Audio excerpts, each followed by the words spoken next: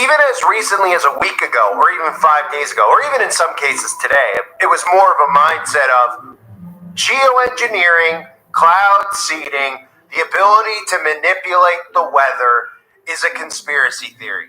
Anybody out there that's saying that that's a possibility is a tinfoil hat wearing nut job. Now, after this Dubai flood in the last 24 hours, we're seeing people and we're seeing the national news talking about cloud seeding and saying, no, it is real. Seeing these people out there that call us all crazy, we're seeing them say, no, we didn't say that they don't have the ability to do it. Now it's just, instead of questioning the ability and the science and the logistics of doing it, now it's just a matter of why would the government ever do that to their own people? So we've gone from that notion to that notion, just like we went before the outbreak occurred from the notion of people like me telling everyone out there that they were going to go out of their way to create an outbreak so that they could get this technology inside of people's bodies, to that being the craziest conspiracy they've ever heard, to the whole thing going down and them thinking that it's just a mere coincidence that it happened in that amount of time between all of us talking about it coming, and then it actually happening. And then when they rolled out this cure for it all, it happened to be the same thing we were warning about, the same technology that could edit your genetic code. And then they said, no, why would the government want to do that to people? So in both cases, just like every case, we're seeing people now accepting in their mind, not realizing they're under mind control, that the technology is there, the government wants it there. They're believing in the existence of it all of a sudden, but they're still questioning the motive of the government. And this really comes down to tribalism, right? That's the new hot term that we keep hearing them talk about, tribalism. It's a reality that people don't want to admit that they're wrong. And this isn't a matter of admitting you're wrong. I couldn't care less about people being wrong about the topic. It's time to become awake to the topic before it's too late for all of us. But people are so stubborn, they don't want to go, you know what, I was duped. But guess what? I was duped. Everybody listening in this channel at some point on this earth was likely duped. We weren't born awake. We were born into this simulated reality. We were born into this fake conception of what is real, right? Going to the school systems, thinking that all this stuff they taught us was the real deal. Then we all woke up to it. People out there need to realize this is not a thing about you and your pride and us and our pride. It's about realizing that there are monsters among us. Monsters who have the ability to do things like they just did in Dubai, just way worse. They are manipulating the weather, and it's not just in Dubai. These hurricanes, these tornadoes, these earthquakes, these tsunamis are all being caused and created by them. And guess what? So are those wildfires that are very clearly direct energy weapons. So after seeing this stuff in Dubai, of course, more people, like after what we saw in Maui, started saying, hey, all right, wait a minute. I mean, there's some of these conspiracy nuts, like this guy Rebel Carr, or whatever his name is these days. He's pointing out that they actually have admitted that they have the technology to do it and that they're doing it. So let me think for a second. And in between that split second of them thinking, thankfully, we have our trusted meteorologists come out and let us know that, yeah, cloud seeding is real, but they can promise us and guarantee us that it's not being used here, that this is just merely something that was caused by this thing called climate change. Don't connect the dots between the sudden emergence of climate change and the weird weather and then the government's ability to control it at a time period where Republican or Democrat, you should be able to identify a rogue government of psychopaths. No matter what your stance is politically, you can see them letting crime run amok, leaving the border open, all these things that they're doing to destroy infrastructure.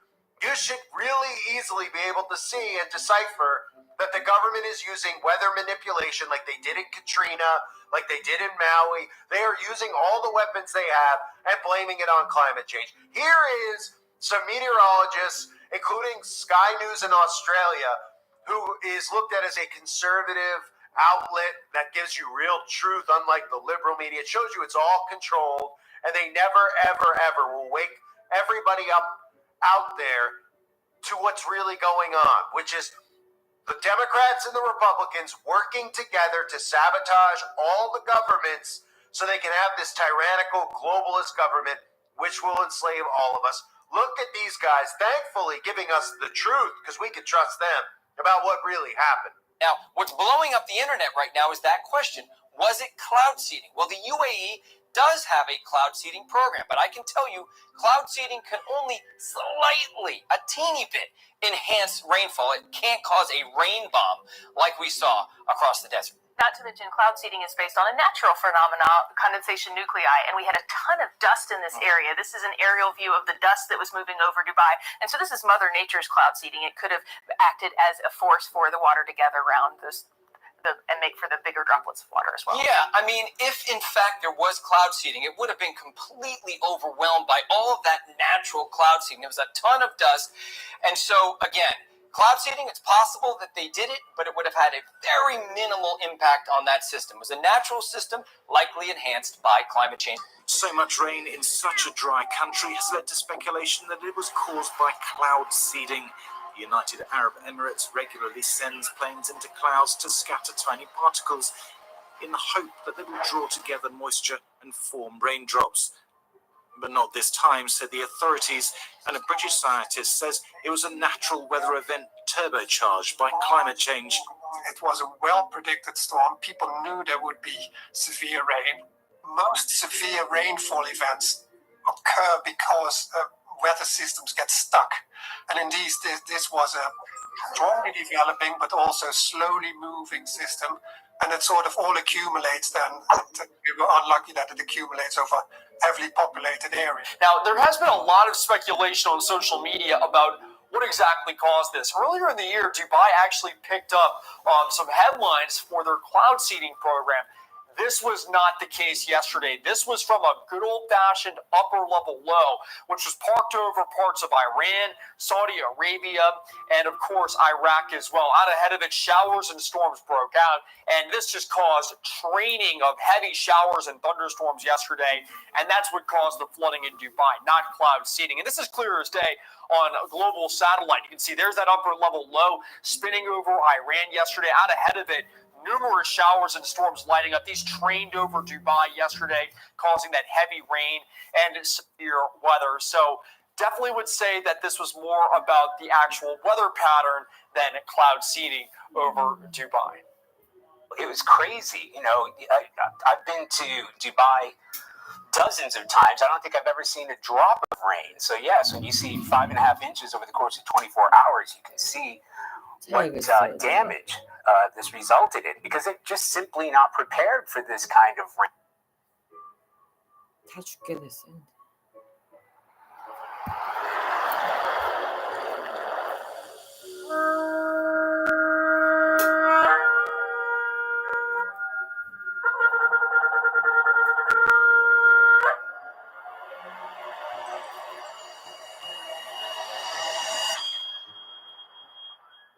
Bereshit, Genesis, chapter 1.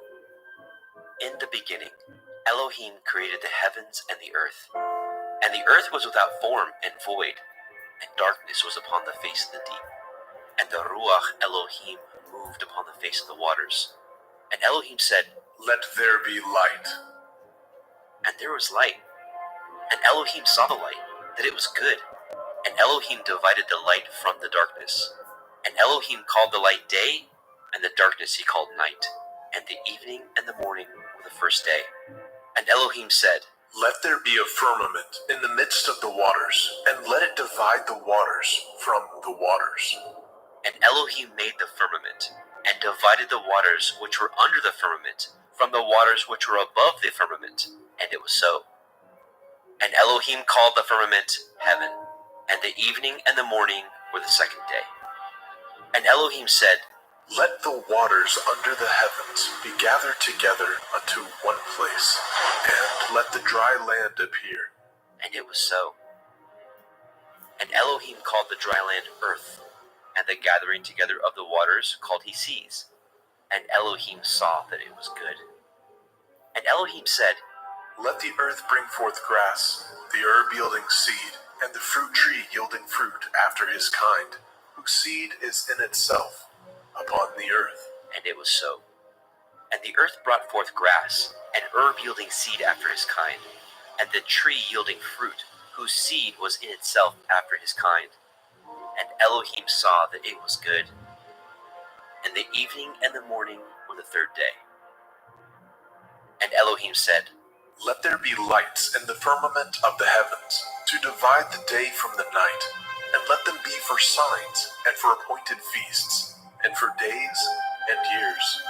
And let them be for lights in the firmament of the heavens, to give light upon the earth. and it was so. And Elohim made two great lights, the greater light to rule the day, and the lesser light to rule the night. He made the stars also. And Elohim set them in the firmament of the heavens to give light upon the earth, and to rule over the day and over the night, and to divide the light from the darkness. And Elohim saw that it was good. And the evening and the morning were the fourth day.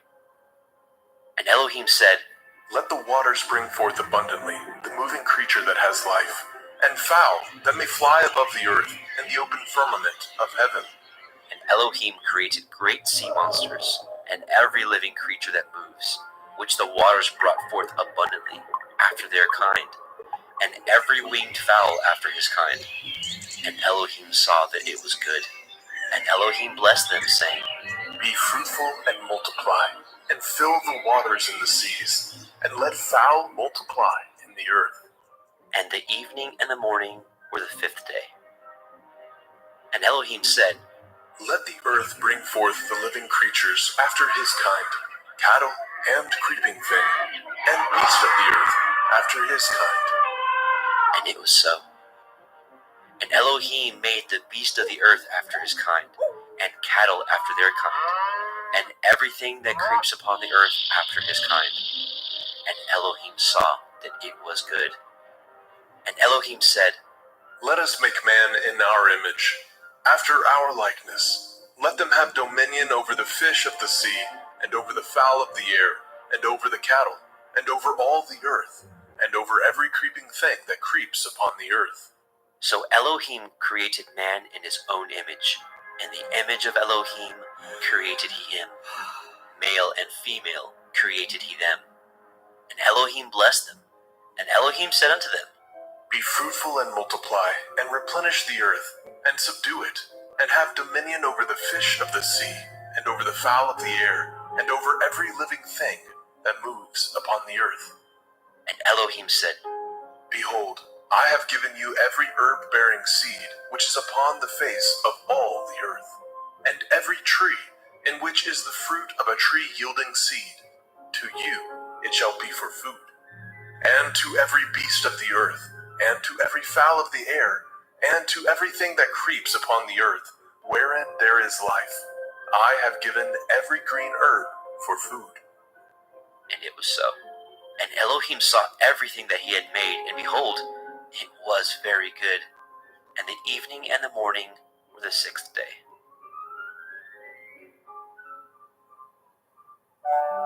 Bereshit, Genesis, chapter 2. Thus the heavens and the earth were finished, and all the host of them. And on the seventh day, Elohim ended his work which he had made, and he rested on the seventh day from all his work which he had made. And Elohim blessed the seventh day and sanctified it, because that in it he had rested from all his work which Elohim created and made. These are the generations of the heavens and of the earth, when they were created, in the day that Yahweh Elohim made the earth and the heavens. And every plant of the field before it was in the earth, and every herb of the field before it grew. For Yahweh Elohim had not caused it to rain upon the earth, and there was not a man to till the ground. But there went up a mist from the earth, and watered the whole face of the ground.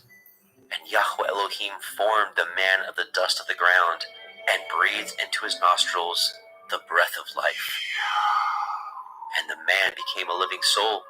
And Yahweh Elohim planted a garden eastward in Eden, and there he put the man whom he had formed. And out of the ground made Yahweh Elohim to grow every tree that is pleasant to the sight and good for food, the tree of life also in the midst of the garden, and the tree of knowledge of good and evil. And a river went out of Eden to water the garden, and from thence it was parted, and became into 4 heads. The name of the first is Pishon, that is, which compasses the whole land of Havilah, where there is gold. And the gold of that land is good. There is Delim, and the onyx stone. And the name of the second river is Gihon. The same is it that compasses the whole land of Cush. And the name of the third river is Hiddekel, that is, which goes toward the east of Ashur. And the fourth river is Perath. And Yahweh Elohim took the man and put him into the garden of Eden to dress it and to guard it. And Yahweh Elohim commanded he man, saying, Of every tree of the garden you may freely eat, but of the tree of the knowledge of good and evil you shall not eat of it. For in the day that you eat thereof you shall surely die. And Yahweh Elohim said, It is not good that man should be alone. I will make a helpmeet for him. And out of the ground Yahweh Elohim formed every beast of the field, and every fowl of the air, and brought them unto the man to see what he would call them. And whatsoever the man called every living creature, that was the name thereof. And the man gave names to all the cattle, and to the fowl of the air, and to every beast of the field. But for the man there was not found a helpmeet for him. And Yahweh Elohim caused a deep sleep to fall upon the man, and he slept. And he took one of his ribs, and closed up the flesh instead thereof. And the rib which Yahweh Elohim had taken from man made he a woman, and brought her unto the man. And the man said, This is now bone of my bones, and flesh of my flesh. She shall be called woman, because she was taken out of man. Therefore shall a man leave his father and his mother, and shall cleave unto his woman, and they shall be one flesh. And they were both naked, the man and his woman, and were not ashamed.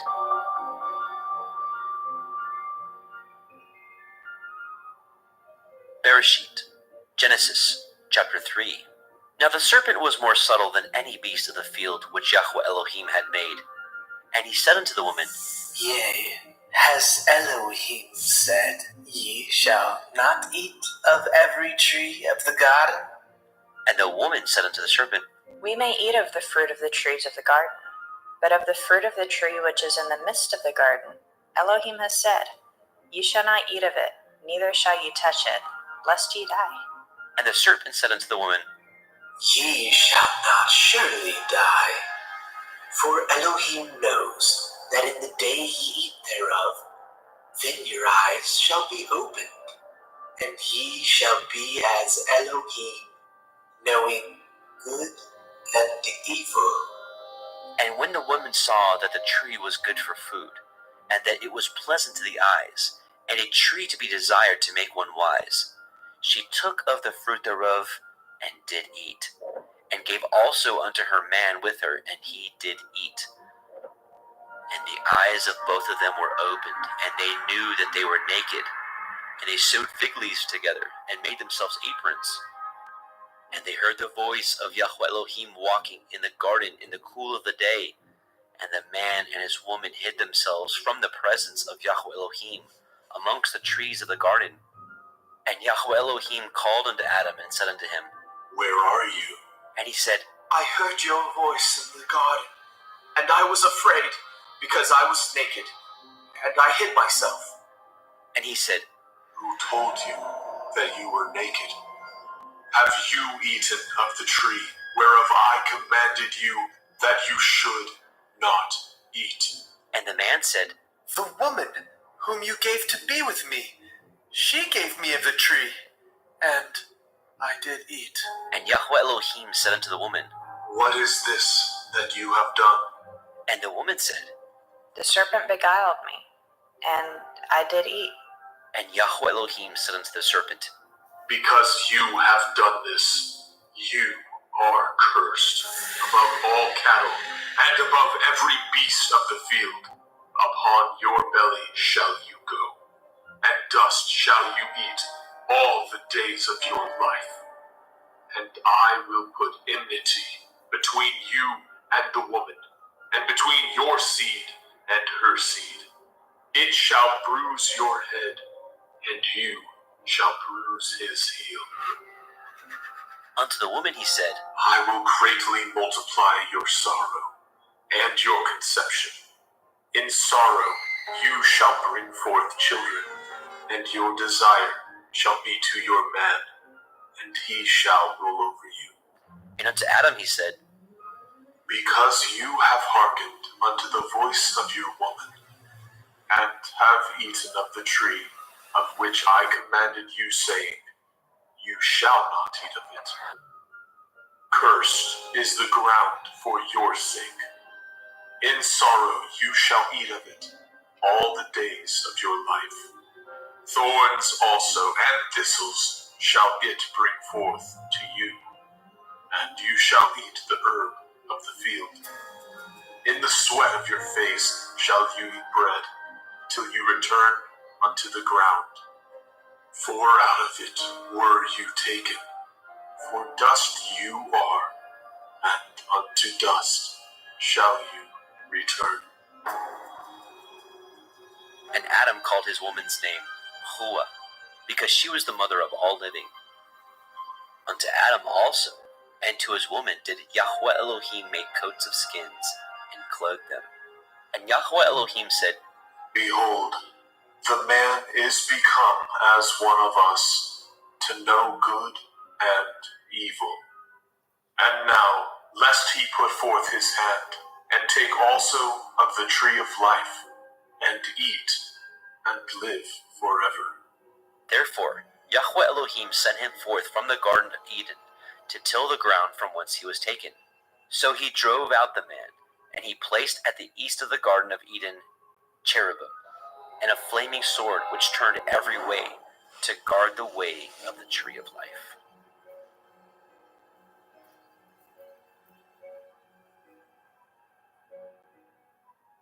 Bereshit, Genesis, chapter 4. And Adam knew Hua his woman, and she conceived, and bore Cain, and said, I have gotten a man from Yahuwah. And she again bore his brother Habil. And Habil was a keeper of sheep, but Cain was a tiller of the ground. And in process of time it came to pass that Cain brought of the fruit of the ground an offering unto Yahweh. And Habil he also brought of the firstlings of his flock, and of the fat thereof. And Yahweh had respect unto Habil and unto his offering, but unto Cain and to his offering he had not respect. And Cain was very wroth, and his countenance fell. And Yahweh said unto Cain, Why are you wroth? And why is your countenance fallen? If you do well, shall you not be accepted? And if you do not well, sin lies at the door, and unto you shall be his desire, and you shall rule over him. And Cain talked with Habil his brother. And it came to pass, when they were in the field, that Cain rose up against Habil his brother, and slew him. And Yahweh said unto Cain, Where is Havel, your brother? and he said, I know not. Am I to guard my brother? and he said, What have you done? The voice of your brother's blood cries unto me from the ground. And now are you cursed from the earth, which has opened her mouth to receive your brother's blood from your hand. When you till the ground, it shall not henceforth yield unto you your strength. A fugitive and a vagabond shall you be in the earth. And Cain said unto El Yahweh, My punishment is greater than I can bear. Behold, you have driven me out this day from the face of the earth, and from your face shall I be hid. And I shall be a fugitive and a vagabond in the earth. And it shall come to pass that every one that finds me shall slay me. and Yahweh said unto him, Therefore, whoever slays Cain, Vengeance shall be taken on him sevenfold. And Yahweh set a mark upon Cain, lest any finding him should kill him. And Cain went out from the presence of Yahweh, and dwelt in the land of Nod, on the east of Eden. And Cain knew his woman, and she conceived, and bore Hanok. And he built a city, and called the name of the city after the name of his son, Hanok. And unto Hanok was born Irad, and Irad begat Mehujael, and Mehujael begat Methushael, and Methushael begat Lamech. And Lamech took unto him 2 women. The name of the one was Ada, and the name of the other Tillah. And Ada bore Jabal. He was the father of such as dwell in tents, and of such as have cattle. And his brother's name was Jubal. He was the father of all such as handle the harp and organ. And Silla, she also bore Tubal-Cain, an instructor of every artificer in brass and iron. And the sister of Tubal-Cain was Naamah. And Lamech said unto his woman, Ada and Zillah, hear my voice, ye women of Lamech, hearken unto my speech. For I have slain a man to my wounding, and a young man to my hurt. If Cain shall be avenged sevenfold, truly Lamech 70 and sevenfold. And Adam knew his woman again, and she bore a son, and called his name Seth. For Elohim Said she, has appointed me another seed, instead of Havel, whom Cain slew. And to Seth, to him also were born a son, and called his name Enosh. Then began men to call upon the name of Yahweh.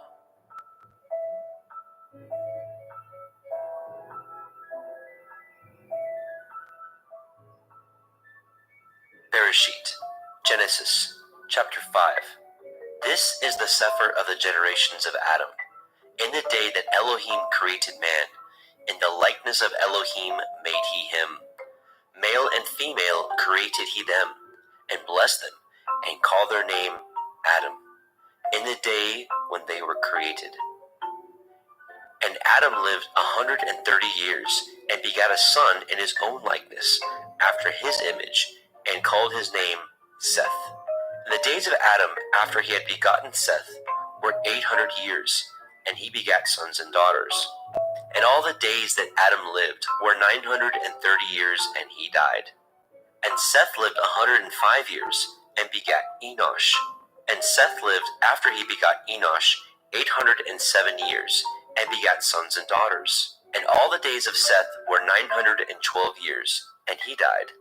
And Enosh lived 90 years, and begat Canaan. And Enosh lived, after he begot Canaan, 815 years, and begat sons and daughters. And all the days of Enosh were 905 years, and he died. And Canaan lived 70 years, and begat Mahalalel.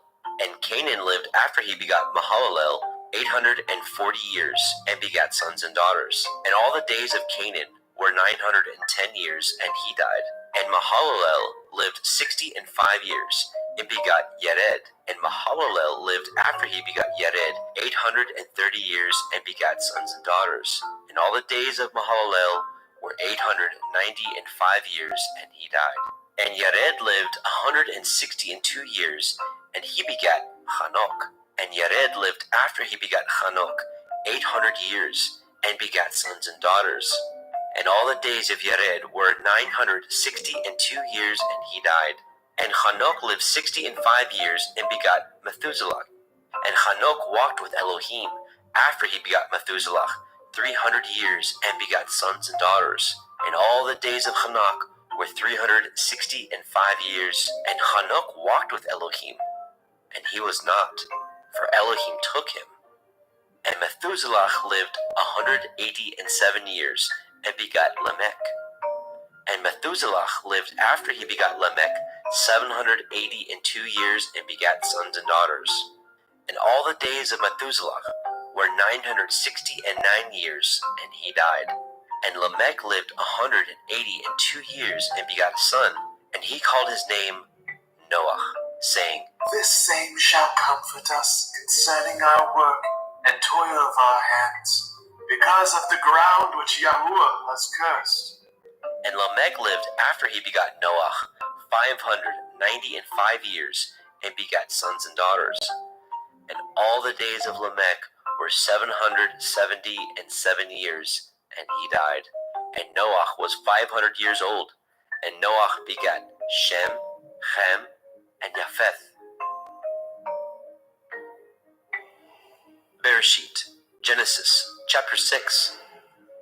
And it came to pass, when men began to multiply on the face of the earth, and daughters were born unto them, that the sons of Elohim saw the daughters of men that they were fair, and they took them women of all which they chose.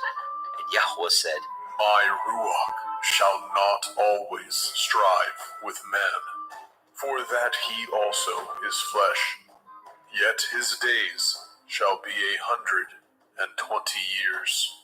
There were Nephilim in the earth in those days, and also after that, when the sons of Elohim came in unto the daughters of men, and they bore children to them, the same became giants, which were of ancient times, men of infamy. And Yahweh saw that the wickedness of man was great in the earth, and that every imagination of the thoughts of his heart was only evil continually. And Yahweh repented that he had made man on the earth, and it grieved him at his heart. And Yahweh said, I will destroy man whom I have created from the face of the earth, both man and beast, and the creeping thing, and the fowls of the air, for I repent that I have made them. But Noah found grace in the sight of Yahweh. These are the generations of Noah. Noah was a just man, and perfect in his generations. And Noah walked with Elohim. And Noah begot 3 sons, Shem, Ham, and Japheth. The earth also was corrupt before Elohim, and the earth was filled with violence. And Elohim looked upon the earth, and behold, it was corrupt, for all flesh had corrupted his way upon the earth. And Elohim said unto Noah, The end of all flesh is come before me, for the earth is filled with violence through them. And behold, I will destroy them with the earth. Make you an ark of gopher wood. Rooms shall you make in the ark, and shall pitch it within and without with pitch. And this is the fashion which you shall make it of. The length of the ark shall be 300 cubits, the breadth of it 50 cubits, and the height of it 30 cubits. A window shall you make to the ark, and in a cubit shall you finish it above. And the door of the ark shall you set in the side thereof, with lower, second, and third stories shall you make it. And behold, I, even I, do bring a flood of waters upon the earth, to destroy all flesh, wherein is the breath of life from under heaven, and everything that is in the earth shall die. But with you will I establish my covenant, and you shall come into the ark, you and your sons, and your woman, and your sons' women with you. And of every living thing of all flesh, 2 of every sort shall you bring into the ark, to keep them alive with you. They shall be male and female, of fowls after their kind, and of cattle after their kind, of every creeping thing of the earth after his kind. 2 of every sort shall come unto you, to keep them alive. And take unto you of all food that is eaten, and you shall gather it to you, and it shall be for food for you, and for them. Thus did Noah according to all that Elohim commanded him. So did he.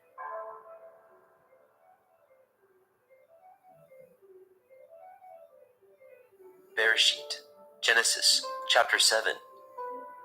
And Yahweh said unto Noah, Come, you and all your house into the ark, for you have I seen righteous before me in this generation.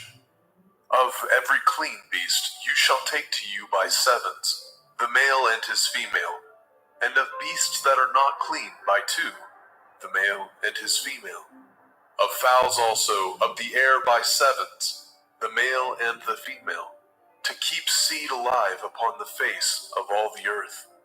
For yet 7 days, and I will cause it to rain upon the earth 40 days and 40 nights, and every living substance that I have made will I destroy from off the face of the earth.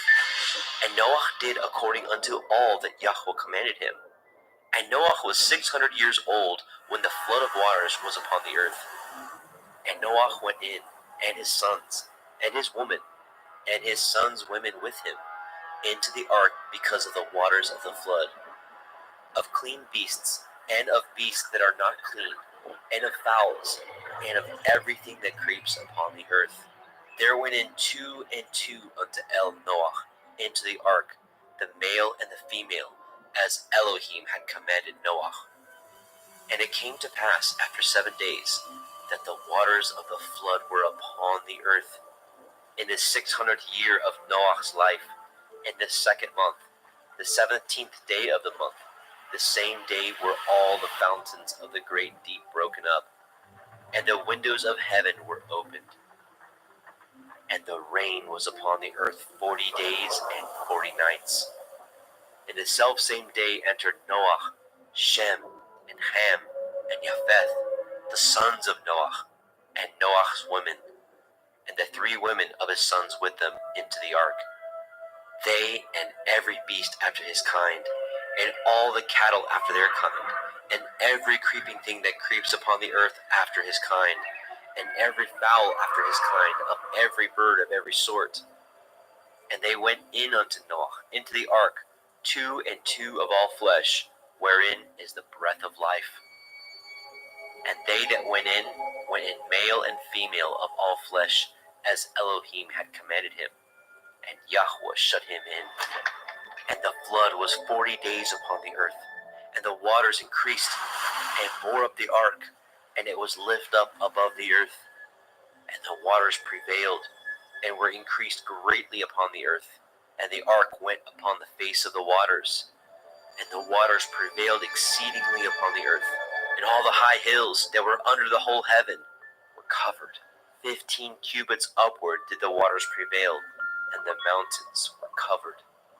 And all flesh died that moved upon the earth, both of fowl, and of cattle, and of beast, and of every creeping thing that creeps upon the earth, and every man, all in whose nostrils was the breath of life, of all that was in the dry land, died. And every living substance was destroyed which was upon the face of the ground, both men and cattle, and the creeping things, and the fowl of the heavens, and they were destroyed from the earth. And Noah only remained alive, and they that were with him in the ark. And the waters prevailed upon the earth 150 days. Bereshit, Genesis, chapter 8. And Elohim remembered Noah, and every living thing, and all the cattle that was with him in the ark. And Elohim made a wind to pass over the earth, and the waters assuaged. The fountains also of the deep, and the windows of heaven were stopped, and the rain from heaven was restrained, and the waters returned from off the earth continually. And after the end of the 150 days, the waters were abated. And the ark rested in the 7th month, on the 17th day of the month, upon the mountains of Ararat. And the waters were decreased continually until the 10th month. In the 10th month, on the 1st day of the month, were the tops of the mountains seen. And it came to pass, at the end of 40 days, that Noah opened the window of the ark which he had made, and he sent forth a raven which went forth to and fro until the waters were dried up from off the earth. Also he sent forth a dove from him to see if the waters were abated from off the face of the ground. But the dove found no rest for the sole of her foot, and she returned unto him into the ark, for the waters were on the face of the whole earth. Then he put forth his hand and took her, and pulled her in unto him into the ark. And he stayed yet other 7 days, and again he sent forth the dove out of the ark. And the dove came into him in the evening, and lo, in her mouth was an olive leaf plucked off. So Noah knew that the waters were abated from off the earth. And he stayed yet other 7 days, and sent forth the dove, which returned not again unto him any more. And it came to pass in the 601st year, in the 1st month, the 1st day of the month, the waters were dried up from off the earth. And Noah removed the covering of the ark, and looked, and behold, the face of the ground was dry. And in the 2nd month, on the 7th and 20th day of the month, the earth was dried.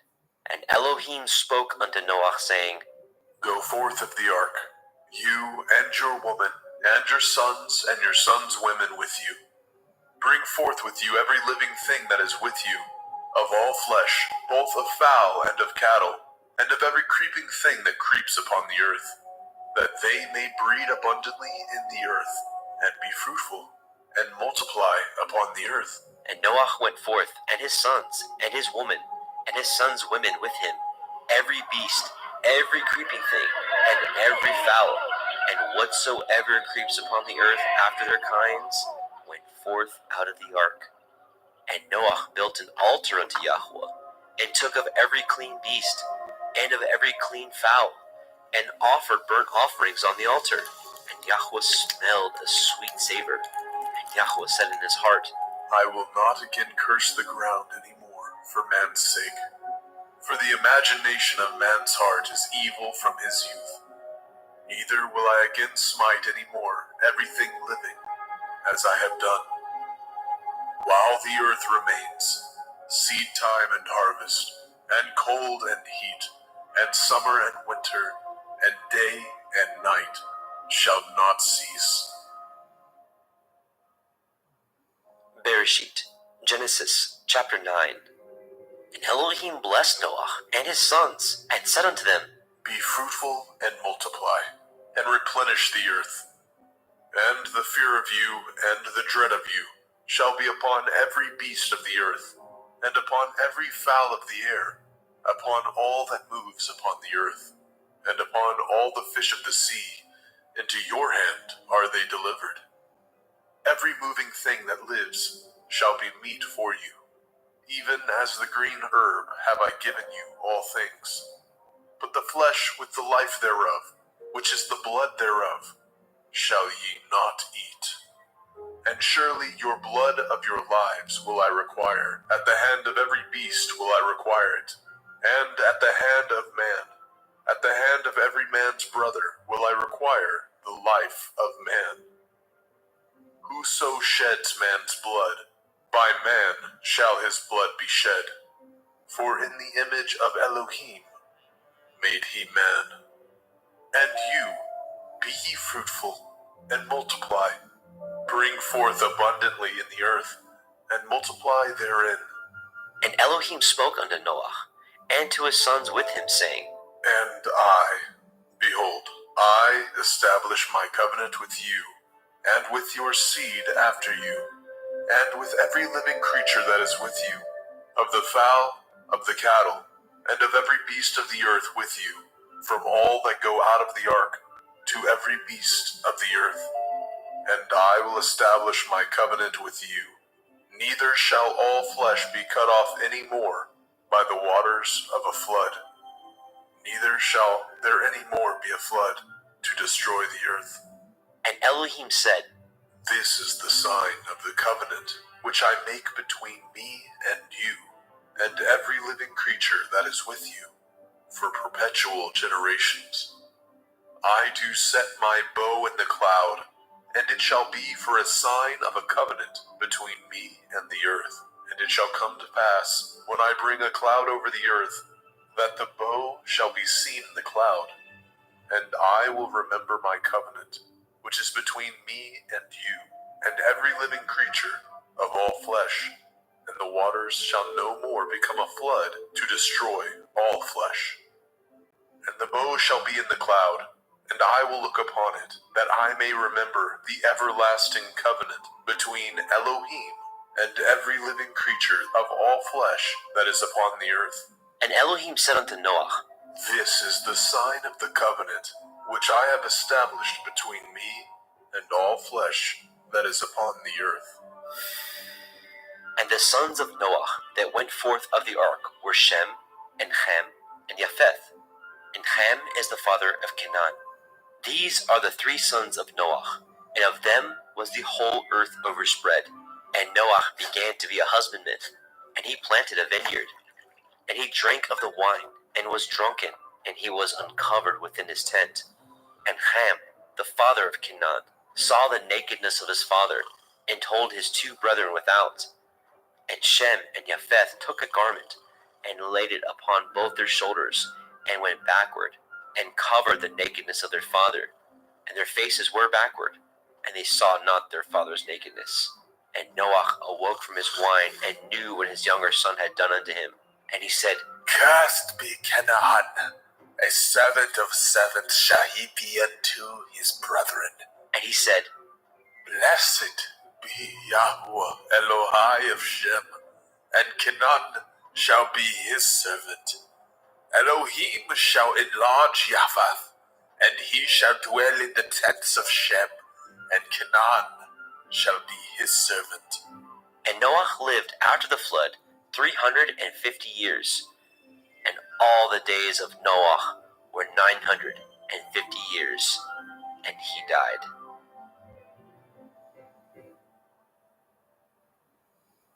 Bereshit, Genesis, chapter 10. Now these are the generations of the sons of Noah, Shem, Ham, and Japheth. And unto them were sons born after the flood. The sons of Japheth, Gomer, and Magog, and Madai, and Yaban, and Tubal, and Meshech, and Tirak. And the sons of Gomer, Ashkenaz, and Riphath, and Togarma. The sons of Yaban, Elisha, and Tarshish, and Kittim, and Dodanim. By these were the isles of the other nations divided in their lands, everyone after his tongue, and after their families, in their nations. And the sons of Ham, Cush, and Mitzrayim, and Put, and Canaan. And the sons of Cush, Seba, and Havilah, and Kavta, and Raama, and Kavteka. And the sons of Raama, Sheba, and Dedan. And Cush begat Nimrod. He began to be a giant and a hunter in the earth. He was a giant and a hunter before Yahweh. Wherefore it is said, even as Nimrod, the giant hunter before Yahweh. And the beginning of his kingdom was Babel, and Erech, and Akkad, and Calneh, in the land of Shinar. Out of that land went forth Ashur, and built Nineveh, and the city Rehoboth, and Kelach, and Reset between Nineveh and Kelach. The same is a great city. And Mitzrayim begat Lodim, and Anamim, and Lechavim, and the Naphtuchim, and the Pathrusim, and the Kasluchim, out of whom came Pelishtim, and the Kaphtorim. And Canaan begat Sidon, his firstborn, and Heth, and the Jebusite, and the Amorite, and the Girgashite, and the Hivite, and the Arkite, and the Hinite, and the Arvadite, and the Tsemarite, and the Hamathite. And afterward were the families of the Canaanim spread abroad. And the border of the Canaanim was from Sidon, as you come to Gerar, unto Gaza, as you go unto Sodom, and Amorah, and Admah, and Zeboim, even unto Lasha. These are the sons of Ham, after their families, after their tongues, in their countries, and in their nations. And unto Shem also, the father of all the children of Eber, the brother of Japheth, the elder, even to him were children born. And the children of Shem, Elam, and Ashur, and Arphaxad, and Lud, and Aram. And the children of Aram, Uz, and Hul, and Gether, and Mash. And Arphaxad begat Shelach, and Shelach begat Eber. And unto Eber were born two sons. The name of one was Peleg, for in his days was the earth divided. And his brother's name was Yoktan. And Yoktan begat Almodal, and Shelef, and Chatzarmaveth, and Yerach, and Hadoram, and Uzal, and Dikla, and Obal, and Abimael, and Sheba, and Ophir, and Havilah, and Yobab. All these were the sons of Yoktan. And their dwelling was from Misha, as you go unto Sephat, a mountain of the east. These are the sons of Shem, after their families, after their tongues, in their lands, after their nations. These are the families of the sons of Noah, after their generations, in their nations, and by these were the nations divided in the earth after the flood.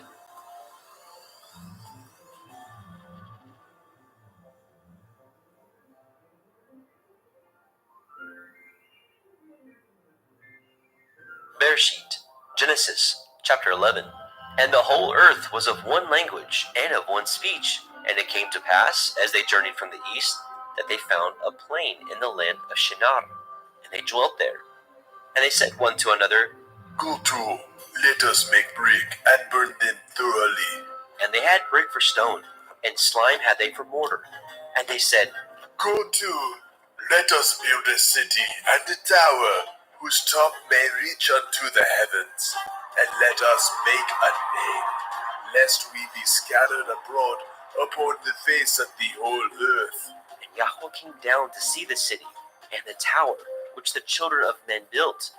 And Yahweh said, Behold, the people is one, and they have all one language, and this they begin to do, and now nothing will be restrained from them, which they have imagined to do. Go to, let us go down, and there confound their language, that they may not understand one another's speech. So Yahweh scattered them abroad from thence upon the face of all the earth, and they left off to build the city. Therefore is the name of it called Babel, because Yahweh did there confound the language of all the earth. And from thence did Yahweh scatter them abroad upon the face of all the earth. These are the generations of Shem. Shem was 100 years old, and begot Arphaxad 2 years after the flood. And Shem lived after he begot Arphaxad 500 years, and begat sons and daughters. And Arphaxad lived 35 years, and begot Shelach. And Arphaxad lived after he begot Shelach 403 years, and begat sons and daughters. And Shelach lived 30 years, and begot Eber. And Shelach lived after he begot Eber 403 years, and begat sons and daughters. And Eber lived 34 years, and begot Peleg. And Eber lived after he begot Peleg 430 years, and begot sons and daughters. Peleg lived 30 years, and begat Reu. And Peleg lived after he begot Reu 209 years, and begot sons and daughters. And Reu lived 32 years, and begot Serug. And Reu lived after he begot Serug 207 years, and begot sons and daughters. And Serug lived 30 years, and begot Nahor. And Serug lived after he begot Nahor 200 years, and begot sons and daughters. And Nahor lived 29 years, and begot Terach. And Nahor lived after he begot Terach 119 years, and begot sons and daughters. And Terach lived 70 years, and begot Abram, Nahor, and Haran. Now these are the generations of Terach. Terach begot Abram, Nahor, and Haran. And Haran begot Lot. And Haran died before his father Terach in the land of his nativity, in Ur of the Kasdim. And Abram and Nahor took them women. The name of Abram's woman was Sarai, and the name of Nahor's woman, Milcah, the daughter of Haran, the father of Milcah, and the father of Yiscah. But Sarai was barren, she had no child. And Terach took Abram his son, and Lot, the son of Haran, his son's son, and Sarai, his daughter-in-law, his son Abram's woman. And they went forth with them from Ur of the Kasdim to go into the land of Canaan. And they came unto Haran and dwelt there. And the days of Terach were 205 years, and Terach died in Haran. Bereshit, Genesis, chapter 12. Now Yahweh had said unto Abram, Get you out of your country, and from your kindred, and from your father's house, unto a land that I will show you. And I will make of you a great nation, and I will bless you, and make your name great, and you shall be a blessing. And I will bless them that bless you, and curse him that curses you. And in you shall all families of the earth be blessed. So Abram departed as Yahweh had spoken unto him, and Lot went with him. And Abram was 75 years old when he departed out of Haran. And Abram took Sarai his woman, and Lot his brother's son, and all their substance that they had gathered, and the souls that they had gotten in Haran. And they went forth to go into the land of Canaan, and into the land of Canaan they came. And Abram passed through the land unto the place of Shechem, unto the plain of Moreh, and the Canaanite was in the land. And Yahweh appeared unto Abram and said, Unto your seed will I give this land. And there built he an altar unto Yahweh, who appeared unto him. And he removed from thence unto a mountain on the east of Beit El, and pitched his tent, having Beit El on the west, and Ai on the east. And there he built an altar unto Yahweh, and called upon the name of Yahweh. And Abram journeyed, going on still towards the Negev. And there was a famine in the land, and Abram went down into Mitzrayim to sojourn there, for the famine was grievous in the land. And it came to pass, when he was come near to enter into Mitzrayim, that he said unto Sarai his woman, Behold now, I know that you are a fair woman to look upon. Therefore it shall come to pass when the Mitzrayim shall see you, that they shall say, This is his woman, and they will kill me, but they will save you alive. Say, I pray you, you are my sister, that it may be well with me for your sake, and my soul shall live because of you. And it came to pass, that when Abram was come into Mitzrayim, the Mitzrayim beheld the woman, that she was very fair. The princes also of Pharaoh saw her, and commended her before Pharaoh. And the woman was taken into Pharaoh's house. And he entreated Abram well for her sake. And he had sheep, and oxen, and he asses, and men servants, and maid servants, and she asses, and camels. And Yahweh plagued Pharaoh and his house with great plagues because of Sarai, Abram's woman. And Pharaoh called Abram and said, What is this that you have done unto me? Why did you not tell me that she was your woman? Why said you, She is my sister, so I might have taken her to be my woman? Now therefore, behold, your woman, take her, and go your way. And Pharaoh commanded his men concerning him, and they sent him away, and his woman, and all that he had. Bereshit, Genesis, chapter 13. And Abram went up out of Mitzrayim, he, and his woman, and all that he had, and Lot with him, into the Negev. And Abram was very rich in cattle, in silver, and in gold. And he went on his journeys from the Negev even to Beit El, unto the place where his tent had been at the beginning, between Beit El and Ai, unto the place of the altar, which he had made there at the first. And there Abraham called on the name of Yahweh. And Lot also, which went with Abram, had flocks, and herds, and tents. And the land was not able to bear them, that they might dwell together, for their substance was great, so that they could not dwell together. And there was a strife between the herdsmen of Abram's cattle, and the herdsmen of Lot's cattle. And the Canaanite and the Perizzite dwelled then in the land. And Abram said unto Lot, Let there be no strife, I pray you, between me and you, and between my herdsmen and your herdsmen, for we be brethren. Is not the whole land before you? Separate yourself, I pray you, from me. If you will take the left hand, then I will go to the right. Or if you depart to the right hand, then I will go to the left.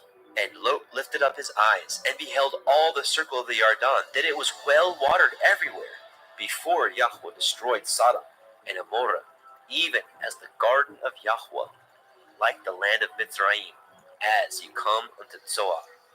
Then Lot chose him all the circle of the Yarden, and Lot journeyed east, and they separated themselves, the one from the other. And Abram dwelt in the land of Canaan, and Lot dwelt in the cities of the circle of the Yarden, and pitched his tent toward Sodom. But the men of Sodom were wicked and sinners before Yahweh exceedingly. And Yahweh said unto Abram, after that Lot was separated from him, Lift up now your eyes, and look from the place where you are, northward, and southward, and eastward, and westward.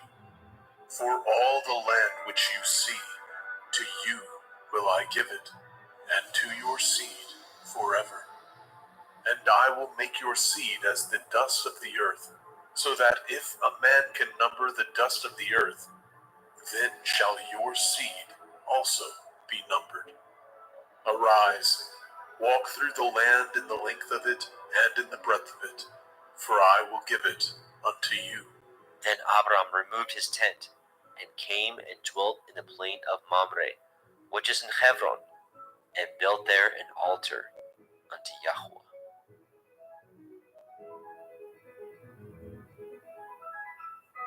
Bereshit, Genesis chapter 14.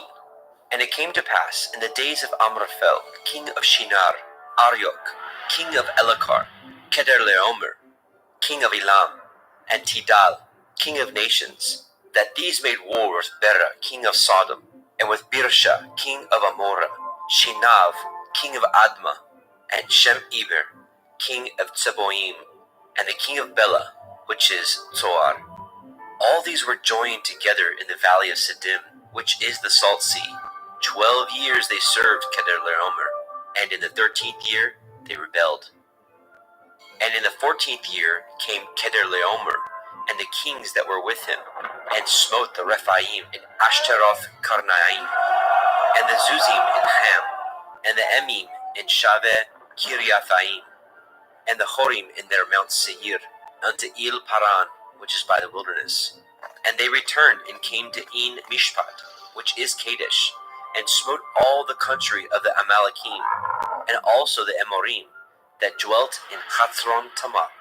And there went out the king of Sodom, and the king of Amorah, and the king of Admah, and the king of Tseboim, and the king of Bela, the same as Zoar, and they joined battle with them in the valley of Siddim, with Kedorlaomer, the king of Elam, and with Tidal, king of nations, and Amraphel, king of Shinar, and Arioch, king of Elakar, 4 kings with 5.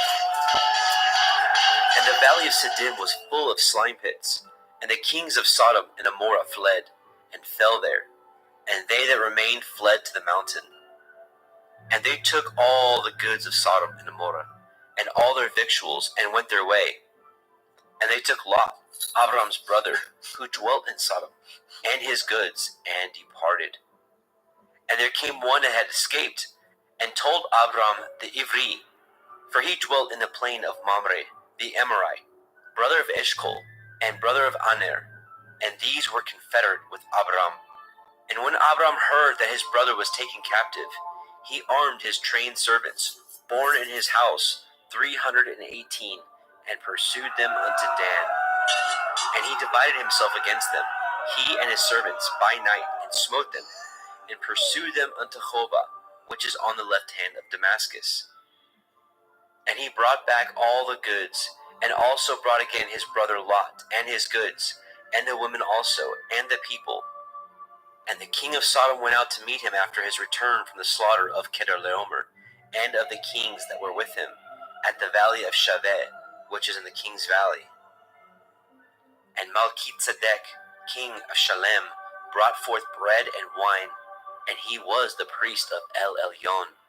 And he blessed him and said, Blessed be Avram of El Elyon, possessor of heaven and earth, and blessed be El Elyon, which has delivered your enemies into your hand. And he gave him tithes of all. And the king of Sodom said unto El Abram, Give me the persons, and take the goods for yourself. And Abram said to the king of Sodom, I have lifted up my hand unto El Yahuwah, El Elyon, the possessor of heaven and earth, that I will not take from a thread even to a shoe latchet, and that I will not take anything that is yours, lest you should say, I have made Avram rich, save only that which the young men have eaten, and the portion of the men which went with me, Aner, Eshcol, and Mamre, let them take their portion.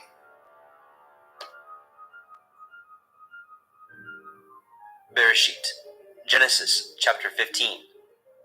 After these things, the word of Yahweh came unto Abram in a vision, saying, Fear not, Avram. I am your shield, and your exceeding great reward. And Abram said, Adonai, Yahweh, what will you give me, seeing I go childless, and the steward of my house is this Eliezer of Damascus? And Abram said, Behold, to me you have given no seed, and lo, one born in my house is my heir. And behold, the word of Yahweh came unto him, saying, This shall not be your heir, but he that shall come forth out of your own generation shall be your heir. And he brought him forth abroad and said, Look now towards the heavens, and count the stars, if you be able to number them. And he said unto him, So shall your seed be. And he believed in Yahweh, and he counted it to him for righteousness. And he said unto him, I am Yahweh, that brought you out of Ur of the Kasdim, to give you this land to inherit it. And he said, Adonai, Yahweh, whereby shall I know that I shall inherit it? And he said unto him, Take me a heifer of 3 years old, and a she-goat of 3 years old, and a ram of 3 years old, and a turtle dove, and a young pigeon. And he took unto him all these, and divided them in the midst, and laid each piece one against another, but the birds he divided not. And when the fowls came down upon the carcasses, Abram drove them away. And when the sun was going down, a deep sleep fell upon Abram, and lo, a horror of great darkness fell upon him.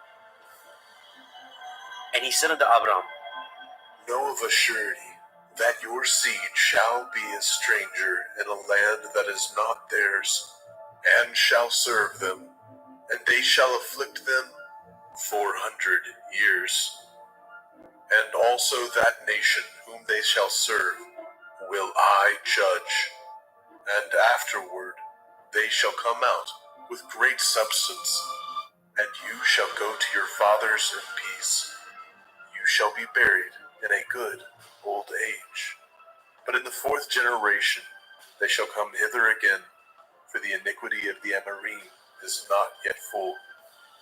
And it came to pass that, when the sun went down, and it was dark, behold, a smoking furnace, and a burning lamp that passed between those pieces.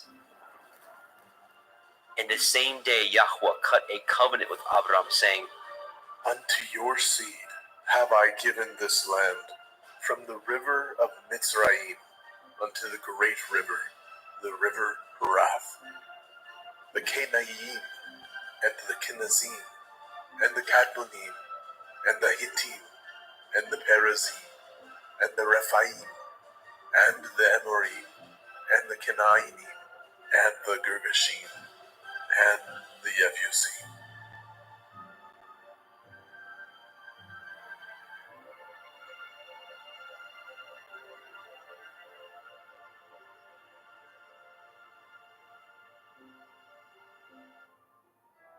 Bereshit, Genesis chapter 16. Now Sarai, Abram's woman, bore him no children, and she had a handmaid, a Mitzrite, whose name was Hagar. And Sarai said unto Abram, Behold now, Yahuwah has restrained me from bearing. I pray you, go in unto my maid. It may be that I may obtain children by her. And Abram hearkened to the voice of Sarai. And Sarai, Abram's woman, took Hagar, her maid, the Mitzrim, after Abram had dwelt 10 years in the land of Canaan, and gave her to her man Abram to be his woman.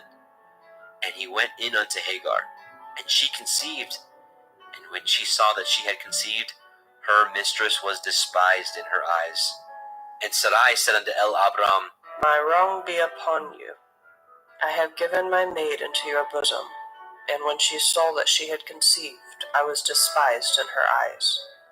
Yahuwah judge between me and you. But Abram said unto El Sarai, Behold, your maid is in your hand. Do to her as it pleases you. And when Sarai dealt hardly with her, she fled from her face. And the angel of Yahweh found her by a fountain of water in the wilderness, by the fountain in the way to Shur. And he said, Hagar, Sarai's maid, whence came you, and whither will you go? And she said, I flee from the face of my mistress Sarai. And the angel of Yahweh said unto her, Return to your mistress, and submit yourself under her hands. And the angel of Yahweh said unto her, I will multiply your seed exceedingly, that it shall not be numbered for multitude. And the angel of Yahweh said unto her, Behold, you are with child, and shall bear a son, and shall call his name Yishmael, because Yahuwah has heard your affliction. And he will be a wild man. His hand will be against every man, and every man's hand against him. And he shall dwell in the presence of all his brethren. And she called the name of Yahweh that spoke unto her. See me.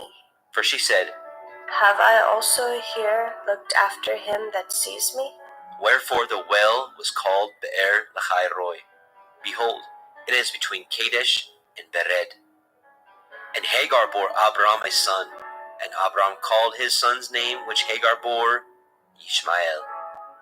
And Abram was 86 years old when Hagar bore Ishmael to Abram.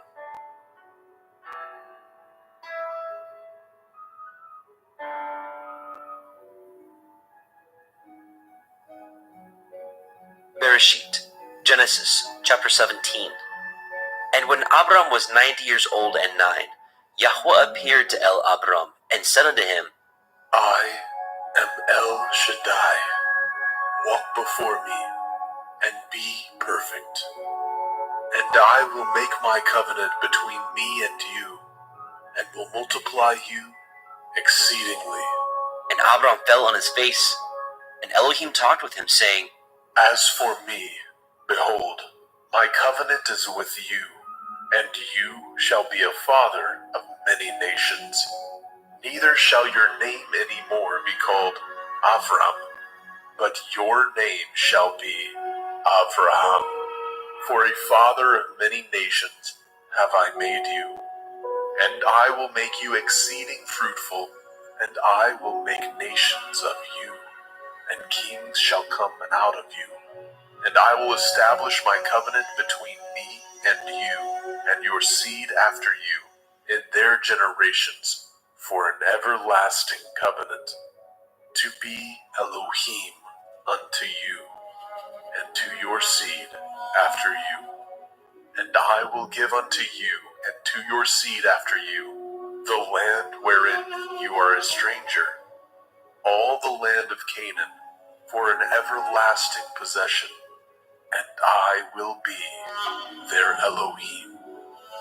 And Elohim said unto Abraham, You shall guard my covenant, therefore, you and your seed after you in their generations. This is my covenant, which ye shall guard, between me and you and your seed after you. Every male child among you shall be circumcised. And ye shall circumcise the flesh of your foreskin, and it shall be a sign of the covenant betwixt me and you. And he that is 8 days old shall be circumcised among you, every male child in your generations. He that is born in the house, or bought with money of any stranger, which is not of your seed, he that is born in your house, and he that is bought with your money, must need to be circumcised.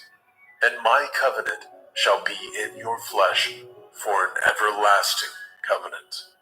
And the uncircumcised male child, whose flesh of his foreskin is not circumcised, that soul shall be cut off from his people. He has broken my covenant. And Elohim said unto Abraham, As for Sarai, your woman, you shall not call her name Sarai, but Sarah shall her name be. And I will bless her, and give you a son also of her. Yea, I will bless her, and she shall be a mother of nations. Kings of people shall be of her. Then Abraham fell upon his face and laughed, and said in his heart, Shall a child be born unto him that is 100 years old? And shall Sarah, that is 90 years old, bear? And Abraham said unto Elohim, Oh, that Ishmael might live before you. And Elohim said, Sarah your woman shall bear you a son indeed, and you shall call his name Yitzhak. And I will establish my covenant with him for an everlasting covenant, and with his seed after him. And as for Ishmael, I have heard you. Behold, I have blessed him, and will make him fruitful, and will multiply him exceedingly. 12 princes shall he beget, and I will make him a great nation. But my covenant will I establish with Yitzhak, which Sarah shall bear unto you at this set time in the next year.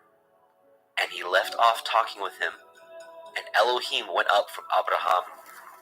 And Abraham took Ishmael his son, and all that were born in his house, and all that were bought with his money, every male among the men of Abraham's house, and circumcised the flesh of their foreskin in the selfsame day, as Elohim had said unto him. And Abraham was 90 years old and 9 when he was circumcised in the flesh of his foreskin. And Ishmael his son was 13 years old when he was circumcised in the flesh of his foreskin. And the selfsame day was Abraham circumcised, and Ishmael his son. And all the men of his house, born in the house, and bought with money of the stranger, were circumcised with him.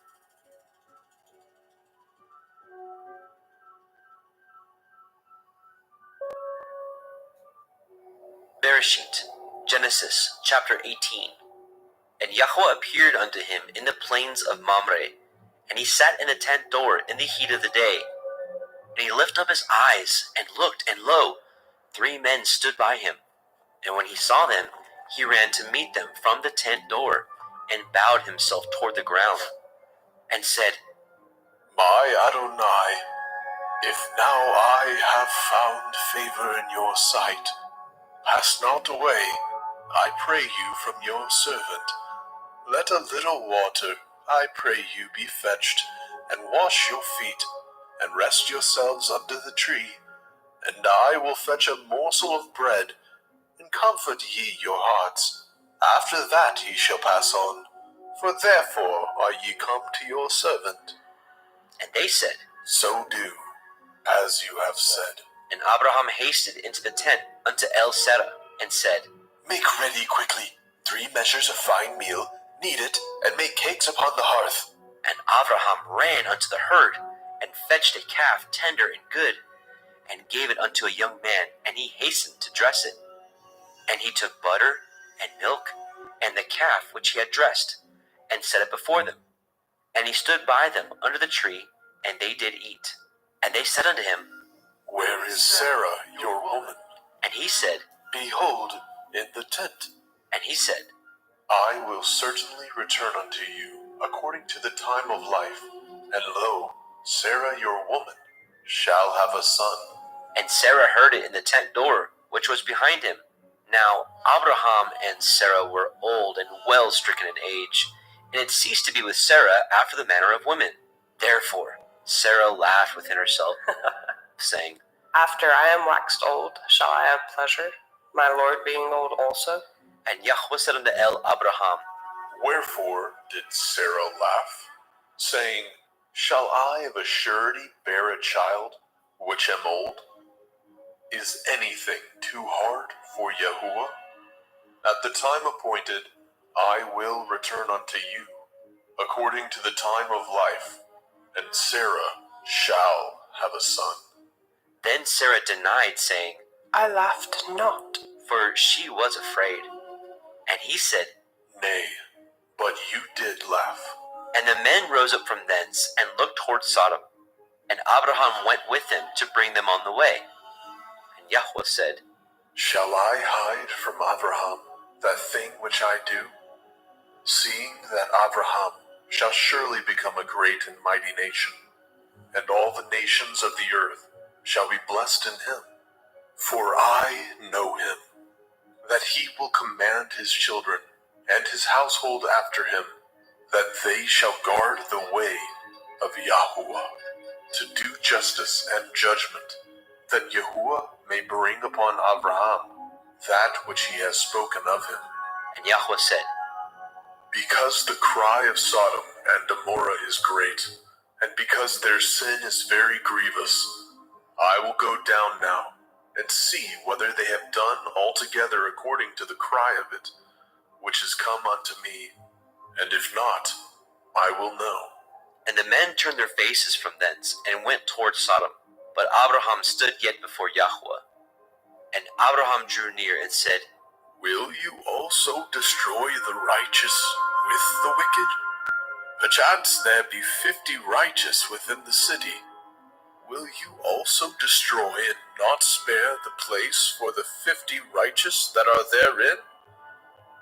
That be far from you to do after this manner, to slay the righteous with the wicked, and that the righteous should be as the wicked. That be far from you. Shall not the judge of all the earth do right? And Yahweh said, If I find in Sodom 50 righteous within the city, then I will spare all the place for their sakes. And Abraham answered and said, Behold now, I have taken it upon me to speak unto Adonai, which am but dust and ashes. Perchance there shall lack 5 of the 50 righteous. Will you destroy all the city for lack of 5? And he said, If I find there 40 and 5, I will not destroy it. And he spoke unto him yet again and said, Perchance there will be 40 found there. And he said, I will not do it for 40's sake. And he said unto him, Oh, let not Adonai be angry, and I will speak. Perchance there shall be 30 found there. And he said, I will not do it if I find 30 there. And he said, Behold now, I have taken upon me to speak unto Adonai.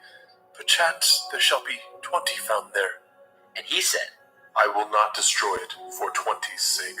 And he said, Oh, let not Adonai be angry, and I will speak yet but this once. Perchance 10 shall be found there. And he said, I will not destroy it for 10's sake. And Yahweh went his way as soon as he had left communing with Abraham. And Abraham returned unto his place.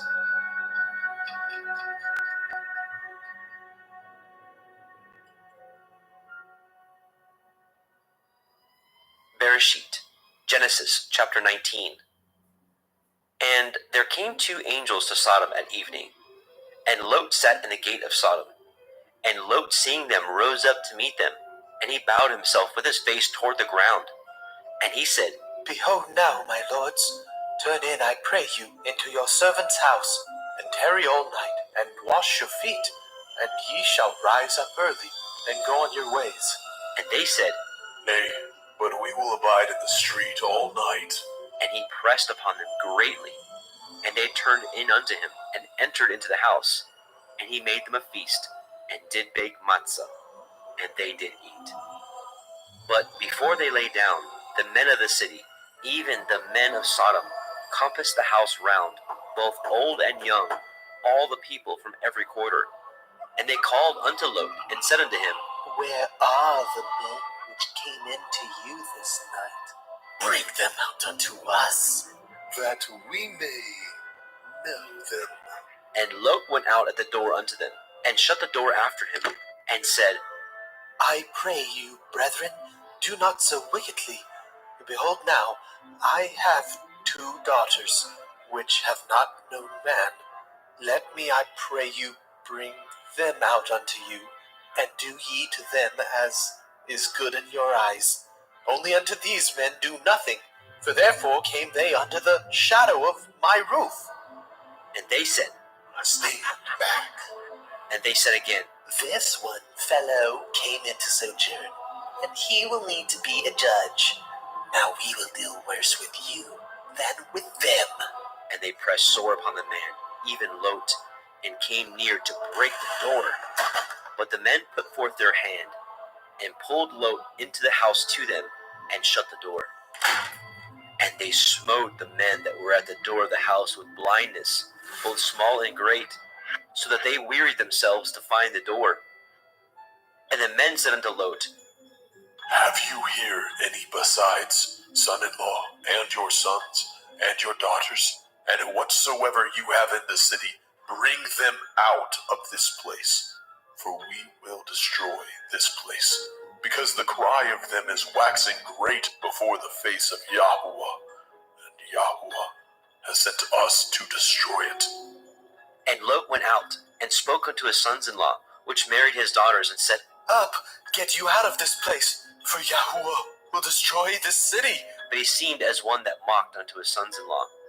And when the morning arose, then the angels hastened Lot, saying, Arise, take your woman and your 2 daughters which are here, lest ye be consumed in the iniquity of the city. And while he lingered, the men laid hold upon his hand, and upon the hand of his woman, and upon the hand of his 2 daughters, Yahweh being merciful unto him. And they brought him forth, and set him without the city. And it came to pass, when they had brought them forth abroad, that he said, Escape for your life, look not behind you, neither stay in all the circle of the Yarden. Escape to the mountain, lest you be consumed. And Lot said unto them, Oh, not so, my Adonai. Behold, now your servant has found grace in your sight, and you have magnified your mercy, which you have showed unto me in saving my life. I cannot escape to the mountain, lest some evil take me, and I die. Behold now, this city is near to flee unto, and it is a little one. Oh, let me escape hither. Is it not a little one? And my soul shall live. and he said unto him, See, I have accepted you concerning this thing also, that I will not overthrow this city for which you have spoken. Make haste, escape hither, for I cannot do anything till you are come hither. Therefore the name of the city was called Zoar. The sun was risen upon the earth when Lot entered into Zoar. Then Yahweh rained upon Sodom and upon Amorah brimstone and fire from Yahweh out of the heavens. And he overthrew those cities, and all the circle of the Yarden, and all the inhabitants of those cities, and that which grew upon the ground. But his woman looked back from behind him, and she became a pillar of salt. And Abraham got up early in the morning to the place where he stood before Yahweh, and he looked toward Sodom and Amorah, and toward all the land of the circle of the Yarden, and beheld, and lo, the smoke of the country went up as the smoke of a furnace. And it came to pass, when Elohim destroyed the cities of the circle of the Yarden, that Elohim remembered Abraham, and sent Lot out of the midst of the overthrow, when he overthrew the cities in which Lot dwelt. And Lot went up out of Zoar, and dwelt in the mountain, and his 2 daughters with him, for he feared to dwell in Zoar, and he dwelt in a cave, he and his 2 daughters. And the firstborn said unto the younger, Our father is old, and there is not a man in the earth to come in unto us after the manner of all the earth.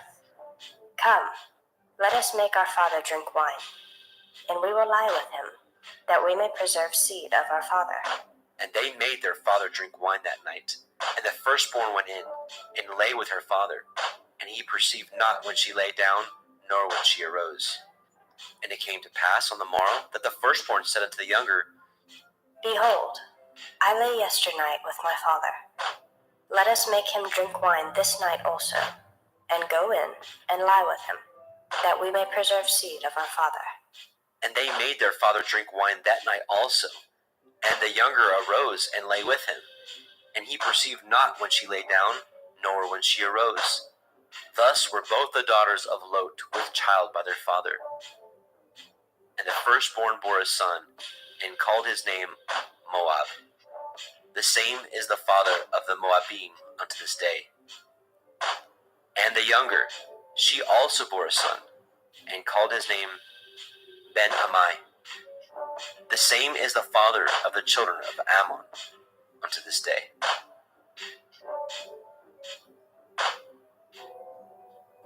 Bereshit, Genesis, chapter 20. And Abraham journeyed from thence toward the country of the Negev, and dwelt between Kadesh and Shur, and sojourned in Gerar. And Abraham said of Sarah his woman, She is my sister. And Abimelech king of Gerar sent, and took Sarah. But Elohim came to Abimelech in a dream by night, and said to him, Behold, you are but a dead man, for the woman which you have taken, for she is a man's woman. But Abimelech had not come near her. And he said, Adonai, will you slay also a righteous nation? Said he not unto me, She is my sister? And she, even she herself said, He is my brother? In the integrity of my heart and innocence of my hands have I done this. And Elohim said unto him in a dream, Yea, I know that you did this in the integrity of your heart, for I also withheld you from sinning against me. Therefore suffered I you not to touch her. Now therefore restore the man his woman, for he is a prophet, and he shall pray for you, and you shall live. And if you restore her not, know you that you shall surely die, you and all that are yours. Therefore Abimelech rose early in the morning, and called all his servants, and told all these things in their ears. And the men were sore afraid. Then Abimelech called Abraham, and said unto him, What have you done unto us, and what have I offended you, that you have brought on me and on my kingdom a great sin? You have done deeds unto me that ought not to be done. And Abimelech said unto Abraham, What saw you that you have done this thing? And Abraham said, Because I thought surely the fear of Elohim is not in this place, and they will slay me for my woman's sake. And yet indeed she is my sister. She is the daughter of my father, but not the daughter of my mother, and she became my woman. And it came to pass, when Elohim caused me to wander from my father's house, that I said unto her, This is your kindness which you shall show unto me. At every place whither we shall come, say of me, He is my brother. And Abimelech took sheep, and oxen, and men servants, and women servants, and gave them unto Abraham, and restored him Sarah his woman. And Abimelech said, Behold, my land is before you. Dwell where it pleases you. And unto Sarah he said, Behold, I have given your brother 1,000 pieces of silver. Behold, he is to you a covering of the eyes, unto all that are with you, and with all other. Thus she was reproved. So Abraham prayed unto Elohim, and Elohim healed Abimelech, and his woman, and his maidservants, and they bore children. For Yahweh had fast closed up all the wombs of the house of Abimelech, because of Sarah, Abraham's woman.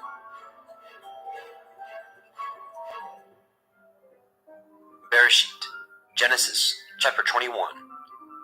And Yahweh visited Sarah as he had said, and Yahweh did unto Sarah as he had spoken. For Sarah conceived, and bore Abraham a son in his old age, at the set time of which Elohim had spoken to him. And Abraham called the name of his son that was born unto him, whom Sarah bore unto him, Yitzchak.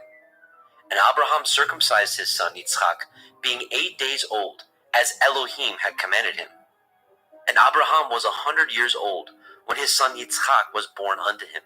And Sarah said, Elohim has made me to laugh, so that all that hear will laugh with me. and she said, Who would have said unto Abraham that Sarah should have given children suck? For I have borne him a son in his old age. And the child grew and was weaned, and Abraham made a great feast the same day that Yitzchak was weaned. And Sarah saw the son of Hagar, the Mitzrayim, which she had borne unto Abraham, mocking. Wherefore she said unto Abraham, Cast out this bondwoman and her son, for the son of this bondwoman shall not be heir with my son, even with Yitzchak.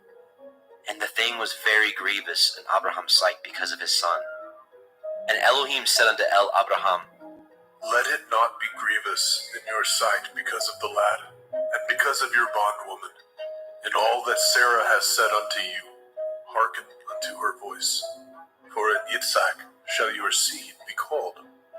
And also the son of the bondwoman will I make a nation, because he is your seed. And Abraham rose up early in the morning, and took bread and a bottle of water, and gave it unto Hagar, putting it on her shoulder, and the child, and sent her away. And she departed, and wandered in the wilderness of Beersheba.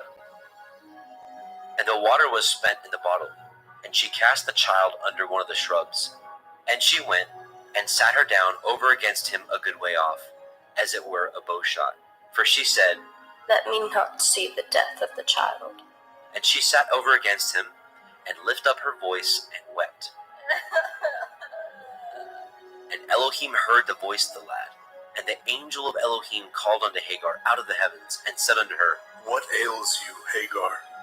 Fear not, for Elohim has heard the voice of the lad where he is. Arise, lift up the lad, and hold him in your hand, for I will make him a great nation. And Elohim opened her eyes, and she saw a well of water. And she went, and filled the bottle with water, and gave the lad drink. And Elohim was with the lad, and he grew, and dwelt in the wilderness, and became an archer. And he dwelt in the wilderness of Paran. And his mother took him a woman out of the land of Mitzrayim.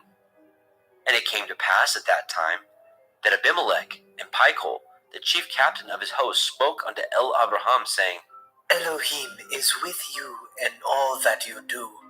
Now therefore swear unto me here by Elohim, that you will not deal falsely with me, nor with my son, nor with my son's son, but according to the kindness that I have done unto you, you shall do unto me, and to the land wherein you have sojourned.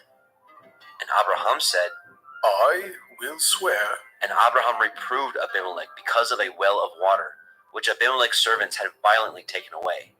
And Abimelech said, I know not who has done these things, neither did you tell me, neither yet heard I of it, but today.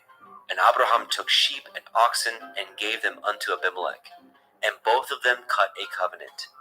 And Abraham set 7 ewe lambs of the flock by themselves. And Abimelech said unto Abraham, What mean these 7 ewe lambs which you have set by themselves? And he said, For these 7 ewe lambs shall you take off my hand, that they may be a witness unto me, that I have dug this well. Wherefore he called that place Beersheba, because there they swore both of them. Thus they cut a covenant at Beersheba. Then Abimelech rose up, and Pichol, the chief captain of his host, and they returned into the land of the Palestine. And Abraham planted a grove in Beersheba, and called thereon the name of Yahweh, El Olam. And Abraham sojourned in the Palestine's land many days.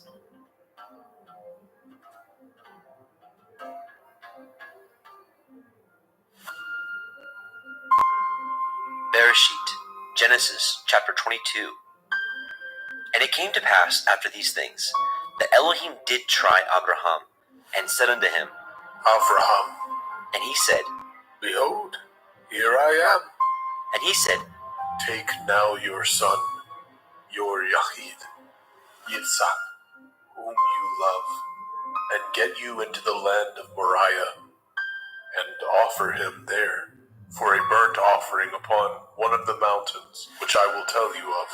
And Abraham rose up early in the morning, and and saddled his ass, and took 2 of his young men with him, and Yitzchak his son, and clave the wood for the burnt offering, and rose up, and went unto the place of which Elohim had told him. Then on the 3rd day, Abraham lifted up his eyes, and saw the place afar off. And Abraham said unto his young men, Abide ye here with the ass, and I and the lad will go yonder, and worship, and come again to you. And Abraham took the wood of the burnt offering, and laid it upon Yitzchak his son. And he took the fire in his hand, and a knife, and they went both of them together. And Yitzchak spoke unto Abraham his father, and said, My father. And he said, Here am I, my son. And he said, Behold the fire and the wood, but where is the lamb for a burnt offering? And Abraham said, My son, Elohim will provide himself a lamb for a burnt offering. So they went both of them together. And they came to the place which Elohim had told him of, and Abraham built an altar there, and laid the wood in order, and bound Yitzchak his son, and laid him on the altar upon the wood. And Abraham stretched forth his hand, and took the knife to slay his son. And the angel of Yahweh called unto him out of the heavens, and said, Abraham, Abraham. And he said, Here am I. And he said, Lay not your hand upon the lad, neither do you anything unto him. For now I know that you fear Elohim, seeing you have not withheld your son, your Yachid, from me. And Abraham lifted up his eyes and looked, and behold, behind him a ram caught in a thicket by his horns. And Abraham went and took the ram, and offered him up for a burnt offering in the stead of his son. And Abraham called the name of that place Yahweh Yireh, as it is said to this day, In the mount of Yahweh it shall be seen.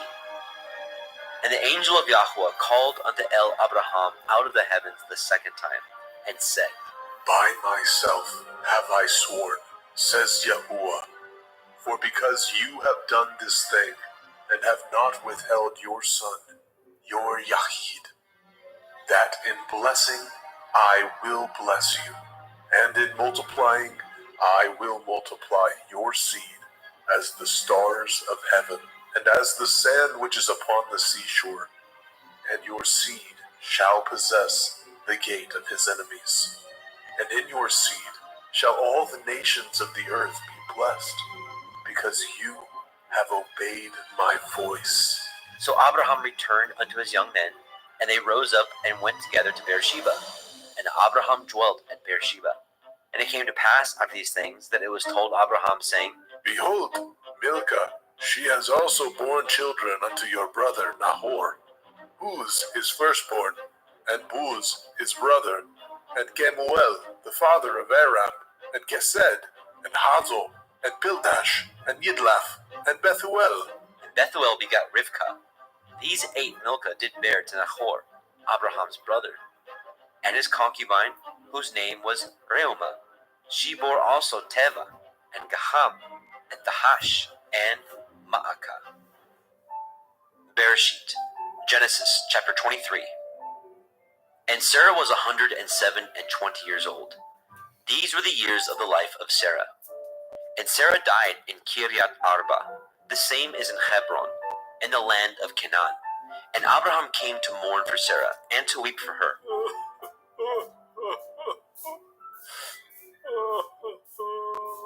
And Abraham stood up from before his dead, and spoke unto the sons of Heth, saying, I am a stranger and a sojourner with you. Give me a possession of a burying place with you, that I may bury my dead out of my sight. And the children of Heth answered Abraham, saying unto him, Hear us, my lord. You are a mighty prince among us. In the choice of our sepulchres bury your dead. None of us shall withhold from you his sepulchre, but that you may bury your dead. And Abraham stood up, and bowed himself to the people of the land, even to the children of Heth. And he communed with them, saying, If it be your mind that I should bury my dead out of my sight, hear me, and entreat from me to Ephron, the son of Zohar, that he may give me the cave of Machpelah, which he has, which is in the end of his field. For as much money as it is worth, he shall give it me, for a possession of a burying place amongst you. And Ephron dwelt among the children of Heth. And Ephron the Hittite answered Abraham in the audience of the children of Heth, even all that went in the gate of his city, saying, Nay, my lord, hear me. The field I give you, and the cave that is therein I give it you. In the presence of the sons of my people give I it you. Bury your dead. And Abraham bowed down himself before the people of the land. And he spoke unto Ephron in the audience of the people of the land, saying, But if you will give it, I pray you, hear me. I will give you money for the field. Take it of me, and I will bury my dead there. And Ephron answered Abraham, saying unto him, My lord, hearken unto me. The land is worth 400 shekels of silver. What is that betwixt me and you? Bury therefore your dead. And Abraham hearkened unto Ephron. And Abraham weighed to Ephron the silver, which he had named in the audience of the sons of Heth, 400 shekels of silver, current money with the merchant.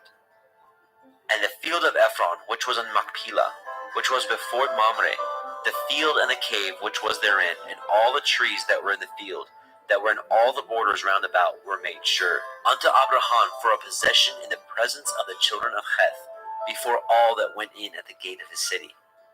And after this, Abraham buried Sarah his woman in the cave of the field of Machpelah before Mamre, the same as Hebron, in the land of Canaan.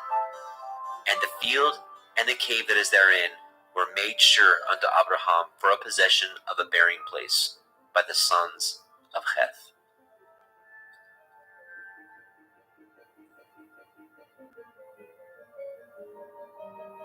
Bereshit, Genesis chapter 24. And Abraham was old and well stricken in age, and Yahweh had blessed Abraham in all things.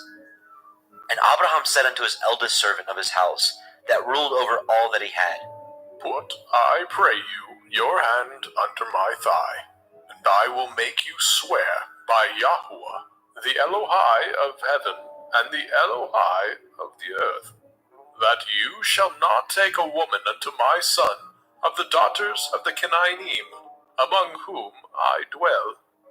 But you shall go unto my country and to my kindred, and take a woman unto my son Yitzhak.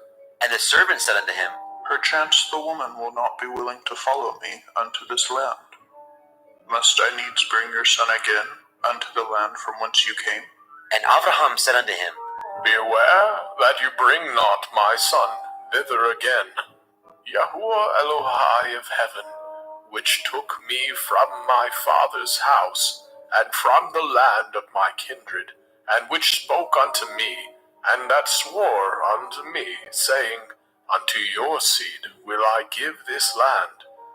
He shall send his angel before you, and you shall take a woman unto my son from thence.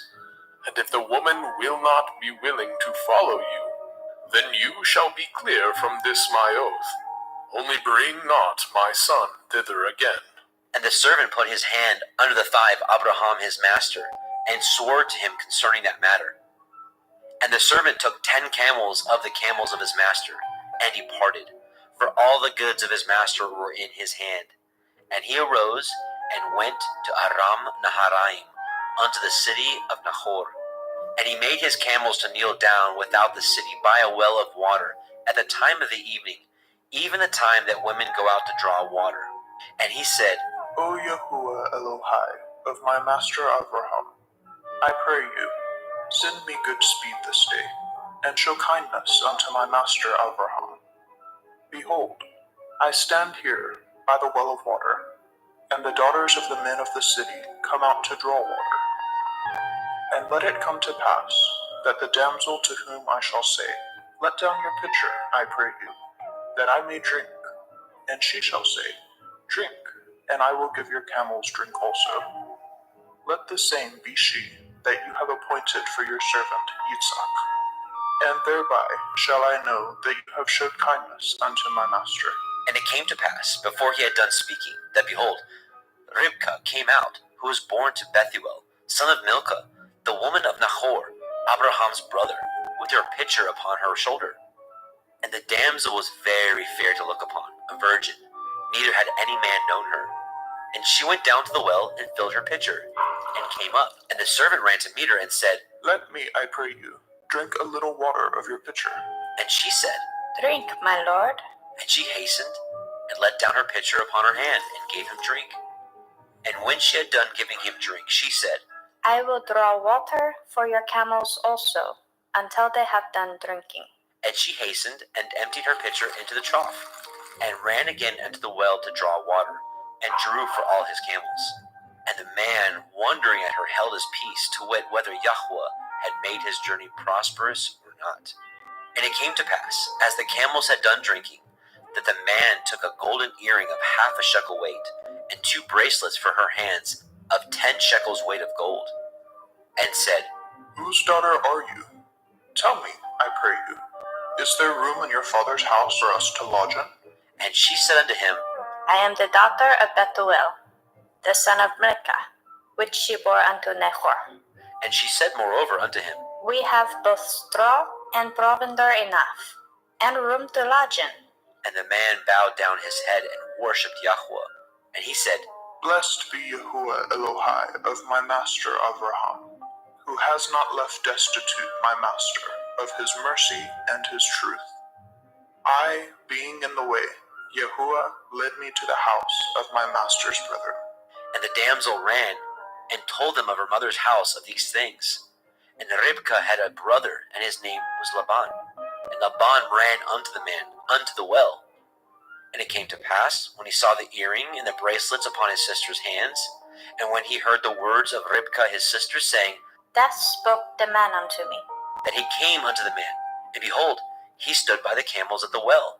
And he said, Come in, you blessed of Yahuwah. Wherefore stand you without? For I have prepared the house and room for the camels. And the man came into the house, and he ungirded his camels, and gave straw and provender for the camels, and water to wash his feet, and the men's feet that were with him. And there was set meat before him to eat, but he said, I will not eat until I have told my errand. And he said, Speak on. And he said, I am Avraham's servant, and Yahuwah has blessed my master greatly, and he has become great. And he has given him flocks and herds, and silver and gold, and menservants and maidservants, and camels and asses. And Sarah, my master's woman, bore a son to my master when she was old, and unto him has he given all that he has. And my master made me swear, saying, You shall not take a woman to my son of the daughters of the Canaanim, in whose land I dwell, but you shall go unto my father's house, and to my kindred, and take a woman unto my son. And I said unto my master, Perchance the woman will not follow me. And he said unto me, Yahuwah, before whom I walk, will send his angel with you, and prosper your way. And you shall take a woman for my son of my kindred, and of my father's house. Then shall you be clear from this my oath, when you come to my kindred, and if they give not you one, you shall be clear from my oath. And I came this day unto the well, and said, O Yahuwah Elohai, of my master Avraham, if now you do prosper my way which I go, behold, I stand by the well of water. And it shall come to pass, that when the virgin comes forth to draw water, and I say to her, Give me, I pray you, a little water of your pitcher to drink. And she say to me, Both drink you, and I will also draw for your camels. Let the same be the woman whom Yahuwah has appointed out for my master's son. And before I had done speaking in my heart, behold, Rivkah came forth with her pitcher on her shoulder. And she went down unto the well, and drew water. And I said unto her, Let me drink, I pray you. And she made haste, and let down her pitcher from her shoulder, and said, Drink, and I will give your camels drink also. So I drank, and she made the camels drink also. And I asked her and said, Whose daughter are you? And she said, The daughter of Bethuel, Nahor's son, whom Milcah bore unto him. And I put the earring upon her face, and the bracelets upon her hands. And I bowed down my head and worshipped Yahuwah, and blessed Yahuwah Elohai of my master Avraham, which had led me in the right way to take my master's brother's daughter unto his son. And now, if ye will deal kindly and truly with my master, tell me, and if not, tell me, that I may turn to the right hand or to the left. Then Laban and Bethuel answered and said, The thing proceeds from Yahuwah. We cannot speak unto you bad or good. Behold, Rivka is before you. Take her and go, and let her be your master's son's woman, as Yahuwah has spoken. And it came to pass that when Abraham's servant heard their words, he worshipped Yahweh, bowing himself to the earth. And the servant brought forth jewels of silver and jewels of gold and raiment, and gave them to Ribkah. And he gave also to her brother and to her mother precious things. And they did eat and drink, and the men that were with him, and tarried all night. And they rose up in the morning, and he said, Send me away unto my master. And her brother and her mother said, Let the damsel abide with us a few days, at the least 10. After that she shall go. And he said unto them, Hinder me not, seeing Yahuwah has prospered my way. Send me away, that I may go to my master. And they said, We will call the damsel, and inquire at her mouth. And they called Ribkah, and said unto her, Will you go with this man? And she said, I will go. And they sent away Ribkah their sister, and her nurse, and Abraham's servant, and his men. And they blessed Ribkah, and said unto her, You are our sister. Be the mother of thousands of millions, and let your seed possess the gate of those which hate them. And Ribkah arose, and her damsels, and they rode upon the camels, and followed the man. And the servant took Ribkah, and went his way. And Yitzhak came from the way of the well of Beer Lachairoi, for he dwelt in the country of the Negeb. And Yitzhak went out to meditate in the field in the evening. And he lifted up his eyes, and saw, and behold, the camels were coming. And Ribkah lifted her eyes, and when she saw Yitzhak, she lighted off the camel. For she had said unto the servant, What man is this that walks in the field to meet us? And the servant had said, It is my master. Therefore she took a veil and covered herself. And the servant told Yitzhak all the things that he had done. And Yitzhak brought her into his mother Sarah's tent, and took Ribkah, and she became his woman, and he loved her. And Yitzhak was comforted after his mother's death. Bereshit, Genesis chapter 25. And again Abraham took a woman, and her name was Keturah. And she bore him Zimran, and Yokshan, and Medan, and Midian, and Yishbak, and Shuach. And Yokshan begat Sheba, and Dedan. And the sons of Dedan were Ashurim, and Letushim, and Leumim. And the sons of Midian, Ephah, and Epher, and Chanok, and Abidah, and Eldaah. These were the children of Keturah. And Abraham gave all that he had unto Yitzhak, but unto the sons of the concubines which Abraham had, Abraham gave gifts, and sent them away from Yitzhak his son, while he yet lived, eastward into the east country. And these are the days of the years of Abraham's life which he lived, 160 years. Then Abraham gave up his ruach, and died in a good old age, an old man and full of years, and was gathered to his people. And his sons Yitzhak and Ishmael buried him in the cave of Machpelah, in the field of Ephron, the son of Zohar, the Hittite, which is before Mamre, the field which Abraham purchased of the sons of Heth. There was Abraham buried, and Sarah his woman. And it came to pass, after the death of Abraham, that Elohim blessed his son Yitzhak, and Yitzhak dwelt by the well Be'er Lachairoi. Now these are the generations of Ishmael, Abraham's son, whom Hagar, the Mitzrayim, Sarah's handmaid, bore unto Abraham.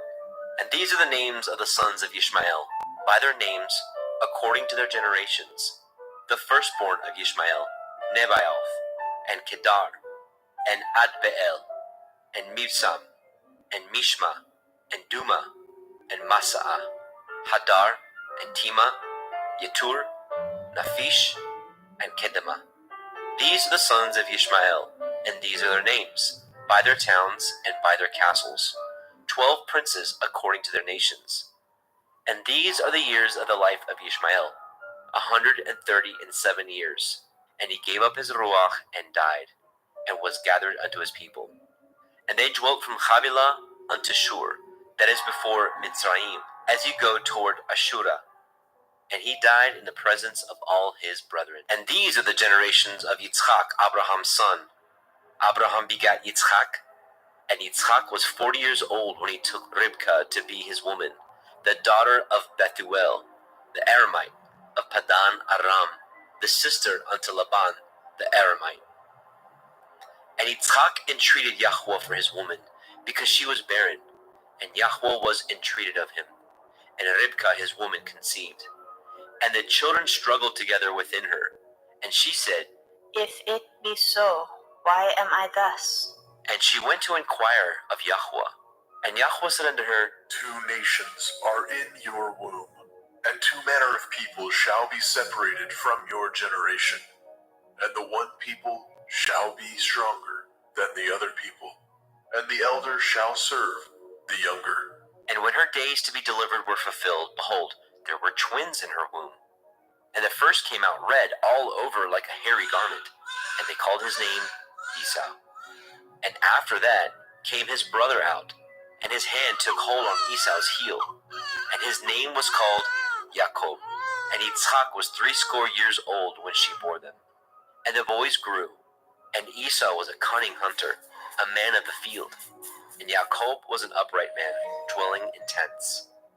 And Yitzchak loved Esau, because he did eat of his venison, but Ribkah loved Jacob. And Jacob sought pottage, and Esau came from the field, and he was faint. And Esau said to Jacob, Feed me, I pray you, with that same red pottage, for I am faint. Therefore was his name called Edom. And Jacob said, Sell me this day your birthright.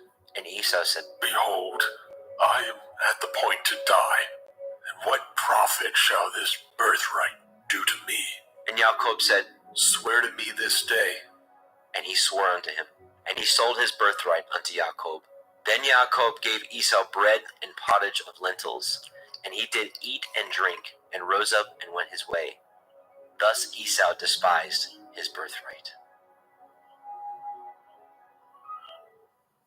Bereshit, Genesis, chapter 26. And there was a famine in the land, beside the first famine that was in the days of Abraham. And Yitzchak went unto Abimelech, king of the Pelishtim, unto Gerar. And Yahweh appeared unto him and said, Go not down into Mitzrayim.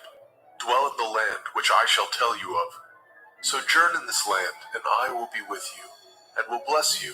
For unto you and unto your seed I will give you all these countries, and I will perform the oath which I swore unto Abraham, your father.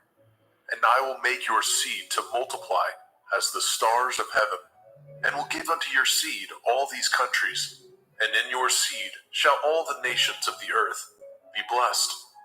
Because that Abraham obeyed my voice, and did guard my watch, my commandments, my statutes, and my Torah.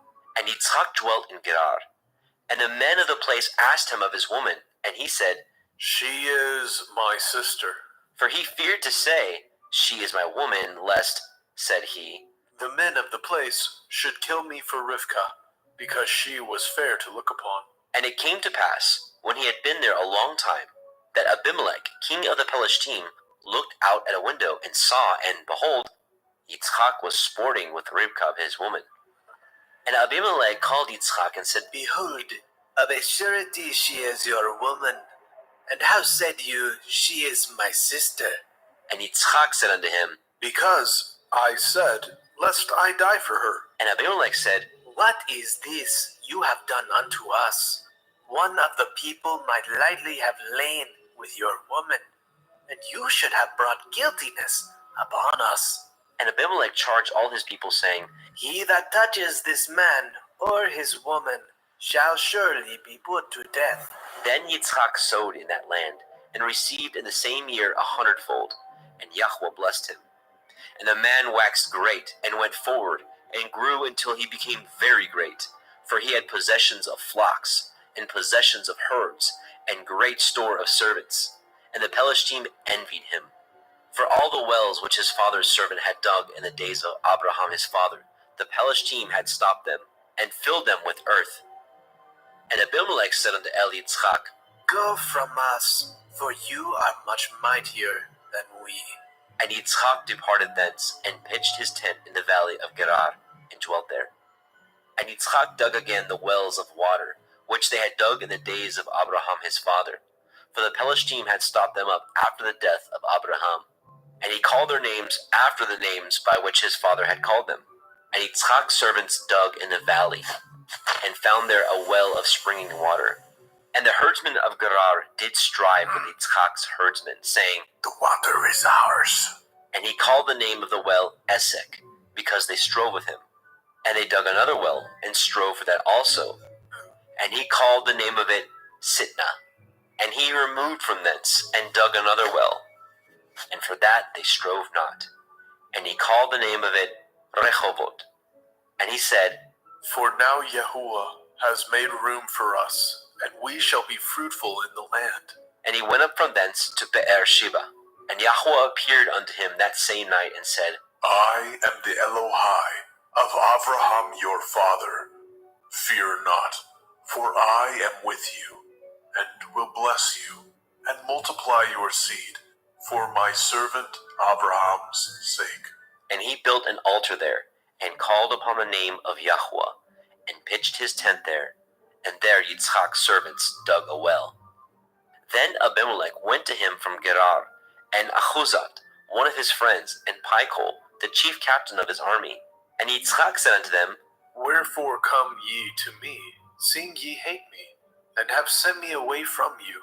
And they said, We saw certainly that Yahuwah was with you, and we said, Let there be now an oath betwixt us, even betwixt us and you, and let us cut a covenant with you. That you will do us no hurt, as we have not touched you, and as we have done unto you nothing but good, and have sent you away in peace. You are now the blessed of Yahuwah. And he made them a feast, and they did eat and drink. And they rose up early in the morning, and swore one to another. And Yitzchak sent them away, and they departed from him in peace. And it came to pass the same day that Yitzchak's servants came, and told him concerning the well which they had dug, and said unto him, We have found water. And he called it Sheba. Therefore the name of the city is Be'er Sheba unto this day. And Esau was 40 years old when he took to be his woman Yahudit, the daughter of Birai, the Hittite, and Basemat, the daughter of Elon, the Hittite, which were a grief of mind unto Yitzchak and to Ribkah. Bereshit, Genesis chapter 27. And it came to pass that when Yitzchak was old, and his eyes were dim, so that he could not see, he called Esau his eldest son, and said unto him, My son. And he said unto him, Behold, here I am. And he said, Behold now, I am old. I know not the day of my death. Now therefore take, I pray you, your weapons, your quiver and your bow, and go out to the field, and take me some venison, and make me savory meat such as I love, and bring it to me, that I may eat, that my soul may bless you before I die. And Ribkah heard when Yitzchak spoke to Esau his son.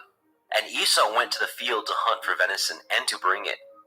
And Ribkah spoke unto Jacob her son, saying, Behold, I heard your father speak unto Esau, your brother, saying, Bring me venison, and make me savory meat, that I may eat, and bless you before Yahuwah, before my death.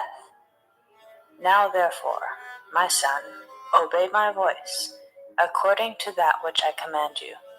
Go now to the flock, and fetch me from thence 2 good kids of the goats, and I will make them savory meat for your father, such as he loves. And you shall bring it to your father, that he may eat, and that he may bless you before his death. And Jacob said to Ribkah his mother, Behold, Esau my brother is a hairy man, and I am a smooth man. My father perchance will fill me, and I shall seem to him as a deceiver, and I shall bring a curse upon me, and not a blessing. And his mother said unto him, Upon me be your curse, my son. Only obey my voice, and go fetch me them. And he went and fetched, and brought them to his mother. And his mother made savory meat, such as his father loved. And Ribkah took goodly raiment of her eldest son Esau, which were with her in the house, and put them upon Jacob her younger son. And she put the skins of the kids of the goats upon his hands, and upon the smooth of his neck. And she gave the savory meat, and the bread, which she had prepared, into the hand of her son Jacob. And he came unto his father, and said, My father. And he said, Here I am. Who are you, my son? And Jacob said unto his father, I am Esau, your firstborn. I have done according as you bade me. Arise, I pray you, sit and eat of my venison, that your soul may bless me. And Yitzchak said unto his son, How is it that you have found it so quickly, my son? And he said, Because Yahuwah Elohika brought it to me. And Yitzchak said unto Jacob, Come near, I pray you, that I may fill you, my son, whether you be my very son Esau or not. And Jacob went near unto Yitzchak his father, and he felt him, and said, The voice is Yaakov's voice, but the hands are the hands of Esau. And he discerned him not, because his hands were hairy, as his brother Esau's hands. So he blessed him. And he said, Are you my very son Esau? And he said, I am. And he said, Bring it near to me, and I will eat of my son's venison, that my soul may bless you. And he brought it near to him, and he did eat. And he brought him wine, and he drank. And his father Yitzchak said unto him, Come near now, and kiss me, my son. And he came near, and kissed him. And he smelled the smell of his raiment, and blessed him, and said, See, the smell of my son is as the smell of a field, which Yahuwah has blessed. Therefore Elohim give you of the dew of heaven, and of the fatness of the earth, and plenty of grain and wine. Let people serve you, and nations bow down to you. Be Lord over your brethren, and let your mother's sons bow down to you. Cursed be every one that curses you, and blessed be he that blesses you. And it came to pass, as soon as Yitzchak had made an end of blessing Jacob, and Jacob was yet scarce gone out from the presence of Yitzchak his father, that Esau his brother came in from his hunting. And he also had made savory meat, and brought it unto his father, and said unto his father, Let my father arise, and eat of his son's venison, that your soul may bless me. And Yitzchak his father said unto him, Who are you?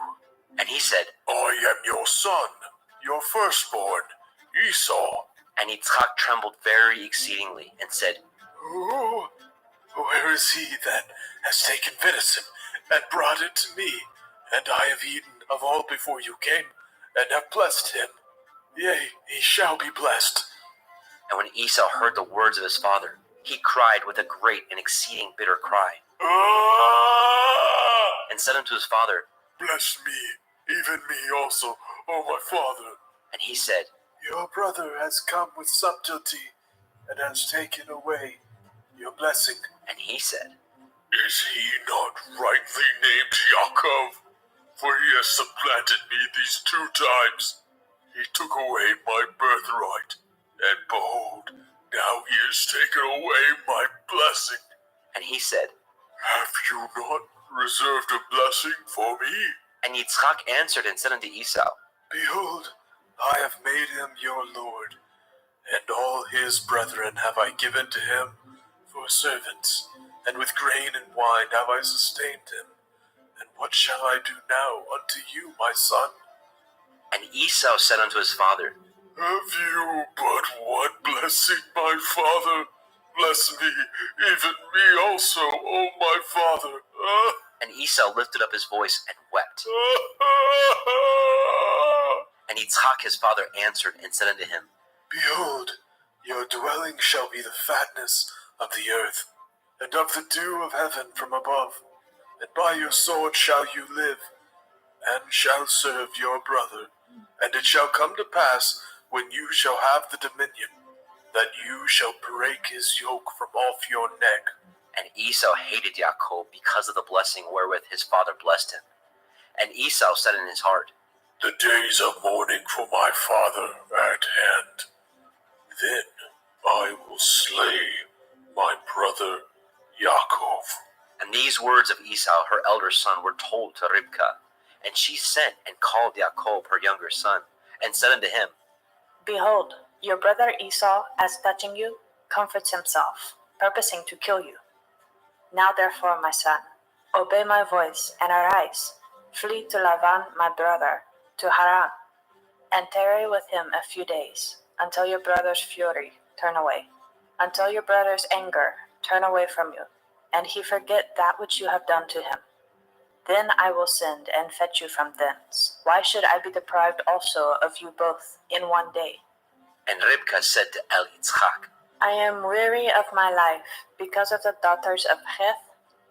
If Yaakov take a woman of the daughters of Heth, such as these which are of the daughters of the land, what good shall my life do me?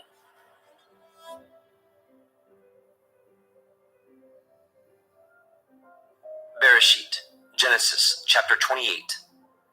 And Yitzchak called Jacob, and blessed him, and charged him, and said unto him, You shall not take a woman of the daughters of Canaan.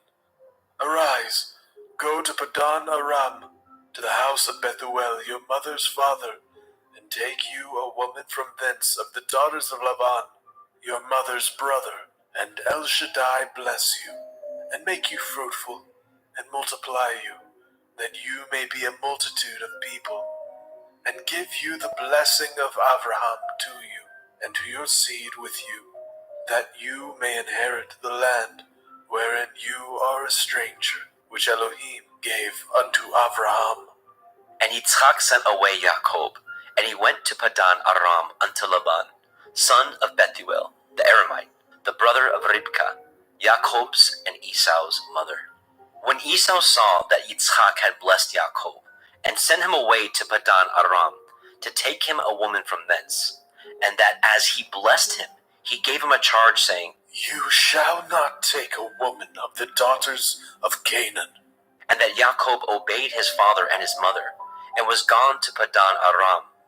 And Esau, seeing the daughters of Canaan pleased not Yitzchak his father, then went Esau unto Ishmael, and he took unto the woman which he had Mahalat, the daughter of Ishmael, Abraham's son, the sister of Nebaioth, to be his woman. And Jacob went out from Beersheba, and went toward Haran. And he lighted upon a certain place, and tarried there all night, because the sun was set. He took of the stones of that place, and put them for his pillows, and lay down in that place to sleep. And he dreamed, and behold, a ladder set up on the earth, and the top of it reached to heaven. And behold, the angels of Elohim ascending and descending on it.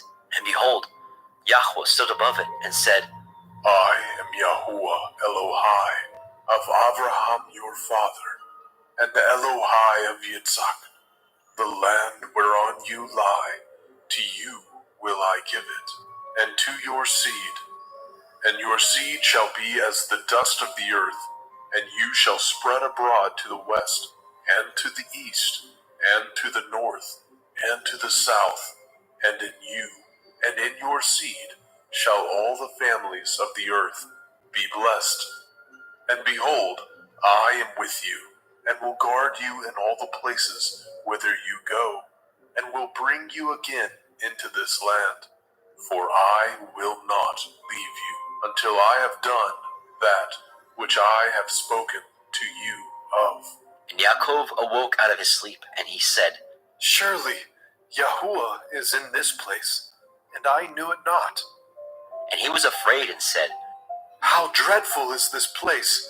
This is none other but the house of Elohim, and this is the gate of heaven. And Yaakov arose up early in the morning, and took the stone that he had put for his pillows, and set it up for a pillar, and poured oil upon the top of it. And he called the name of that place Beit El. But the name of that city was called Luz at the first. And Yaakov vowed a vow, saying, If Elohim will be with me, and will guard me in this way that I go, and will give me bread to eat, and raiment to put on, so that I come again to my father's house in peace, then shall Yahuwah be my Elohim. And this stone which I have set for a pillar shall be Elohim's house, and of all that you shall give me, I will surely give the 10th unto you.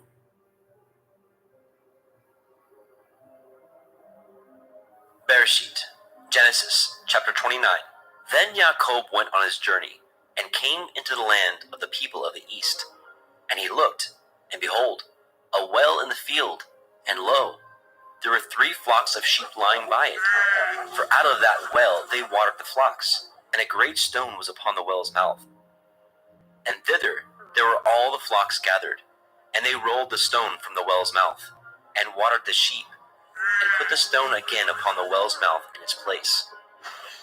And Yaakov said unto them, My brethren, whence be ye? and they said, Of Haran are we. and he said unto them, Know ye Lavan, the son of Nahor? and they said, We know him. and he said unto them, Is he well? and they said, He is well. And behold, Rachel his daughter comes with the sheep. and he said, Lo, it is yet high day, neither is it time that the cattle should be gathered together. Water ye the sheep, and go and feed them. and they said, We cannot, until all the flocks be gathered together, until they roll the stone from the well's mouth. Then we water the sheep. And while he yet spoke with them, Rachel came with her father's sheep, for she kept them. And it came to pass, when Yaakov saw Rachel, the daughter of Laban, his mother's brother, and the sheep of Laban, his mother's brother, that Yaakov went near, and rolled the stone from the well's mouth, and watered the flock of Laban, his mother's brother. And Yaakov kissed Rachel, and lifted up his voice, and wept. And Yaakov told Rachel that he was her father's brother, and that he was Ribka's son. And she ran and told her father. And it came to pass, when Laban heard the tidings of Yaakov his sister's son, that he ran to meet him, and embraced him, and kissed him, and brought him to his house. And he told Laban all these things. And Laban said to him, Surely you are my bone and my flesh. and he abode with him the space of a month.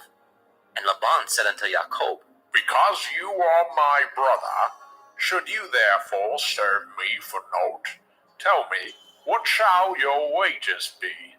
And Laban had 2 daughters. The name of the elder was Leah, and the name of the younger was Rachel. Leah was tender-eyed, but Rachel was beautiful and well-favored. And Yaakov loved Rachel, and said, I will serve you 7 years for Rachel, your younger daughter.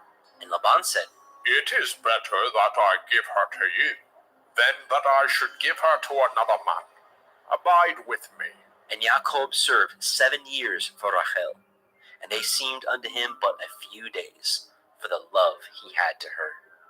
And Yaakov said unto Laban, Give me my woman, for my days are fulfilled, that I may go in unto her.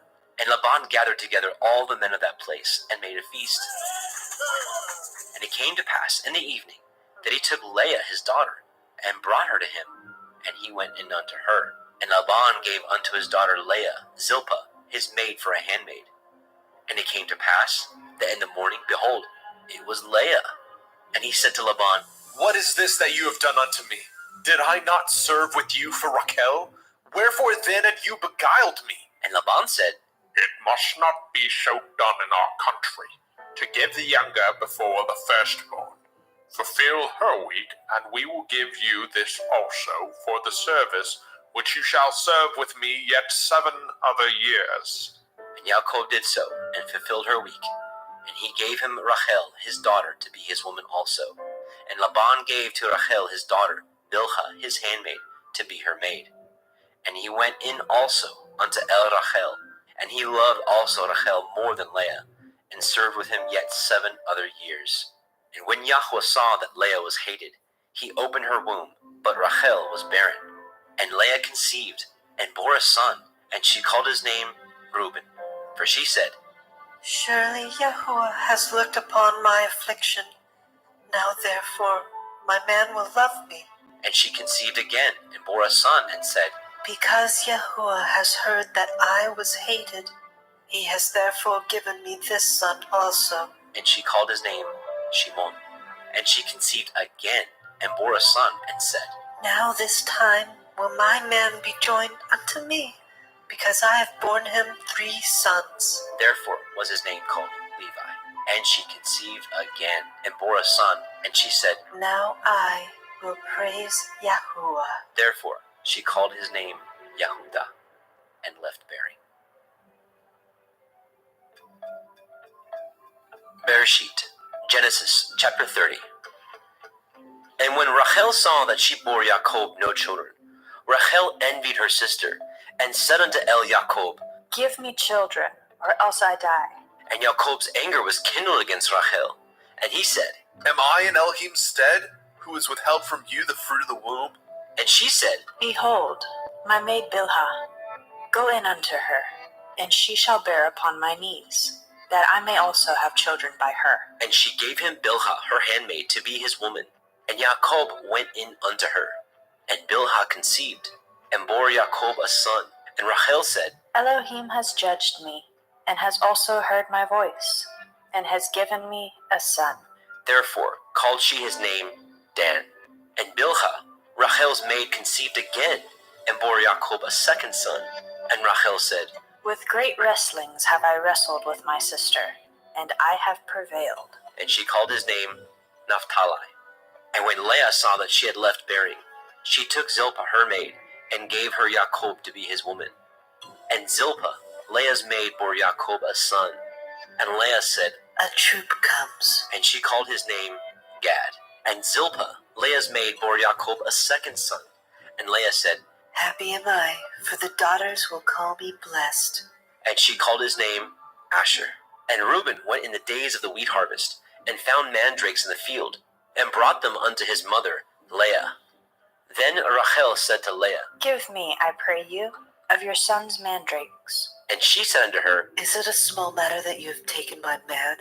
And would you take away my son's mandrakes also?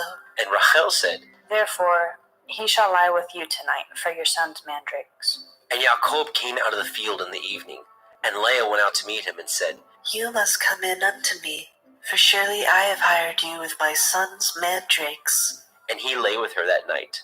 And Elohim hearkened unto Leah, and she conceived, and bore Jacob the 5th son. And Leah said, Elohim has given me my hire, because I have given my maiden to my man. And she called his name Issachar. And Leah conceived again, and bore Jacob the 6th son. And Leah said, Elohim has endued me with a good dowry. Now will my man dwell with me, because I have borne him 6 sons. And she called his name Zebulun. And afterwards she bore a daughter, and called her name Dinah. And Elohim remembered Rachel, and Elohim hearkened to her, and opened her womb. And she conceived and bore a son, and said, Elohim has taken away my reproach. And she called his name Joseph, and said, Yahuwah shall add to me another son. And it came to pass, when Rachel had borne Joseph, that Jacob said unto Laban, Send me away, that I may go unto my own place, and to my country. Give me my women and my children, for whom I have served you, and let me go. For you know my service which I have done you. And Laban said unto him, I pray you, if I have found favor in your eyes, tarry. For I have learned by experience that Yahuwah has blessed me for your sake. And he said, Appoint me your wages, and I will give it. And he said unto him, You know how I have served you, and how your cattle was with me. For it was little which you had before I came, and it is now increased unto a multitude, and Yahuwah has blessed you since my coming. And now, when shall I provide for my own house also? And he said, What shall I give you? And Jacob said, You shall not give me anything. If you will do this thing for me, I will again feed and guard your flock. I will pass through all your flock today, removing from thence all the speckled and spotted cattle, and all the brown cattle among the sheep, and the spotted and speckled among the goats, and of such shall be my hire. So shall my righteousness answer for me in time to come, when it shall come for my hire before your face. Every one that is not speckled and spotted among the goats, and brown among the sheep, that shall be counted stolen with me. And Laban said, Behold, I would it might be according to your word. And he removed that day the he-goats that were ring-streaked and spotted, and all the she-goats that were speckled and spotted, and every one that had some white in it, and all the brown among the sheep, and gave them into the hands of his sons. And he set 3 days' journey betwixt himself and Jacob, and Jacob fed the rest of Laban's flocks. And Jacob took him rods of green poplar, and of the hazel and chestnut tree, and pilled white strakes in them, and made the white appear which was in the rods. And he set the rods which he had pilled before the flocks in the gutters, in the watering troughs, when the flocks came to drink, that they should conceive when they came to drink. And the flocks conceived before the rods, and brought forth cattle, ring-streaked, speckled, and spotted. And Jacob did separate the lambs, and set the faces of the flocks toward the ring-streaked, and all the brown in the flock of Laban. And he put his own flocks by themselves, and put them not unto Laban's cattle. And it came to pass, whensoever the stronger cattle did conceive, that Jacob laid the rods before the eyes of the cattle in the gutters, that they might conceive among the rods. But when the cattle were feeble, he put them not in. So the feebler were Laban's, and the stronger Jacob's. And the man increased exceedingly, and had much cattle, and maidservants, and menservants, and camels, and asses.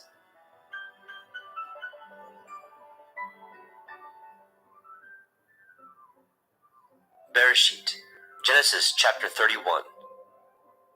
And he heard the words of Laban's son, saying, Yaakov has taken away all that was our father's, and of that which was our father's has he gotten all his glory.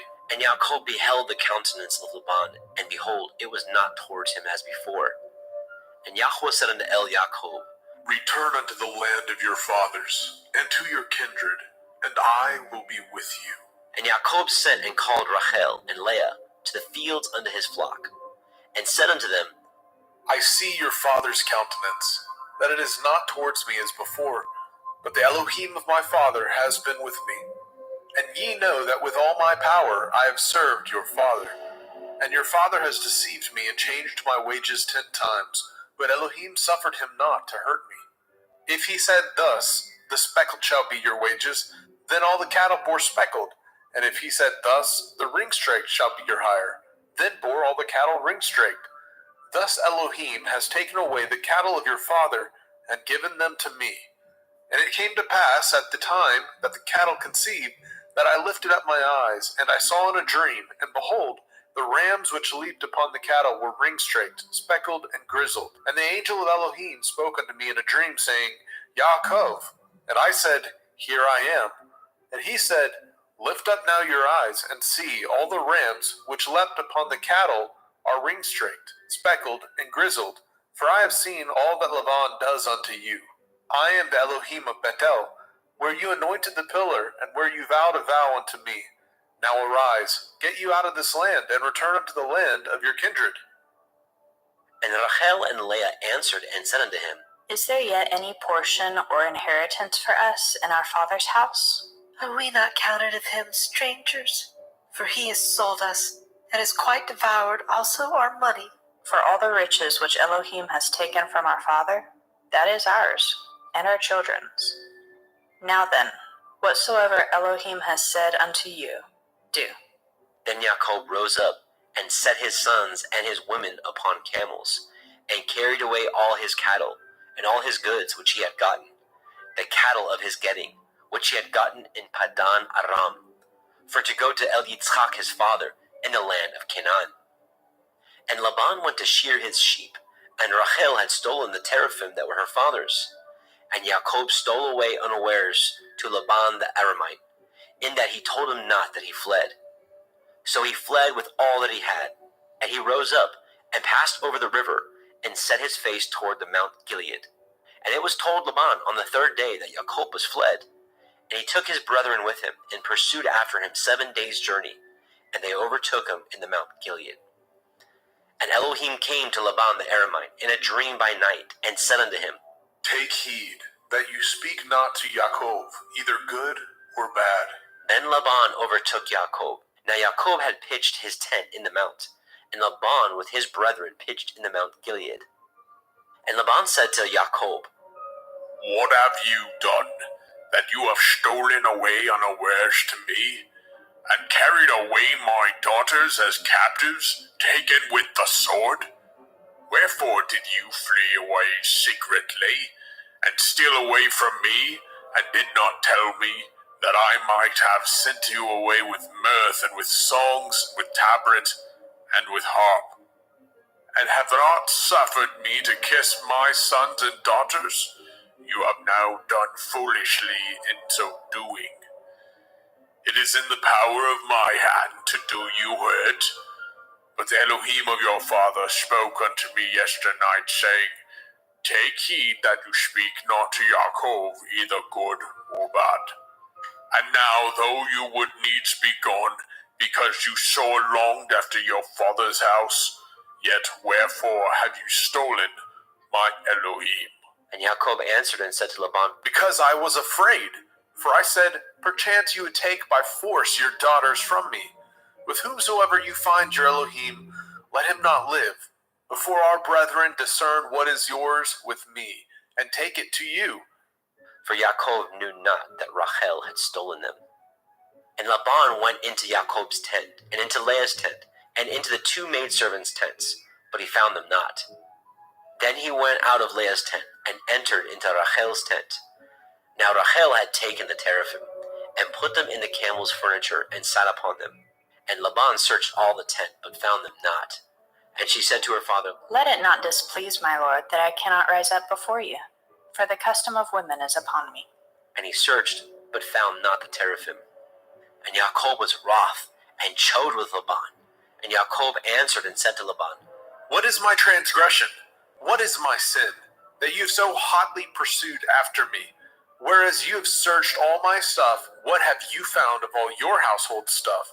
Set it here before my brethren and your brethren, that they may judge betwixt us both. This 20 years have I been with you. Your ewes and your she-goats have not cast their young, and the rams of your flock have I not eaten. That which was torn of beasts I brought not unto you. I bore the loss of it. Of my hand did you require it, whether stolen by day or stolen by night.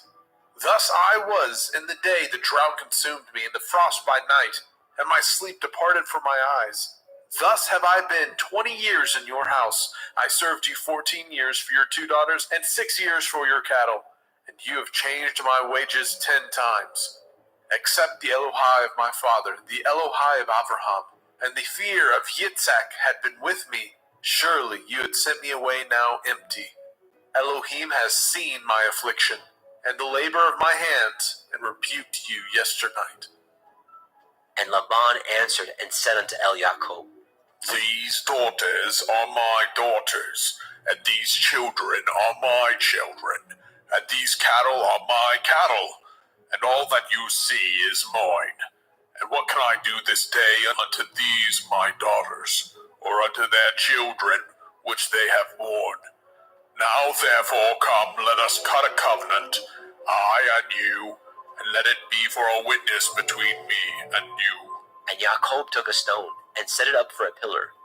And Jacob said unto his brethren, Gather stones. And they took stones, and made a heap, and they did eat there upon the heap. And Laban called it Yegar Sahaduta, but Jacob called it Galeed. And Laban said, This heap is a witness between me and you this day. Therefore was the name of it called Galed. And Mitzpah, for he said, Yahuwah watch between me and you, when we are absent from one another. If you shall afflict my daughters, or if you shall take other women beside my daughters, no man is with us. See, Elohim is witness betwixt me and you. And Laban said to Jacob, Behold this heap, and behold this pillar, which I have cast betwixt me and you. This heap be witness, and this pillar be witness, that I will not pass over this heap to you, and that you shall not pass over this heap and this pillar unto me for harm. The Elohai of Abraham and the Elohai of Nahor, the Elohai of their father, judge betwixt us. And Jacob swore by the fear of his father Yitzchak. Then Jacob offered sacrifice upon the mount, and called his brethren to eat bread. And they did eat bread, and tarried all night in the mount. And early in the morning Laban rose up, and kissed his sons and his daughters, and blessed them. And Laban departed, and returned unto his place. Bereshit, Genesis chapter 32. And Jacob went on his way, and the angels of Elohim met him. And when Jacob saw them, he said, This is Elohim's host. And he called the name of that place Machanaim. And Jacob sent messengers before him to Esau his brother, unto the land of Seir, the country of Edom. And he commanded them, saying, Thus shall ye speak unto my lord Esau. Your servant Yaakov says thus, I have sojourned with Laban, and stayed there until now. And I have oxen and asses, flocks and men servants, and women servants. And I have sent to tell my lord, that I may find grace in your sight. And the messengers returned to Jacob, saying, We came to your brother Esau, and also he comes to meet you, and 400 men with him. Then Jacob was greatly afraid and distressed, and he divided the people that was with him, and the flocks, and the herds, and the camels into 2 bands, and said, If Esau come to the one company, and smite it, then the other company which is left shall escape. And Jacob said, O Elohai of my father Abraham, and Elohai of my father Yitzhak, Yahuwah which said unto me, Return unto your country and to your kindred, and I will deal well with you. I am not worthy of the least of all the mercies, and of all the truth which you have showed unto your servant. For with my staff I passed over this Yarden, and now I am become 2 bands. Deliver me, I pray you, from the hand of my brother, from the hand of Esau, for I fear him, lest he will come and smite me, and the mother with the children. And you said, I will surely do you good, and make your seed as the sand of the sea, which cannot be numbered for multitude. And he lodged there that same night, and took of that which came to his hand a present for Esau his brother, 200 she-goats, and 20 he-goats, 200 ewes, and 20 rams, 30 milch camels with their colts, 40 kine, and 10 bulls, 20 she-asses, and 10 foals. And he delivered them into the hands of his servants, every drove by themselves, and said unto his servants, Pass over before me, and put a space betwixt drove and drove.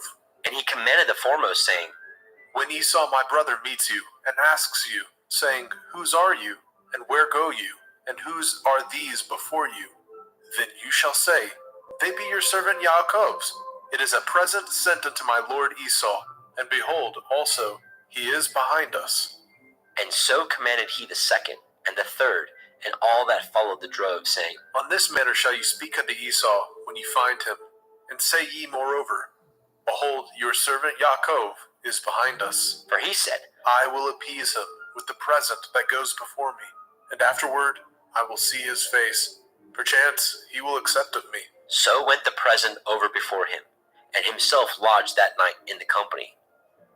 And he rose up that night, and took his 2 women, and his 2 women servants, and his 11 sons, and passed over the ford Yabok.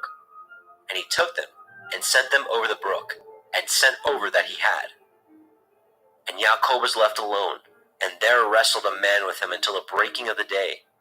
And when he saw that he prevailed not against him, he touched the hollow of his thigh, and the hollow of Jacob's thigh was out of joint, as he wrestled with him.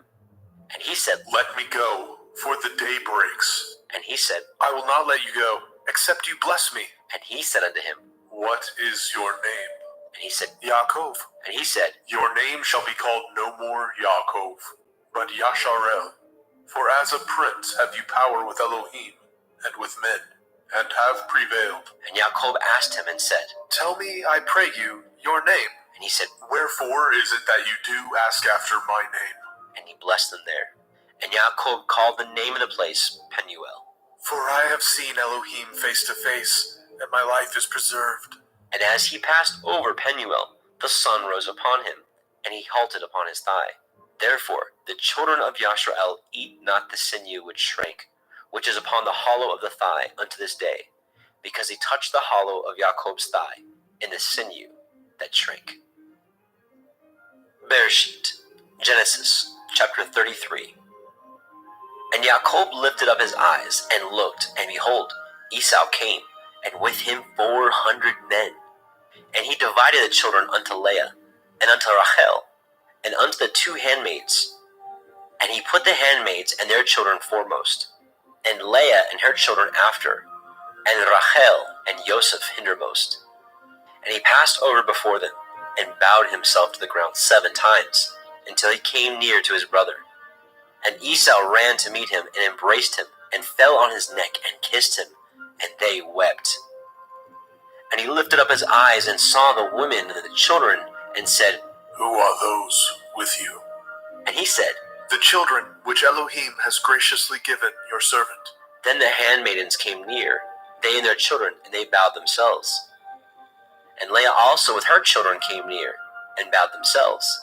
And after came Joseph near, and Rachel, and they bowed themselves. And he said, What do you mean by all this drove which I met? And he said, These are to find grace in the sight of my master. And Esau said, I have enough. My brother, keep what you have unto yourself. And Jacob said, Nay, I pray you, if now I have found grace in your sight, then receive my present at my hand. For therefore I have seen your face, as though I had seen the face of Elohim, and you were pleased with me. Take, I pray you, my blessing that is brought to you, because Elohim has dealt graciously with me, and because I have enough. And he urged him, and he took it, and said, Let us take our journey, and let us go, and I will go before you. And he said unto him, My Lord knows that the children are tender, and the flocks and herds with the young are with me. And if men should overdrive them one day, all the flock will die. Let my Lord, I pray you, pass over before his servant, and I will lead on softly, according as the cattle that goes before me, and the children be able to endure, until I come unto my Lord, unto Seir. And Esau said, Let me now leave you with some of the folk that are with me. And he said, What needs it? Let me find grace in the sight of my master. So Esau returned that day on his way unto Seir. And Jacob journeyed to Sukkot, and built him a house, and made Sukkot for his cattle. Therefore the name of the place is called Sukkot. And Jacob came to Shalem, a city of Shechem, which is in the land of Canaan, when he came from Padan Aram, and pitched his tent before the city. And he bought a parcel of a field, where he had spread his tent at the hand of the children of Hamor, Shechem's father, for 100 pieces of money. And he erected there an altar, and called it El Elohai Yashrael. Bereshit, Genesis chapter 34. And Dinah, the daughter of Leah, which she bore unto Jacob, went out to see the daughters of the land. And when Shechem, the son of Hamor, the Hivite, prince of the country, saw her, he took her, and lay with her, and defiled her. And his soul clave unto Dinah, the daughter of Jacob, and he loved the damsel, and spoke kindly unto the damsel.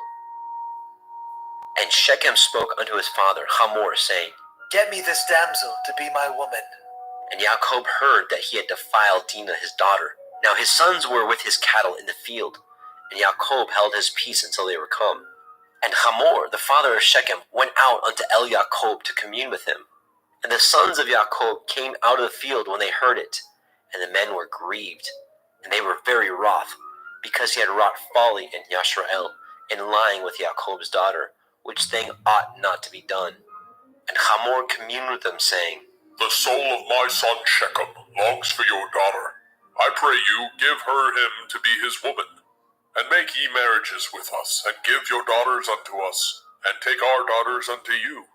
And ye shall dwell with us, and the land shall be before you.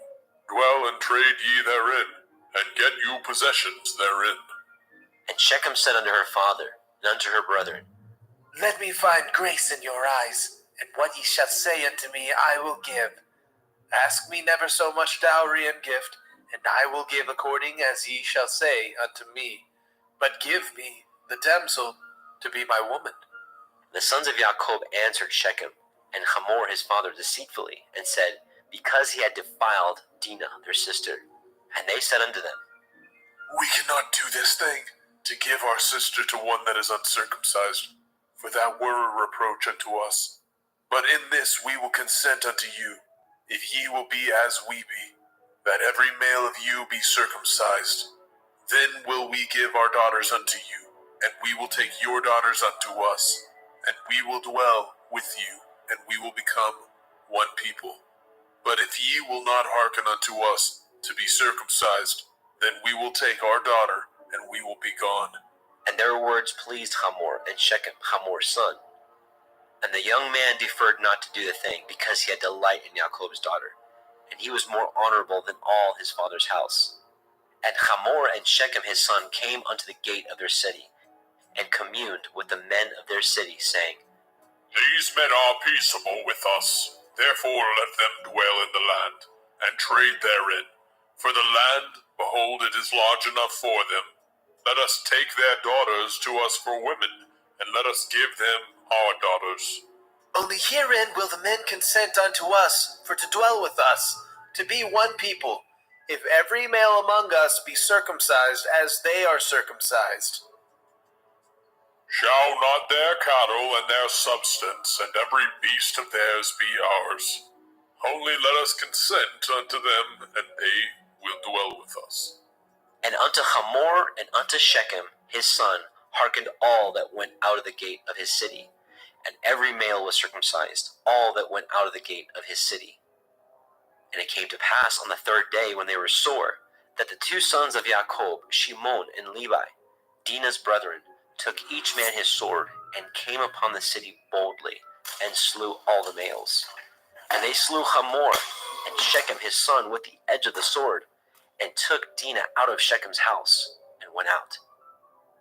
The sons of Jacob came upon the slain, and spoiled the city, because they had defiled their sister.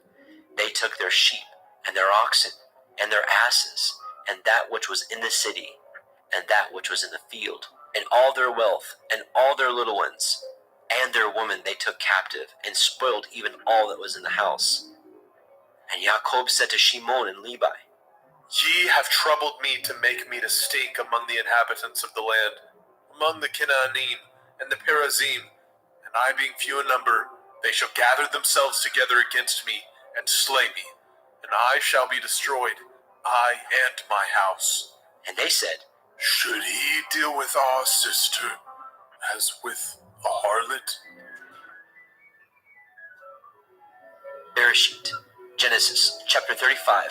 And Elohim said unto Jacob, Arise, go up to Bethel, and dwell there, and make there an altar unto Elohim, that appeared unto you when you fled from the face of Esau your brother. Then Jacob said unto his household, and to all that were with him, Put away the strange Elohai that are among you, and be clean, and change your garments, and let us arise, and go up to Bethel, and I will make there an altar unto Elohim, who answered me in the day of my distress, and was with me in the way which I went. And they gave unto Jacob all the strange Elohai which were in their hand, and all their earrings which were in their ears. And Jacob hid them under the oak which was by Shechem. And they journeyed, and the terror of Elohim was upon the cities that were round about them, and they did not pursue after the sons of Jacob. So Jacob came to Luz, which is in the land of Canaan, that is, Beit El, he and all the people that were with him. And he built there an altar, and called the place Beit El, because there Elohim appeared unto him, when he fled from the face of his brother. But Deborah, Ribkah's nurse, died, and she was buried beneath Beit El under an oak, and the name of it was called Alon Bakut. And Elohim appeared unto Jacob again, when he came out of Padan Aram, and blessed him. And Elohim said unto him, Your name is Yaakov. Your name shall not be called any more Yaakov, but Yasharel shall be your name. And he called his name Yasharel. And Elohim said unto him, I am El Shaddai, Be fruitful and multiply. A nation and a company of nations shall be of you, and kings shall come out of your loins. And the land which I gave Abraham and Yitzhak, to you I will give it, and to your seed after you will I give the land. And Elohim went up from him in the place where he talked with him. And Jacob set up a pillar in the place where he talked with him, even a pillar of stone. And he poured a drink offering thereon, and he poured oil thereon. And Yaakov called the name of the place where Elohim spoke with him, Beit El. And they journeyed from Beit El, and there was but a little way to come to Ephratah. And Rachel travailed, and she had hard labor. And it came to pass, when she was in hard labor, that the midwife said unto her, Fear not, you shall have this son also.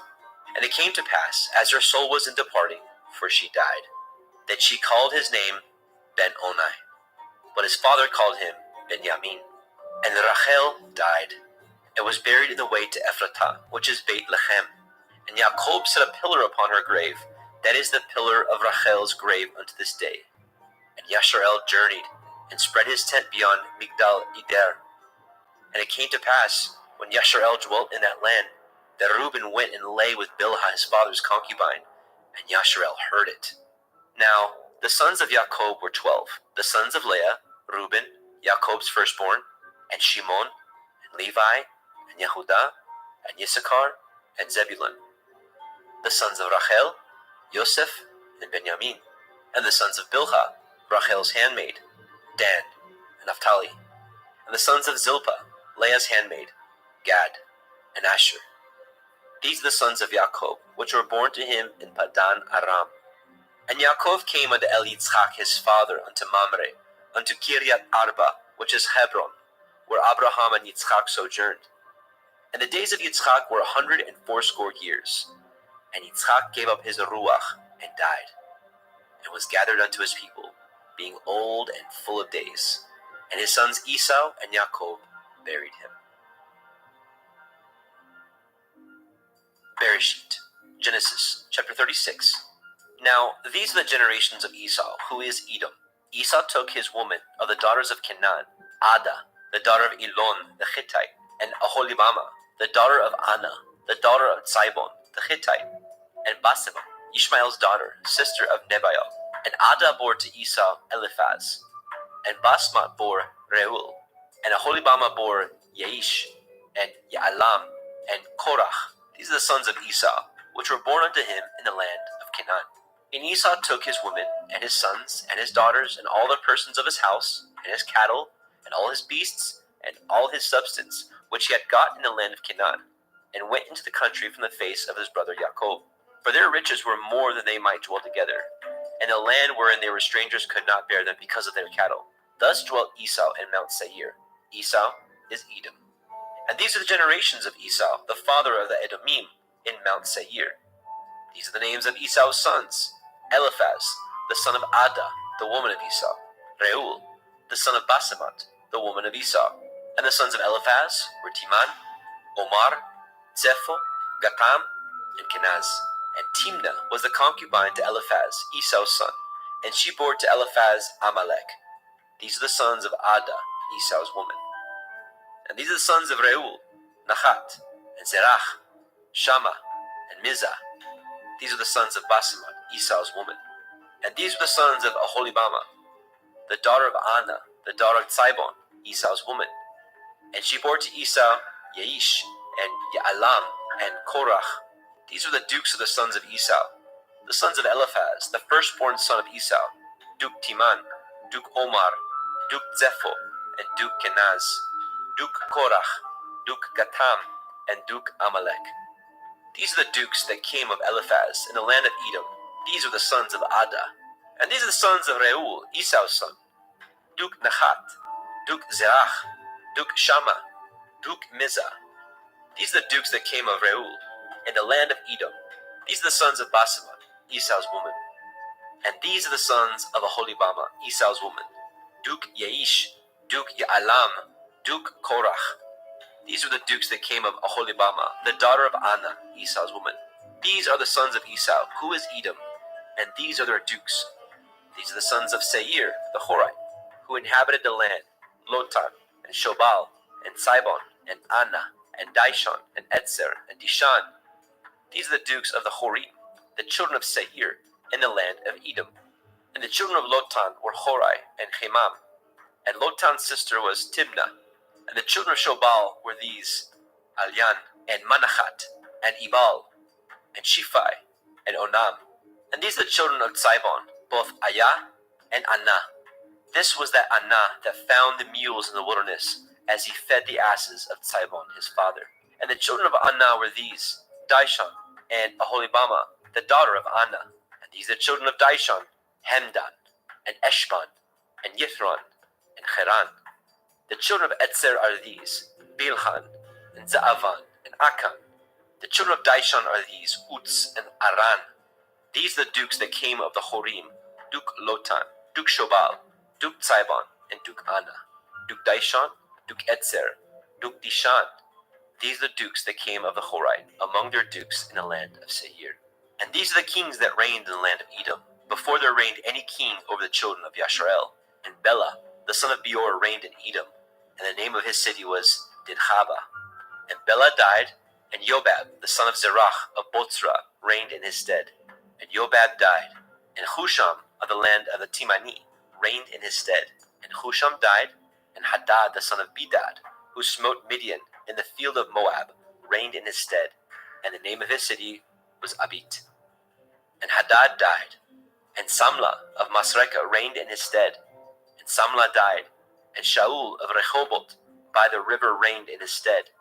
And Shaul died, and Baal-Hanan, the son of Akbor, reigned in his stead. And Baal-Hanan, the son of Akbor, died, and Hadar reigned in his stead. And the name of his city was Pau. And his woman's name was Mehetabel, the daughter of Matred, the daughter of Me-Zahab. And these are the names of the dukes that came of Esau, according to their families, after their places, by their names: Duke Timnah, Duke Alia, Duke Yechet, Duke Oholibama, Duke Elah, Duke Pinon, Duke Kenaz, Duke Timan, Duke Mitzbar, Duke Magdiel, Duke Iram. These be the dukes of Edom, according to their habitations, in the land of their possession. He is Esau, the father of the Edomim. Bereshit, Genesis, chapter 37. And Yaakov dwelt in the land wherein his father was a stranger, in the land of Canaan. These are the generations of Yaakov. Yosef, being 17 years old, was feeding the flock with his brethren, and the lad was with the sons of Bilhah, and the sons of Zilpah, his father's woman. And Yosef brought unto his father their evil report. Now Yashrael loved Yosef more than all his children, because he was the son of his old age, and he made him a coat of many colors. And when his brethren saw that their father loved him more than all his brethren, they hated him, and could not speak peaceably unto him. And Yosef dreamed a dream, and he told it to his brethren, and they hated him yet the more. And he said unto them, Hear, I pray you, this dream which I have dreamt. For behold, we were binding sheaves in the field, and lo, my sheaf arose, and stood upright, and behold, your sheaves stood round about, and made obeisance to my sheaf. And his brethren said unto him, Shall you indeed reign over us, or shall you indeed have dominion over us? And they hated him yet the more for his dreams and for his words. And he dreamed yet another dream, and told it his brethren, and said, Behold, I have dreamed a dream more. And behold, the sun and the moon and the 11 stars made obeisance to me. And he told it to his father and to his brethren. And his father rebuked him, and said unto him, What is this dream that you have dreamed? Shall I and your mother and your brethren indeed come to bow down ourselves to you, to the earth? And his brethren envied him. But his father observed the saying. And his brethren went to feed their father's flock in Shechem. And Yashrael said unto Yosef, Do not your brethren feed the flock in Shechem? Come, and I will send you unto them. And he said to him, Here am I. And he said to him, Go, I pray you, and see whether it be well with your brethren, and well with the flocks, and bring me word again. So he sent him out to the valley of Hebron, and he came to Shechem. And a certain man found him, and behold, he was wandering in the field. And the man asked him, saying, What do you seek? And he said, I seek my brethren. Tell me, I pray you, where they feed their flocks. And the man said, They are departed hence, for I heard them say, Let us go to Dothan. And Joseph went after his brethren, and found them in Dothan. And when they saw him afar off, even before he came near unto them, they conspired against him to slay him. And they said one to another, Behold, this dreamer comes. Come now, therefore, and let us slay him, and cast him into some pit, and we will say, Some evil beast has devoured him, and we shall see what will become of his dreams. And Reuben heard it, and he delivered him out of their hands, and said, Let us not kill him. And Reuben said unto them, Shed no blood, but cast him into this pit that is in the wilderness, and lay no hand upon him, that he might rid him out of their hands, to deliver him to his father again. And it came to pass, when Joseph was come unto his brethren, that they stripped Joseph out of his coat of many colors that was on him.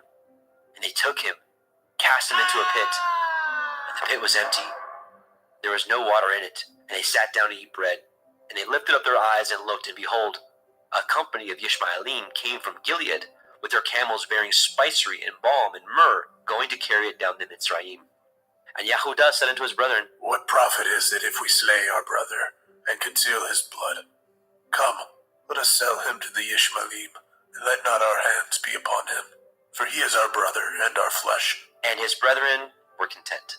Then there passed by Midianim merchantmen, and they drew and lifted up Joseph out of the pit, and sold Joseph to the Ishmaelim for 20 pieces of silver. And they brought Joseph into Mitzrayim. And Reuben returned into the pit, and behold, Joseph was not in the pit. And he rent his clothes. And he returned to his brethren and said, The child is not, and I, whither shall I go? And they took Joseph's coat, and killed a kid of the goats, and dipped the coat in the blood. And he sent the coat of many colors.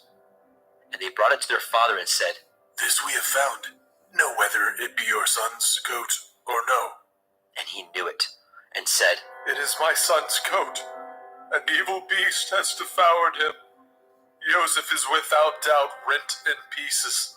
And Jacob rent his clothes, and put sackcloth upon his loins, and mourned for his son many days. And all his sons and all his daughters rose up to comfort him, but he refused to be comforted. And he said, For I will go down into Sheol unto my son, mourning. Thus his father wept for him. And the Midianim sold him into Mitzrayim unto Potiphar, an officer of Pharaoh's, and a captain of the guard. Bereshit, Genesis chapter 38. And it came to pass at that time that Yehudah went down from his brethren, and turned into a certain Adullamite, whose name was Hira. And Yehudah saw there a daughter of a certain Canaanite, whose name was Shuach, and he took her, and went in unto her. And she conceived and bore a son, and he called his name And she conceived again and bore a son, and called his name Onan. And she yet again conceived and bore a son, and called his name Shelach. And he was at Keziv when she bore him. And Yehudah took a woman for his firstborn, whose name was Tamar. And Yehudah's firstborn, was wicked in the sight of Yahweh, and Yahweh slew him. And Yehudah said unto Onan, Go into your brother's woman, and marry her, and raise up seed to your brother. And Onan knew that the seed should not be his. And it came to pass, when he went in unto his brother's woman, that he spilled it on the ground, lest that he should give seed to his brother. And the thing which he did displeased Yahweh, wherefore he slew him also. Then said Yehudah to Tamar his daughter-in-law, Remain a widow at your father's house, till Shelach my son be grown. For he said, Lest, perchance, he die also, as his brethren did. And Tamar went and dwelt in her father's house. And in process of time, the daughter of Shuach, Yehudah's woman, died.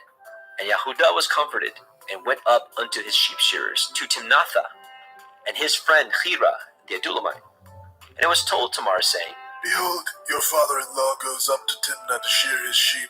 And she put her widow's garments off from her, and covered her with a veil, and wrapped herself, and sat in an open place, which is by the way to Timnah. For she saw that Shelach was grown, and she was not given unto him to be his woman. When Yehudah saw her, he thought her to be a harlot, because she had covered her face. And he turned unto her by the way, and said, Go to, I pray you, let me come in unto you. For he knew not that she was his daughter-in-law. And she said, What will you give me, that you may come in unto me? And he said, I will send you a kid from the flock. And she said, Will you give me a pledge till you send it? And he said, What pledge shall I give you? And she said, Your signet, your bracelets, and your staff that is in your hand. And he gave it her, and came in unto her, and she conceived by him. And she arose and went away, and laid by her veil from her, and put on the garments of her widowhood. And Yahudah sent the kid by the hand of his friend the Adulamite to receive his pledge from the woman's hand, but he found her not. Then he asked the men of that place, saying, Where's the harlot that was openly by the wayside? And they said, There was no harlot in this place. And he returned to El Yahudah and said, I cannot find her. And also the men of that place said that there was no harlot in this place. And Yahudah said, Let her take it to her, lest we be shamed. Behold, I sent this kid, and you have not found her. And it came to pass, about 3 months after, that it was told Yahudah, saying, Tamar, your daughter-in-law, has played the harlot, and also, behold, she is with child by whoredom. And Yahudah said, Bring her forth, and let her be burnt. When she was brought forth, she sent to her father-in-law, saying, By the man whose these are, am I with child. And she said, Discern, I pray you, whose are these, the signet, and bracelets, and staff? And Yahudah acknowledged them. And he said, She is more righteous than I, because that I gave her not to Shalach my son. And he knew her again no more. And it came to pass in the time of her travail that, behold, twins were in her womb. And it came to pass when she travailed that the one put out his hand, and a midwife took and bound upon his hand a scarlet thread, saying, This came out first. And it came to pass, as he drew back his hand, that, behold, his brother came out. And she said, How have you broken forth? This breach be upon you. Therefore his name was called Peretz. And afterward came out his brother, that had the scarlet thread upon his hand, and his name was called Zerach. Bereshit, Genesis, chapter 39. And Joseph was brought down to Mitzrayim, and Potiphar, an officer of Pharaoh, captain of the guard of Mitzrayim, brought him of the hands of the Ishmaelim, which had brought him down thither. And Yahuwah was with Joseph, and he was a prosperous man, and he was in the house of his master, the Mitzrayim. And his master saw that Yahuwah was with him, and that Yahuwah made all that he did to prosper in his hand. And Joseph found grace in his sight, and he served him, and he made him overseer of his house, and all that he had he put into his hand. And it came to pass, from the time that he had made him overseer in his house, and over all that he had, that Yahuwah blessed the Mitzrayim's house for Joseph's sake. And the blessing of Yahuwah was upon all that he had in the house and in the field. And he left all that he had in Joseph's hand, and he knew not aught he had, save the bread which he did eat. And Joseph was a goodly person and well favored. And it came to pass after these things, that his master's woman cast her eyes upon El Joseph. And she said, Lie with me. But he refused, and said unto his master's woman, Behold, my master knows not what is with me in the house, and he has committed all that he has to my hand. There is none greater in this house than I, neither has he kept back anything from me but you, because you are his woman. How then can I do this great wickedness and sin against Elohim? And it came to pass, as she spoke to El Joseph day by day, that he hearkened not unto her, to lie by her, or to be with her. And it came to pass about this time that Joseph went into the house to do his business, and there was none of the men of the house there within. And she caught him by his garment, saying, Lie with me. And he left his garment in her hand, and fled, and got him out. And it came to pass, when she saw that he had left his garment in her hand, and was fled forth, that she called unto the men of her house, and spoke unto them, saying, See, he has brought in an Ephraim unto us to mock us. He came in unto me to lie with me, and I cried with a loud voice. And it came to pass, when he heard that I lifted up my voice and cried, that he left his garment with me, and fled, and got him out. And she laid up his garment by her, until his master came home. And she spoke unto him according to these words, saying, The Ephraim servant which you have brought unto us came in unto me to mock me. And it came to pass, as I lifted up my voice and cried, that he left his garment with me and fled out. And it came to pass, when his master heard the words of his woman, which she spoke unto him, saying, After this did your servant to me. That his wrath was kindled. And Joseph's master took him, and put him into the prison, a place where the king's prisoners were bound. And he was there in prison. But Yahuwah was with Joseph, and showed him mercy, and gave him favor in the sight of the keeper of the prison. And the keeper of the prison committed to Joseph's hand all the prisoners that were in the prison. And whatsoever they did there, he was the doer of it. the keeper of the prison looked not to anything that was under his hand, because Yahweh was with him. And that which he did, Yahweh made it to prosper. Bereshit, Genesis chapter 40. And it came to pass after these things, that the butler of the king of Mitzrayim and his baker had offended their master, the king of Mitzrayim. And Pharaoh was wroth against his two officers, against the chief of the butlers, and against the chief of the bakers. And he put them in ward in the house of the captain of the guard, into the prison, the place where Joseph was bound. And the captain of the guard charged Joseph with them, and he served them, and they continued a season in ward. And they dreamed a dream, both of them, each man his dream in one night, each man according to the interpretations of his dream, the butler and the baker of the king of Mitzrayim, which were bound in the prison. And Joseph came in unto them in the morning, and looked upon them, and behold, they were sad. And he asked Pharaoh's officers that were with him in the ward of his master's house, saying, Wherefore look ye so sadly today? And they said unto him, We have dreamed a dream, and there is no interpreter of it. And Joseph said unto them, Do not interpretations belong to Elohim? Tell me them, I pray you. And the chief butler told his dream to Joseph, and said to him, In my dream, behold, a vine was before me, and in the vine were 3 branches, and it was as though it budded.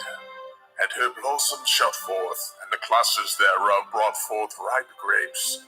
And Pharaoh's cup was in my hand, and I took the grapes, and pressed them into Pharaoh's cup, and I gave the cup into Pharaoh's hand. And Joseph said unto him, This is the interpretation of it. The 3 branches are 3 days. Yet within 3 days shall Pharaoh lift up your head, and restore you unto your place, and you shall deliver Pharaoh's cup into his hand, after the former manner when you were his butler.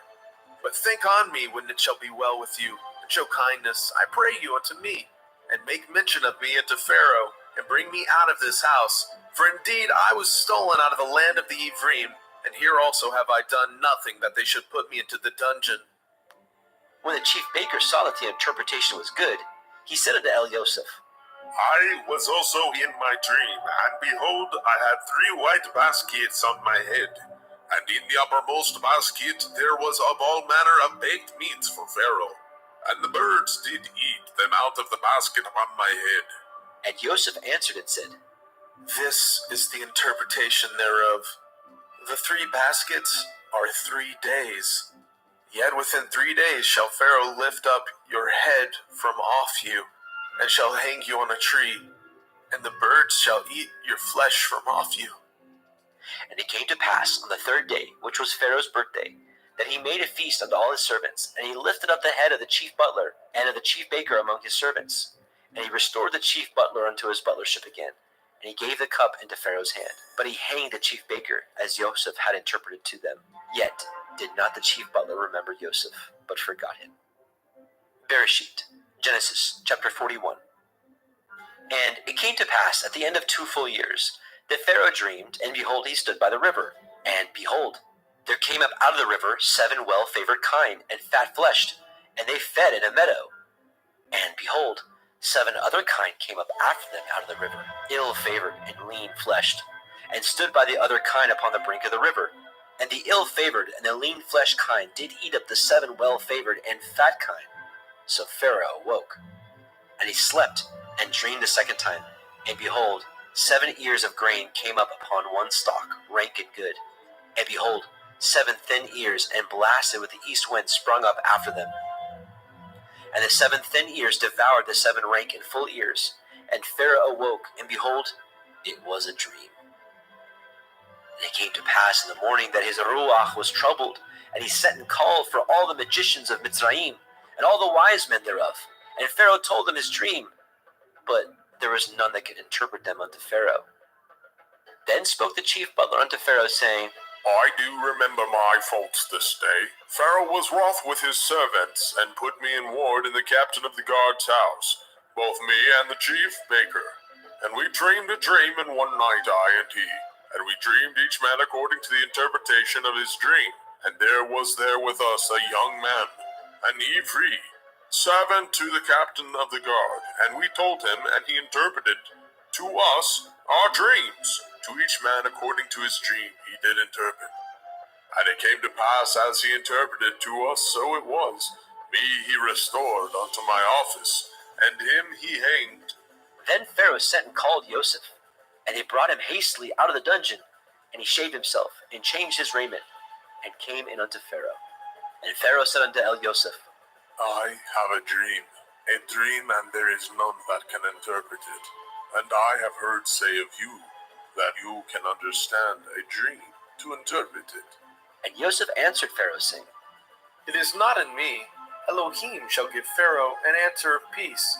And Pharaoh said unto Joseph, In my dream, behold, I stood upon the bank of the river, and behold, there came up out of the river 7 kine, fat-fleshed and well-favored, and they fed in a meadow.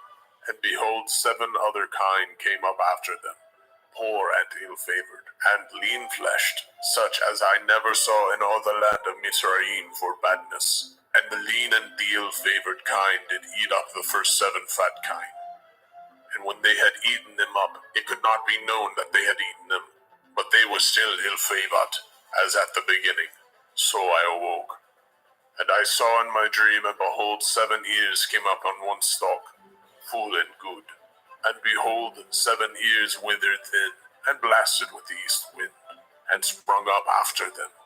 And the thin ears devoured the 7 good ears. And I told this unto the magicians, but there was none that could declare it to me. And Joseph said unto Pharaoh, The dream of Pharaoh is one. Elohim has showed Pharaoh what he is about to do. The 7 good kind are 7 years, and the 7 good ears are 7 years. The dream is one. And the 7 thin and ill-favored kind that came up after them are 7 years, and the 7 empty years blasted with the east wind shall be 7 years of famine. This is the thing which I have spoken unto Pharaoh. What Elohim is about to do, he shows unto Pharaoh. Behold, there comes 7 years of great plenty throughout all the land of Mizraim. And there shall arise after them 7 years of famine, and all the plenty shall be forgotten in the land of Mizraim, and the famine shall consume the land. And the plenty shall not be known in the land by reason of that famine following, for it shall be very grievous. And for that the dream was doubled unto Pharaoh twice. It is because the thing is established by Elohim, and Elohim will shortly bring it to pass. Now therefore let Pharaoh look out a man discreet and wise, and set him over the land of Mizraim. Let Pharaoh do this, and let him appoint officers over the land, and take up the 5th part of the land of Mizraim in the 7 plenteous years, and let them gather all the food of those good years that come, and lay up grain under the hand of Pharaoh, and let them guard food in the cities. And that food shall be forestored to the land against the 7 years of famine, which shall be in the land of Mizraim, that the land perish not through the famine. And the thing was good in the eyes of Pharaoh, and in the eyes of all his servants. And Pharaoh said unto his servants, Can we find such as one as this, a man in whom the Ruach Elohim is? And Pharaoh said unto Joseph, For as much as Elohim has showed you all this, there is none so discreet and wise as you are. You shall be over my house, and according to your word shall all my people be ruled. Only in the throne will I be greater than you. And Pharaoh said unto Joseph, See, I have set you over all the land of Mitzrayim. And Pharaoh took off his ring from his hand, and put it upon Joseph's hand, and arrayed him in vestures of fine linen, and put a gold chain about his neck. And he made him to ride in the 2nd chariot which he had. And they cried before him, Bow the knee! And he made him ruler over all the land of Mitzrayim. And Pharaoh said unto Joseph, I am Pharaoh, and without you shall no man lift up his hand, or his foot in all the land of Mitzrayim. And Pharaoh called Joseph's name Zophnath Paneach. And he gave him to be his woman Asenath, the daughter of Potipherah, priest of On. And Joseph went out over all the land of Mitzrayim. And Joseph was 30 years old when he stood before Pharaoh, king of Mitzrayim. And Joseph went out from the presence of Pharaoh, and went throughout all the land of Mitzrayim. And in the 7 plenteous years the earth brought forth by handfuls. And he gathered up all the food of the 7 years, which were in the land of Mitzrayim, and laid up the food in the cities. The fruit of the field, which was round about every city, he laid up in the same. And Joseph gathered grain as the sand of the sea very much, until he left numbering, for it was without number. And unto Joseph were born 2 sons before the years of famine, which Asenath, the daughter of Potiphera, priest of On, bore unto him. And Joseph called the name of the firstborn Manasseh. For Elohim, said he, has made me forget all my toil and all my father's house. And the name of the second called he Ephraim. For Elohim has caused me to be fruitful in the land of my affliction. And the 7 years of plenteousness that was in the land of Mitzrayim were ended. And the 7 years of famine began to come, according as Joseph had said. And the famine was in all the lands. But in all the land of Mitzrayim there was bread. And when all the land of Mitzrayim was famished, the people cried to Pharaoh for bread. And Pharaoh said unto all the Mitzrayim, Go unto Joseph. What he says to you, do. And the famine was over all the face of the earth. And Joseph opened all the storehouses, and sold unto the Mitzrayim. And the famine waxed sore in the land of Mitzrayim. And all the countries came into Mitzrayim to El Joseph for to buy grain, because that the famine was so sore in all the lands. Bereshit, Genesis, chapter 42. Now, when Yaakov saw that there was grain in Mitzrayim, Yaakov said unto his sons, Why do ye look one upon another? And he said, Behold, I have heard that there is grain in Mitzrayim. Get you down thither, and buy for us from thence, that we may live and not die. And Joseph's 10 brethren went down to buy grain in Mitzrayim. But Benjamin, Joseph's brother, Yaakov, sent not with his brethren, for he said, Lest perchance mischief befall him. And the sons of Yasharel came to buy grain among those that came, for the famine was in the land of Canaan. And Joseph was the governor over the land. And he it was that sold to all the people of the land. And Joseph's brethren came, and bowed down themselves before him with their faces to the earth. And Joseph saw his brethren, and he knew them, but he made himself strange unto them, and spoke roughly unto them.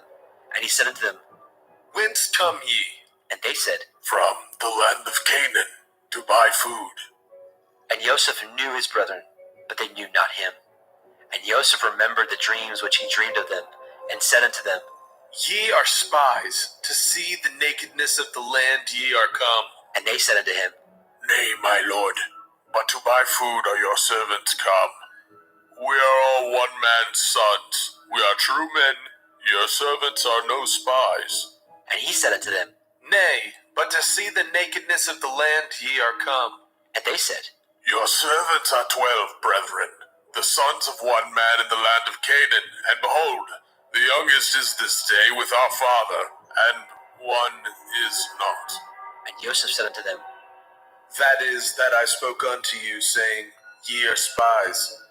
Hereby ye shall be proved. By the life of Pharaoh ye shall not go forth hence, except your youngest brother come hither. Send one of you, and let him fetch your brother. And ye shall be kept in prison, that your words may be proved, whether there be any truth in you. Or else by the life of Pharaoh surely ye are spies. And he put them all together into word 3 days. And Joseph said unto them the 3rd day, This do and live, for I fear Elohim. If ye be true men, let one of your brethren be bound in the house of your prison.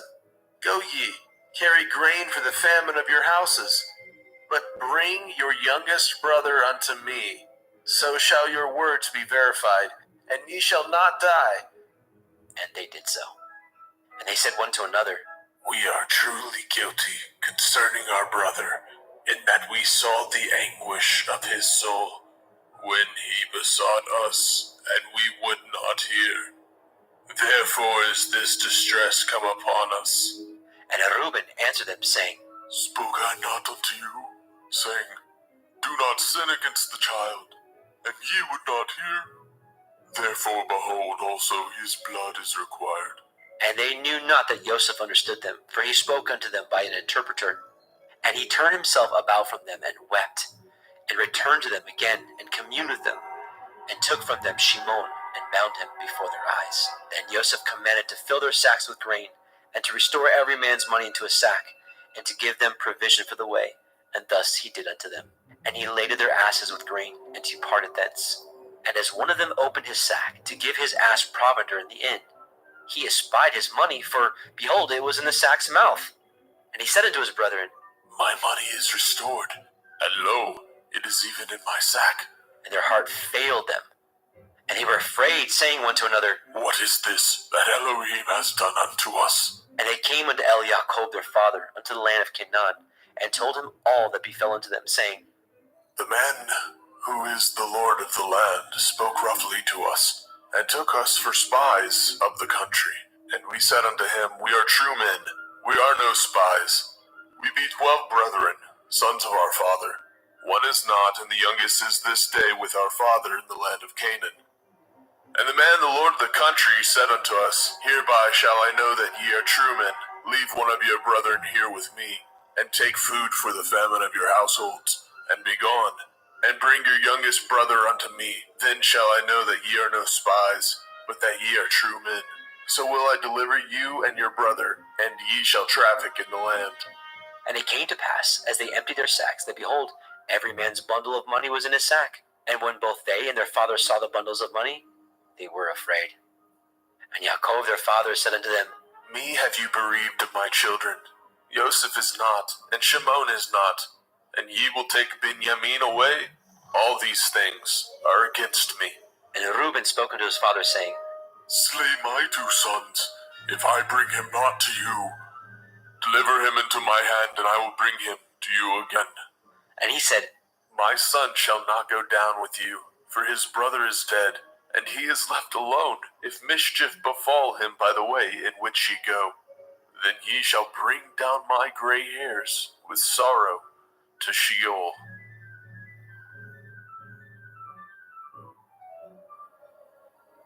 Bereshit, Genesis chapter 43. And the famine was sore in the land.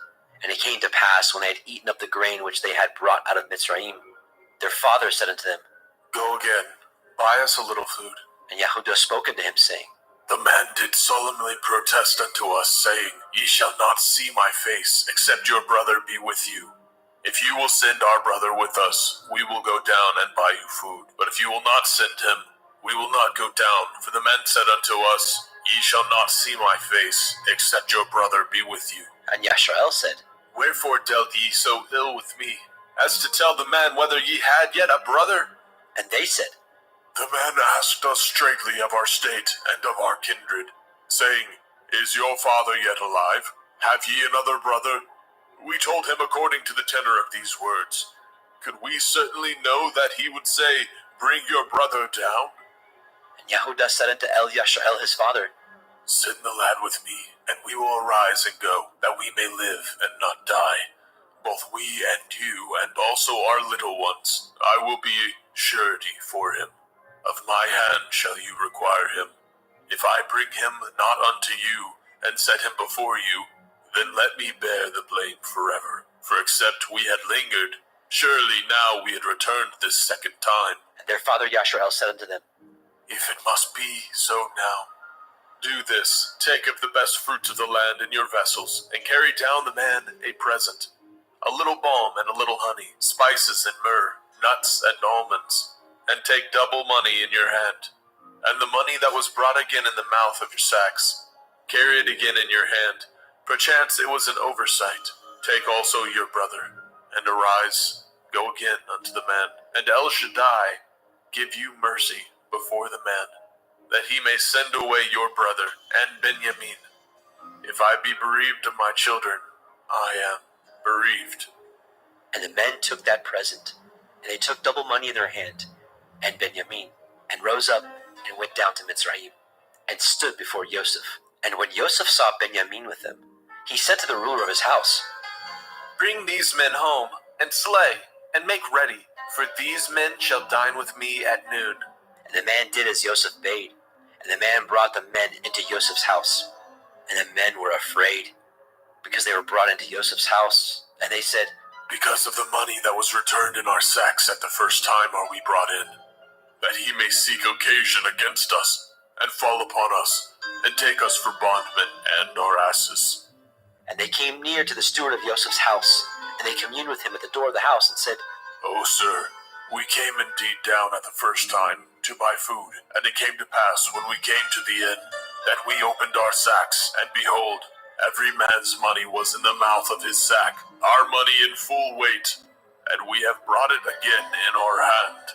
And other money have we brought down in our hands to buy food. We cannot tell who put our money in our sacks." And he said, Peace be to you. Fear not, your Elohim and the Elohim of your father has given you treasure in your sacks.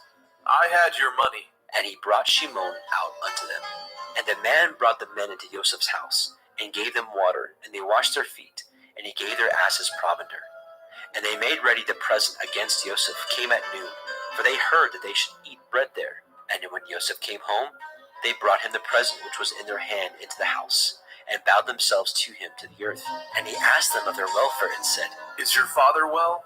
The old man of whom ye spoke, is he yet alive? And they answered, Your servant's father is in good health. He is yet alive. And they bowed down their heads, and made obeisance. And he lifted up his eyes, and saw his brother Benjamin, his mother's son, and said, Is this your younger brother, of whom ye spoke unto me? And he said, Elohim be gracious unto you, my son. And Joseph made haste, for his heart did yearn upon his brother. And he sought where to weep. And he entered into his chamber, and wept there. And he washed his face, and went out, and refrained himself, and said, Set on bread. And they set on for him by himself, and for them by themselves, and for the Mitzrayim which did eat with him by themselves, because the Mitzrayim might not eat bread with the Ivrim, for that is an abomination unto the Mitzrayim. And they sat before him, the firstborn according to his birthright, and the youngest according to his youth. And the men marveled one at another. And he took and sent messes unto them from before him. But Benjamin's mess was 5 times so much as any of theirs. And they drank and were merry with him.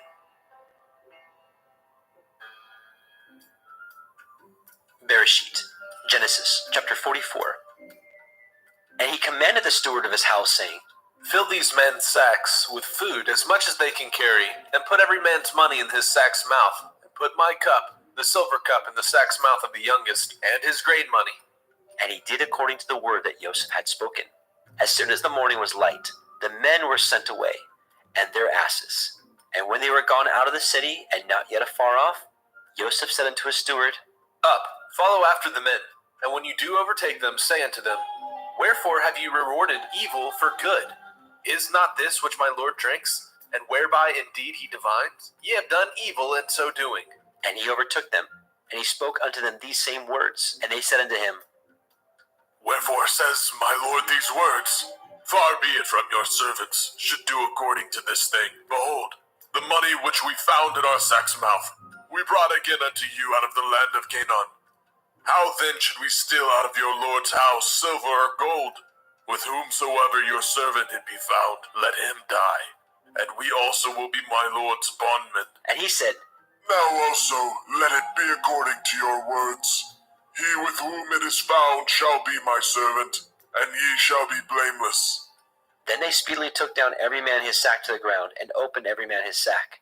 And he searched, and began at the eldest, and left the youngest, and the cup was found in Benjamin's sack. Then they rent their clothes, and laded every man his ass, and returned to the city. And Yehudah and his brethren came to Joseph's house, for he was yet there, and they fell before him on the ground. And Joseph said unto them, What deed is this that ye have done? Know ye not that such a man as I can certainly divine? And Yehudah said, What shall we say unto my Lord? What shall we speak? Or how shall we clear ourselves? Elohim has found out the iniquity of your servants. Behold, we are my Lord's servants, both we and he also with whom the cup is found. And he said, Far be it that I should do so. But the man in whose hand the cup is found, he shall be my servant. And as for you, get you up in peace unto your father. Then Yehudah came near unto him and said, O my Lord, let your servant, I pray you, speak a word in my Lord's ears, and let not your anger burn against your servant. For you are even as Pharaoh, my Lord, asked his servant, saying, Have ye a father or a brother? And we said unto my Lord, We have a father, an old man, and a child of his old age, a little one. And his brother is dead, and he alone is left of his mother, and his father loves him. And you said unto your servants, Bring him down unto me, that I may set my eyes upon him. And we said unto my lord, The lad cannot leave his father, for if he should leave his father would die. And you said unto your servants, Except your youngest brother come down with you, ye shall see my face no more. And it came to pass, when we came up unto your servant my father, we told him the words of my lord. And our father said, Go again, and buy us a little food. And we said, We cannot go down. If our youngest brother be with us, then will we go down. For we may not see the man's face, except our youngest brother be with us. And your servant my father said unto us, Ye know that my woman bore me 2 sons, and the one went out from me. And I said, Surely he is torn in pieces, and I saw him not since. And if ye take this also from me, and mischief befall him, ye shall bring down my gray hairs with sorrow to Sheol. Now therefore, would I come to your servant my father, and the lad be not with us, seeing that his life is bound up in the lad's life. It shall come to pass, when he sees that the lad is not with us, that he will die. And your servant shall bring down the gray hairs of your servant our father with sorrow to Sheol. For your servant became surety for the lad unto my father, saying, If I bring him not unto you, then I shall bear the blame to my father forever. Now therefore I pray you, let your servant abide instead of the lad, a bondman to my lord, and let the lad go up with his brethren. For how shall I go up to my father, and the lad be not with me, lest perchance I see the evil that shall come on my father?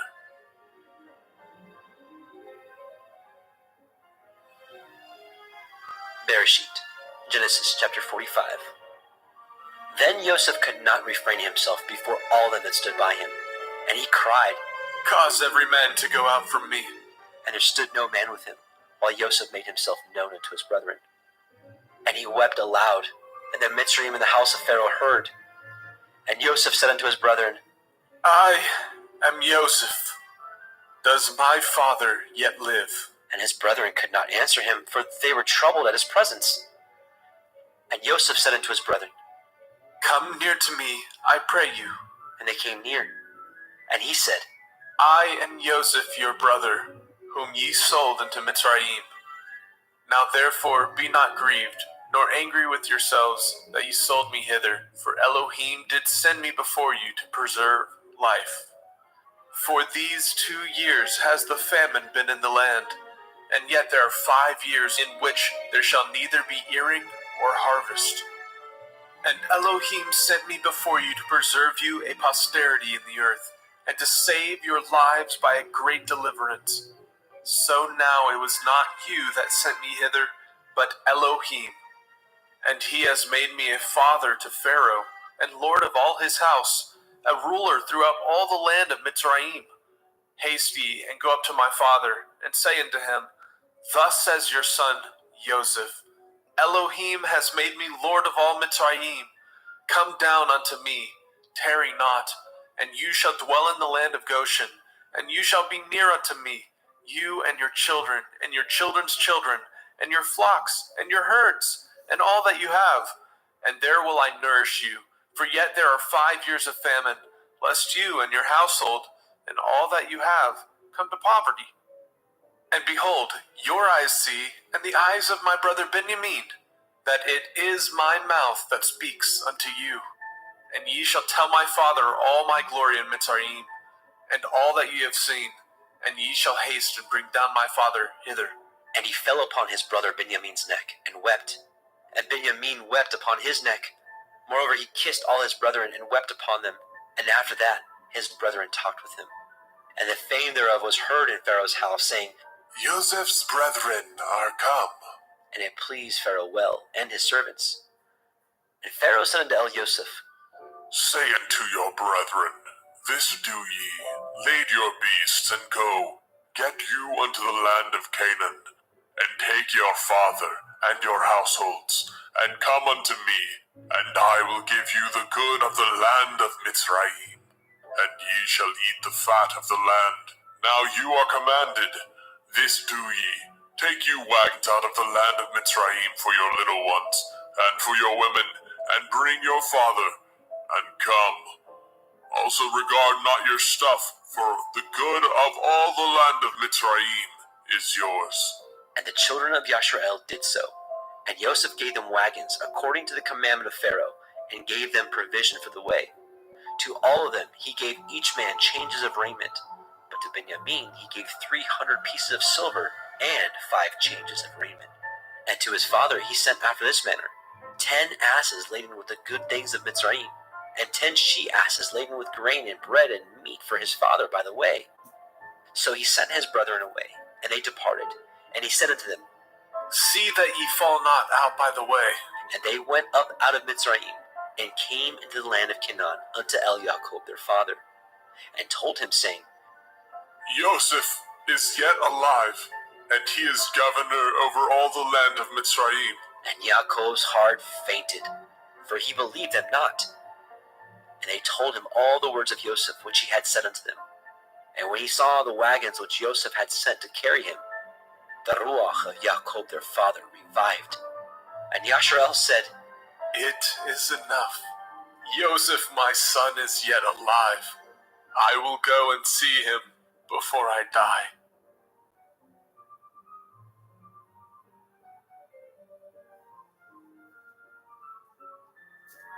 Bereshit, Genesis chapter 46. And Yashrael took his journey with all that he had, and came to Beersheba, and offered sacrifices unto the Elohim of his father Yitzchak. And Elohim spoke unto Yashrael in the visions of the night, and said, Yaakov, Yaakov. And he said, Here am I. And he said, I am El, the Elohai of your father. Fear not to go down into Mitzrayim, for I will there make of you a great nation. I will go down with you into Mitzrayim, and I will also surely bring you up again. And Joseph shall put his hand upon your eyes. And Jacob rose up from Beersheba, and the sons of Yashrael carried Jacob their father, and their little ones, and their women, in the wagons which Pharaoh had sent to carry him.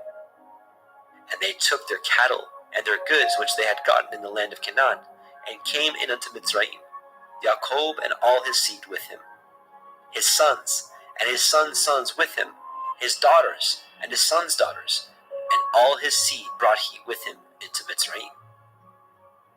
And these are the names of the children of Yashrael, which came into Mitzrayim: Jacob and his sons, Reuben, Jacob's firstborn, and the sons of Reuben, Hanok, and Palu, and Chetzron, and Carmi, and the sons of Shimon, Yemuel, and Yamin, and Ohad, and Yakin, and Sochar, and Shaul, the son of the Canaanite woman, and the sons of Levi, Gershon, Kohath, and Merari, and the sons of Yehudah, and Onan, and Shelach, and Peretz, and Zerach. But and Onan died in the land of Canaan. And the sons of Peretz were Chetzron, and Hamul. And the sons of Yisachar, Tola, and Pua, and Yob, and Shimron. And the sons of Zebulun, Sered, Elon, and Yachleel. These be the sons of Leah, which she bore unto Jacob in Padan Aram, with his daughter Dinah. All the souls of his sons and his daughters were 33. And the sons of Gad, Tzipon, and Haggai, and Shunai, and Etzbon, and Eri, and Arodai, and Arelai. And the sons of Asher, Yimna, Yishva, Yishbai, Beriah, and Serach their sister. And the sons of Beriah, Heber, Malkiel.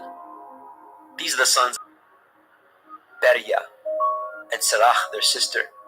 And the sons of Beriah, Heber, Malkiel. These are the sons of Zilpah, whom Laban gave to Leah his daughter. And these she bore unto Jacob, even 16 souls. The sons of Rachel, Jacob's woman, Joseph, and Benjamin. And unto Joseph in the land of Mitzrayim were born Manasseh, and Ephraim, which Asenath, the daughter of Potiphera, priest of On, bore unto him. And the sons of Benjamin were Bela, and Becher, and Ashbel, and Gera, and Naaman, and Echai, and Rosh, and Mupim, and Hupim, and Ard. These are the sons of Rachel, which were born unto Jacob. All the souls were 14. And the sons of Dan, Hushim. And the sons of Naphtali, Yachzeel, Gunai, Yetzer, and Shilem. These are the sons of Bilhah, which Laban gave unto Rachel his daughter. And she bore these unto Jacob. All the souls were 7. All the souls that came with Jacob into Mitzrayim, which came out of his loins, besides Jacob's sons' women, all the souls were 66. And the sons of Joseph, which were born him in Mitzrayim, were 2 souls. All the souls of the house of Jacob, which came into Mitzrayim, were 70. And he sent Yehudah before him unto El Yosef, to direct his face unto Goshen.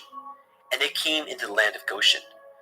And Yosef made ready his chariot, and went up to meet Yashrael his father, to Goshen, and presented himself unto him. And he fell on his neck, and wept on his neck a good while. And Yashrael said unto El Yosef, Now let me die, since I have seen your face, because you are yet alive. And Yosef said unto his brethren, and unto his father's house, I will go up and show Pharaoh, and say unto him, My brethren and my father's house, which were in the land of Canaan, are come unto me, and the men are shepherds. For their trade has been to feed cattle, and they have brought their flocks and their herds, and all that they have. And it shall come to pass, when Pharaoh shall call you, and say, What is your occupation? That ye shall say, Your servant's trade has been about cattle from our youth, even until now, both we and also our fathers, that ye may dwell in the land of Goshen, for every shepherd is an abomination unto the Mitzrayim. Bereshit, Genesis, chapter 47.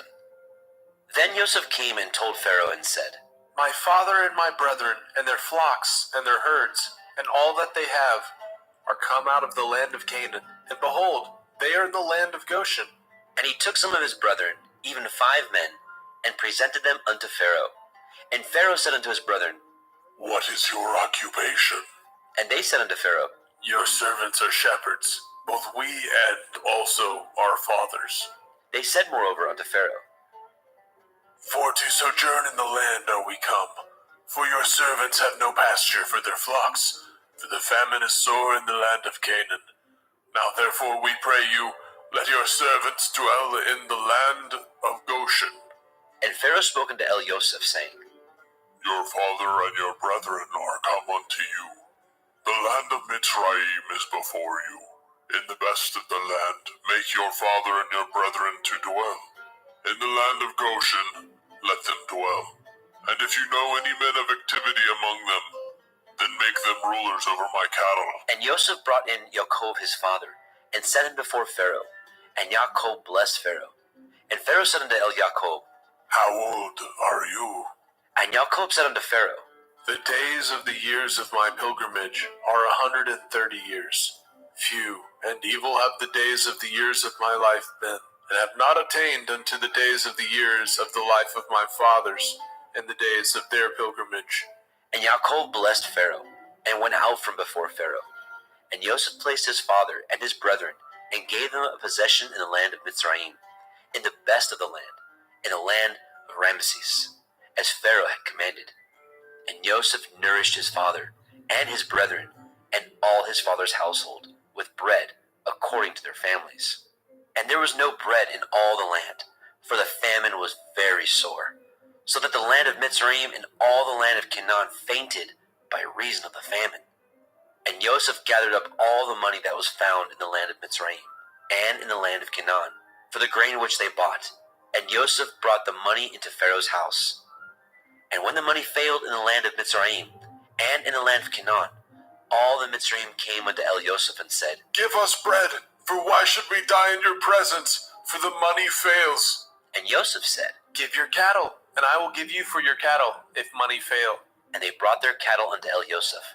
And Joseph gave them bread in exchange for horses, and for the flocks, and for the cattle of the herds, and for the asses. And he fed them with bread for all their cattle for that year. When that year was ended, they came unto him the second year, and said unto him, We will not hide it from my lord, how that our money is spent. My lord also has our herds of cattle. There is not aught left in the sight of my lord, but our bodies and our lands. Wherefore shall we die before your eyes, both we and our land? Buy us and our land for bread, and we and our land will be servants unto Pharaoh. And give us seed, that we may live and not die, and the land be not desolate. And Joseph bought all the land of Mitzrayim for Pharaoh. For the Mitzrayim sold every man his field, because the famine prevailed over them. So the land became Pharaoh's. And as for the people, he removed them to cities from the one end of the borders of Mitzrayim even to the other end thereof.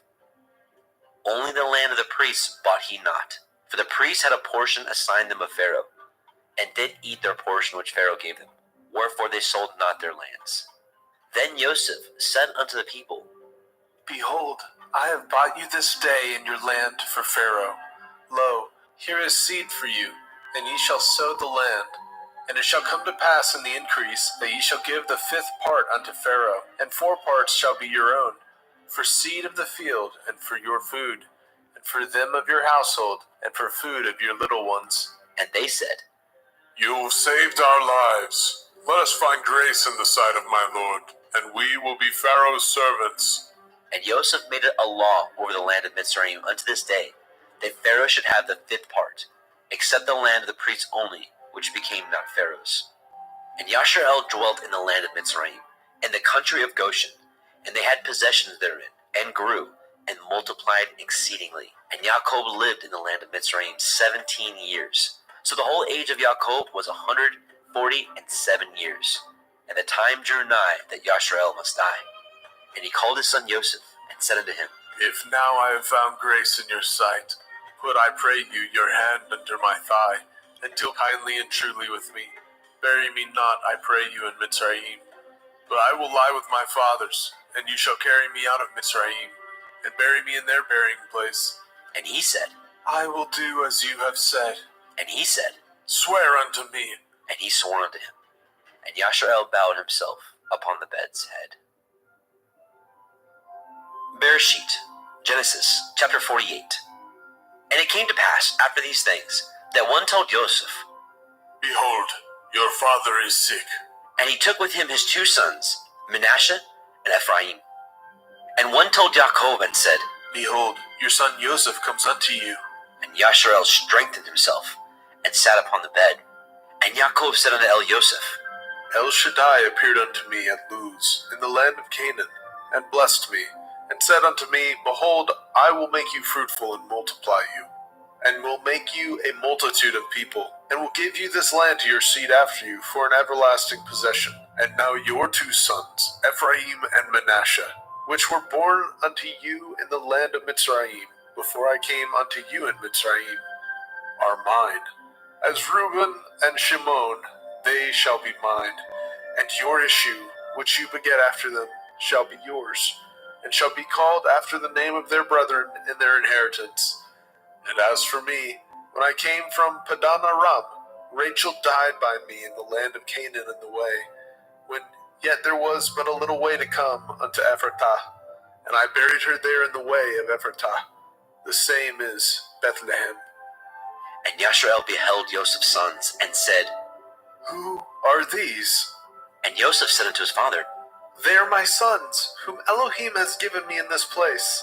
And he said, Bring them, I pray you, unto me, and I will bless them. Now the eyes of Yasharel were dim for age, so that he could not see. And he brought them near unto him, and he kissed them, and embraced them. And Yasharel said unto Joseph, I had thought not to see your face, and lo, Elohim has showed me also your seed. And Joseph brought them out from between his knees, and he bowed himself with his face to the earth. And Joseph took them both, Ephraim in his right hand toward Yasharel's left hand, and Manasseh in his left hand toward Yasharel's right hand, and brought them near unto him. And Yasharel stretched out his right hand, and laid it upon Ephraim's head, who was the younger, and his left hand upon Manasseh's head, guiding his hands wittingly, for Manasseh was the firstborn.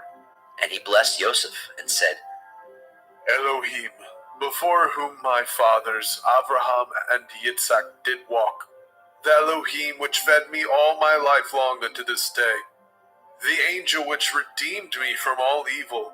Bless the lads, and let my name be named on them, and the name of my fathers, Abraham and Yitzhak, and let them grow into a multitude in the midst of the earth. And when Joseph saw that his father laid his right hand upon the head of Ephraim, it displeased him. And he held up his father's hand to remove it from Ephraim's head unto Manasseh's head. And Joseph said unto his father, Not so, my father. This is the firstborn. Put your right hand upon his head. And his father refused and said, I know it, my son, I know it. He also shall become a people, and he also shall be great. But truly his younger brother shall be greater than he, and his seed shall become a multitude of nations. And he blessed them that day, saying, In you shall Yasharel bless, saying, Elohim make you as Ephraim and as Manasseh. And he set Ephraim before Manasseh. And Yasharel said unto Elioseph, Behold, I die, but Elohim shall be with you, and bring you again unto the land of your fathers. Moreover, I have given to you one portion above your brethren, which I took out of the hand of the Emorai, with my sword and with my bow. Bereshit, Genesis chapter 49. And Jacob called unto his sons, and said, Gather yourselves together, that I may tell you that which shall befall you in the last days. Gather yourselves together, and hear, ye sons of Yaakov, and hearken unto El Yasharel, your father. Reuben, you are my firstborn, my might, and the beginning of my strength, the excellency of dignity, and the excellency of power. Unstable as water, you shall not excel, because you went up to your father's bed, then defiled it. You went up to my couch. Shimon and Levi are brethren. Instruments of cruelty are in their habitations. O my soul, come not into their secret. Unto their assembly my honor be not united. For in their anger they slew a man, and in their self-will they dug down a wall. Cursed be their anger, for it was fierce, and their wrath, for it was cruel. I will divide them in Yaakov, and scatter them in Yasharel. Yehuda, you are he whom your brethren shall praise. Your hand shall be in the neck of your enemies. Your father's children shall bow down before you. Yehuda is a lion's whelp from the prey. My son, you are gone up. He stooped down. He couched as a lion, and as an old lion, who shall rouse him up? The scepter shall not depart from Yehuda, nor a Torah giver from between his feet, until Shiloh come. And unto him shall the gathering of the people be, binding his foal into the vine, and his ass's colt unto the choice vine. He washed his garments in wine, and his clothes in the blood of grapes. His eyes shall be red with wine, and his teeth white with milk. Zebulun shall dwell at the haven of the sea. He shall be for a haven of ships, and his border shall be unto Sidon. Issachar is a strong ass, couching down between two burdens. And he saw that the rest was good, and the land that it was pleasant, and bowed his shoulder to bear, and became a servant unto tribute. Dan shall judge his people, as one of the tribes of Yasharel. Dan shall be a serpent by the way, an adder in the path, that bites the horse heels, so that his rider shall fall backward. I have waited for your Yeshua, O Yahuwah. Gad, a troop shall overcome him, but he shall overcome at the last. Out of Asher his bread shall be fat, and he shall yield royal dainties. Naphtali is a hind let loose. He gives goodly words. Joseph is a fruitful bough, even a fruitful bough by a well, whose branches run over the wall. The archers have sorely grieved him, and shot at him, and hated him. But his bow abode in strength, and the arms of his hands were made strong, by the hands of the mighty Elohim of Yaakov. Even by the Elohim of your father, who shall help you, and by El Shaddai, who shall bless you, with blessings of heaven above, blessings of the deep that lie under, blessings of the breast and of the womb. The blessings of your father have prevailed above the blessings of my progenitors, unto the utmost bound of the everlasting hills. They shall be on the head of Joseph, and on the crown of the head of him that was separated from his brethren.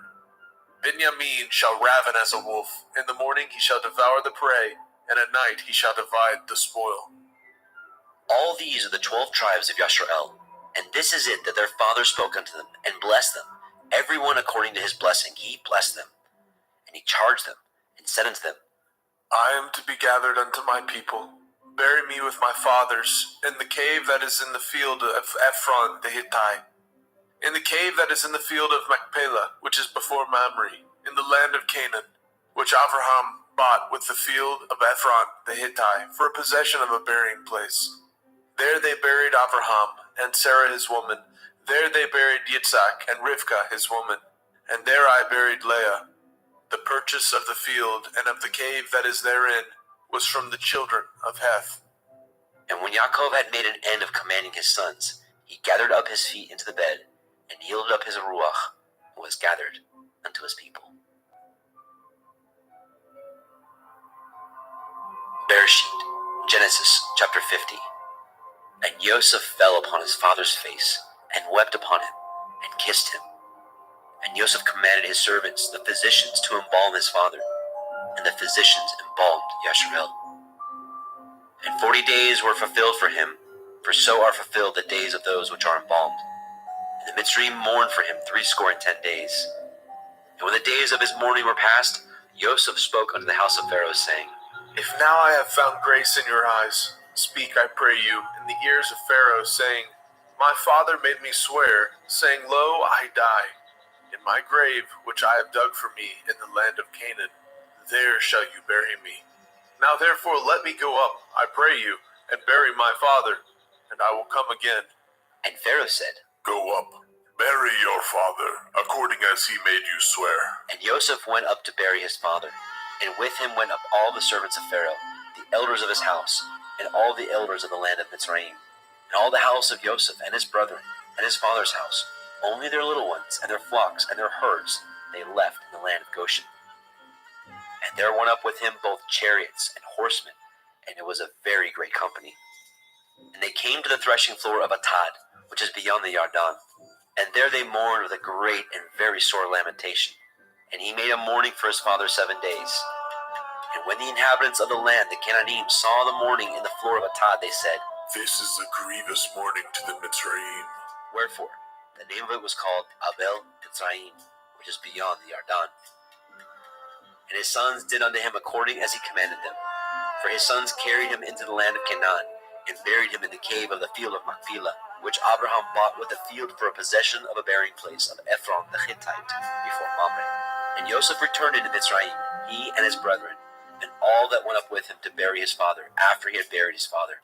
And when Joseph's brethren saw that their father was dead, they said, Joseph will perchance hate us, and will certainly requite us with all the evil which we did unto him. And they sent a messenger unto Joseph, saying, Your father did command before he died, saying, So shall ye say unto Joseph, Forgive, I pray you now, the transgression of your brethren, and their sin, for they did unto you evil. And now we pray you, forgive the transgression of the servants of the Elohai of your father. And Joseph wept when they spoke unto him. And his brethren also went and fell down before his face, and they said, Behold, we be your servants.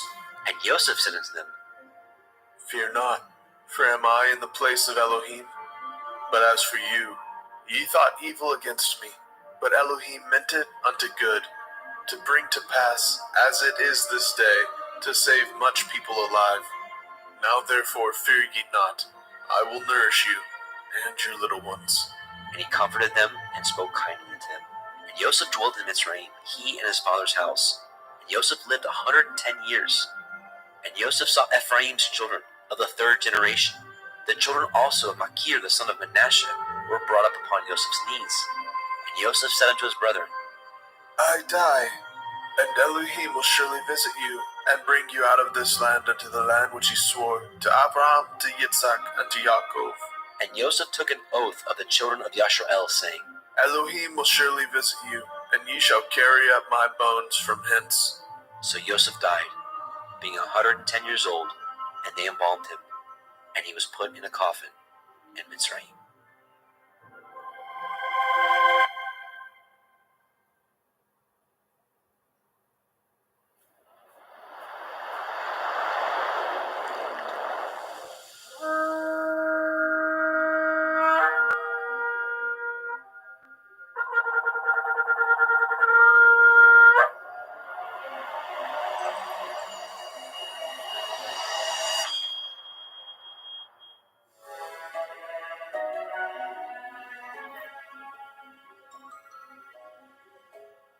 Vayikra, Leviticus chapter 1. And Yahweh called unto Moshe, and spoke unto him out of the tabernacle of the assembly, saying, Speak unto the children of Yasharel, and say unto them, If any man of you bring an offering unto Yahweh, ye shall bring your offering of the cattle, even of the herd and of the flock. If his offering be a burnt sacrifice of the herd, let him offer a male without blemish. He shall offer it of his own voluntary will, at the door of the tabernacle of the assembly before Yahweh. And he shall put his hand upon the head of the burnt offering, and it shall be accepted for him, to make an atonement for him. And he shall kill the bullock before Yahweh, and the priests, Aharon's sons, shall bring the blood, and sprinkle the blood round about upon the altar that is by the door of the tabernacle of the assembly. And he shall flay the burnt offering, and cut it into his pieces. And the sons of Aharon the priest shall put fire upon the altar, and lay the wood in order upon the fire. And the priests, Aharon's sons, shall lay the parts, the head, the fat, in order upon the wood that is on the fire, which is upon the altar. But his inwards and his legs shall he wash in water, and the priest shall burn all on the altar, to be a burnt sacrifice, an offering made by fire, of sweet savor unto Yahweh. And if his offering be of the flocks, namely of the sheep, or of the goats, for a burnt sacrifice, he shall bring it a male without blemish. And he shall kill it on the side of the altar northward, before Yahweh and the priest. Aharon's sons shall sprinkle his blood round about upon the altar. And he shall cut it into his pieces, with his head and his fat, and the priest shall lay them in order on the wood that is on the fire, which is upon the altar. But he shall wash the inwards of the legs with water, and the priest shall bring it all, and burn it upon the altar. It is a burnt sacrifice, an offering made by fire, of sweet savor unto Yahweh. And if the burnt sacrifice for his offering to Yahweh be of fowls, then he shall bring his offering of turtle doves, or of young pigeons. And the priest shall bring it unto the altar, and wring off his head, and burn it on the altar. And the blood thereof shall be wrung out at the side of the altar. And he shall pluck away his crop with his feathers, and cast it beside the altar on the east part, by the place of the ashes. And he shall cleave it with the wings thereof, but shall not divide it asunder.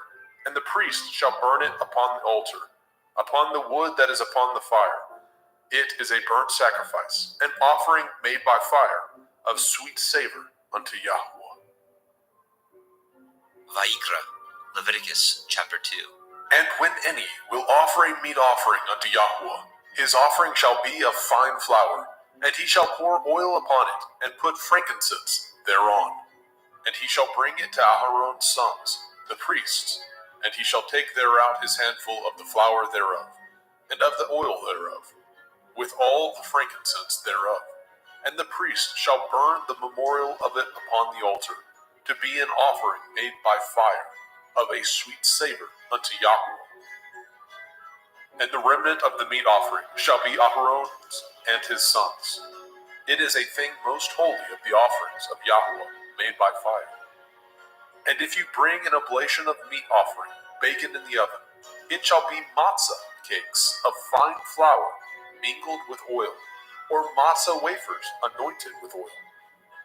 And if your oblation be a meat offering, baken in a pan, it shall be of fine flour, unleavened, mingled with oil.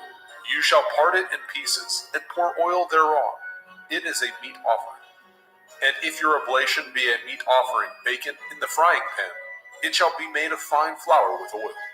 And you shall bring the meat offering that is made of these things unto Yahweh. And when it is presented unto the priest, he shall bring it unto the altar. And the priest shall take from the meat offering a memorial thereof, and shall burn it upon the altar. It is an offering made by fire, of sweet savor unto Yahweh. And that which is left of the meat offering shall be Aharon's and his sons. It is a thing most holy of the offerings of Yahweh made by fire.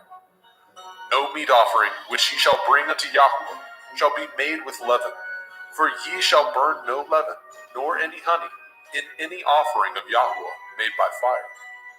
As for the oblation of the firstfruits, Ye shall offer them unto Yahweh, but they shall not be burnt on the altar for a sweet savor. And every oblation of your meat offering shall ye season with salt, neither shall ye suffer the salt of the covenant of your Elohim to be lacking from your meat offering. And all your offerings you shall offer salt. And if you offer a meat offering of your firstfruits unto Yahweh, you shall offer the meat offering of your firstfruits, green ears of grain dried by the fire, even grain beaten out of full ears. And you shall put oil upon it, and lay frankincense thereon. It is a meat offering. And the priest shall burn the memorial of it, part of the beaten grain thereof, and part of the oil thereof, with all the frankincense thereof. It is an offering made by fire unto Yahweh. Vayikra, Leviticus chapter 3. And if his oblation be a sacrifice of peace offering, if he offer it of the herd, whether it be a male or a female, he shall offer it without blemish before Yahweh.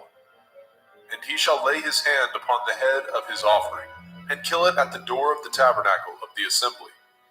And Aharon's sons, the priests, shall sprinkle the blood upon the altar round about. And he shall offer of the sacrifice of the peace offering an offering made by fire unto Yahweh, the fat that covers the inwards, and all the fat that is upon the inwards, and the 2 kidneys, and the fat that is on them, which is by the flanks, and the caul above the liver, with the kidneys, it shall he take away. And Aharon's sons shall burn it on the altar upon the burnt sacrifice, which is upon the wood that is on the fire. It is an offering made by fire, of sweet savor unto Yahweh. And if his offering for a sacrifice of peace offering unto Yahweh be of the flock, male or female, he shall offer it without blemish. If he offer a lamb for his offering, then shall he offer before Yahweh. And he shall lay his hand upon the head of his offering, and kill it before the tabernacle of the assembly. And Aharon's sons shall sprinkle the blood thereof round about upon the altar. And he shall offer of the sacrifice of the peace offering an offering made by fire unto Yahweh, the fat thereof, and the whole rump. It shall he take off hard by the backbone, and the fat that covers the inwards, and all the fat that is upon the inwards, and the 2 kidneys, and the fat that is upon them, which is by the flanks, and the caul above the liver, and the kidneys, it shall he take away. And the priest shall burn it upon the altar. It is the food of the offering made by fire unto Yahweh. And if his offering be a goat, then he shall offer it before Yahweh. And he shall lay his hand upon the head of it, and kill it before the tabernacle of the assembly. And the sons of Aharon shall sprinkle the blood thereof upon the altar round about. And he shall offer thereof his offering, even an offering made by fire unto Yahweh, the fat that covers the inwards, and all the fat that is upon the inwards, and the 2 kidneys, and the fat that is upon them, which is by the flanks, and the caul above the liver, with the kidneys, it shall he take away. And the priest shall burn them upon the altar. It is the food of the offering, made by fire for a sweet savor. All the fat is Yahweh's. It shall be a perpetual statute for your generations throughout all your dwellings, that ye eat neither fat nor blood. Vayikra, Leviticus chapter 4.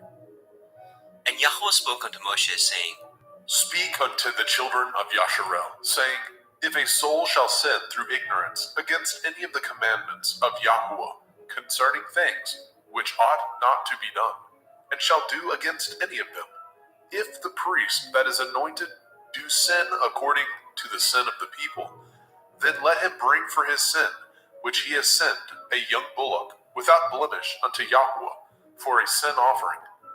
And he shall bring the bullock unto the door of the tabernacle of the assembly before Yahweh, and shall lay his hands upon the bullock's head, and kill the bullock before Yahweh. And the priest that is anointed shall take of the bullock's blood, and bring it to the tabernacle of the assembly. And the priest shall dip his finger in the blood, and sprinkle of the blood 7 times before Yahweh, before the veil of the sanctuary. And the priest shall put some of the blood upon the horns of the altar of sweet incense before Yahweh, which is in the tabernacle of the assembly, and shall pour all the blood of the bullock at the bottom of the altar of the burnt offering, which is at the door of the tabernacle of the assembly.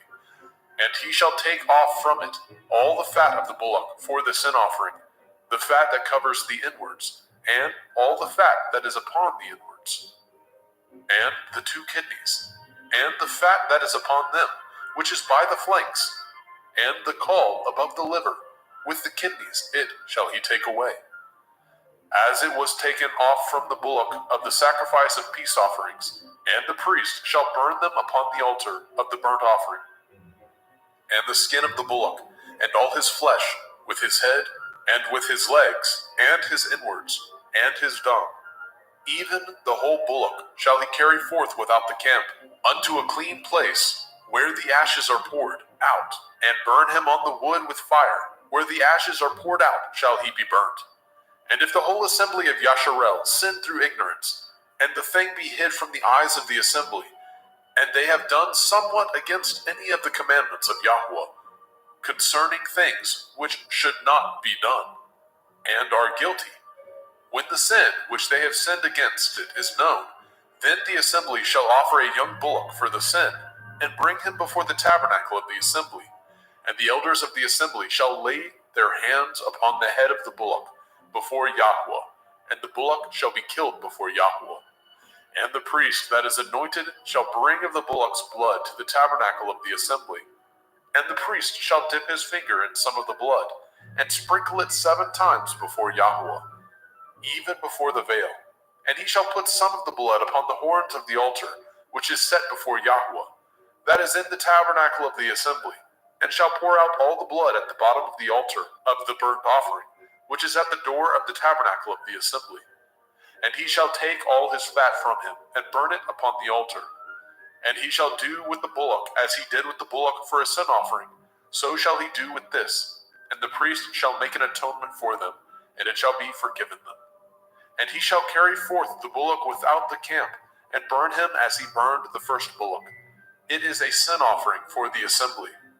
When a ruler has sinned, and done somewhat through ignorance against any of the commandments of Yahweh, Elohiah, concerning things which should not be done, and is guilty, or if his sin, wherein he has sinned, come to his knowledge, he shall bring his offering, a kid of the goats, a male without blemish, and he shall lay his hand upon the head of the goats, and kill it in the place where they killed the burnt offering before Yahweh. It is a sin offering. And the priest shall take of the blood of the sin offering with his finger, and put it upon the horns of the altar of burnt offering, and shall pour out his blood at the bottom of the altar of burnt offering. And he shall burn all his fat upon the altar, as the fat of the sacrifice of peace offerings. And the priest shall make an atonement for him, as concerning his sin, and it shall be forgiven him. And if any one of the common people sin through ignorance, which he does somewhat against any of the commandments of Yahweh, concerning things which ought not to be done, and be guilty, or if his sin which he has sinned come to his knowledge, then he shall bring his offering, a kid of the goats, a female without blemish, for his sin which he has sinned. And he shall lay his hand upon the head of the sin offering, and slay the sin offering in the place of the burnt offering. And the priest shall take of the blood thereof with his finger, and put it upon the horns of the altar of burnt offering, and shall pour out all the blood thereof at the bottom of the altar. And he shall take away all the fat thereof, as the fat is taken away from off the sacrifice of peace offerings. And the priest shall burn it upon the altar for a sweet savor unto Yahweh. And the priest shall make an atonement for him, and it shall be forgiven him. And if he bring a lamb for a sin offering, he shall bring it a female without blemish. And he shall lay his hand upon the head of the sin offering, and slay it for the sin offering in the place where they killed the burnt offering. And the priest shall take of the blood of the sin offering with his finger, and put it upon the horns of the altar of burnt offering, and shall pour out all the blood thereof at the bottom of the altar. And he shall take away all the fat thereof, as the fat of the lamb is taken away from the sacrifice of the peace offering. And the priest shall burn them upon the altar, according to the offering made by fire unto Yahweh. And the priest shall make an atonement for his sin that he has committed, and it shall be forgiven him. Vayikra, Leviticus chapter 5. And if a soul sin, and hear the voice of swearing, and is a witness, whether he has seen or known of it, if he do not utter it, then he shall bear his iniquity. Or if a soul touch any unclean thing, whether it be a carcass of an unclean beast, or a carcass of unclean cattle, or the carcass of unclean creeping things, and if it be hidden from him, he also shall be unclean and guilty. Or if he touch the uncleanness of man, whatsoever uncleanness it be, that a man shall be defiled withal, and it be hid from him, when he knows of it, then he shall be guilty. Or if a soul swear, pronouncing with his lips to do evil, or to do good, whatsoever it be that a man shall pronounce with an oath, and it be hid from him, when he knows of it, then he shall be guilty in one of these. And it shall be, when he shall be guilty in one of these things, that he shall confess that he has sinned in that thing. And he shall bring his trespass offering unto Yahweh, for his sin which he has sinned, a female from the flock, a lamb or a kid of the goats, for a sin offering, and the priest shall make an atonement for him concerning his sin. And if he is not able to bring a lamb, then he shall bring for his trespass which he has committed 2 turtle doves, or 2 young pigeons unto Yahweh, one for a sin offering, and the other for a burnt offering. And he shall bring them unto the priest, who shall offer that which is for the sin offering first, and wring off his head from his neck, but shall not divide it asunder. And he shall sprinkle of the blood of the sin offering upon the side of the altar, and the rest of the blood shall be wrung out at the bottom of the altar. It is a sin offering. And he shall offer the second for a burnt offering, according to the manner, and the priest shall make an atonement for him, for his sin which he has sinned, and it shall be forgiven him. But if he be not able to bring 2 turtle doves, or 2 young pigeons, then he that sinned shall bring for his offering the 10th part of an ephah of fine flour for a sin offering. He shall put no oil upon it, neither shall he put any frankincense thereon, for it is a sin offering. Then shall he bring it to the priest, and the priest shall take his handful of it, even a memorial thereof, and burn it on the altar, according to the offerings made by fire unto Yahweh. It is a sin offering. And the priest shall make an atonement for him, as touching his sin, that he has sinned in one of these, and it shall be forgiven him, and the remnant shall be the priest's, as a meat offering. And Yahweh spoke unto Moshe, saying, If a soul commit a trespass, and sin through ignorance in the holy things of Yahweh, then he shall bring for his trespass unto Yahweh a ram without blemish, out of the flocks, with your estimation by shekels of silver, after the shekel of the sanctuary, for a trespass offering. And he shall make the amends for the harm that he has done in the holy thing, and shall add the 5th part thereto, and give it unto the priest, and the priest shall make an atonement for him with the ram of the trespass offering, and it shall be forgiven him. And if a soul sin, and commit any of these things which are forbidden to be done by the commandment of Yahweh, though he knew it not, yet is he guilty, and shall bear his iniquity.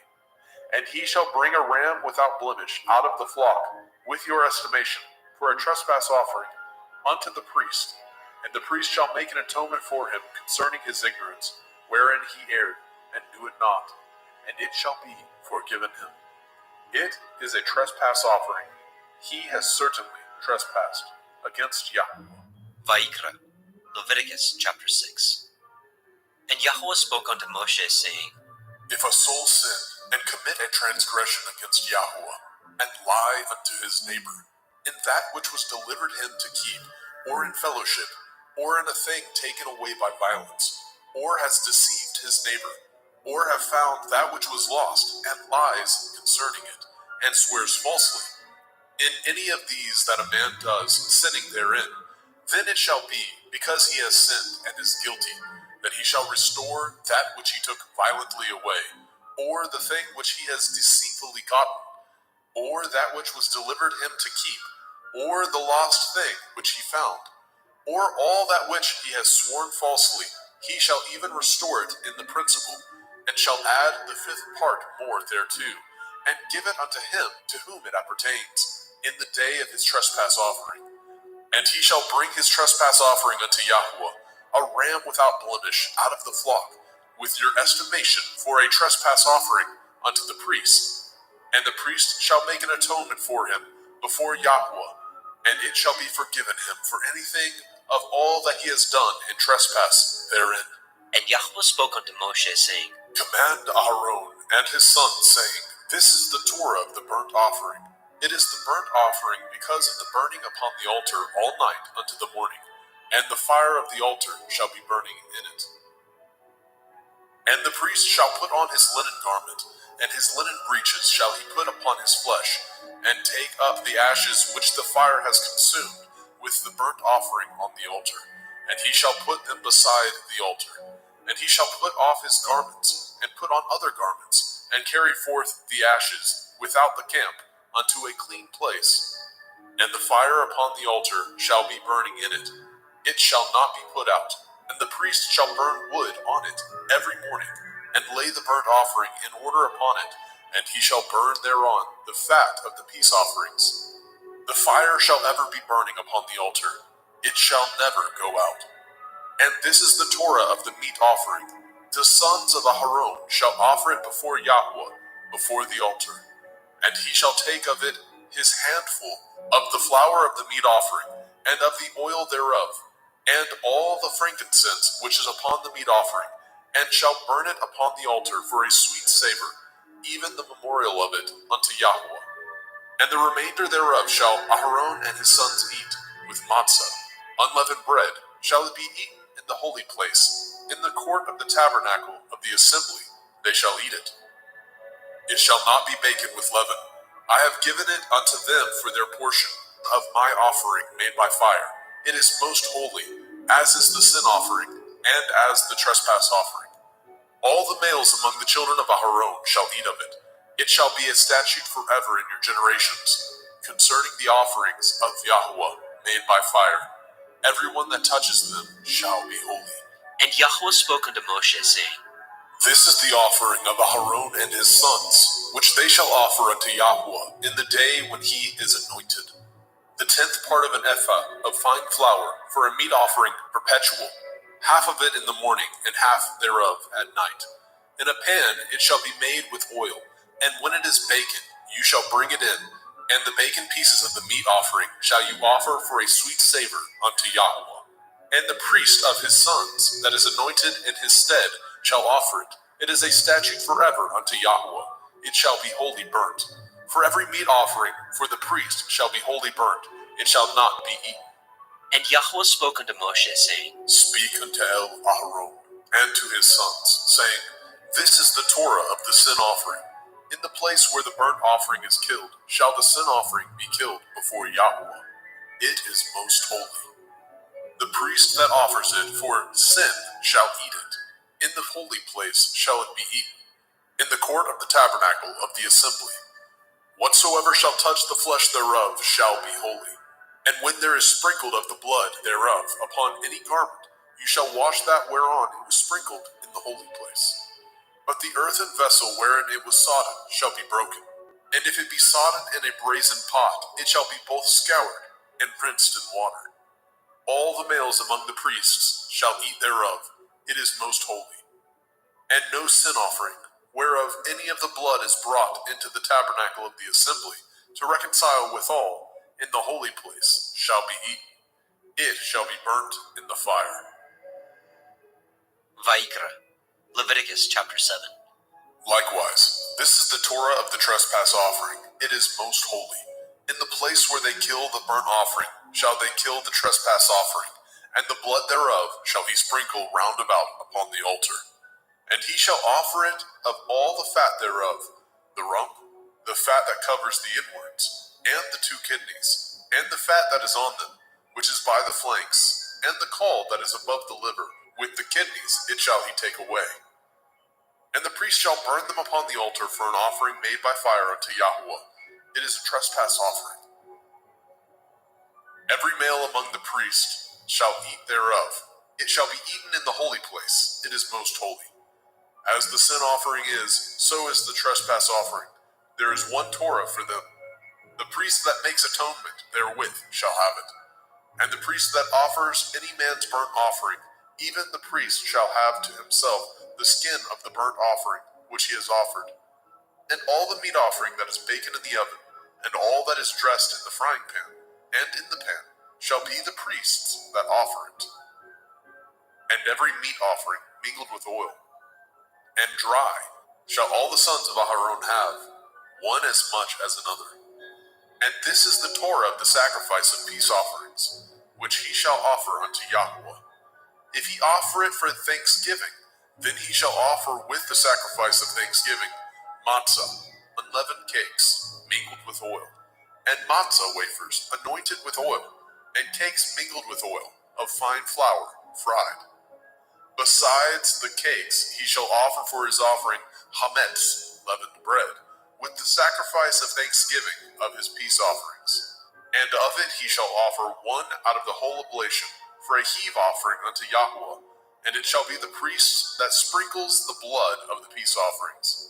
And the flesh of the sacrifice of his peace offerings for thanksgiving shall be eaten the same day that it is offered.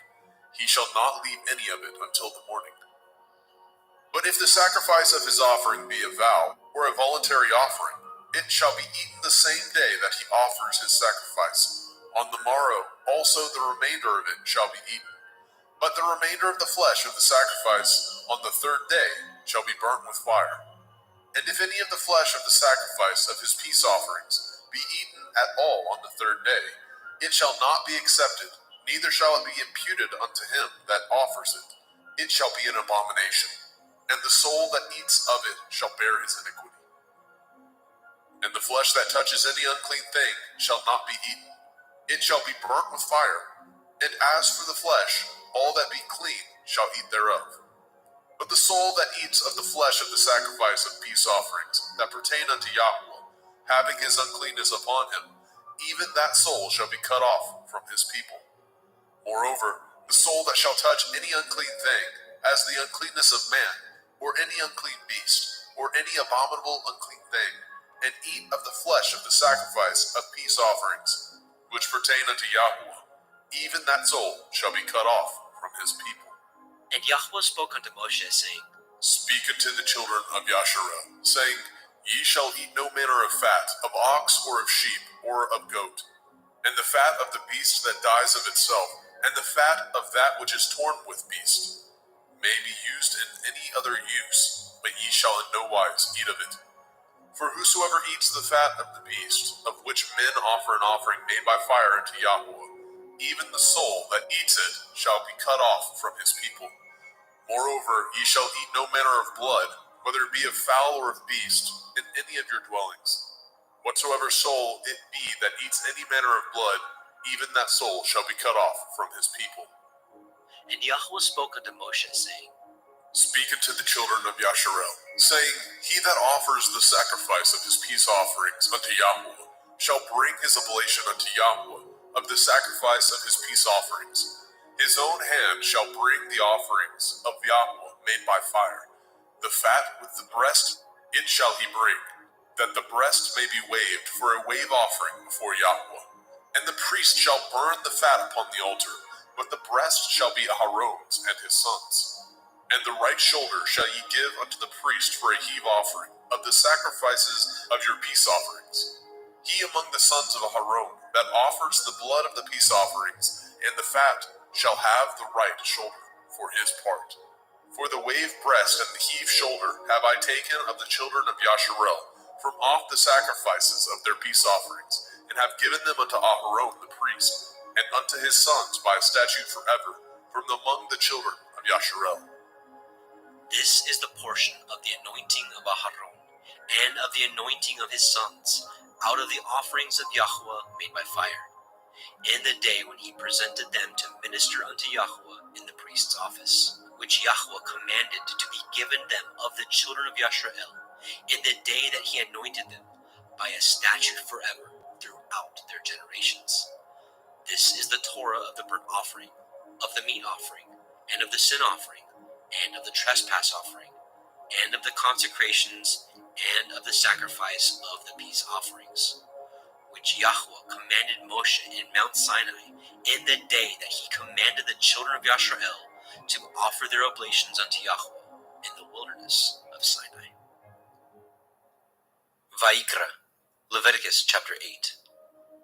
And Yahweh spoke unto Moshe, saying, Take Aharon and his sons with him, and the garments, and the anointing oil, and a bullock for the sin offering, and 2 rams, and a basket of matzah, unleavened bread, and gather all the assembly together unto the door of the tabernacle of the assembly.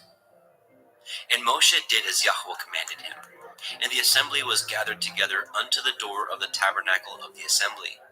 And Moshe said unto the assembly, This is the thing which Yahweh commanded to be done. And Moshe brought Aharon and his sons, and washed them with water. And he put upon him the coat, and girded him with the belt, and clothed him with the robe, and put the ephod upon him. And he girded him with the belt of the ephod, and bound it unto him therewith. And he put the breastplate upon him. Also he put in the breastplate the Urim and the Tumim. And he put the turban upon his head. Also upon the turban, even upon his forefront, did he put the golden plate, the holy crown, as Yahweh commanded Moshe. And Moshe took the anointing oil, and anointed the tabernacle, and all that was therein, and sanctified them. And he sprinkled thereof upon the altar 7 times, and anointed the altar and all his vessels, both the laver and his foot, to sanctify them. And he poured of the anointing oil upon Aharon's head, and anointed him, to sanctify him. And Moshe brought Aharon's sons, and put coats upon them, and girded them with belts, and put bonnets upon them, as Yahweh commanded Moshe. And he brought the bullock for the sin offering, and Aharon and his sons laid their hands upon the head of the bullock for the sin offering, and he slew it. And Moshe took the blood, and put it upon the horns of the altar round about with his finger, and purified the altar, and poured the blood at the bottom of the altar, and sanctified it, to make reconciliation upon it. And he took all the fat that was upon the inwards, and the caul above the liver, and the 2 kidneys, and their fat, and Moshe burned it upon the altar. But the bullock, and his hide, and his flesh, and his dung, he burnt with fire without the camp, as Yahweh commanded Moshe. And he brought the ram for the burnt offering, and Aharon and his sons laid their hands upon the head of the ram, and he killed it. And Moshe sprinkled the blood upon the altar round about. And he cut the ram into pieces, and Moshe burnt the head, and the pieces, and the fat. And he washed the inwards and the legs in water, and Moshe burnt the whole ram upon the altar. It was a burnt sacrifice for a sweet savor, and an offering made by fire unto Yahweh, as Yahweh commanded Moshe. And he brought the other ram, the ram of consecration, and Aharon and his sons laid their hands upon the head of the ram, and he slew it. And Moshe took of the blood of it, and put it upon the tip of Aharon's right ear, and upon the thumb of his right hand, and upon the great toe of his right foot. And he brought Aharon's sons, and Moshe put of the blood upon the tip of their right ear, and upon the thumbs of their right hands, and upon the great toes of their right feet. And Moshe sprinkled the blood upon the altar round about. And he took the fat, and the rump, and the fat that was upon the inwards, and the caul above the liver, and the 2 kidneys, and their fat, and the right shoulder. And out of the basket of matzah that was before Yahweh, he took 1 matzah cake, and a cake of oiled bread, and 1 wafer, and put them on the fat, and upon the right shoulder. And he put all upon Aharon's hands, and upon his sons' hands, and waved them for a wave offering before Yahweh. And Moshe took them from off their hands, and burnt them on the altar upon the burnt offering. They were consecrations for a sweet savor. It is an offering made by fire unto Yahweh. And Moshe took the breast, and waved it for a wave offering before Yahweh. For of the ram of consecration it was Moshe's part, as Yahweh commanded Moshe. And Moshe took of the anointing oil, and of the blood which was upon the altar, and sprinkled it upon Aharon, and his garments, and upon his sons, and upon his sons' garments with him, and sanctified Aharon, and his garments, and his sons' garments with him. And Moshe said unto Aharon and to his sons, Boil the flesh at the door of the tabernacle of the assembly, and there eat it, with the bread that is in the basket of consecrations, as I commanded, saying, Aharon and his sons shall eat it. And that which remains of the flesh and of the bread shall ye burn with fire. And ye shall not go out of the door of the tabernacle of the assembly in 7 days, until the days of your consecration be at an end. For 7 days shall he consecrate you. As he has done this day, so Yahweh has commanded to do, to make an atonement for you. Therefore shall ye abide at the door of the tabernacle of the assembly day and night 7 days, and guard the watch of Yahweh, that ye die not. For so I am commanded. So Aharon and his sons did all the things which Yahweh commanded by the hand of Moshe. Vayikra, Leviticus chapter 9. And it came to pass on the 8th day that Moshe called Aharon and his sons and the elders of Yisrael. And he said unto Aharon, Take a young calf for a sin offering, and a ram for a burnt offering, without blemish, and offer them before Yahweh.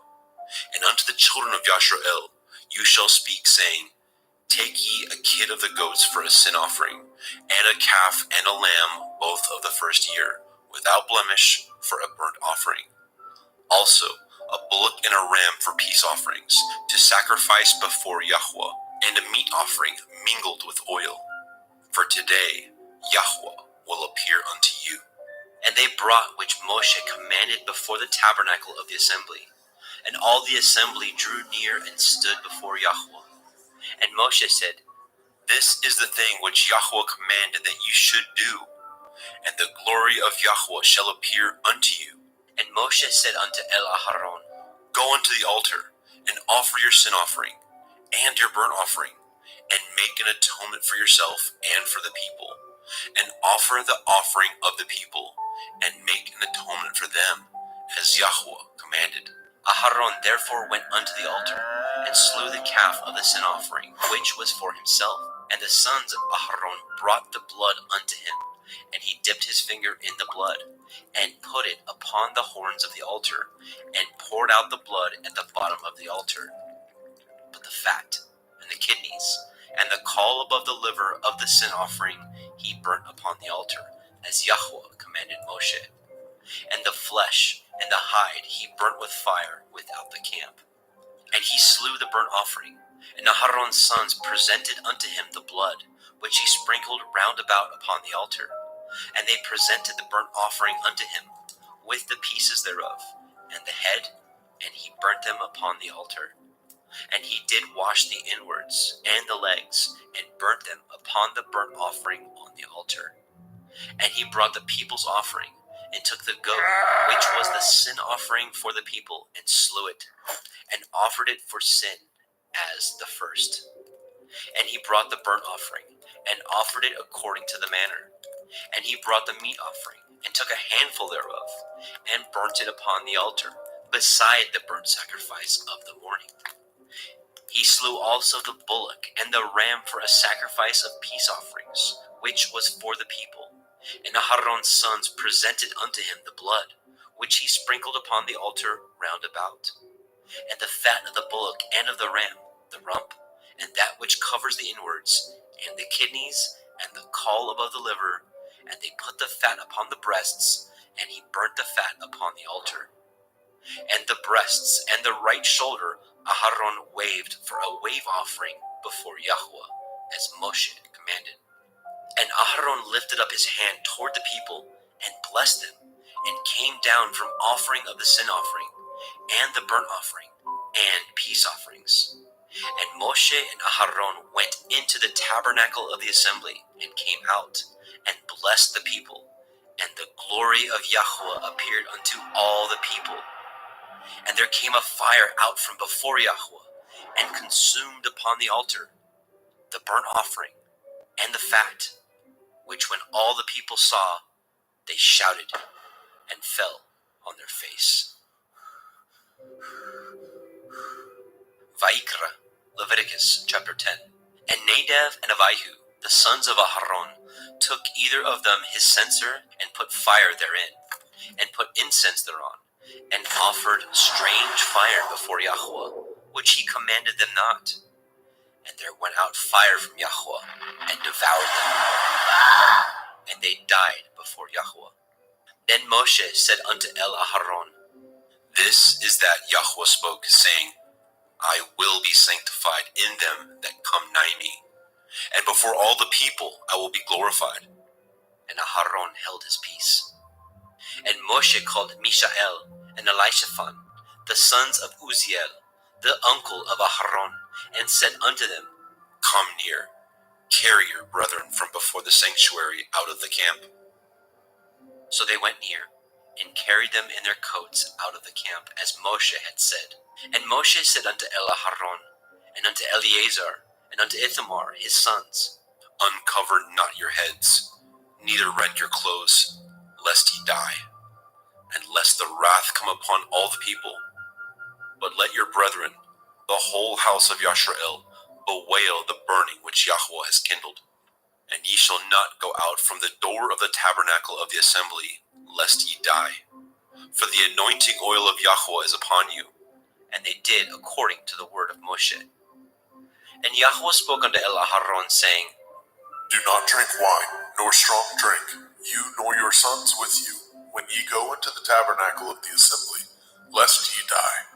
It shall be a statute forever throughout your generations, and that ye may put difference between holy and unholy, and between unclean and clean, and that ye may teach the children of Yasharel all the statutes which Yahweh has spoken unto them by the hand of Moshe. And Moshe spoke unto Aharon, and unto Eleazar, and unto Ithamar, his sons that were left, Take the meat offering that remains of the offerings of Yahweh made by fire, and eat it without leaven beside the altar, for it is most holy. And ye shall eat it in the holy place, because it is your due, and your sons' due, of the sacrifices of Yahweh made by fire. For so I am commanded. And the wave breast and the heave shoulder shall ye eat in a clean place, you and your sons and your daughters with you, for they be your due, and your sons' due, which are given out of the sacrifices of peace offerings of the children of Yashrael. The heave shoulder and the wave breast shall they bring with the offerings made by fire of the fat, to wave it for a wave offering before Yahweh. And it shall be yours, and your sons with you, by a statute forever, as Yahweh has commanded. And Moshe diligently sought the goat of the sin offering, and behold, it was burnt. And he was angry with Eleazar and Ithamar, the sons of Aharon, which were left alive, saying, Wherefore have ye not eaten the sin offering in the holy place, seeing it is most holy? And Elohim has given it to you to bear the iniquity of the assembly, to make an atonement for them before Yahweh? Behold, the blood of it was not brought in within the holy place. Ye should indeed have eaten it in the holy place, as I commanded. And Aharon said unto Moshe, Behold, this day have they offered their sin offering and their burnt offering before Yahweh, and such things have befallen me. And if I had eaten the sin offering today, should it have been accepted in the sight of Yahweh? And when Moshe heard that, he was content. Vaikra, Leviticus chapter 11.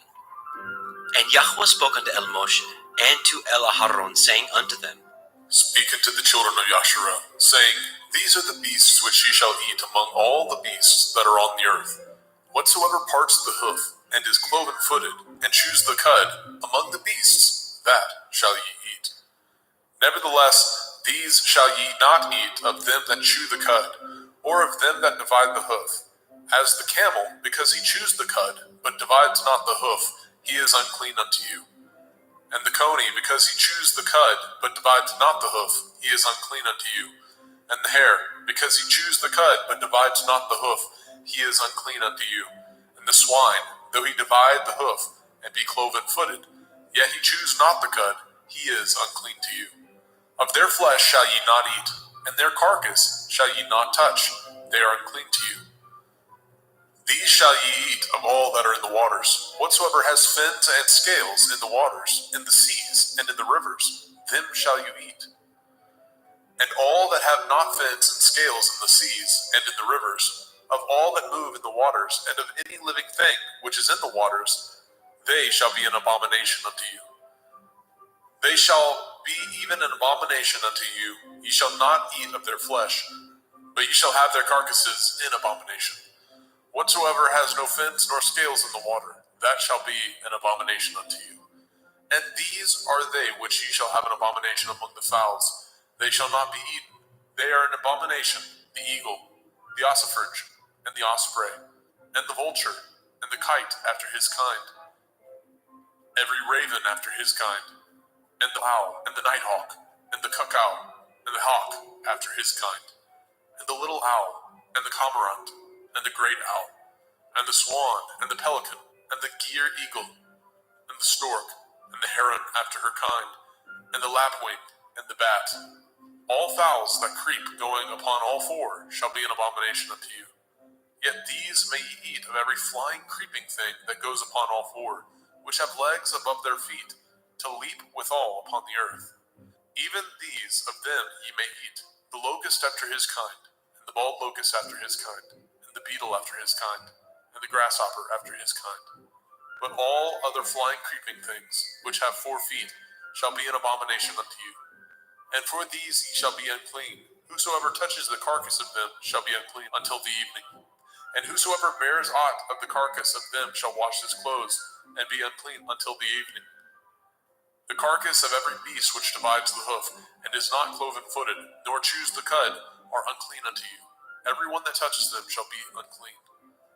And whatsoever goes upon his paws, among all manner of beasts that go on all fours, those are unclean unto you. Whoso touches their carcass shall be unclean until the evening. And he that bears the carcass of them shall wash his clothes, and be unclean unto the evening. They are unclean unto you. These also shall be unclean unto you. Among the creeping things that creep upon the earth, the weasel, the mouse, and the tortoise, after his kind, and the ferret, and the chameleon, and the lizard, and the snail, and the mole, these are unclean to you among all that creep. Whosoever touches them, when they be dead, shall be unclean until the evening. And upon whatsoever any of them, when they are dead, does fall, it shall be unclean, whether it be any vessel of wood, or raiment, or skin, or sack. Whatsoever vessel it be, wherein any work is done, it must be put into water, and it shall be unclean until the evening, so it shall be cleansed. And every earthen vessel, where into any of them that falls, whatsoever is in it shall be unclean, and ye shall break it. Of all meat which may be eaten, that on which such water comes shall be unclean, and all drink that may be drunk in every vessel shall be unclean, and everything whereupon any part of their carcass falls shall be unclean, whether it be oven or range for pots, they shall be broken down, for they are unclean, and shall be unclean unto you. Nevertheless, a fountain or pit, wherein there is plenty of water, shall be clean, but that which touches their carcass shall be unclean. And if any part of their carcass falls upon any sowing seed which is to be sown, it shall be clean. But if any water be put upon the seed, and any part of their carcass fall thereon, it shall be unclean unto you. And if any beast of which ye may eat die, he that touches the carcass thereof shall be unclean until the evening. And he that eats of the carcass of it shall wash his clothes, and be unclean until the evening. He also that bears the carcass of it shall wash his clothes, and be unclean until the evening. And every creeping thing that creeps upon the earth shall be an abomination. It shall not be eaten. Whatsoever goes upon the belly, and whatsoever goes upon all fours, or whatsoever has more feet among all creeping things that creep upon the earth, them shall ye not eat, for they are an abomination. Ye shall not make yourselves abominable with any creeping thing that creeps, neither shall ye make yourselves unclean with them, that ye should be defiled thereby. For I am Yahuwah Elohim. Ye shall therefore sanctify yourselves, and ye shall be holy, for I am holy. Neither shall ye defile yourselves with any manner of creeping thing that creeps upon the earth. For I am Yahuwah, that brings you up out of the land of Mitzrayim, to be your Elohim. Ye shall therefore be holy, for I am holy. This is the Torah of the beasts and of the fowl, and of every living creature that moves in the waters, and of every creature that creeps upon the earth, to make a difference between the unclean and the clean, and between the beast that may be eaten and the beast that may not be eaten. Vaikra, Leviticus chapter 12. And Yahweh spoke unto Moshe, saying, Speak unto the children of Yasharel, saying, If a woman have conceived seed, and born a male child, then she shall be unclean 7 days. According to the days of the separation for her infirmity, shall she be unclean. And in the 8th day, the flesh of his foreskin shall be circumcised. And she shall then continue in the blood of her purifying 33 days. She shall touch no hallowed thing, nor come into the sanctuary, until the days of her purifying be fulfilled. But if she bear a female child, then she shall be unclean 2 weeks, as in her separation, and she shall continue in the blood of her purifying 66 days. And when the days of her purifying are fulfilled, for a son or for a daughter, she shall bring a lamb of the first year for a burnt offering, and a young pigeon, or a turtle dove, for a sin offering, unto the door of the tabernacle of the assembly, unto the priest, who shall offer it before Yahweh, and make an atonement for her, and she shall be cleansed from the issue of her blood. This is the Torah for her that has borne a male or a female. And if she be not able to bring a lamb, then she shall bring 2 turtle doves, or 2 young pigeons, the one for the burnt offering, and the other for a sin offering.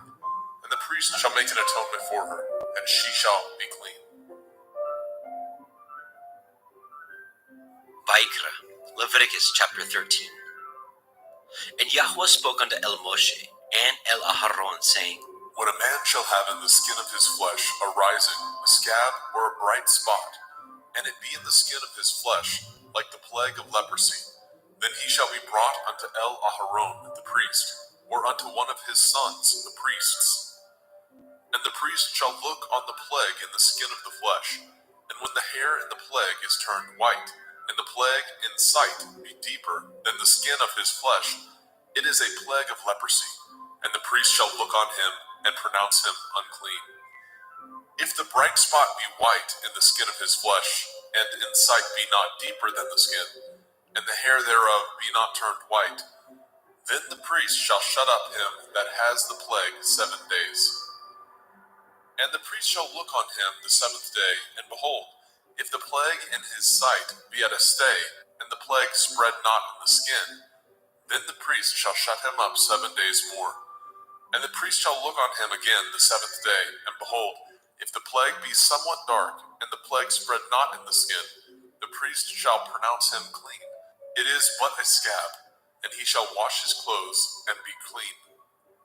But if the scab spread much abroad in the skin, after that he has been seen of the priest for his cleansing, he shall be seen of the priest again. And if the priest see that, behold, the scab spreads in the skin, then the priest shall pronounce him unclean. It is a leprosy. When the plague of leprosy is in a man, then he shall be brought unto the priest. And the priest shall see him, and behold, if the rising be white in the skin, and it have turned the hair white, and there be quick raw flesh in the rising, it is an old leprosy in the skin of his flesh, and the priest shall pronounce him unclean, and shall not shut him up, for he is unclean.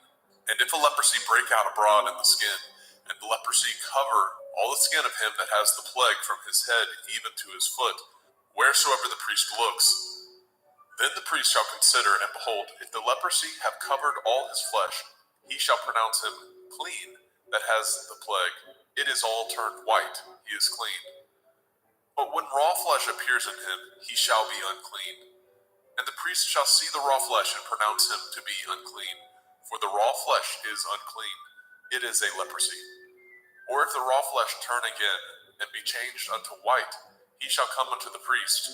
And the priest shall see him, and behold, if the plague be turned unto white, then the priest shall pronounce him clean that has the plague, he is clean. The flesh also, in which even in the skin thereof was a boil, and is healed. And in the place of the boil, where there be a white rising, or a bright spot, white, and somewhat reddish, and it be showed to the priest. And if, when the priest sees it, behold, it be in sight lower than the skin, and the hair thereof be turned white, the priest shall pronounce him unclean. It is a plague of leprosy, broken out of the boil. But if the priest look on it, and behold, there be no white hairs therein, and if it be not lower than the skin, but be somewhat dark, then the priest shall shut him up 7 days. And if it spread much abroad in the skin, then the priest shall pronounce him unclean. It is a plague. But if the bright spot stay in his place, and spread not, it is a burning boil, and the priest shall pronounce him clean. Or if there be any flesh in the skin whereof there is a hot burning, and the quick flesh that burns have a white bright spot, somewhat reddish or white, then the priest shall look upon it, and behold, if the hair in the bright spot be turned white, and it be in sight deeper than the skin, it is a leprosy broken out of the burning, wherefore the priest shall pronounce him unclean. It is the plague of leprosy. But if the priest look on it, and behold, there be no white hair in the bright spot, and it be no lower than the other skin, but be somewhat dark, then the priest shall shut him up 7 days. And the priest shall look upon him the 7th day, and if it be spread much abroad in the skin, then the priest shall pronounce him unclean. It is the plague of leprosy. And if the bright spot stay in his place, and spread not in the skin, but it be somewhat dark, it is a rising of the burning, and the priest shall pronounce him clean, for it is an inflammation of the burning. If a man or woman have a plague upon the head or the beard, then the priest shall see the plague, and behold, if it be in sight deeper than the skin, and there be in it a yellow thin hair, then the priest shall pronounce him unclean. It is a dry skull, even a leprosy upon the head or beard. And if the priest shall look on the plague of the skull, and behold, it be not in sight deeper than the skin, and that there is no black hair in it, then the priest shall shut up him that has the plague of the skull 7 days. And in the 7th day the priest shall look on the plague, and behold, if the skull spread not, and there be in it no yellow hair, and the skull be not in sight deeper than the skin, he shall be shaven, and the skull shall he not shave, and the priest shall shut him up that has the skull 7 days more. And in the 7th day the priest shall look on the skull, and behold, if the skull be not spread in the skin, nor be in sight deeper than the skin, then the priest shall pronounce him clean, and he shall wash his clothes and be clean. But if the skull spread much in the skin after his cleansing, then the priest shall look on him, and behold, if the skull be spread in the skin, the priest shall not seek for yellow hair, he is unclean. But if the skull be in his sight at his stay, and that there is a black hair grown up therein, the skull is healed, he is clean, and the priest shall pronounce him clean.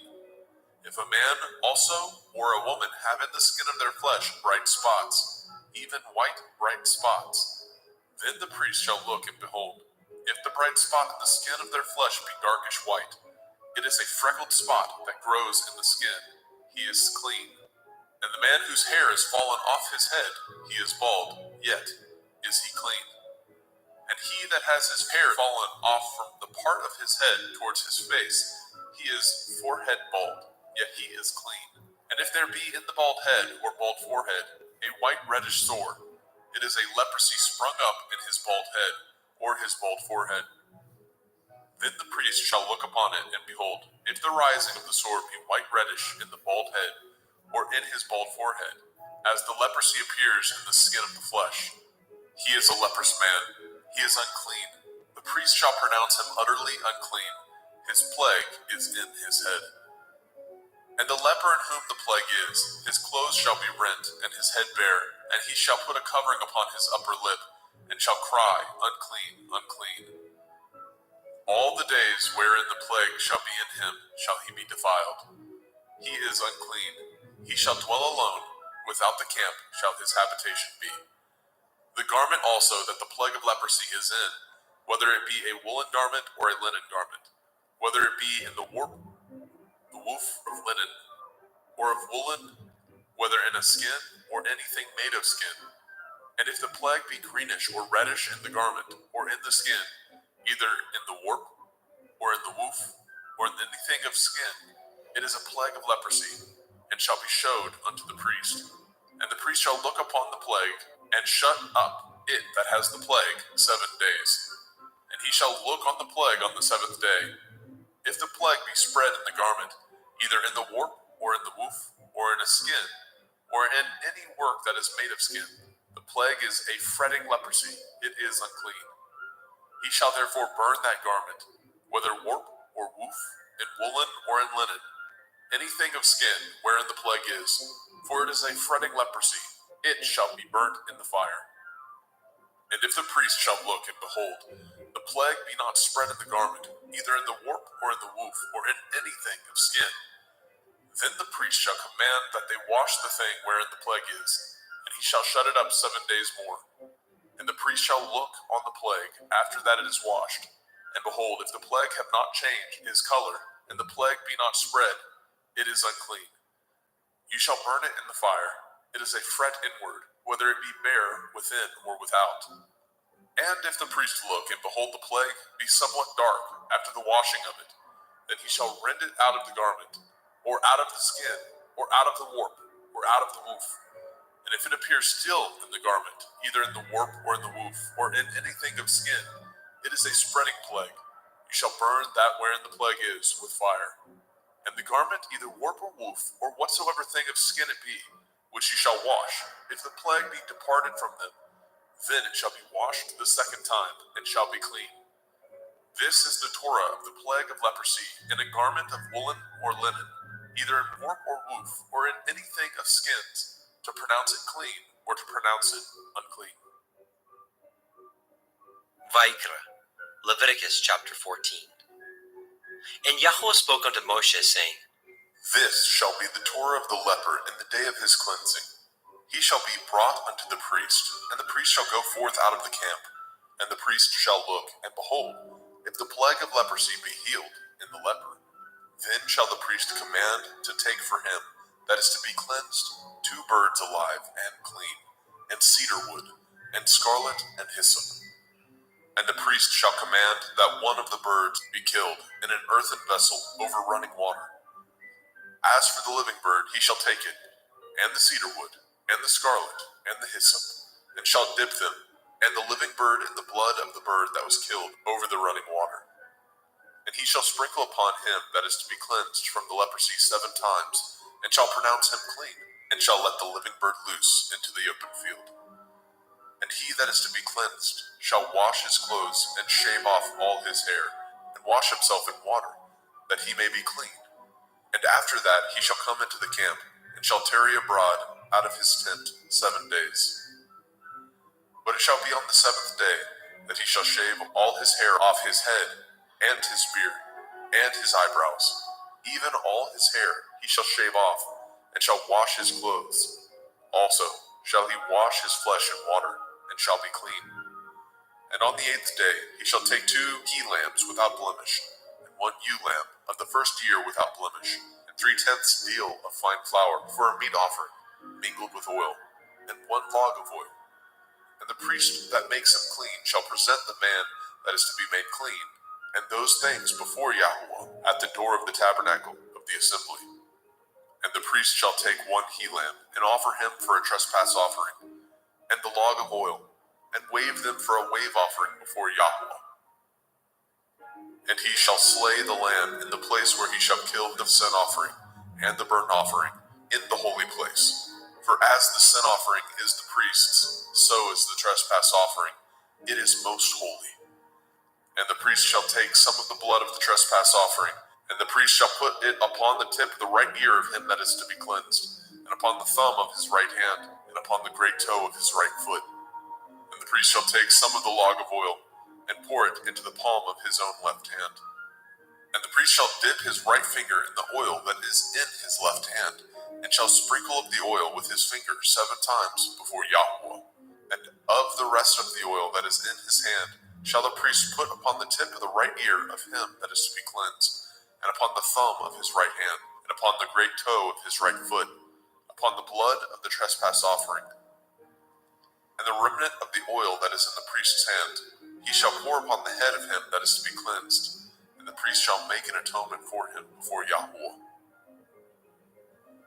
And the priest shall offer the sin offering, and make an atonement for him that is to be cleansed from his uncleanness, and afterwards he shall kill the burnt offering.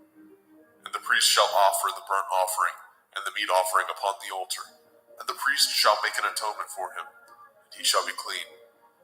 And if he be poor, and cannot get so much, then he shall take 1 lamb for a trespass offering to be waived, to make an atonement for him, and 1/10 deal of fine flour mingled with oil for a meat offering, and a log of oil, and 2 turtle doves, or 2 young pigeons, such as he is able to get, and the one shall be a sin offering, and the other a burnt offering. And he shall bring them on the 8th day for his cleansing unto the priest, unto the door of the tabernacle of the assembly before Yahuwah.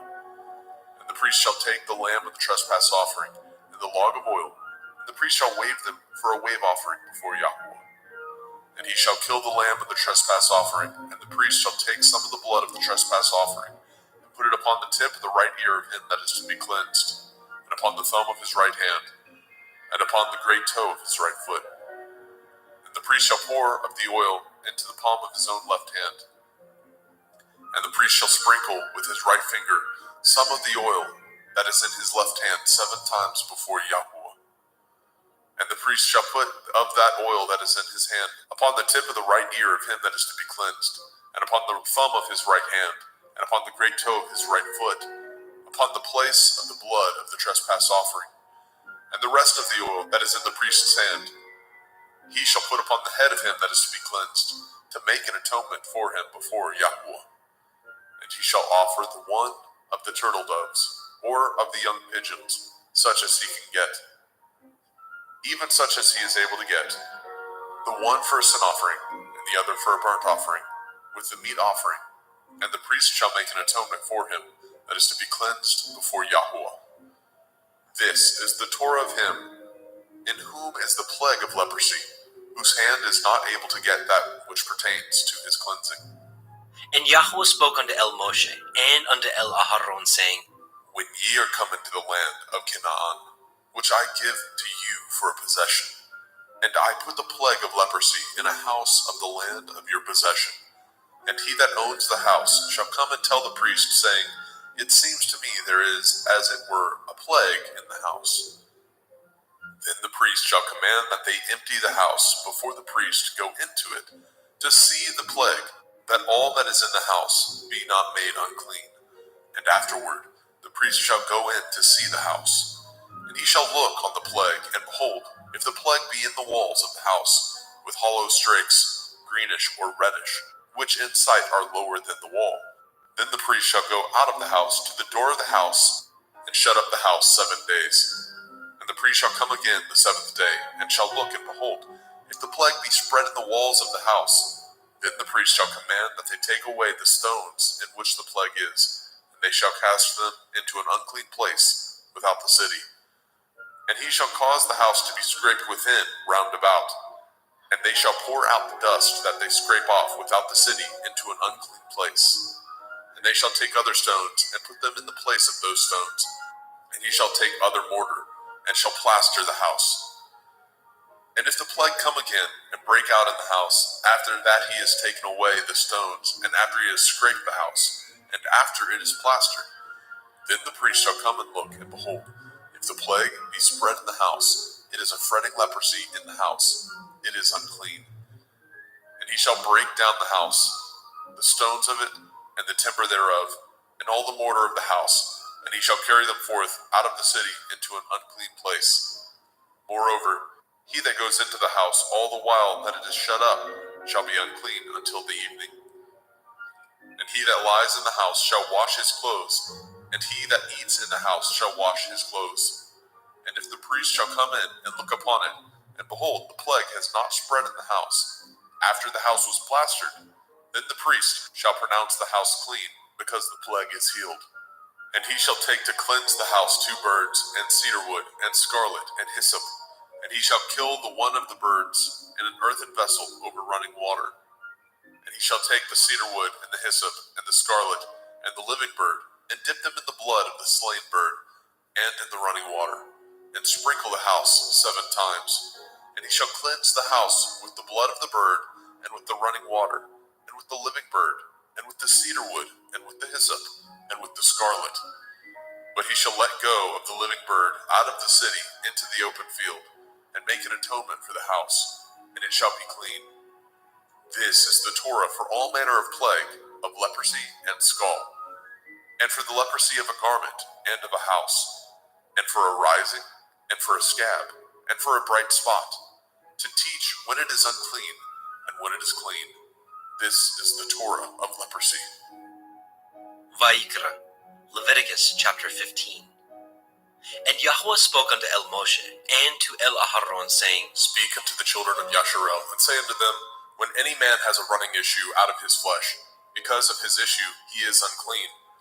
And this shall be his uncleanness in his issue, whether his flesh run with his issue, or his flesh be stopped from his issue. It is his uncleanness. Every bed whereon he lies that has the issue is unclean, and everything whereon he sits shall be unclean. And whosoever touches his bed shall wash his clothes, and bathe himself in water, and be unclean until the evening. And he that sits on anything whereon he sat that has the issue shall wash his clothes, and bathe himself in water, and be unclean until the evening. And he that touches the flesh of him that has the issue shall wash his clothes, and bathe himself in water, and be unclean until the evening. And if he that has the issue spit upon him that is clean, then he shall wash his clothes, and bathe himself in water, and be unclean until the evening. And what saddle soever he rides upon that has the issue shall be unclean. And whosoever touches anything that was under him shall be unclean until the evening.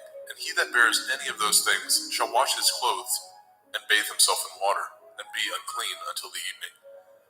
And whomsoever he touches that has the issue, and has not rinsed his hands in water, he shall wash his clothes, and bathe himself in water, and be unclean until the evening. And the vessel of earth that he touches which has the issue shall be broken, and every vessel of wood shall be rinsed in water. And when he that has an issue is cleansed of his issue, then he shall number to himself 7 days for his cleansing, and wash his clothes, and bathe his flesh in running water, and shall be clean. And on the 8th day he shall take to him 2 turtle doves or 2 young pigeons, and come before Yahweh unto the door of the tabernacle of the assembly, and give them unto the priest. And the priest shall offer them, the one for a sin offering, and the other for a burnt offering. And the priest shall make an atonement for him before Yahweh for his issue. And if any man's seed of copulation go out from him, then he shall wash all his flesh in water, and be unclean until the evening. And every garment and every skin whereon is the seed of copulation shall be washed with water, and be unclean until the evening. The woman also with whom the man shall lie with seed of copulation, they shall both bathe themselves in water, and be unclean until the evening. And if a woman have an issue, and her issue in her flesh be blood, she shall be put apart 7 days, and whosoever touches her shall be unclean until the evening. And everything that she lies upon in her separation shall be unclean. Everything also that she sits upon shall be unclean. And whosoever touches her bed shall wash his clothes, and bathe himself in water, and be unclean until the evening. And whosoever touches anything that she sat upon shall wash his clothes, and bathe himself in water, and be unclean until the evening. And if it be on her bed, or on anything whereon she sits, when he touches it, he shall be unclean until the evening. And if any man lie with her at all, and her flower be upon him, he shall be unclean 7 days, and all the bed whereon he lies shall be unclean. And if a woman have an issue of her blood many days out of the time of her separation, or if it run beyond the time of her separation, all the days of the issue of her unclean separation, she shall be unclean. Every bed whereon she lies, all the days of her issue, shall be unto her as the bed of her separation, and whatsoever she sits upon shall be unclean, as the uncleanness of her separation. And whosoever touches those things shall be unclean, and shall wash his clothes, and bathe himself in water, and be unclean until the evening. But if she be cleansed of her issue, then she shall number to herself 7 days, and after that she shall be clean. And on the 8th day she shall take unto her 2 turtle doves, or 2 young pigeons, and bring them unto the priest to the door of the tabernacle of the assembly. And the priest shall offer the one for a sin offering, and the other for a burnt offering. And the priest shall make an atonement for her before Yahweh for the issue of her uncleanness. Thus shall ye separate the children of Yasharel from their uncleanness, that they die not in their uncleanness, when they defile my tabernacle that is among them. This is the Torah of him that has an issue, and of him whose seed goes from him, and is defiled therewith, and of her that is sick of her flowers, and of him that has an issue, of the man and of the woman, and of him that lies with her that is unclean. Vayikra, Leviticus chapter 16. And Yahweh spoke unto Moshe after the death of the two sons of Aharon, when they offered before Yahweh and died. And Yahweh said unto El Moshe, Speak unto El Aharon your brother, that he come not at all times into the holy place within the veil before the mercy seat, which is upon the ark, that he die not. For I will appear in the cloud upon the mercy seat. Thus shall Aharon come into the holy place with a young bullock for a sin offering, and a ram for a burnt offering. He shall put on the holy linen coat, and he shall have the linen breeches upon his flesh, and shall be girded with a linen belt, and with the linen turban shall he be attired. These are holy garments. Therefore shall he wash his flesh in water, and so put them on. And he shall take of the assembly of the children of Yasharel 2 kids of the goats for a sin offering, and 1 ram for a burnt offering. And Aharon shall offer his bullock of the sin offering, which is for himself, and make an atonement for himself and for his house. And he shall take the 2 goats, and present them before Yahweh at the door of the tabernacle of the assembly. And Aharon shall cast lots upon the 2 goats, 1 lot for Yahuwah, and the other lot for Azazel. And Aharon shall bring the goat upon which Yahuwah's lot fell, and offer him for a sin offering. But the goat on which the lot fell to be for Azazel shall be presented alive before Yahuwah, to make an atonement with him, and to let him go for Azazel into the wilderness. And Aharon shall bring the bullock of the sin offering, which is for himself, and shall make an atonement for himself and for his house, and shall kill the bullock of the sin offering, which is for himself. And he shall take a censer full of burning coals of fire from off the altar before Yahuwah, and his hands full of sweet incense beaten small, and bring it within the veil. And he shall put the incense upon the fire before Yahuwah, that the cloud of the incense may cover the mercy seat that is upon the testimony, that he die not. And he shall take of the blood of the bullock, and sprinkle it with his finger upon the mercy seat eastward. And before the mercy seat shall he sprinkle of the blood with his finger 7 times. Then shall he kill the goat of the sin offering that is for the people, and bring his blood within the veil, and do with that blood as he did with the blood of the bullock, and sprinkle it upon the mercy seat, and before the mercy seat. And he shall make an atonement for the holy place, because of the uncleanness of the children of Yasharel, and because of their transgressions, in all their sins. And so shall he do for the tabernacle of the assembly, that remains among them in the midst of their uncleanness. And there shall be no man in the tabernacle of the assembly, when he goes to make an atonement in the holy place, until he comes out, and have made an atonement for himself, and for his household, and for all the assembly of Yasharel. And he shall go out unto the altar that is before Yahuwah, and make an atonement for it, and shall take of the blood of the bullock, and of the blood of the goat, and put it upon the horns of the altar round about. And he shall sprinkle the blood upon it with his finger 7 times, and cleanse it, and hallow it from the uncleanness of the children of Yasharel. And when he has made an end of reconciling the holy place, and the tabernacle of the assembly, and the altar, he shall bring the live goat. And Aharon shall lay both his hands upon the head of the live goat, and confess over him all the iniquities of the children of Yasharel, and all their transgression in all their sins, putting them upon the head of the goat, and shall send him away by the hand of a fit man into the wilderness. And the goat shall bear upon him all their iniquities, unto a land not inhabited, and he shall let go the goat in the wilderness. And Aharon shall come into the tabernacle of the assembly, and shall put off the linen garments which he put on when he went into the holy place, and shall leave them there. And he shall wash his flesh with water in the holy place, and put on his garments, and come forth, and offer his burnt offering, and the burnt offering of the people, and make an atonement for himself and for the people. And the fat of the sin offering shall he burn upon the altar. And he that let go the goat for Azazel shall wash his clothes, and bathe his flesh in water, and afterwards come into the camp. And the bullock for the sin offering, and the goat for the sin offering, and whose blood was brought in to make an atonement in the holy place, shall one carry forth without the camp, and they shall burn in the fire their skins, and their flesh, and their dung. And he that burns them shall wash his clothes, and bathe his flesh in water, and afterwards he shall come into the camp. And this shall be a statute forever unto you, that in the 7th month, on the 10th day of the month, ye shall afflict your souls, and do no work at all, whether it be one of your own country, or a stranger that sojourns among you. For on that day shall the priest make an atonement for you, to cleanse you, that ye may be clean from all your sins before Yahweh. It shall be a Sabbath of rest unto you. Ye shall afflict your souls by a statute forever. And the priest, whom he shall anoint, and whom he shall consecrate to minister in the priest's office in his father's stead, shall make the atonement, and shall put on the linen clothes, even the holy garments. And he shall make an atonement for the holy sanctuary, and he shall make an atonement for the tabernacle of the assembly, and for the altar, and he shall make an atonement for the priests, and for all the people of the assembly. And this shall be an everlasting statute unto you, to make an atonement for the children of Yasharel for all their sins once a year. And he did as Yahweh commanded Moshe.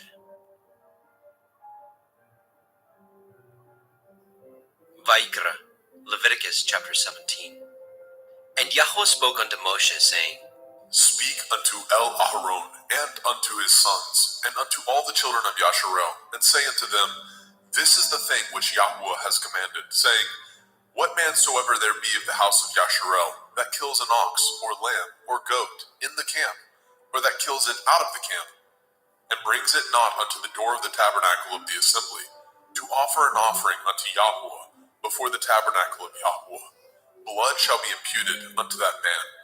He has shed blood, and that man shall be cut off from among his people.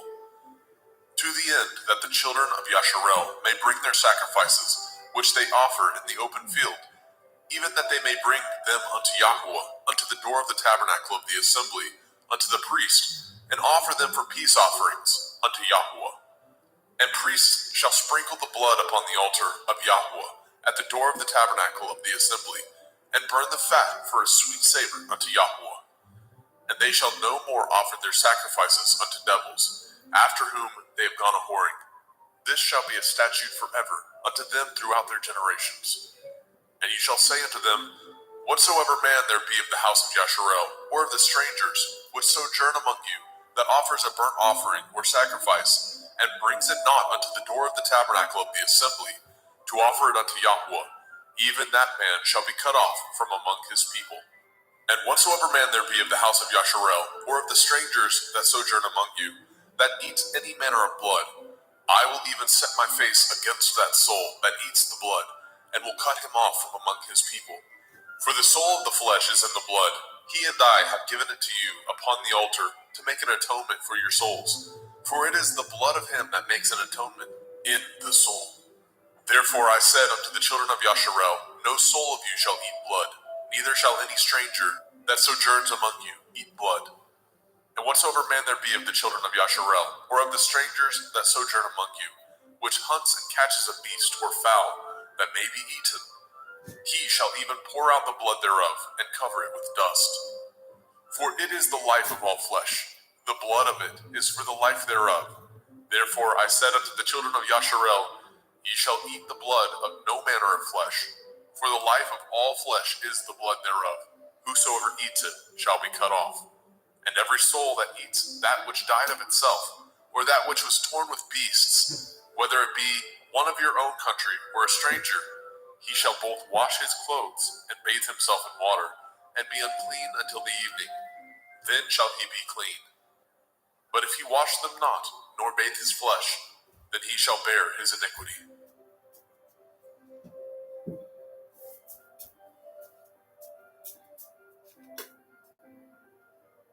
Vayikra, Leviticus chapter 18.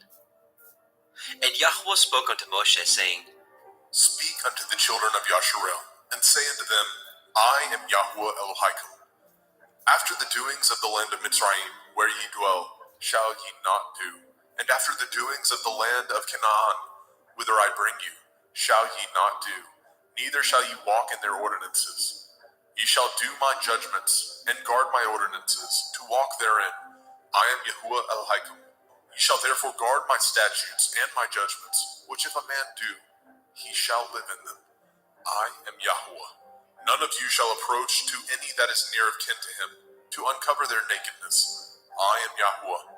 The nakedness of your father, or the nakedness of your mother, shall you not uncover. She is your mother. You shall not uncover her nakedness.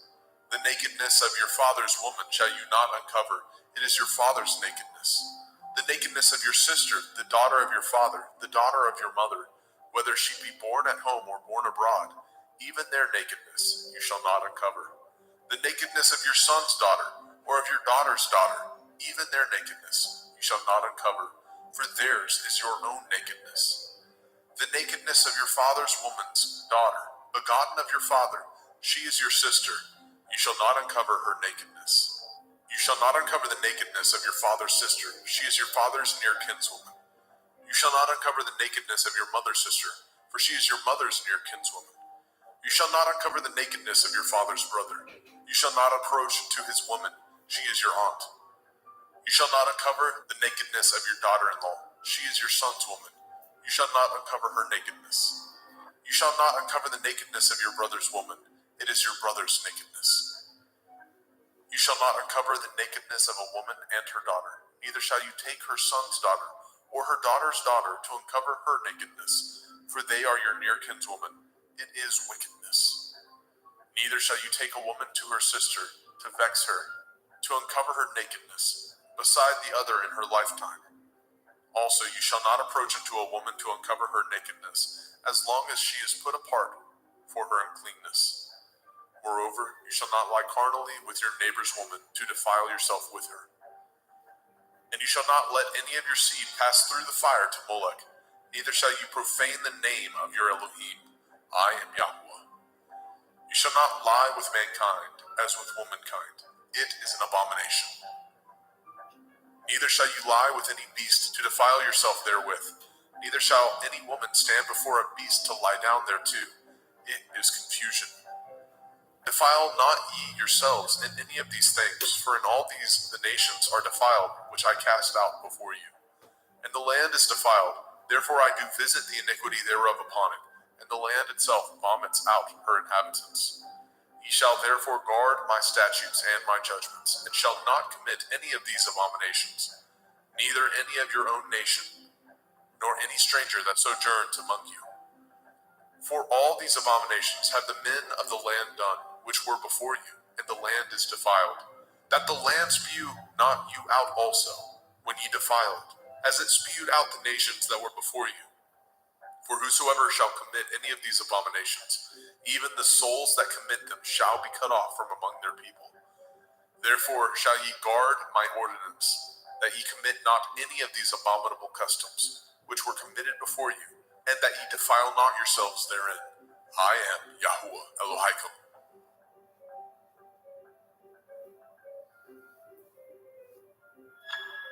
Vaikra, Leviticus chapter 19. And Yahweh spoke unto Moshe, saying, Speak unto all the assembly of the children of Yasharel, and say unto them, Ye shall be holy, for I, Yahweh Elohim, am holy. Ye shall fear every man his mother and his father, and guard my Shabbathot. I am Yahweh Elohim. Turn ye not unto idols, nor make to yourselves molten Elohim. I am Yahweh Elohim. And if ye offer a sacrifice of peace offerings unto Yahweh, ye shall offer it at your own will. It shall be eaten the same day ye offer it, and on the morrow. And if aught remain unto the third day, it shall be burnt in the fire. And if it be eaten at all on the third day, it is abominable. It shall not be accepted. Therefore everyone that eats it shall bear his iniquity, because he has profaned the hallowed thing of Yahweh, and that soul shall be cut off from among his people. And when ye reap the harvest of your land, ye shall not wholly reap the corners of your field, neither shall you gather the gleanings of your harvest. And ye shall not glean your vineyard, neither shall you gather every grape of your vineyard. You shall leave them for the poor and stranger. I am Yahuwah Elohim. Ye shall not steal, neither deal falsely, neither lie one to another. And ye shall not swear by my name falsely, neither shall you profane the name of your Elohim. I am Yahuwah. You You shall not defraud your neighbor, neither rob him. The wages of him that is hired shall not abide with you all night until the morning. You shall not curse the deaf, nor put a stumbling block before the blind, but shall fear your Elohim. I am Yahuwah. Ye shall do no unrighteousness in judgment. You shall not respect the person of the poor, nor honor the person of the mighty, but in righteousness shall you judge your neighbor. You shall not go up and down as a talebearer among your people, neither shall you stand against the blood of your neighbor. I am Yahuwah. You shall not hate your brother in your heart. You shall in any wise rebuke your neighbor, and not suffer sin upon him. You shall not avenge, nor bear any grudge against the children of your people, but you shall love your neighbor as yourself. I am Yahuwah. Ye shall guard my statutes. You shall not let your cattle gender with a diverse kind. You shall not sow your field with mingled seed, neither shall a garment mingled of linen and woolen come upon you. And whosoever lies carnally with a woman that is a bondmaid, betrothed to a man, and not at all redeemed, nor freedom given her, she shall be scourged. They shall not be put to death, because she was not free. And he shall bring his trespass offering unto Yahuwah, unto the door of the tabernacle of the assembly, even a ram for a trespass offering. And the priest shall make an atonement for him with the ram of the trespass offering before Yahuwah, for his sin which he has done, and the sin which he has done shall be forgiven him. And when ye come into the land, and shall have planted all manner of trees for food, then ye shall count the fruit thereof as uncircumcised. 3 years shall it be as uncircumcised unto you. It shall not be eaten of. But in the 4th year, all the fruit thereof shall be holy to praise Yahuwah withal. And in the 5th year shall ye eat of the fruit thereof, that it may yield unto you the increase thereof. I am Yahuwah Elohim. Ye shall not eat anything with the blood, neither shall ye use enchantment, nor practice sorcery. You shall not round the corners of your heads, neither shall you mar the corners of your beard. You shall not make any cuttings in your flesh for the dead, nor print any marks upon you. I am Yahuwah. Do not prostitute your daughter, to cause her to be a whore, lest the land fall to whoredom, and the land become full of wickedness. Ye shall guard my Shabbathot, and reverence my sanctuary. I am Yahuwah. Regard not them that have familiar spirits, neither seek after wizards to be defiled by them. I am Yahuwah Elohim. You shall rise up before the gray head, and honor the face of the old man, and fear your Elohim. I am Yahuwah. And if a stranger sojourn with you in your land, ye shall not vex him. But the stranger that dwells with you shall be unto you as one born among you, and you shall love him as yourself. For ye were strangers in the land of Mitzrayim. I am Yahuwah Elohim. Ye shall do no unrighteousness in judgment, in meat yard, in weight, or in measure. Just balances, just weights, a just ephah, and a just hin shall ye have. I am Yahuwah Elohim, which brought you out of the land of Mitzrayim. Therefore shall ye guard all my statutes, and all my judgments, and do them. I am Yahuwah.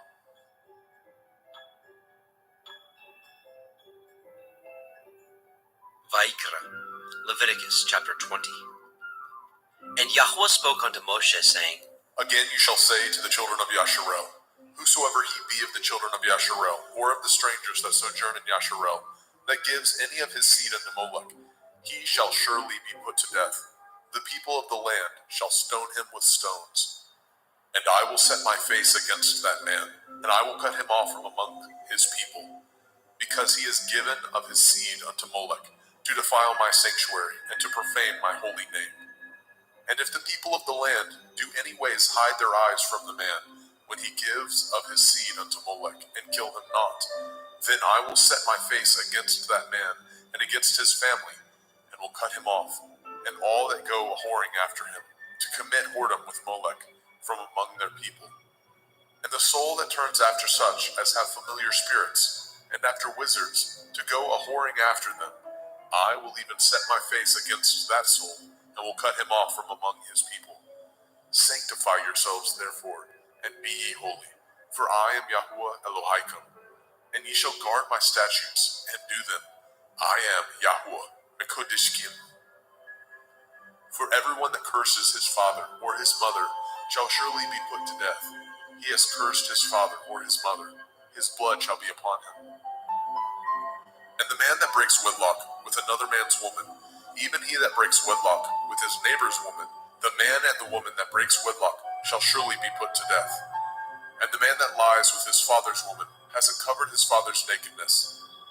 Both of them shall surely be put to death. Their blood shall be upon them. And if a man lie with his daughter-in-law, both of them shall surely be put to death. They have wrought confusion. Their blood shall be upon them. If a man also lie with mankind, as he lies with a woman, both of them have committed an abomination. They shall surely be put to death. Their blood shall be upon them. And if a man take a woman and her mother, it is wickedness. They shall be burnt with fire, both he and they, that there be no wickedness among you. And if a man lie with a beast, he shall surely be put to death, and ye shall slay the beast. And if a woman approach unto any beast and lie down thereto, you shall kill the woman and the beast. They shall surely be put to death. Their blood shall be upon them. And if a man shall take his sister, his father's daughter, or his mother's daughter, and see her nakedness, and she see his nakedness, it is a wicked thing, and they shall be cut off in the sight of their people. He has uncovered his sister's nakedness. He shall bear his iniquity. And if a man shall lie with a woman having her sickness, and shall uncover her nakedness, he has discovered her fountain, and she has uncovered the fountain of her blood, and both of them shall be cut off from among their people. And you shall not uncover the nakedness of your mother's sister, nor of your father's sister, for he uncovers his near kin. They shall bear their iniquity.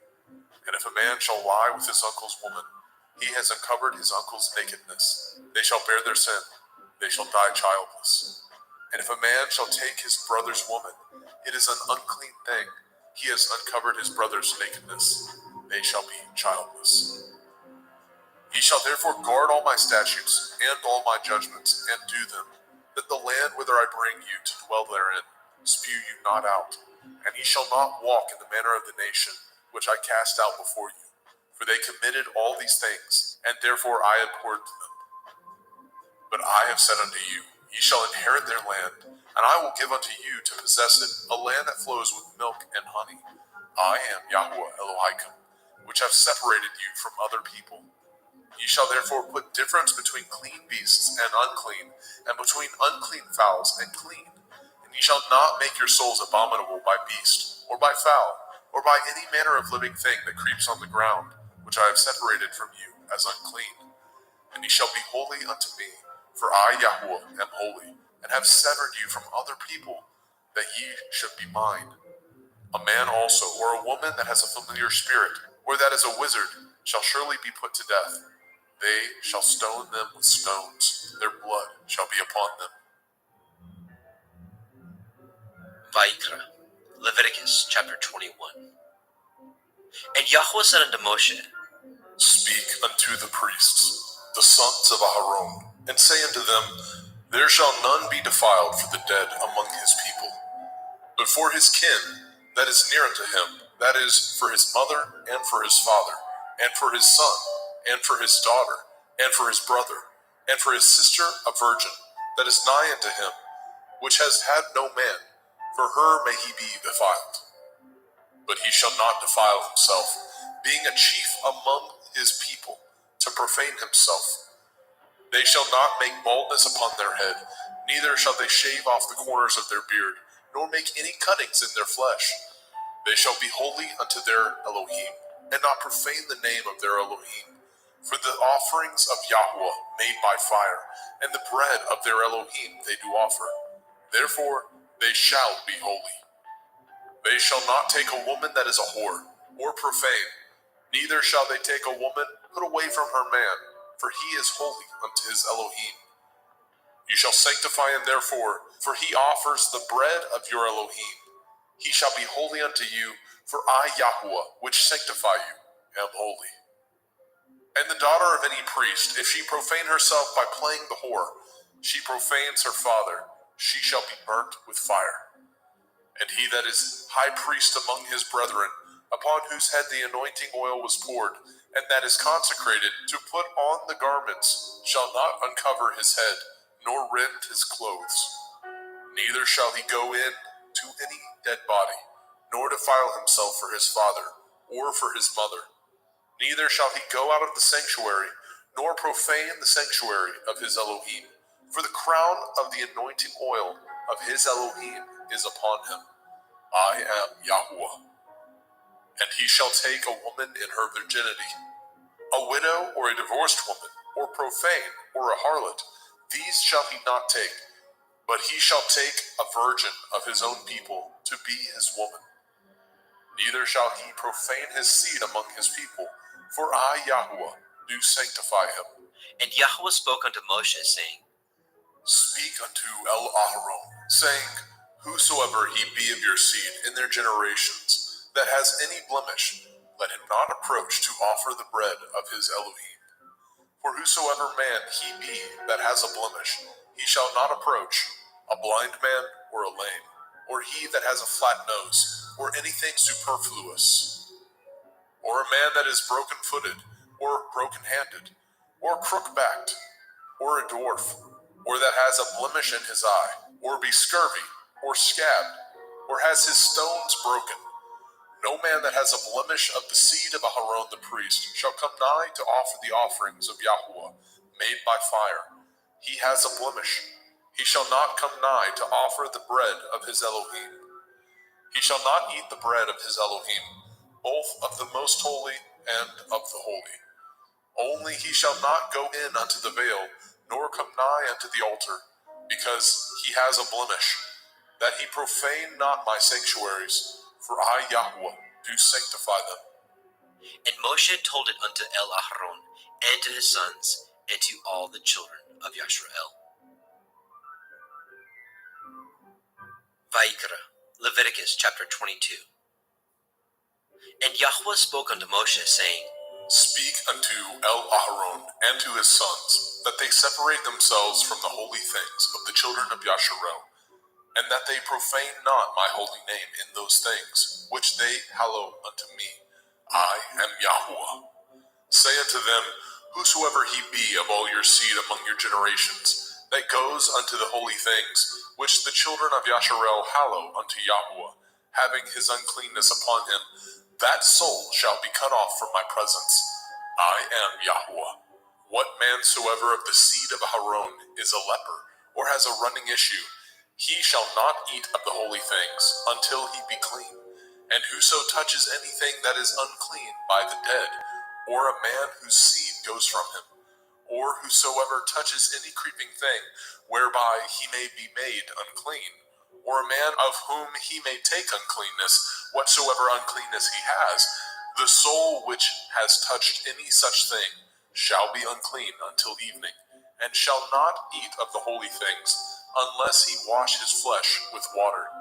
And when the sun is down, he shall be clean, and shall afterward eat of the holy things, because it is his food. That which dies of itself, or is torn with beasts, he shall not eat, to defile himself therewith. I am Yahuwah. They shall therefore guard my ordinance, lest they bear sin for it, and die therefore. If they profane it, I, Yahuwah, do sanctify them. There shall no stranger eat of the holy thing. A sojourner of the priest, or a hired servant, shall not eat of the holy thing. But if the priest buy any soul with his money, he shall eat of it. And he that is born in his house, they shall eat of his meat. If the priest's daughter also be married unto a stranger, she may not eat of an offering of the holy things. But if the priest's daughter be a widow, or divorced, and have no child, and is returned unto her father's house, as in her youth, she shall eat of her father's meat, but there shall no stranger eat thereof. And if a man eat of the holy thing unwittingly, then he shall put the fifth part thereof unto it, and shall give it unto the priest with the holy thing. And they shall not profane the holy things of the children of Yasharel, which they offer unto Yahuwah, or suffer them to bear the iniquity of trespass when they eat their holy things. For I, Yahuwah, do sanctify them. And Yahweh spoke unto Moshe, saying, Speak unto Aharon and to his sons, and unto all the children of Yasharel, and say unto them, Whatsoever he be of the house of Yasharel, or of the strangers in Yasharel, that will offer his oblation for all his vows, and for all his freewill offerings, which they will offer unto Yahweh for a burnt offering. Ye shall offer at your own will a male without blemish, of the cattle, of the sheep, or of the goats. But whatsoever has a blemish, that shall ye not offer, for it shall not be acceptable for you. And whosoever offers a sacrifice of peace offerings unto Yahweh to accomplish his vow, or a freewill offering in cattle or sheep, it shall be perfect to be accepted. There shall be no blemish therein. Blind or broken or maimed or having a running sore or scurvy or scabbed, ye shall not offer these unto Yahweh, nor make an offering by fire of them upon the altar unto Yahweh. Either a bullock or a lamb that has anything superfluous or lacking in his parts, that may you offer for a freewill offering, but for a vow it shall not be accepted.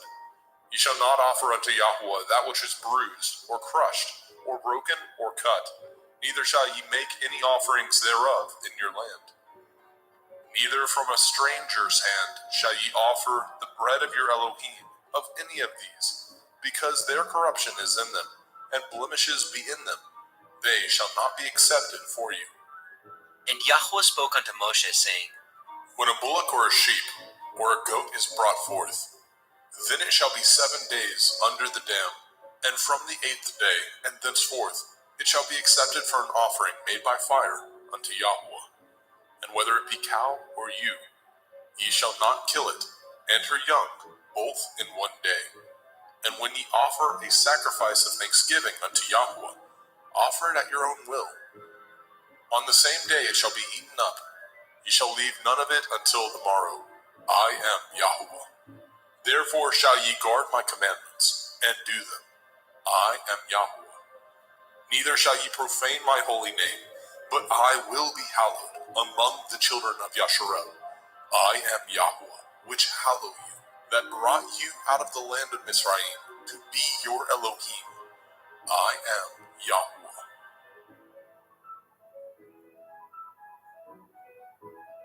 Vayikra, Leviticus chapter 23. And Yahweh spoke unto Moshe, saying, Speak unto the children of Yasharel, and say unto them concerning the feasts of Yahweh, which ye shall proclaim to be holy assemblies. Even these are my feasts. 6 days shall work be done, but the 7th day is the Sabbath of rest, a holy assembly. Ye shall do no work therein. It is the Sabbath of Yahweh in all your dwellings. These are the feasts of Yahweh, even holy assemblies, which ye shall proclaim in their appointed times. In the 14th day of the 1st month at evening is Yahweh's Pesach. And on the 15th day of the same month is the feast of Matzah unto Yahweh. 7 days ye must eat matzah, unleavened bread. In the 1st day ye shall have a holy assembly. Ye shall do no servile work therein, but ye shall offer an offering made by fire unto Yahweh 7 days. In the 7th day is a holy assembly. Ye shall do no servile work therein. And Yahweh spoke unto Moshe, saying, Speak unto the children of Yasharel, and say unto them, When ye are come into the land which I give unto you, and shall reap the harvest thereof, then ye shall bring a sheaf of the first fruits of your harvest unto the priest. And he shall wave the sheaf before Yahweh, to be accepted for you. On the morrow after the Sabbath, the priest shall wave it. And ye shall offer that day when ye wave the sheaf, a he-lamb without blemish, of the 1st year, for a burnt offering unto Yahweh. And the meat offering thereof shall be 2/10 deals of fine flour mingled with oil, an offering made by fire unto Yahweh, for a sweet savor. And the drink offering thereof shall be of wine, the 4th part of a hin. And ye shall eat neither bread, nor parched grain, nor green ears, until the selfsame day that ye have brought an offering unto your Elohim. It shall be a statute forever throughout your generations, in all your dwellings. And ye shall count unto you from the morrow after the Sabbath, from the day that ye brought the sheaf of the wave offering, 7 Shavuot. Sabbaths shall be complete. Even unto the morrow after the 7th Sabbath shall ye number 50 days, and ye shall offer a new meat offering unto Yahweh. Ye shall bring out of your habitations 2 wave loaves of 2/10 deals. They shall be of fine flour. They shall be baken with leaven. They are the first fruits unto Yahweh. And ye shall offer with the bread 7 lambs, without blemish of the first year, and 1 bullock, and 2 rams. They shall be for a burnt offering unto Yahweh, with their meat offering and their drink offerings, even an offering made by fire of sweet savor unto Yahweh. Then ye shall sacrifice 1 kid of the goats for a sin offering, and 2 lambs of the first year for a sacrifice of peace offerings. And the priest shall wave them with the bread of the first fruits for a wave offering before Yahweh. With the 2 lambs, they shall be holy to Yahweh for the priest. And ye shall proclaim on the selfsame day that it may be a holy assembly unto you. Ye shall do no servile work therein. It shall be a statute forever in your dwellings throughout your generations. And when ye reap the harvest of your land, you shall not make clean riddance of the corners of your field when you reap. Neither shall you gather any gleanings of your harvest. You shall leave them unto the poor and to the stranger. I am Yahweh Elohim. And Yahweh spoke unto Moshe, saying, Speak unto the children of Yasharel, saying, In the 7th month, on the first day of the month, shall ye have a Sabbath, a memorial of blowing of shofarot, Yom Teruah, the feast of trumpets, the day of the awakening blast, a holy assembly. Ye shall do no servile work therein, but ye shall offer an offering made by fire unto Yahweh. And Yahweh spoke unto Moshe, saying, Also on the 10th day of this 7th month is Yom Kippurim, the day of atonement. It shall be a holy assembly unto you, and ye shall afflict your souls, and offer an offering made by fire unto Yahweh. And ye shall do no work in that same day, for it is Yom Kippurim, to make an atonement for you before Yahweh Elohim. For whatsoever soul it be that shall not be afflicted in that same day, he shall be cut off from among his people. And whatsoever soul it be that does any work in that same day, the same soul will I destroy from among his people. Ye shall do no manner of work. It shall be a statute forever throughout your generations, in all your dwellings. It shall be unto you a Sabbath of rest, and ye shall afflict your souls in the 9th day of the month at evening. From evening unto evening shall ye celebrate your Sabbath. And Yahweh spoke unto Moshe, saying, Speak unto the children of Yasharel, saying, The 15th day of this 7th month shall be the feast of Sukkot, tabernacles, for 7 days unto Yahweh. On the first day shall be a holy assembly. Ye shall do no servile work therein. 7 days ye shall offer an offering made by fire unto Yahweh. On the 8th day shall be a holy assembly unto you, and ye shall offer an offering made by fire unto Yahweh. It is a solemn assembly, and ye shall do no servile work therein. These are the feasts of Yahweh, which ye shall proclaim to be holy assemblies, to offer an offering made by fire unto Yahweh, a burnt offering and a meat offering, a sacrifice and drink offerings, everything upon his day. Besides the Shavuot, Sabbaths of Yahweh, and beside your gifts, and beside all your vows, and beside all your freewill offerings, which ye give unto Yahweh. Also in the 15th day of the 7th month, when ye have gathered in the fruit of the land, ye shall keep a feast unto Yahweh 7 days. On the first day shall be a Sabbath, and on the 8th day shall be a Sabbath. And ye shall take you on the first day the boughs of goodly trees, branches of palm trees, and the boughs of fig trees, and willows of the brook. And ye shall rejoice before Yahweh Elohim 7 days. And ye shall keep it a feast unto Yahweh 7 days in the year. It shall be a statute forever in your generations. Ye shall celebrate it in the 7th month. Ye shall dwell in sukkahs, booths, 7 days. All that are Yasharel born shall dwell in sukkahs. That your generations may know that I made the children of Yasharel to dwell in sukkahs, when I brought them out of the land of Mitzrayim. I am Yahweh Elohim. And Moshe declared unto the children of Yasharel the feasts of Yahweh.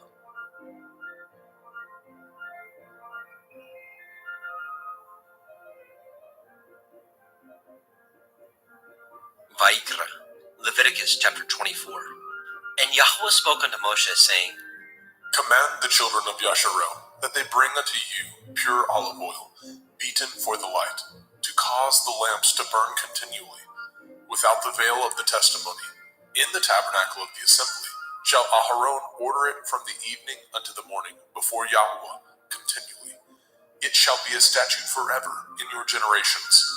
He shall order the lamps upon the pure menorah, 7-branched candlestick, before Yahweh continually. And you shall take fine flour, and bake 12 cakes thereof. 2/10 deals shall be in 1 cake. And you shall set them in 2 rows, 6 on a row, upon the pure table before Yahweh. And you shall put pure frankincense upon each row, that it may be on the bread for a memorial, even a memorial made by fire unto Yahweh. Every Sabbath he shall set it in order before Yahweh continually, being taken from the children of Yasharel by an everlasting covenant. And it shall be Aharon and his sons, and they shall eat it in the holy place, for it is most holy unto him of the offerings of Yahweh made by fire, by a perpetual statute. And the son of a Yashareliteth woman, whose father was a Mitzri, went out among the children of Yasharel. And this son of the Yashareliteth woman and a man of Yasharel strove together in the camp. And the Yashareliteth woman's son blasphemed the name of Yahweh and cursed. And they brought him unto Moshe, and his mother's name was Shelomith, the daughter of Divri, of the tribe of Dan. And they put him in ward, that the mind of Yahweh might be showed them. And Yahweh spoke unto Moshe, saying, Bring forth him that has cursed without the camp, and let all that heard him lay their hands upon his head, and let all the assembly stone him. And you shall speak unto the children of Yasharel, saying, Whosoever curses his Elohim shall bear his sin. And he that blasphemes the name of Yahweh, he shall surely be put to death. And all the assembly shall certainly stone him, as well the stranger, as he that is born in the land, when he blasphemes the name of Yahweh, shall be put to death. And he that kills any man shall surely be put to death. And he that kills a beast shall make it good, beast for beast. And if a man cause a blemish in his neighbor, as he has done, so shall it be done to him. Breach for breach, eye for eye, tooth for tooth. As he has caused a blemish in a man, so shall it be done to him again. And he that kills a beast, he shall restore it. And he that kills a man, he shall be put to death. Ye shall have one manner of law, as well for the stranger, as for one of your own country. For I am Yahweh Elohim. And Moshe spoke to the children of Yasharel, that they should bring forth him that had cursed out of the camp, and stone him with stones. And the children of Yasharel did as Yahweh commanded Moshe.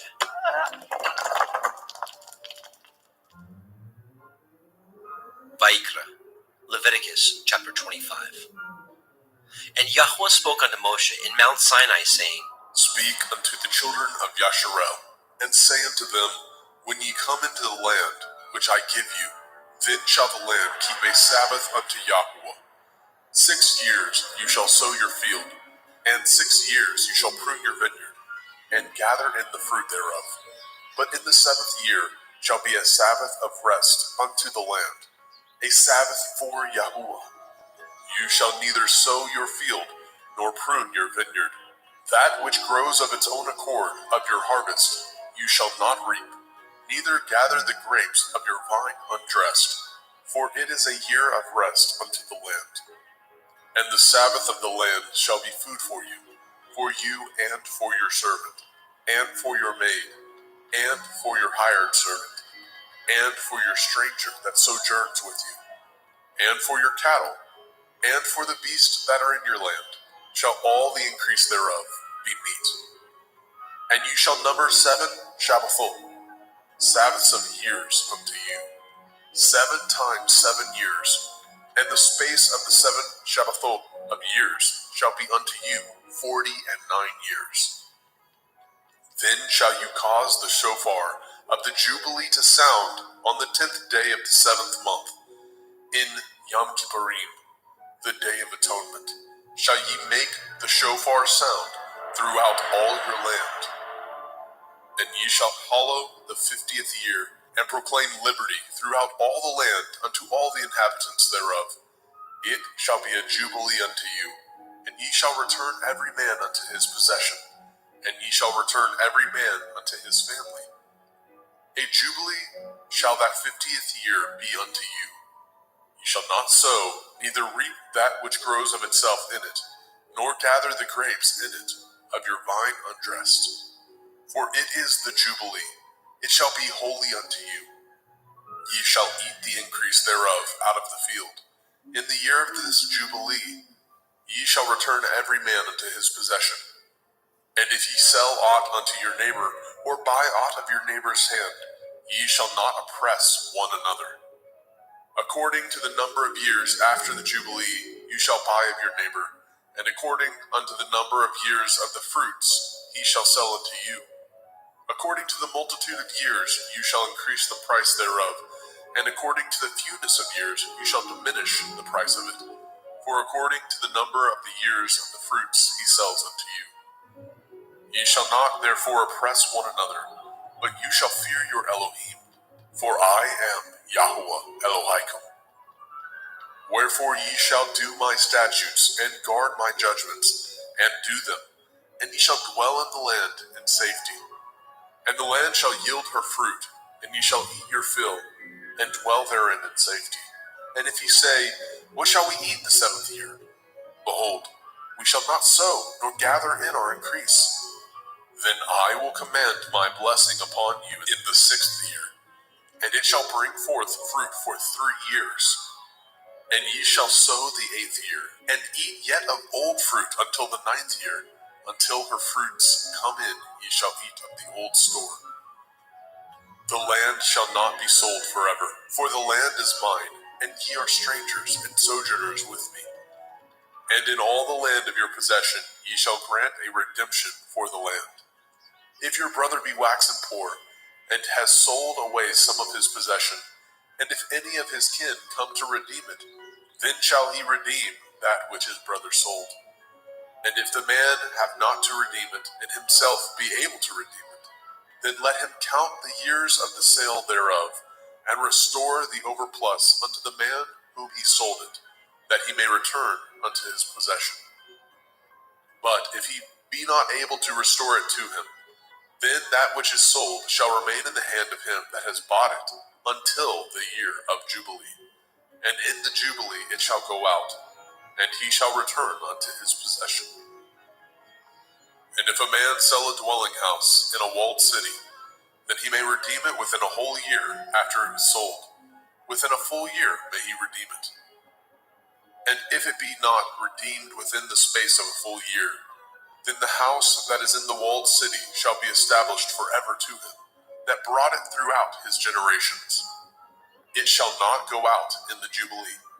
But the houses of the villages which have no wall round about them shall be counted as the fields of the country.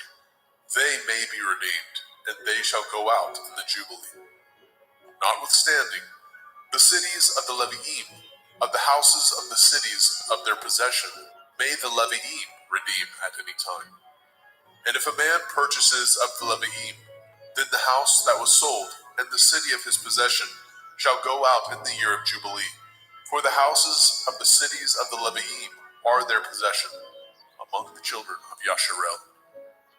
But the field of the suburbs of their cities may not be sold, for it is their perpetual possession. And if your brother be waxen poor, and fallen in decay with you, then you shall relieve him, yea, though he be a stranger or a sojourner, that he may live with you. Take no usury of him, or increase, but fear your Elohim, that your brother may live with you. You shall not give him your money upon usury, nor lend him your victuals for increase. I am Yahuwah Elohaikum, which brought you forth out of the land of Mitzrayim, to give you the land of Canaan. and to be your Elohim. And if your brother that dwells by you be waxen poor, and be sold unto you, you shall not compel him to serve as a bondservant, but as a hired servant, and as a sojourner. He shall be with you, and shall serve you unto the year of Jubilee. And then shall he depart from you, both he and his children with him, and shall return unto his own family, and unto the possession of his fathers shall he return. For they are my servants, which I brought forth out of the land of Mitzrayim. They shall not be sold as bondmen. You shall not rule over him with rigor, but shall fear your Elohim.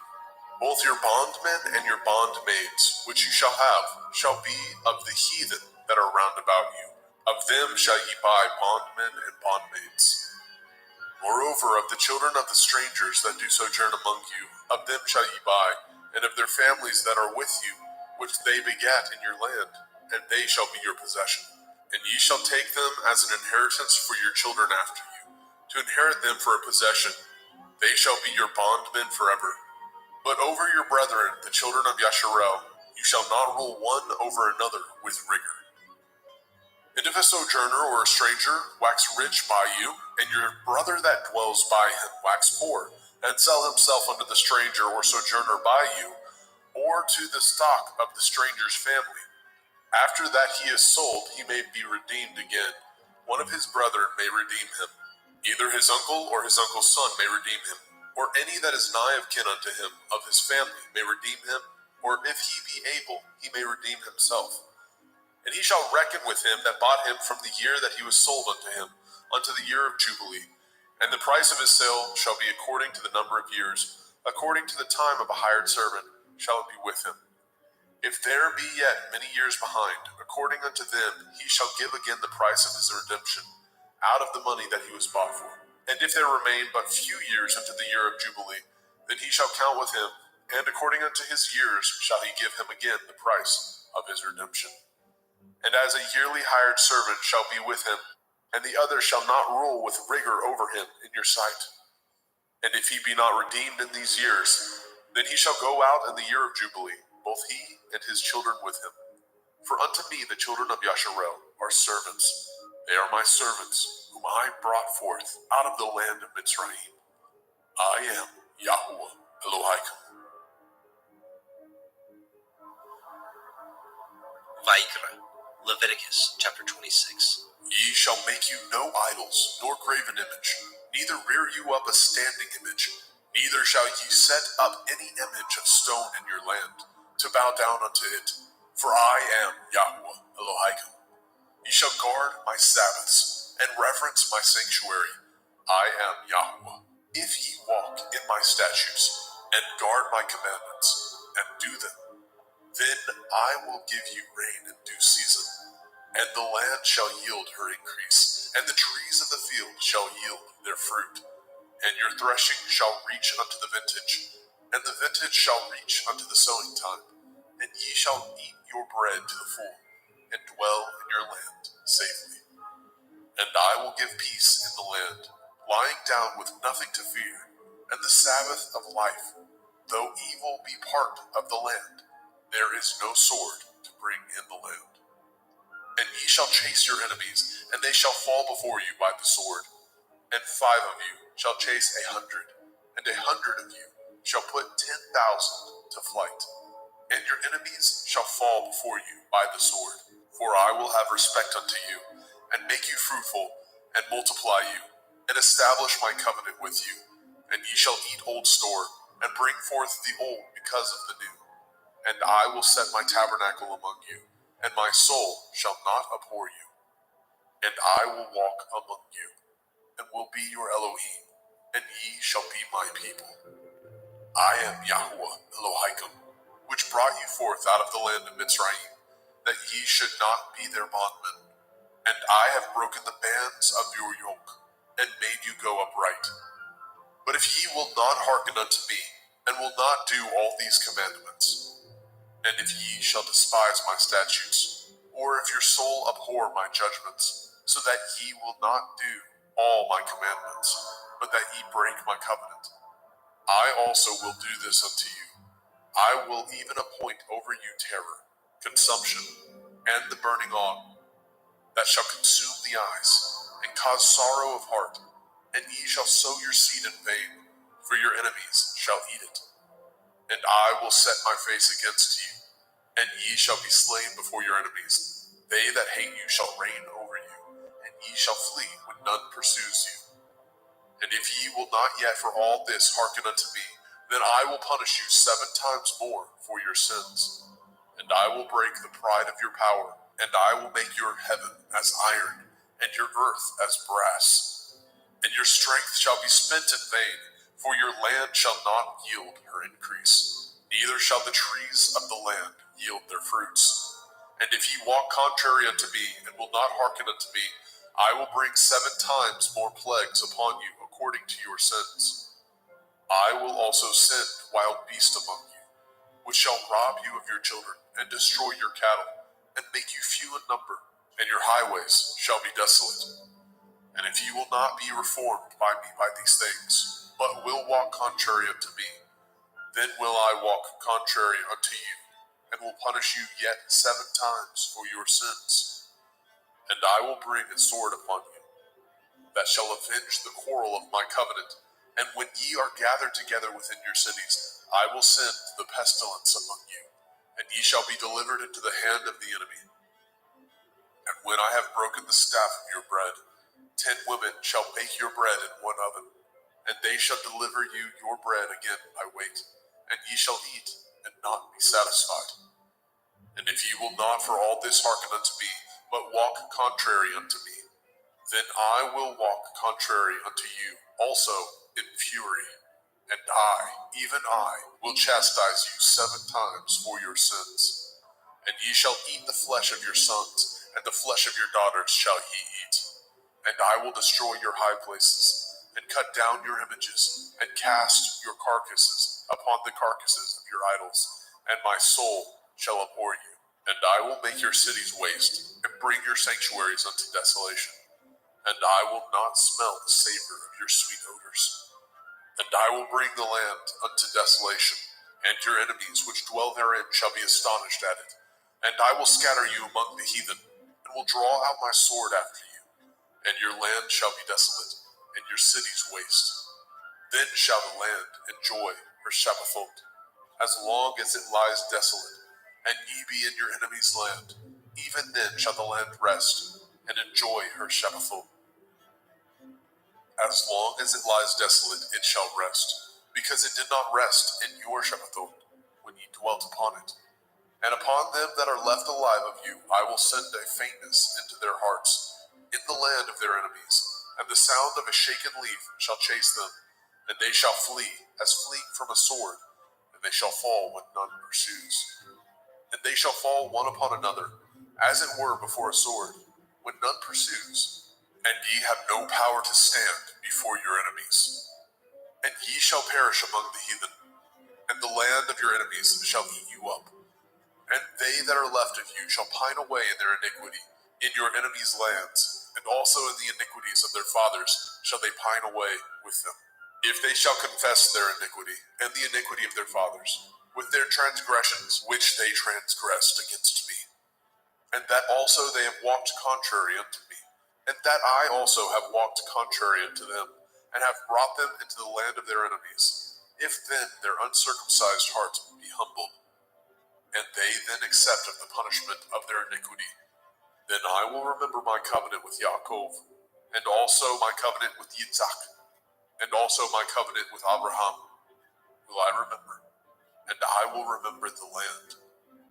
The land also shall be left of them, and shall enjoy her Shabbathot, while she lies desolate without them. And they shall accept of the punishment of their iniquity, because they despised my judgments, and because their soul abhorred my statutes. And yet, for all that, when they be in the land of their enemies, I will not cast them away, neither will I abhor them, to destroy them utterly, and to break my covenant with them. For I am Yahweh Elohim. But I will for their sakes remember the covenant of their ancestors, whom I brought forth out of the land of Mitzrayim, in the sight of the heathen, that I might be their Elohim. I am Yahweh.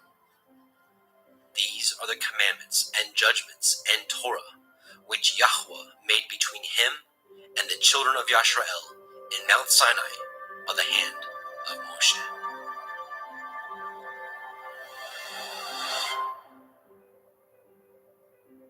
Vayikra, Leviticus chapter 27.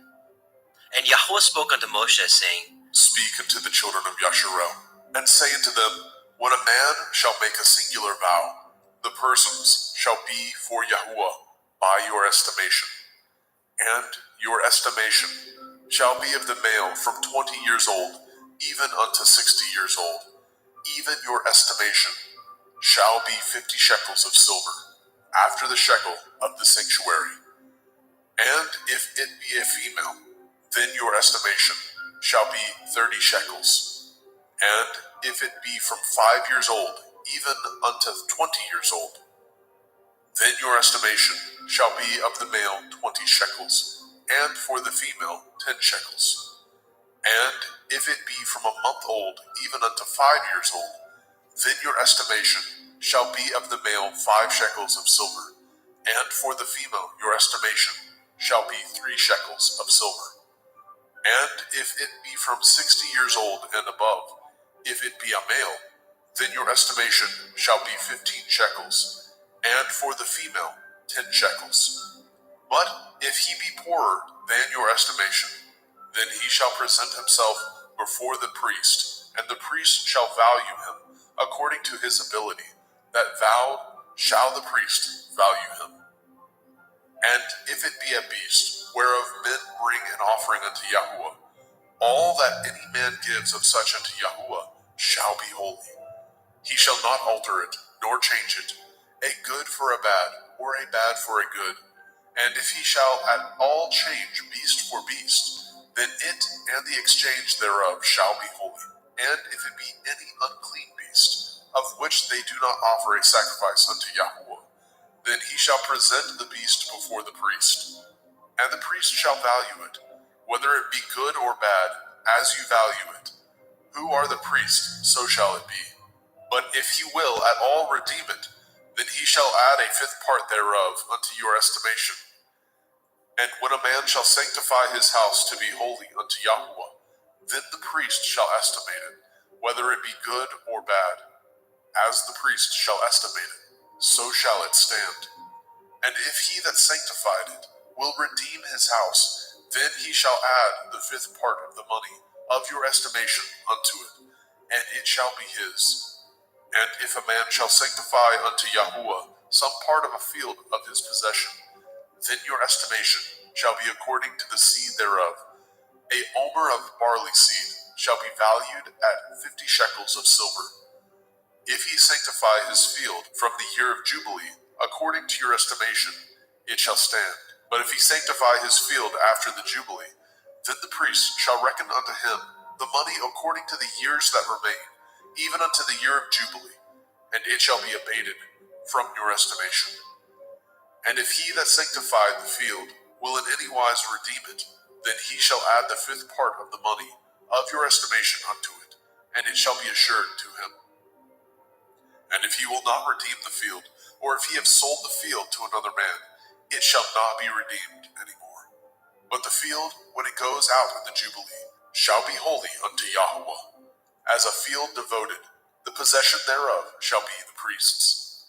And if a man sanctify unto Yahuwah a field which he has bought, which is not of the fields of his possession, then the priest shall reckon unto him the worth of your estimation, even unto the year of the Jubilee. And he shall give your estimation in that day as a holy thing unto Yahuwah. In the year of the Jubilee, the field shall return unto him of whom it was bought, even to him to whom the possession of the land did belong. And all your estimation shall be according to the shekel of the sanctuary. 20 gerahs shall be the shekel. Only the firstling of the beasts, which should be Yahuwah's firstling. No man shall sanctify it, whether it be ox or sheep. It is Yahuwah's. And if it be of an unclean beast, and he shall redeem it according to your estimation, and shall add a 5th part of it thereto, or if it be not redeemed, then it shall be sold according to your estimation. Notwithstanding, no devoted thing that a man shall devote unto Yahweh of all that he has, both of man and beast, and of the field of his possession, shall be sold or redeemed. Every devoted thing is most holy unto Yahweh. None devoted which shall be devoted of men shall be redeemed, but shall surely be put to death. And all the tithe of the land, whether of the seed of the land, or of the fruit of the tree, is Yahuwah's. It is holy unto Yahuwah. And if a man shall at all redeem aught of his tithes, he shall add thereto the fifth part thereof. And concerning the tithe of the herd, or of the flock, even of whatsoever passes under the rod, the 10th shall be holy unto Yahweh.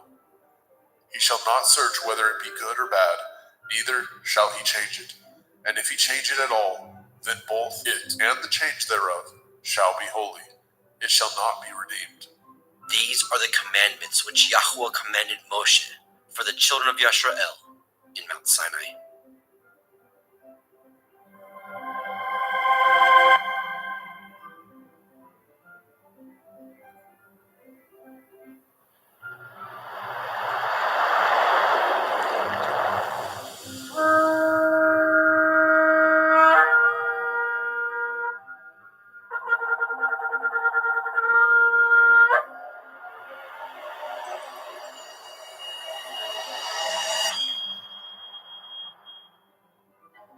Bemidbar, Numbers chapter 1. And Yahweh spoke unto Moshe in the wilderness of Sinai, in the tabernacle of the assembly, on the first day of the second month, in the second year after they were come out of the land of Mitzrayim, saying, Take ye the sum of all the assembly of the children of Yasharel, after their families, by the house of their fathers, with the number of their names, every male by their polls, from 20 years old and upward, all that are able to go forth to war in Yasharel. You and Aharon shall number them by their armies, and with you there shall be a man of every tribe, everyone head of the house of his fathers. And these are the names of the men that shall stand with you. Of the tribe of Reuben, Elitzer, the son of Shedir; of Shimon, Shalumiel, the son of Suri Yeshdai; of Yehuda, Nachshon, the son of Aminadab; of Yisachar, Nathaniel, the son of Suar; of Zebulun, Eliav, the son of Shalom; of the children of Joseph; of Ephraim, Elishama, the son of Amihud; of Manasseh, Gamliel, the son of Pedastir; of Benjamin, Abidan, the son of Gideoni; of Dan, Achiezer, the son of Amishadai; of Asher, Pagiel, the son of Okran; of Gad, Eliasaph, the son of Deuel; of Naphtali, Ahira, the son of Enan. These were the renowned of the assembly, princes of the tribes of their fathers, heads of thousands in Yasharel. And Moshe and Aharon took these men which are expressed by their names, and they assembled all the assembly together on the first day of the second month. And they declared their pedigrees after their families, by the house of their fathers, according to the number of the names, from 20 years old and upwards by their polls. As Yahweh commanded Moshe, so he numbered them in the wilderness of Sinai. And the children of Reuben, Yasharel's eldest son, by their generations, after their families, by the house of their fathers, according to the number of the names, by their polls, every male from 20 years old and upward, all that were able to go forth to war.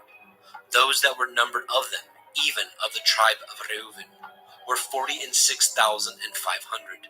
Of the children of Shimon, by their generations, after their families, by the house of their fathers, those that were numbered of them, according to the number of the names, by their polls, every male from 20 years old and upward, all that were able to go forth to war. Those that were numbered of them, even of the tribe of Shimon, were 59,300. Of the children of Gad, by their generations, after their families, by the house of their fathers, according to the number of the names, from 20 years old and upward, all that were able to go forth to war. Those that were numbered of them, even of the tribe of Gad, were 45,650. Of the children of Yehudah, by their generations, after their families, by the house of their fathers, according to the number of the names, from 20 years old and upward, all that were able to go forth to war. Those that were numbered of them, even of the tribe of Yehudah, were 314,600. Of the children of Issachar, by their generations, after their families, by the house of their fathers, according to the number of the names, from 20 years old and upward, all that were able to go forth to war. Those that were numbered of them, even of the tribe of Issachar, were 54,400. Of the children of Zebulun, by their generations, after their families, by the house of their fathers, according to the number of the names, from 20 years old and upward, all that were able to go forth to war. Those that were numbered of them, even of the tribe of Zebulun, were 57,400. Of the children of Joseph, namely, of the children of Ephraim, by their generations, after their families, by the house of their fathers, according to the number of the names, from 20 years old and upward, all that were able to go forth to war. Those that were numbered of them, even of the tribe of Ephraim, were 40,500. Of the children of Manasseh, by their generations, after their families, by the house of their fathers, according to the number of the names, from 20 years old and upward, all that were able to go forth to war. Those that were numbered of them, even of the tribe of Manasseh, were 32,200. Of the children of Benjamin, by their generations, after their families, by the house of their fathers, according to the number of the names, from 20 years old and upward, all that were able to go forth to war. Those that were numbered of them, even of the tribe of Benjamin, were 35,400. Of the children of Dan, by their generations, after their families, by the house of their fathers, according to the number of the names, from 20 years old and upward, all that were able to go forth to war. Those that were numbered of them, even of the tribe of Dan, were 62,700. Of the children of Asher, by their generations, after their families, by the house of their fathers, according to the number of the names, from 20 years old and upward, all that were able to go forth to war. Those that were numbered of them, even of the tribe of Asher, were 41,500. Of the children of Naphtali, through their generations, after their families, by the house of their fathers, according to the number of the names, from 20 years old and upward, all that were able to go forth to war. Those that were numbered of them, even of the tribe of Naphtali, were 53,400. These are those that were numbered, which Moshe and Aharon numbered, and the princes of Yashrael, being 12 men, each one was for the house of his fathers. So were all those that were numbered of the children of Yashrael, by the house of their fathers, from 20 years old and upward, all that were able to go forth to war in Yashrael. Even all they that were numbered were 600,000 and 3,550. But the Leviim, after the tribe of their fathers, were not numbered among them. For Yahweh had spoken unto Moshe, saying, Only you shall not number the tribe of Levi, neither take the sum of them among the children of Yasharel. But you shall appoint the Leviim over the tabernacle of testimony, and over all the vessels thereof, and over all things that belong to it. They shall bear the tabernacle, and all the vessels thereof, and they shall minister unto it, and shall encamp around about the tabernacle. And when the tabernacle sets forth, the Leviim shall take it down, and when the tabernacle is to be pitched, the Leviim shall set it up, and the stranger that comes nigh shall be put to death. And the children of Yasharel shall pitch their tents, every man by his own camp, and every man by his own standard, throughout their hosts. But the Leviim shall pitch round about the tabernacle of testimony, that there be no wrath upon the assembly of the children of Yasharel. And the Leviim shall guard the watch of the tabernacle, of testimony. And the children of Yasharel did according to all that Yahweh commanded Moshe. So did they.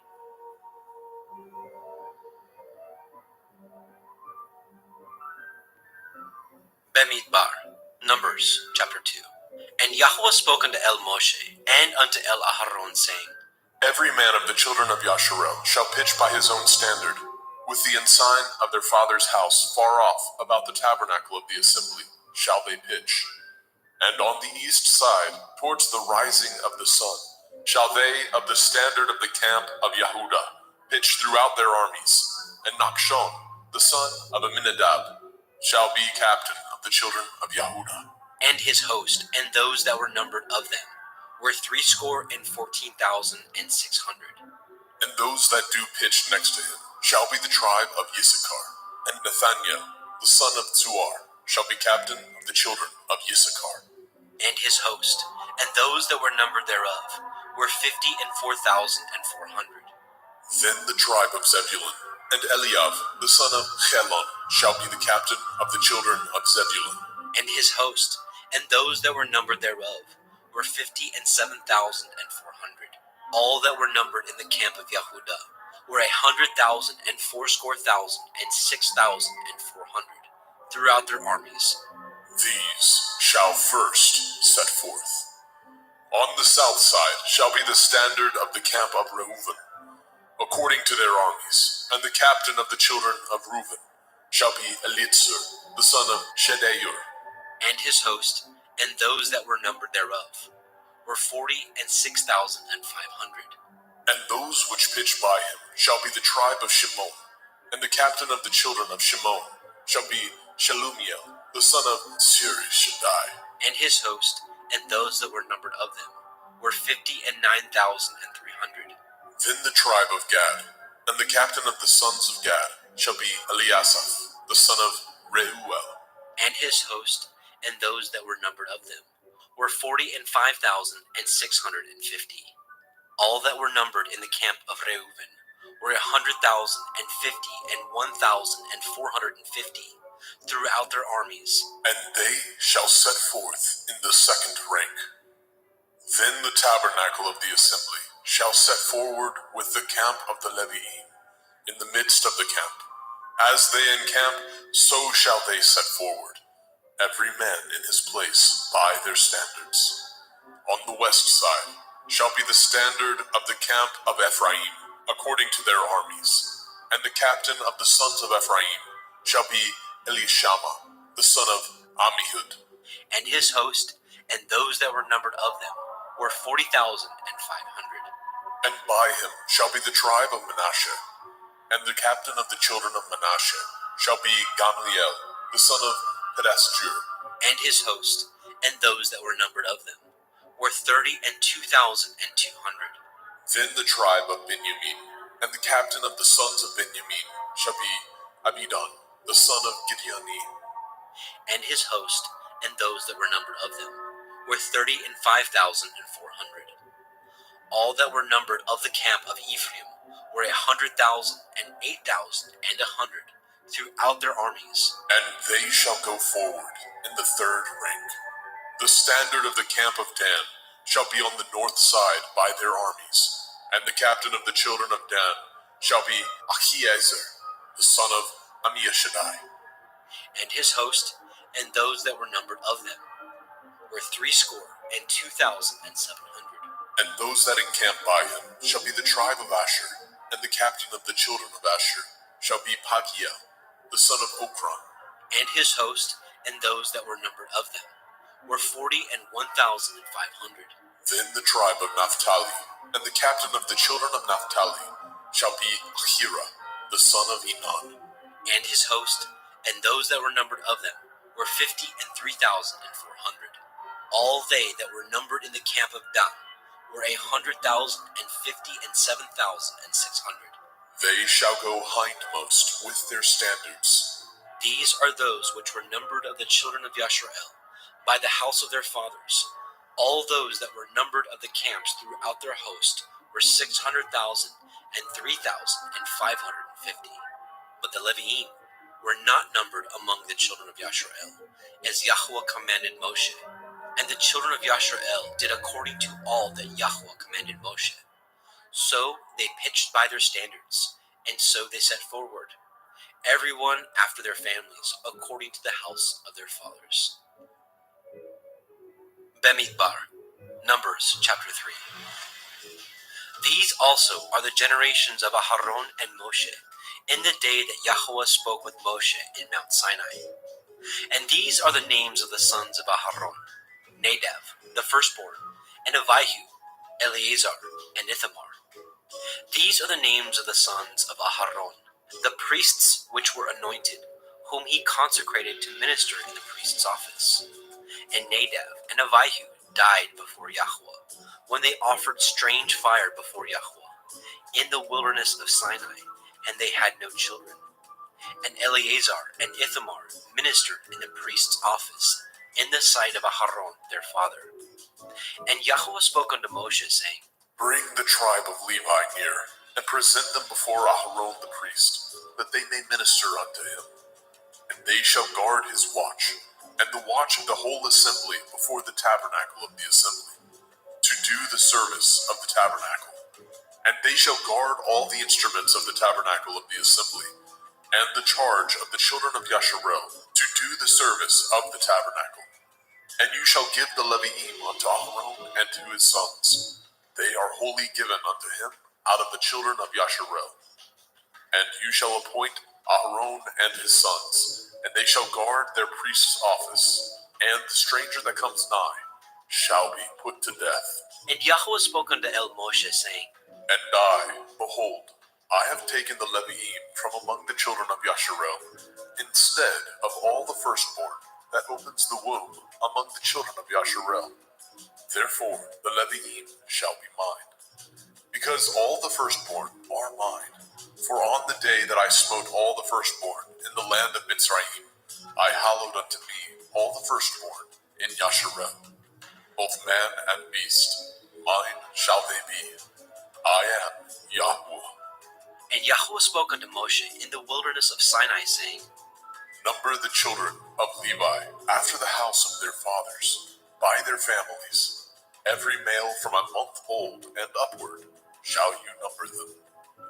And Moshe numbered them according to the word of Yahweh, as he was commanded. And these were the sons of Levi by their names, Gershon, and Kohath, and Merari. And these are the names of the sons of Gershon by their families, Livni, and Shimei. And the sons of Kohath by their families, Amram, and Yitzchar, Chevron, and Uzziel. And the sons of Merari by their families, Machli, and Mushi. These are the families of the Leviim, according to the house of their fathers. Of Gershon was the family of the Libniim, and the family of the Shimeim. These are the families of the Gershonim. Those that were numbered of them, according to the number of all the males, from a month old and upward, even those that were numbered of them, were 7,500. The families of the Gershonim shall pitch behind the tabernacle westward, and the chief of the house of the father of the Gershonim shall be Eliasaph, the son of Lael. And the charge of the sons of Gershon in the tabernacle of the assembly shall be the tabernacle, and the tent, the covering thereof, and the hanging for the door of the tabernacle of the assembly, and the hangings of the court, and the curtain for the door of the court, which is by the tabernacle, and by the altar round about, and the cords of it for all the service thereof. And of Kohath was the family of the Amramim, and the family of the Yitzharim, and the family of the Chevronim, and the family of the Uzzielim. These are the families of the Kohathim. In the number of all the males, from a month old and upward, were 8,600, guarding the watch of the sanctuary. The families of the sons of Kohath shall pitch on the side of the tabernacle southward, and the chief of the house of the father of the families of the Kohathim shall be Elitzaphan, the son of Uzziel. And their charge shall be the ark, and the table, and the menorah, 7-branched candlestick, and the altars, and the vessels of the sanctuary, wherewith they ministered, and the hanging, and all the service thereof. And Eleazar, the son of Aharon the priest, shall be chief over the chief of the Leviim, and have the oversight of them, that guard the watch of the sanctuary. Of Merari was the family of the Machlim, and the family of the Mushim. These are the families of Merari, and those that were numbered of them, according to the number of all the males, from a month old and upward, were 6,200. And the chief of the house of the father of the families of Merari shall be Zuriel, the son of Abihail. These shall pitch on the side of the tabernacle northward. And under the custody and charge of the sons of Merari shall be the boards of the tabernacle, and the bars thereof, and the pillars thereof, and the sockets thereof, and all the vessels thereof, and all that serves thereto, and the pillars of the court round about, and their sockets, and their pins, and their cords. But those that encamp before the tabernacle towards the east, even before the tabernacle of the assembly, eastward, shall be Moshe, and Aharon, and his sons, guarding the watch of the sanctuary, for the watch of the children of Yasharel, and the stranger that comes nigh shall be put to death. And all that were numbered of the Leviim, which Moshe and Aharon numbered at the commandment of Yahweh, throughout their families, all the males from a month old and upward, were 22,000. And Yahweh said unto El Moshe, Number all the firstborn of the males of the children of Yasharel, from a month old and upward, and take the number of their names, and you shall take the Leviim for me. I am Yahweh, instead of all the firstborn among the children of Yasharel, and the cattle of the Leviim, instead of all the firstlings among the cattle of the children of Yasharel. And Moshe numbered, as Yahweh commanded him, all the firstborn among the children of Yasharel, and all the firstborn males by the number of names, from a month old and upward, of those that were numbered of them, were 22,213.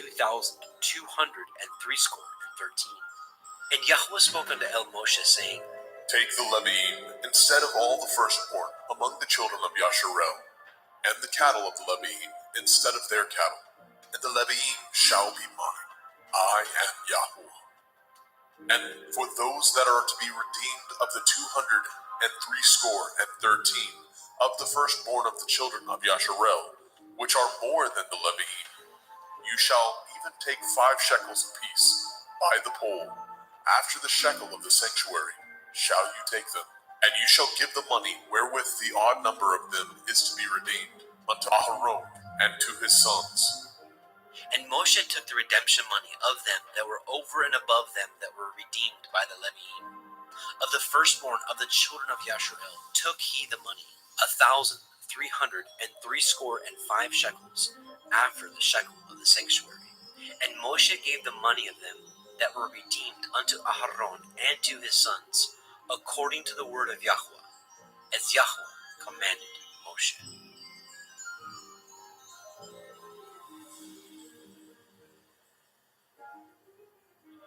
Bemidbar, Numbers, chapter 4.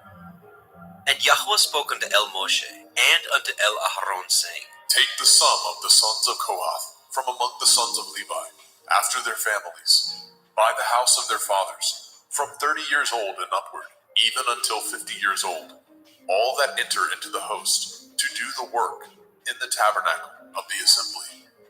This shall be the service of the sons of Kohath in the tabernacle of the assembly, about the most holy things. And when the camp sets forward, Aharon shall come, and his sons, and they shall take down the covering veil, and cover the ark of the testimony with it, and shall put thereon the covering of badger skins, and shall spread over it a cloth wholly of blue, and shall put in the staves thereof, and upon the table of showbread they shall spread a cloth of blue, and put thereon the dishes, the spoons, the bowls, and covers to cover withal, and the continual bread shall be thereon. And they shall spread upon them a cloth of scarlet, and cover the same with a covering of badger skins, and shall put in the staves thereof. And they shall take a cloth of blue, and cover the menorah, 7-branched candlestick, of the light, and his lamps, and his tongs, and his snuff dishes, and all the oil vessels thereof, wherewith they minister unto it. And they shall put it and all the vessels thereof within a covering of badger skins, and shall put it upon a bar. And upon the golden altar they shall spread a cloth of blue, and cover it with a covering of badger skins, and shall put the staves thereof. And they shall take all the instruments of ministry, wherewith they minister in the sanctuary, and put them in a cloth of blue, and cover them with a covering of badger skins, and shall put them on a bar. And they shall take away the ashes from the altar, and spread a purple cloth thereon. And they shall put upon all the vessels thereof, wherewith they minister about it, even the censers, the flesh hooks, the shovels, the basins, all the vessels of the altar. And they shall spread upon it a covering of badger skins, and put to the staves of it. And when Aharon and his sons have made an end of covering the sanctuary, and all the vessels of the sanctuary, as the camp is to set forward, after that the sons of Kohath shall come to bear it, but they shall not touch any holy thing, lest they die. These things are the burden of the sons of Kohath in the tabernacle of the assembly. And to the office of Eleazar, the son of Aharon, the priest, pertains the oil for the light, and the sweet incense, and the daily meat offering, and the anointing oil, and the oversight of all the tabernacle, and of all that therein is, in the sanctuary, and in the vessels thereof. And Yahweh spoke unto El Moshe and unto El Aharon, saying, Cut ye not off the tribe of the families of the Kohathim from among the Leviim, but thus do unto them, that they may live and not die. When they approach unto the most holy things, Aharon and his sons shall go in, and appoint them every one to his service and to his burden. But they shall not go in to see when the holy things are covered, lest they die. And Yahweh spoke unto El Moshe, saying, Take also the sum of the sons of Gershon throughout the houses of their fathers, by their families, from 30 years old and upward, until 50 years old, shall you number them. All that enter in to perform the service, to do the work in the tabernacle of the assembly. This is the service of the families of the Gershonim, to serve and for burdens. And they shall bear the curtains of the tabernacle, and the tabernacle of the assembly, his covering, and the covering of the badger skins that is above upon it, and the hanging for the door of the tabernacle of the assembly, and the hangings of the court, and the hangings for the door of the gate of the court, which is by the tabernacle, and by the altar round about, and their cords, and all the instruments of their service, and all that is made for them, so shall they serve. At the appointment of Aharon and his sons shall be all the service of the sons of the Gershonim, in all their burdens, and in all their service, and he shall appoint unto them in charge all their burdens. This is the service of the families of the sons of Gershon, in the tabernacle of the assembly, and their charge shall be under the hand of Itamar, the son of Aharon, the priest. As for the sons of Merari, you shall number them after their families, by the house of their fathers. From 30 years old and upward, even unto 50 years old, shall you number them. Every one that enters into the service, to do the work of the tabernacle of the assembly. And this is the charge of their burden, according to all their service in the tabernacle of the assembly, the boards of the tabernacle, and the bars thereof, and the pillars thereof, and sockets thereof, and the pillars of the court round about, and their sockets, and their pins, and their cords, with all their instruments, and with all their service, and by name ye shall reckon the instruments of the charge of their burden. This is the service of the families of the sons of Merari, according to all their service in the tabernacle of the assembly, under the hand of Itamar, the son of Aharon, the priest. And Moshe and Aharon and the chief of the assembly numbered the sons of the Kohathim after their families, and after the house of their fathers, from 30 years old and upward, even unto 50 years old, every one that enters into the service, for the work in the tabernacle of the assembly. And those that were numbered of them by their families were 2,750. These were they that were numbered of the families of the Kohathim, all that might do service in the tabernacle of the assembly, which Moshe and Aharon did number according to the commandment of Yahweh by the hand of Moshe. And those that were numbered of the sons of Gershon throughout their families, and by the house of their fathers, from 30 years old and upward, even unto 50 years old, everyone that enters into the service for the work in the tabernacle of the assembly. Even those that were numbered of them throughout their families, by the house of their fathers, were 2,630. These are they that were numbered of the families of the sons of Gershon, of all that might do service in the tabernacle of the assembly, whom Moshe and Aharon did number according to the commandment of Yahweh.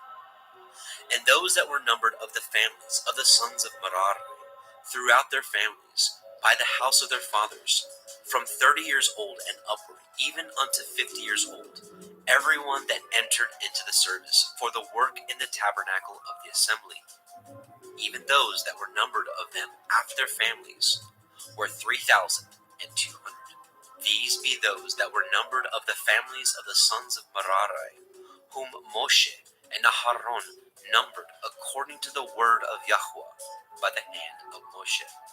All those that were numbered of the Leviim, whom Moshe and Aharon and the chief of Yashrael numbered, after their families, and after the house of their fathers, from 30 years old and upward, even unto 50 years old, everyone that came to do the service of the ministry and the service of the burden in the tabernacle of the assembly, even those that were numbered of them, were 8,540. According to the commandment of Yahweh, they were numbered by the hand of Moshe, everyone according to his service, and according to his burden. Thus were they numbered of him, as Yahweh commanded Moshe.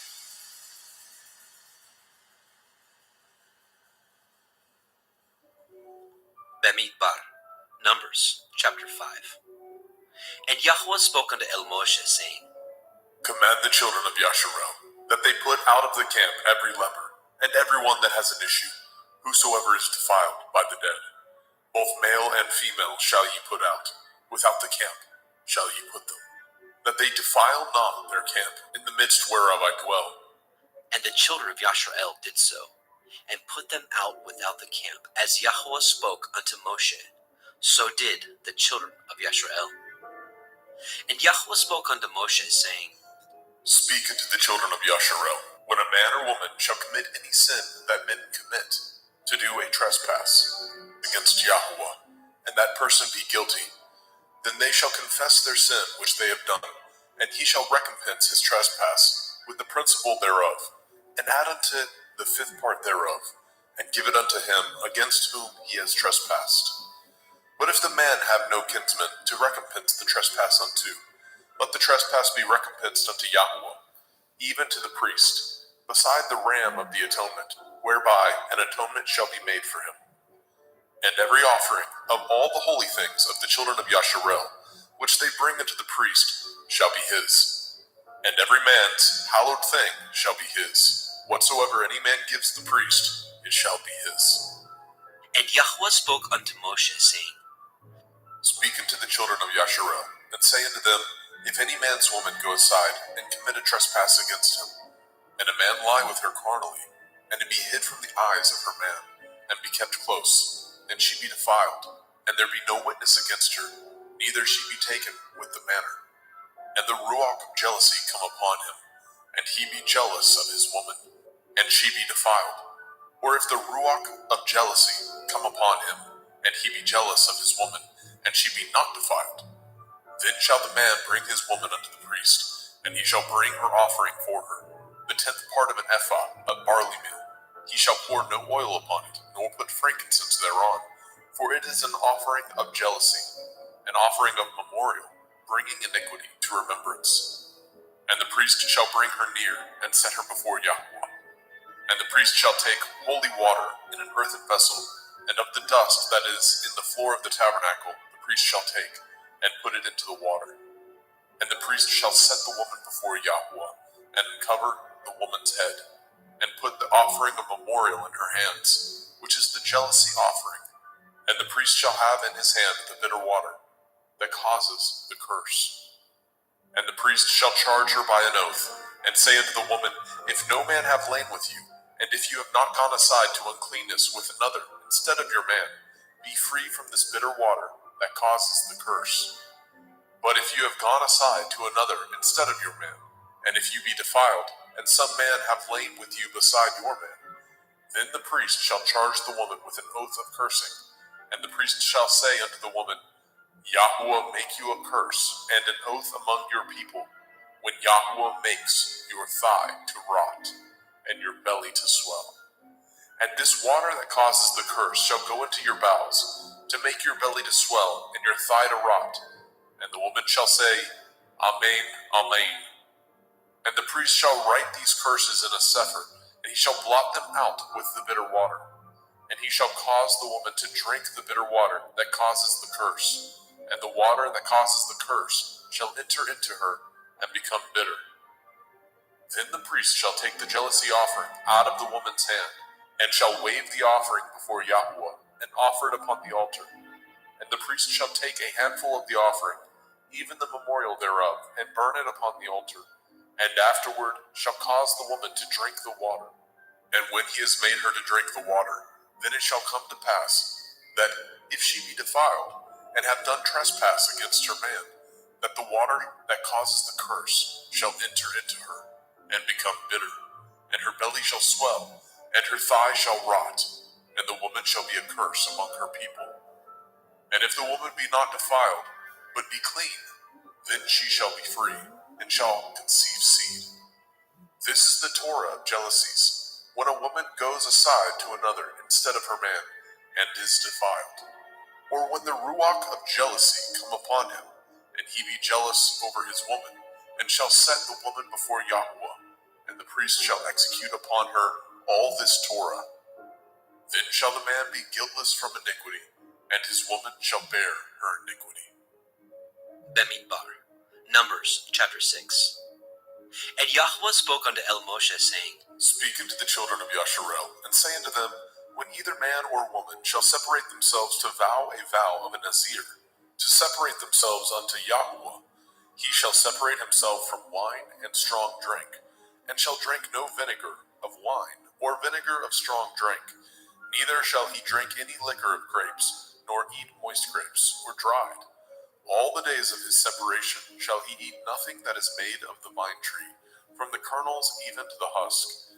All the days of the vow of his separation there shall no razor come upon his head, until the days be fulfilled, in which he separates himself unto Yahuwah. He shall be holy, and shall let the locks of the hair of his head grow. All the days that he separates himself unto Yahuwah, he shall come at no dead body. He shall not make himself unclean for his father, or for his mother, for his brother, or for his sister, when they die, because the consecration of his Elohim is upon his head. All the days of his separation he is holy unto Yahuwah. And if any man die very suddenly by him, and he has defiled the head of his consecration, then he shall shave his head in the day of his cleansing. On the 7th day shall he shave it. And on the 8th day he shall bring 2 turtle doves, or 2 young pigeons, to the priest, to the door of the tabernacle of the assembly. And the priest shall offer the one for a sin offering, and the other for a burnt offering, and make an atonement for him. For that he sinned by the dead, and shall hallow his head that same day. And he shall consecrate unto Yahuwah the days of his separation, and shall bring a lamb of the first year for a trespass offering. But the days that were before shall be lost, because his separation was defiled. And this is the Torah of the Nazir. When the days of his separation are fulfilled, he shall be brought unto the door of the tabernacle of the assembly. And he shall offer his offering unto Yahuwah, 1 he-lamb of the first year, without blemish, for a burnt offering, and 1 ewe-lamb of the first year, without blemish, for a sin offering, and 1 ram without blemish, for peace offerings, and a basket of matzah, unleavened bread, cakes of fine flour mingled with oil, and wafers of matzah anointed with oil, and their meat offering, and their drink offerings. And the priest shall bring them before Yahweh, and shall offer his sin offering and his burnt offering. And he shall offer the ram for a sacrifice of peace offerings unto Yahweh, with the basket of matzah. The priest shall offer also his meat offering and his drink offering. And the Nazir shall shave the head of his separation at the door of the tabernacle of the assembly, and shall take the hair of the head of his separation, and put it in the fire which is under the sacrifice of the peace offerings. And the priest shall take the sodden shoulder of the ram, and one matzah cake out of the basket, and one matzah wafer, and shall put them upon the hands of the Nazir, after the hair of his separation is shaven. And the priest shall wave them for a wave offering before Yahweh. This is holy for the priest, with the wave breast and heave shoulder, and after that the Nazir may drink wine. This is the Torah of the Nazir, who has vowed, and of his offering unto Yahweh for his separation, beside that his hand shall get, according to the vow which he vowed, so he must do after the Torah of his separation. And Yahweh spoke unto Moshe, saying, Speak unto Aharon and unto his sons, saying, On this wise ye shall bless the children of Yasharel, saying unto them, Yahuwah bless you and guard you. Yahuwah make his face shine upon you and be gracious unto you. Yahuwah lift up his countenance upon you and give you peace. And they shall put my name upon the children of Yasharel, and I will bless them.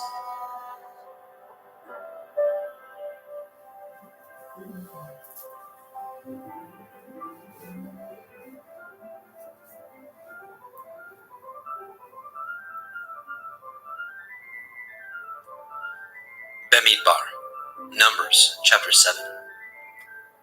And it came to pass on the day that Moshe had fully set up the tabernacle, and had anointed it, and sanctified it, and all the instruments thereof, both the altar and all the vessels thereof, and had anointed them, and sanctified them, that the princes of Yasharel, heads of the house of their fathers, who were the princes of the tribes, and were over them that were numbered, offered. And they brought their offering before Yahweh, 6 covered wagons, and 12 oxen, a wagon for 2 of the princes, and for each 1 an ox. And they brought them before the tabernacle. And Yahweh spoke unto Moshe, saying, Take it of them, that they may be to do the service of the tabernacle of the assembly, and you shall give them unto the Leviim, to every man according to his service. And Moshe took the wagons and the oxen, and gave them unto the Leviim. 2 wagons and 4 oxen he gave unto the sons of Gershon, according to their service. And 4 wagons and 8 oxen he gave unto the sons of Merari, according unto their service, under the hand of Ithamar, the son of Aharon the priest. But unto the sons of Kohath he gave none, because the service of the sanctuary belonging unto them was that they should bear upon their shoulders. And the princes offered for dedicating of the altar in the day that it was anointed. Even the princes offered their offering before the altar. And Yahweh said unto Moshe, They shall offer their offering, each prince on his day, for the dedicating of the altar. And he that offered his offering the first day was Nechshon, the son of Amminadab, of the tribe of Yehudah. And his offering was 1 silver charger, the weight thereof was 130 shekels, 1 silver bowl of 70 shekels, after the shekel of the sanctuary. Both of them were full of fine flour, mingled with oil for a meat offering. 1 spoon of 10 shekels of gold, full of incense. 1 young bullock, 1 ram, 1 lamb of the first year for a burnt offering. 1 kid of the goats for a sin offering. And for a sacrifice of peace offerings, 2 oxen, 5 rams, 5 he-goats, 5 lambs of the first year. This was the offering of Nechshon, the son of Amminadab. On the second day, Nethanel, the son of Tzuar, prince of Issachar, did offer. He offered for his offering 1 silver charger, the weight whereof was 130 shekels, 1 silver bowl of 70 shekels, after the shekel of the sanctuary, both of them full of fine flour mingled with oil for a meat offering.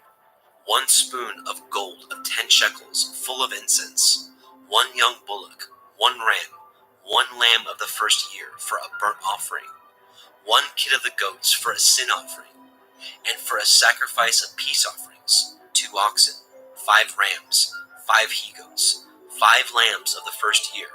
This was the offering of Nathanael, the son of Zuari. On the 3rd day, Eliav, the son of Helon, prince of the children of Zebulun, did offer. His offering was 1 silver charger, the weight whereof was 130 shekels, 1 silver bowl of 70 shekels, after the shekel of the sanctuary, both of them full of fine flour mingled with oil for a meat offering, 1 golden spoon of 10 shekels full of incense, 1 young bullock, 1 ram, 1 lamb of the first year for a burnt offering, 1 kid of the goats for a sin offering, and for a sacrifice of peace offerings, 2 oxen, 5 rams, 5 he-goats, 5 lambs of the first year. This was the offering of Eliav, the son of Helon. On the 4th day, Elitzur, the son of Shedur, prince of the children of Reuben, did offer.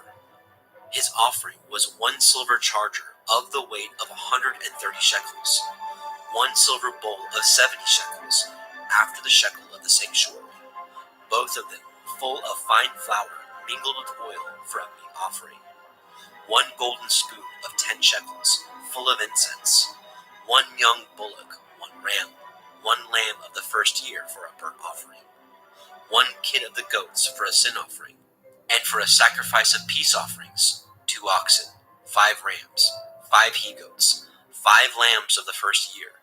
This was the offering of Elitzur, the son of Shedur. On the 5th day, Shelumiel, the son of Tzurishaddai, prince of the children of Shimon, did offer. His offering was 1 silver charger, the weight whereof was 130 shekels, 1 silver bowl of 70 shekels, after the shekel of the sanctuary, both of them full of fine flour mingled with oil for a meat offering, 1 golden spoon of 10 shekels, full of incense, 1 young bullock, 1 ram, 1 lamb of the first year for a burnt offering, 1 kid of the goats for a sin offering, and for a sacrifice of peace offerings, 2 oxen, 5 rams, 5 he-goats, 5 lambs of the first year. This was the offering of Shelumiel, the son of Tzurishaddai. On the 6th day, Elisaph, the son of Deuel, prince of the children of Gad, offered. His offering was 1 silver charger of the weight of 130 shekels, a silver bowl of 70 shekels, after the shekel of the sanctuary, both of them full of fine flour mingled with oil for a meat offering, 1 golden spoon of 10 shekels full of incense, 1 young bullock, 1 ram, 1 lamb of the first year for a burnt offering, 1 kid of the goats for a sin offering, and for a sacrifice of peace offerings, 2 oxen, 5 rams, 5 he-goats, 5 lambs of the first year. This was the offering of Elisaph, the son of Deuel. On the 7th day, Elishama, the son of Ammihud, prince of the children of Ephraim, offered. His offering was 1 silver charger, the weight whereof was 130 shekels, 1 silver bowl of 70 shekels, after the shekel of the sanctuary, both of them full of fine flour mingled with oil for a meat offering, 1 golden spoon of 10 shekels full of incense, 1 young bullock, 1 ram, 1 lamb of the first year for a burnt offering, 1 kid of the goats for a sin offering, and for a sacrifice of peace offerings, 2 oxen, 5 rams, 5 he-goats, 5 lambs of the first year. This was the offering of Elishama, the son of Ammihud. On the 8th day offered Gamaliel, the son of Pedazur, prince of the children of Manasseh. His offering was 1 silver charger of the weight of 130 shekels, 1 silver bowl of 70 shekels, after the shekel of the sanctuary, both of them full of fine flour mingled with oil for a meat offering, 1 golden spoon of 10 shekels full of incense, 1 young bullock, 1 ram, 1 lamb of the first year for a burnt offering, 1 kid of the goats for a sin offering, and for a sacrifice of peace offerings, 2 oxen, 5 rams, 5 he-goats, 5 lambs of the first year. This was the offering of Gamaliel, the son of Pedatsur. On the 9th day, Avidan, the son of Gidonai, prince of the children of Benjamin, offered. His offering was 1 silver charger, the weight whereof was 130 shekels, 1 silver bowl of 70 shekels, after the shekel of the sanctuary, both of them full of fine flour mingled with oil for a meat offering, 1 golden spoon of 10 shekels full of incense, 1 young bullock, 1 ram, 1 lamb of the first year for a burnt offering, 1 kid of the goats for a sin offering, and for a sacrifice of peace offerings, 2 oxen, 5 rams, 5 he-goats, 5 lambs of the first year. This was the offering of Avidan, the son of Gidonai. On the 10th day, Achiezer, the son of Ammishaddai, prince of the children of Dan, offered.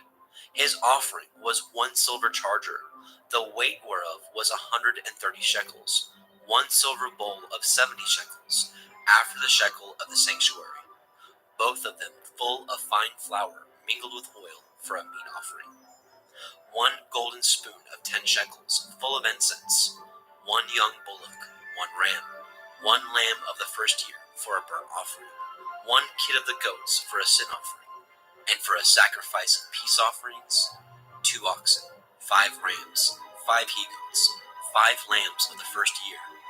This was the offering of Achiezer, the son of Ammishaddai. On the 11th day, Pagiel, the son of Okran, prince of the children of Asher, offered.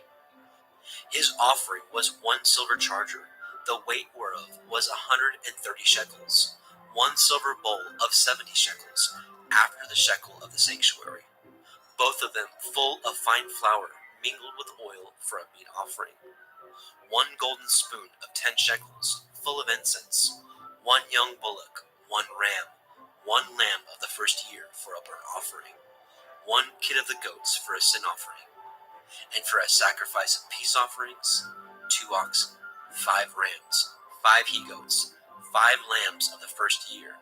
This was the offering of Pagiel, the son of Okran. On the 12th day, Achira, the son of Enan, prince of the children of Naphtali, offered.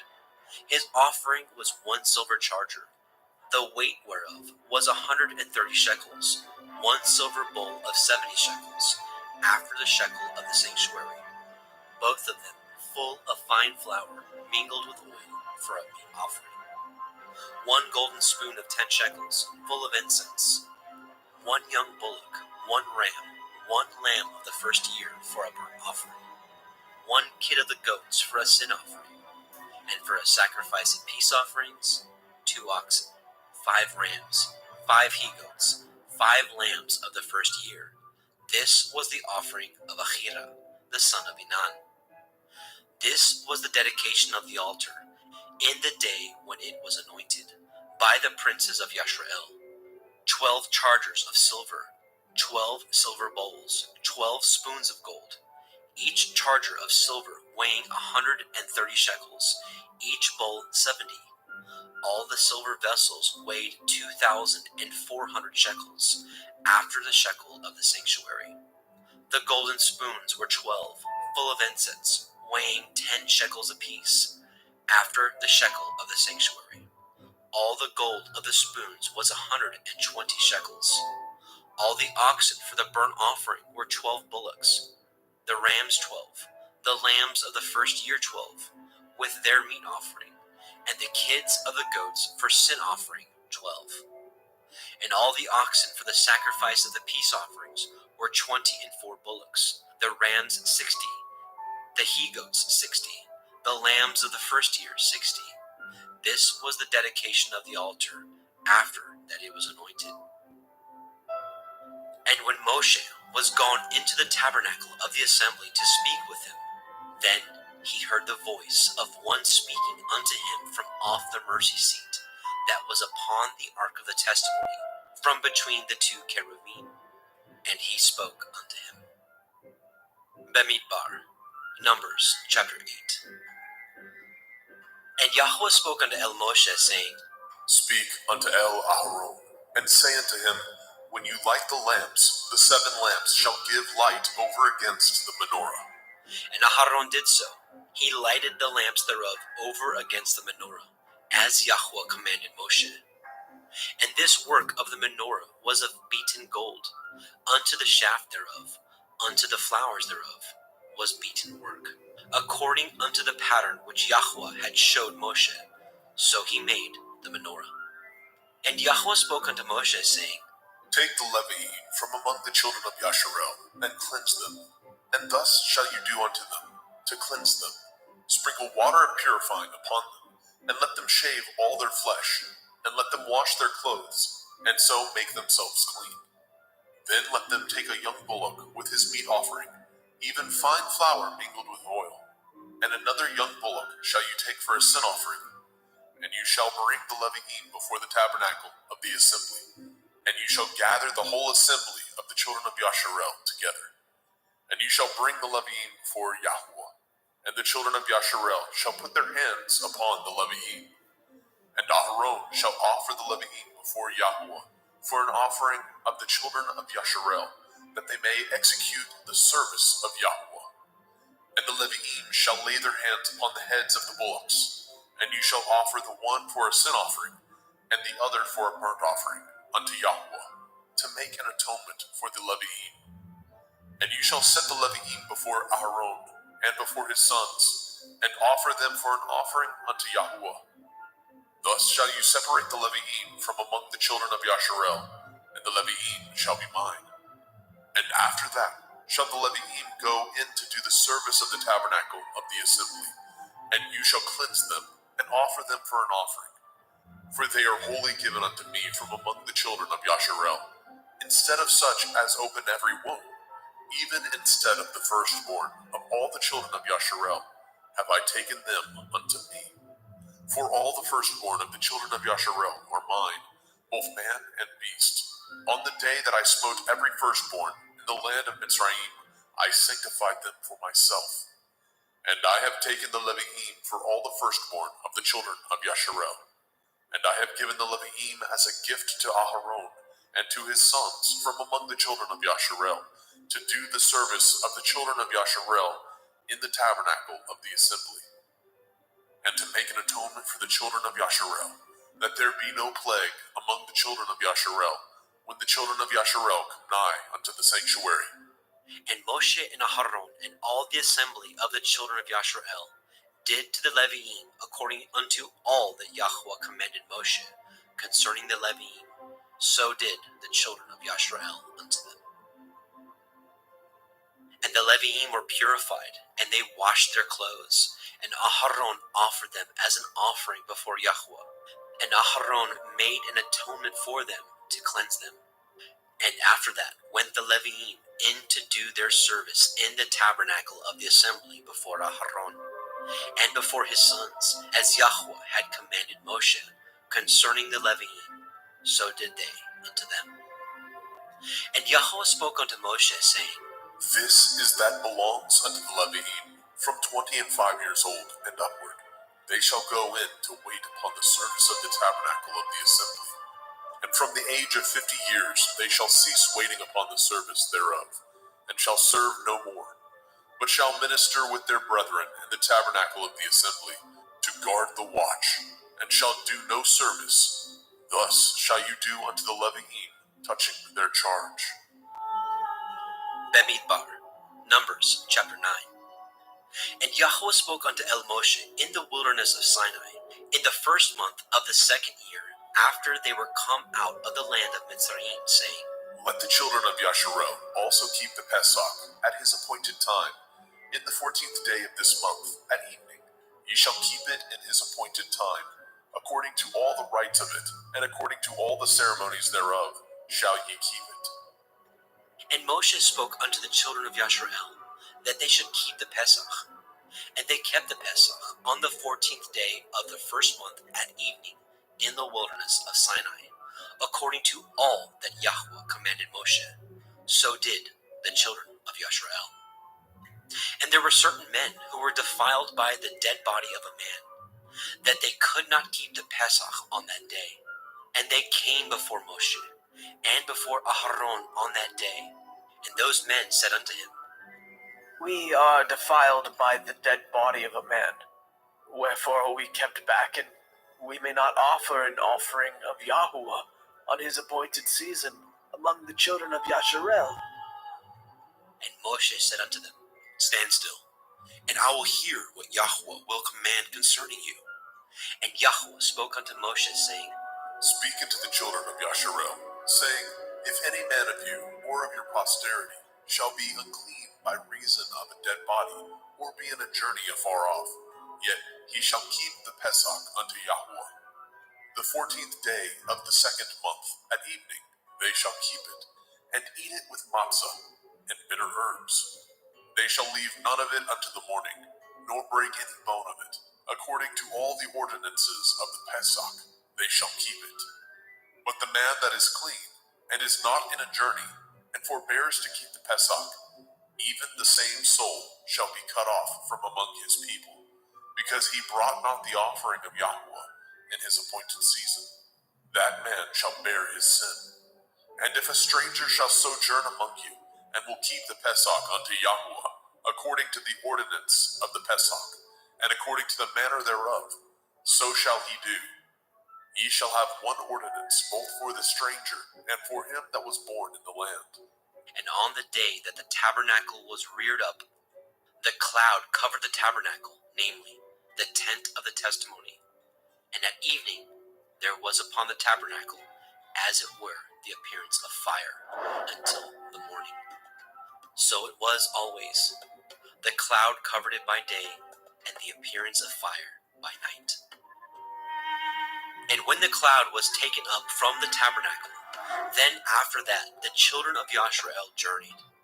And in the place where the cloud abode, there the children of Yasharel pitched their tents. At the commandment of Yahweh the children of Yasharel journeyed, and at the commandment of Yahweh they pitched. As long as the cloud abode upon the tabernacle, they rested in their tents. And when the cloud tarried long upon the tabernacle many days, then the children of Yasharel did guard the watch of Yahweh, and journeyed not. And so it was, when the cloud was a few days upon the tabernacle, according to the commandment of Yahweh, they abode in their tents, and according to the commandment of Yahweh they journeyed. And so it was, when the cloud abode from evening unto the morning, and that the cloud was taken up in the morning, then they journeyed. Whether it was by day or by night that the cloud was taken up, they journeyed. Or whether it were 2 days, or a month, or a year, that the cloud tarried upon the tabernacle, remaining thereon, the children of Yasharel abode in their tents, and journeyed not. But when it was taken up, they journeyed. At the commandment of Yahweh they rested in their tents, and at the commandment of Yahweh they journeyed. They guarded the watch of Yahweh at the commandment of Yahweh by the hand of Moshe.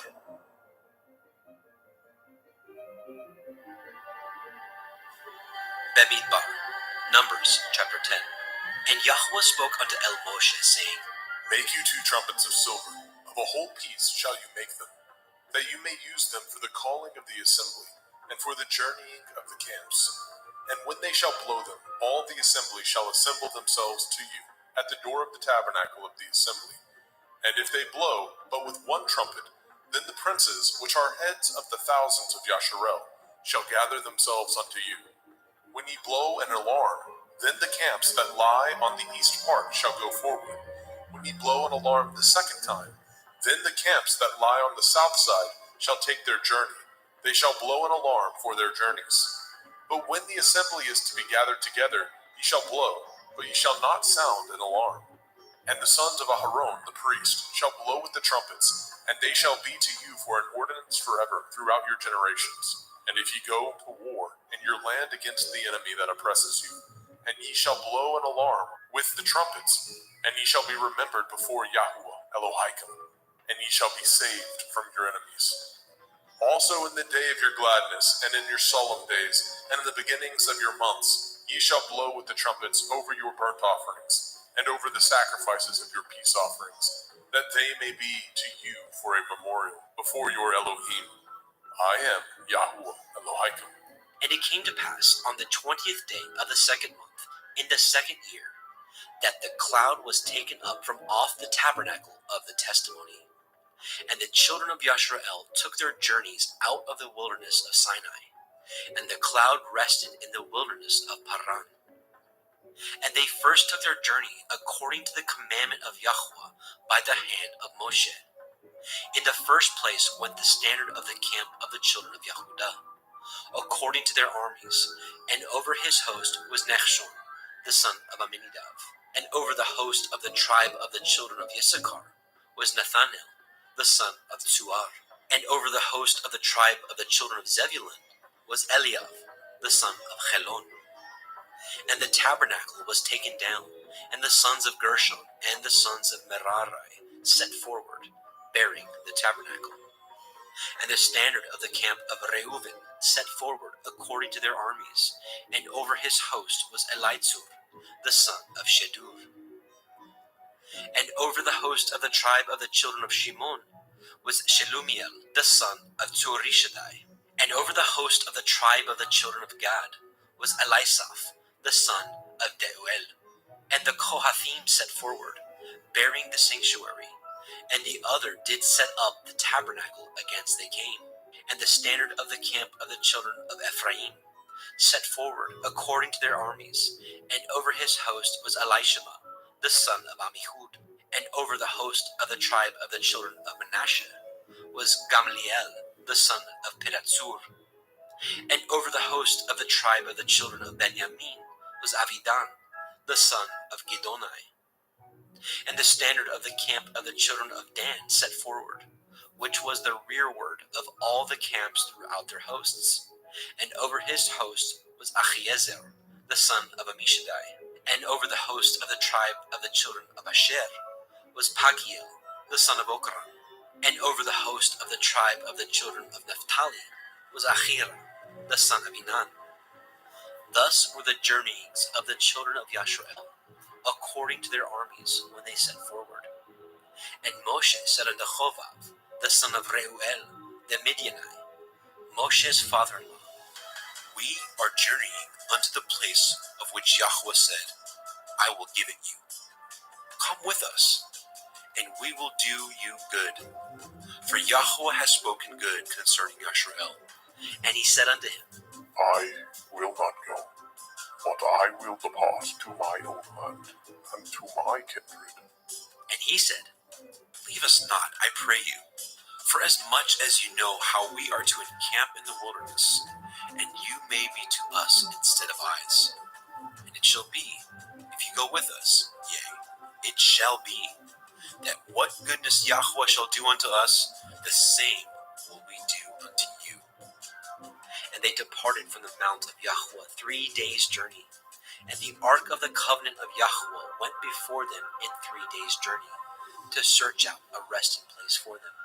And the cloud of Yahweh was upon them by day, when they went out of the camp. And it came to pass, when the ark set forward, that Moshe said, Rise up, Yahweh, and let your enemies be scattered, and let them that hate you flee before you. And when it rested, he said, Return, O Yahweh, unto the many thousands of Yashrael. Bemidbar, Numbers chapter 11.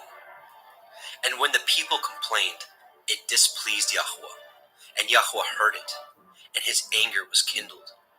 And the fire of Yahweh burnt among them, and consumed them that were in the uttermost parts of the camp.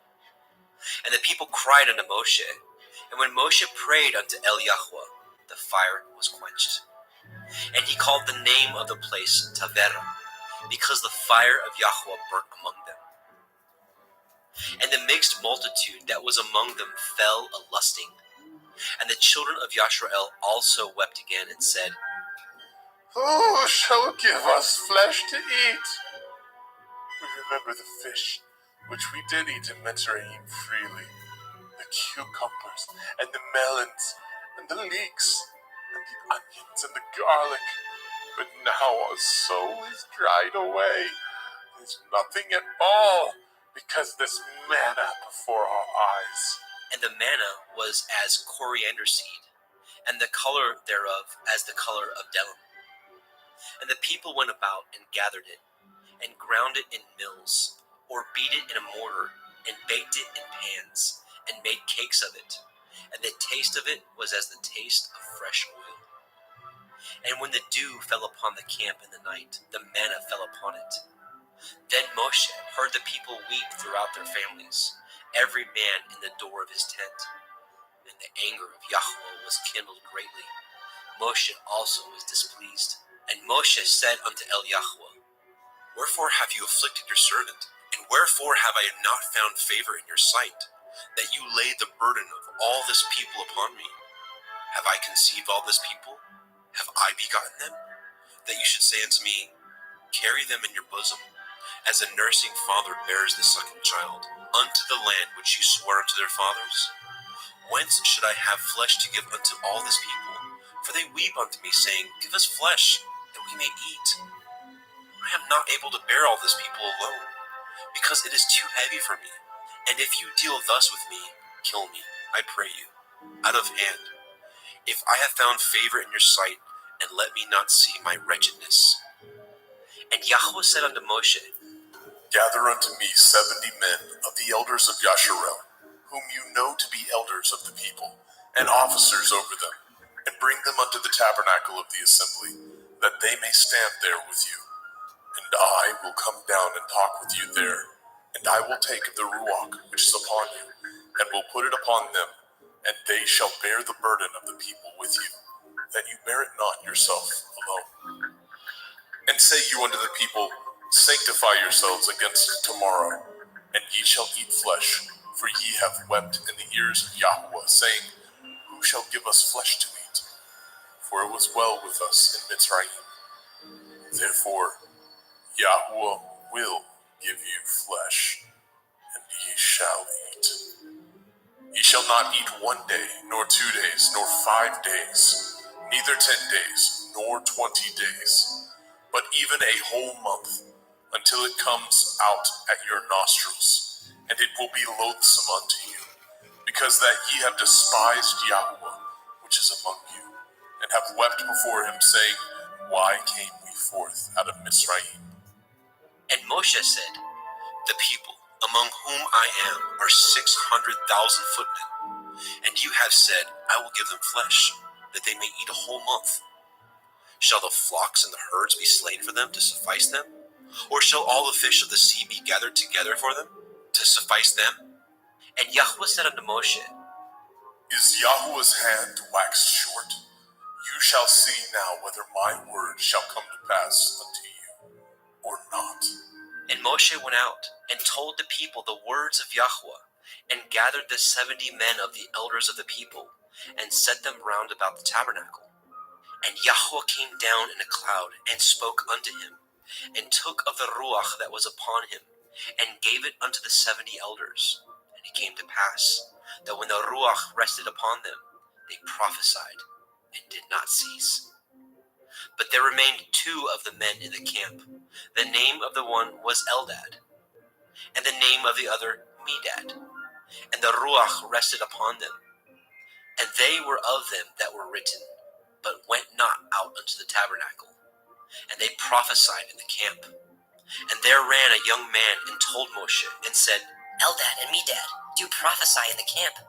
And Yahusha, the son of Nun, the servant of Moshe, one of his young men, answered and said, My lord Moshe, forbid them. And Moshe said unto him, Envy you for my sake? Would to Elohim that all Yahweh's people were prophets, and that Yahweh would put his ruach upon them. And Moshe got him into the camp, he and the elders of Yashrael, And there went forth a wind from Yahweh, and brought the quails from the sea, and let them fall by the camp, as it were a day's journey on this side, and as it were a day's journey on the other side, round about the camp, and as it were 2 cubits high upon the face of the earth. And the people stood up all that day, and all that night, and all the next day, and they gathered the quails. He that gathered least gathered 10 homers, and they spread them all abroad for themselves round about the camp. And while the flesh was yet between their teeth, ere it was chewed, the wrath of Yahweh was kindled against the people, and Yahweh smote the people with a very great plague. And he called the name of that place Kivrot hat Ta'ava, because there they buried the people that lusted. And the people journeyed from Kivrot hat Ta'ava unto Chatzeroth, and abode at Chatzeroth. Bemidbar, Numbers chapter 12. And Miriam and Aharon spoke against Moshe because of the Cushite woman whom he had married, for he had married a Cushite woman. And they said, Has Yahweh indeed spoken only by Moshe? Has he not spoken also by us? And Yahweh heard it. Now the man Moshe was very meek, above all the men which were upon the face of the earth. And Yahweh spoke suddenly unto El Moshe, and unto El Aharon, and unto Miriam. Come out, ye 3, unto the tabernacle of the assembly. And they 3 came out. And Yahweh came down in the pillar of the cloud, and stood in the door of the tabernacle, and called Aharon and Miriam. And they both came forth.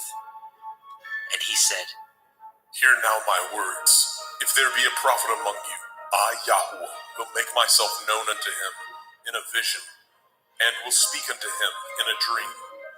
My servant Moshe is not so, who is faithful in all my house. With him will I speak mouth to mouth, even apparently, and not in dark speeches and in similitudes. Of Yahweh shall he behold. Wherefore then were ye not afraid to speak against my servant Moshe. And the anger of Yahweh was kindled against him, and he departed. And the cloud departed from off the tabernacle, and behold, Miriam became leprous, white as snow. And Aharon looked upon Miriam, and behold, she was leprous. And Aharon said unto Moshe, Alas, my Lord, I beseech you, lay not the sin upon us, wherein we have done foolishly, and wherein we have sinned. Let her not be as one dead, of whom the flesh is half consumed when he comes out of his mother's womb. And Moshe cried unto El Yahweh, saying, Heal her now, O El, I beseech you. And Yahweh said unto Moshe, If her father had but spit in her face, should she not be ashamed 7 days? Let her be shut out from the camp 7 days, and after that, let her be received in again. And Miriam was shut out from the camp 7 days, and the people journeyed not till Miriam was brought in again. And afterward the people removed from Chatzeroth, and pitched in the wilderness of Paran. Bemidbar, Numbers chapter 13. And Yahweh spoke unto Moshe, saying, Send you men, that they may search the land of Canaan, which I give unto the children of Yasharel. Of every tribe of their fathers shall ye send a man, every one a ruler among them. And Moshe, by the commandment of Yahweh, sent them from the wilderness of Paran. All those men were heads of the children of Yasharel. And these were their names: of the tribe of Reuven, Shammua, the son of Zakur; of the tribe of Shimon, Shaphat, the son of Horai; of the tribe of Yehudah, Caleb, the son of Yefuneh; of the tribe of Issachar, Yigal, the son of Yosef; of the tribe of Ephraim, Husha, the son of Nun; of the tribe of Benjamin, Palti, the son of Raphu; of the tribe of Zebulun, Gadiel, the son of Sodi; of the tribe of Yosef, namely, of the tribe of Manasseh, Gadi, the son of Susi; of the tribe of Dan, Amiel, the son of Gemali; of the tribe of Asher, Setur, son of Mikael; of the tribe of Naphtali, Nachbi, the son of Vofsi. Of the tribe of Gad, Geuel, the son of Maki. These are the names of the men which Moshe sent to spy out the land. And Moshe called Husha, the son of Nun, Yahusha. And Moshe sent them to spy out the land of Canaan, and said unto them, Get you up this way southward, and go up into the mountain, and see the land, what it is, and the people that dwell therein, whether they be strong or weak, few or many, and what the land is that they dwell in, whether it be good or bad, and what cities they be that they dwell in, whether in tents or in strongholds, and what the land is, whether it be fat or lean, whether there be wood therein or not. And be ye of good courage, and bring of the fruit of the land. Now the time was the time of the first ripe grapes. So they went up, and searched the land from the wilderness of Sin unto Rehov, as men come to Hamath. And they ascended by the Negev, and came unto Hebron, where Achiman, Shishai, and Talmai, the children of Anak, were. Now Hebron was built 7 years before Tzoan in Mitzrayim. And they came unto the brook of Eshcol, and cut down from thence a branch with one cluster of grapes. And they bore it between two upon a staff. And they brought of the pomegranates, and of the figs. The place was called Nachal Eshcol, because of the cluster of grapes which the children of Yashrael cut down from thence. And they returned from searching of the land after 40 days. And they went and came to El Moshe, and to El Aharon, and to all the assembly of the children of Yashrael, unto the wilderness of Paran, to Kadesh, and brought back word unto them, and unto all the assembly, and showed them the fruit of the land. And they told him and said, We came unto the land whither you sent us, and surely it flows with milk and honey, and this is the fruit of it. Nevertheless, the people be strong that dwell in the land, and the cities are walled and very great. And moreover, we saw the children of Anak there. The Amalkim dwell in the land of the Negev, and the Hittim, and the Yebusim, and the Emorim dwell in the mountains, and the Kinanim dwell by the sea, and by the coast of the Yarden. And Caleb stilled the people before Moshe, and said, Let us go up at once and possess it, for we are well able to overcome it. But the men that went up with him said, We be not able to go up against the people, for they are stronger than we. And they brought up an evil report of the land which they had searched unto the children of Yashrael, saying, The land through which we have gone to search it is a land that eats up the inhabitants thereof, and all the people that we saw in it are men of great stature. And there we saw the Nephilim, the sons of Anak, which come of the Nephilim, and we were in our own sight as grasshoppers, and so we were in their sight. Bemidbar, Numbers chapter 14. And all the assembly lifted up their voice and cried, and the people wept that night. And all the children of Yashrael murmured against Moshe and against Aharon. And the whole assembly said unto them, Would to Elohim that we had died in the land of Mitzrayim, or would to Elohim we had died in this wilderness. And wherefore has Yahweh brought us unto this land, to fall by the sword, that our women and our children should be a prey? Were it not better for us to return into Mitzrayim? And they said one to another, Let us make a captain, and let us return into Mitzrayim. Then Moshe and Aharon fell on their faces before all the assembly of the multitude of the children of Yashrael. And Yahusha the son of Nun, and Caleb the son of Jephunneh, which were of them that searched the land, rent their clothes. And they spoke unto all the company of the children of Yashrael, saying, The land which we passed through to search it is an exceeding good land. If Yahweh delight in us, then he will bring us into this land, and give it us, a land that flows with milk and honey. Only rebel ye not against Yahweh, neither fear ye the people of the land, for they are bread for us. Their defense is departed from them, and Yahweh is with us. Fear them not. But all the assembly bade stone them with stones. And the glory of Yahweh appeared in the tabernacle of the assembly before all the children of Yashrael. And Yahweh said unto Moshe, How long will this people provoke me?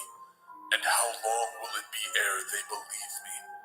For all the signs which I have showed among them, I will smite them with the pestilence, and disinherit them, and will make of you a greater nation, and mightier than they. And Moshe said unto Yahweh, Then the Mitzrayim shall hear it, for you brought up this people in your might from among them, and they will tell it to the inhabitants of this land. For they have heard that you, Yahweh, are among this people, that you, Yahweh, are seen face to face, and that your cloud stands over them, and that you go before them by daytime in a pillar of cloud, and in a pillar of fire by night. Now, if you shall kill all this people as one man, then the nations which have heard the fame of you will speak, saying, Because Yahweh was not able to bring this people into the land which he swore unto them, therefore he has slain them in the wilderness. And now, I beseech you, let the power of my Adonai be great, according as you have spoken, saying, Yahweh is long-suffering and of great mercy, forgiving iniquity and transgression, and by no means clearing the guilty, visiting the iniquity of the fathers upon the children unto the third and fourth generation. Pardon, I beseech you, the iniquity of this people according unto the greatness of your mercy, and as you have forgiven this people from Mitzrayim even until now. And Yahweh said, I have pardoned according to your word. But as truly as I live, all the earth shall be filled with the glory of Yahweh.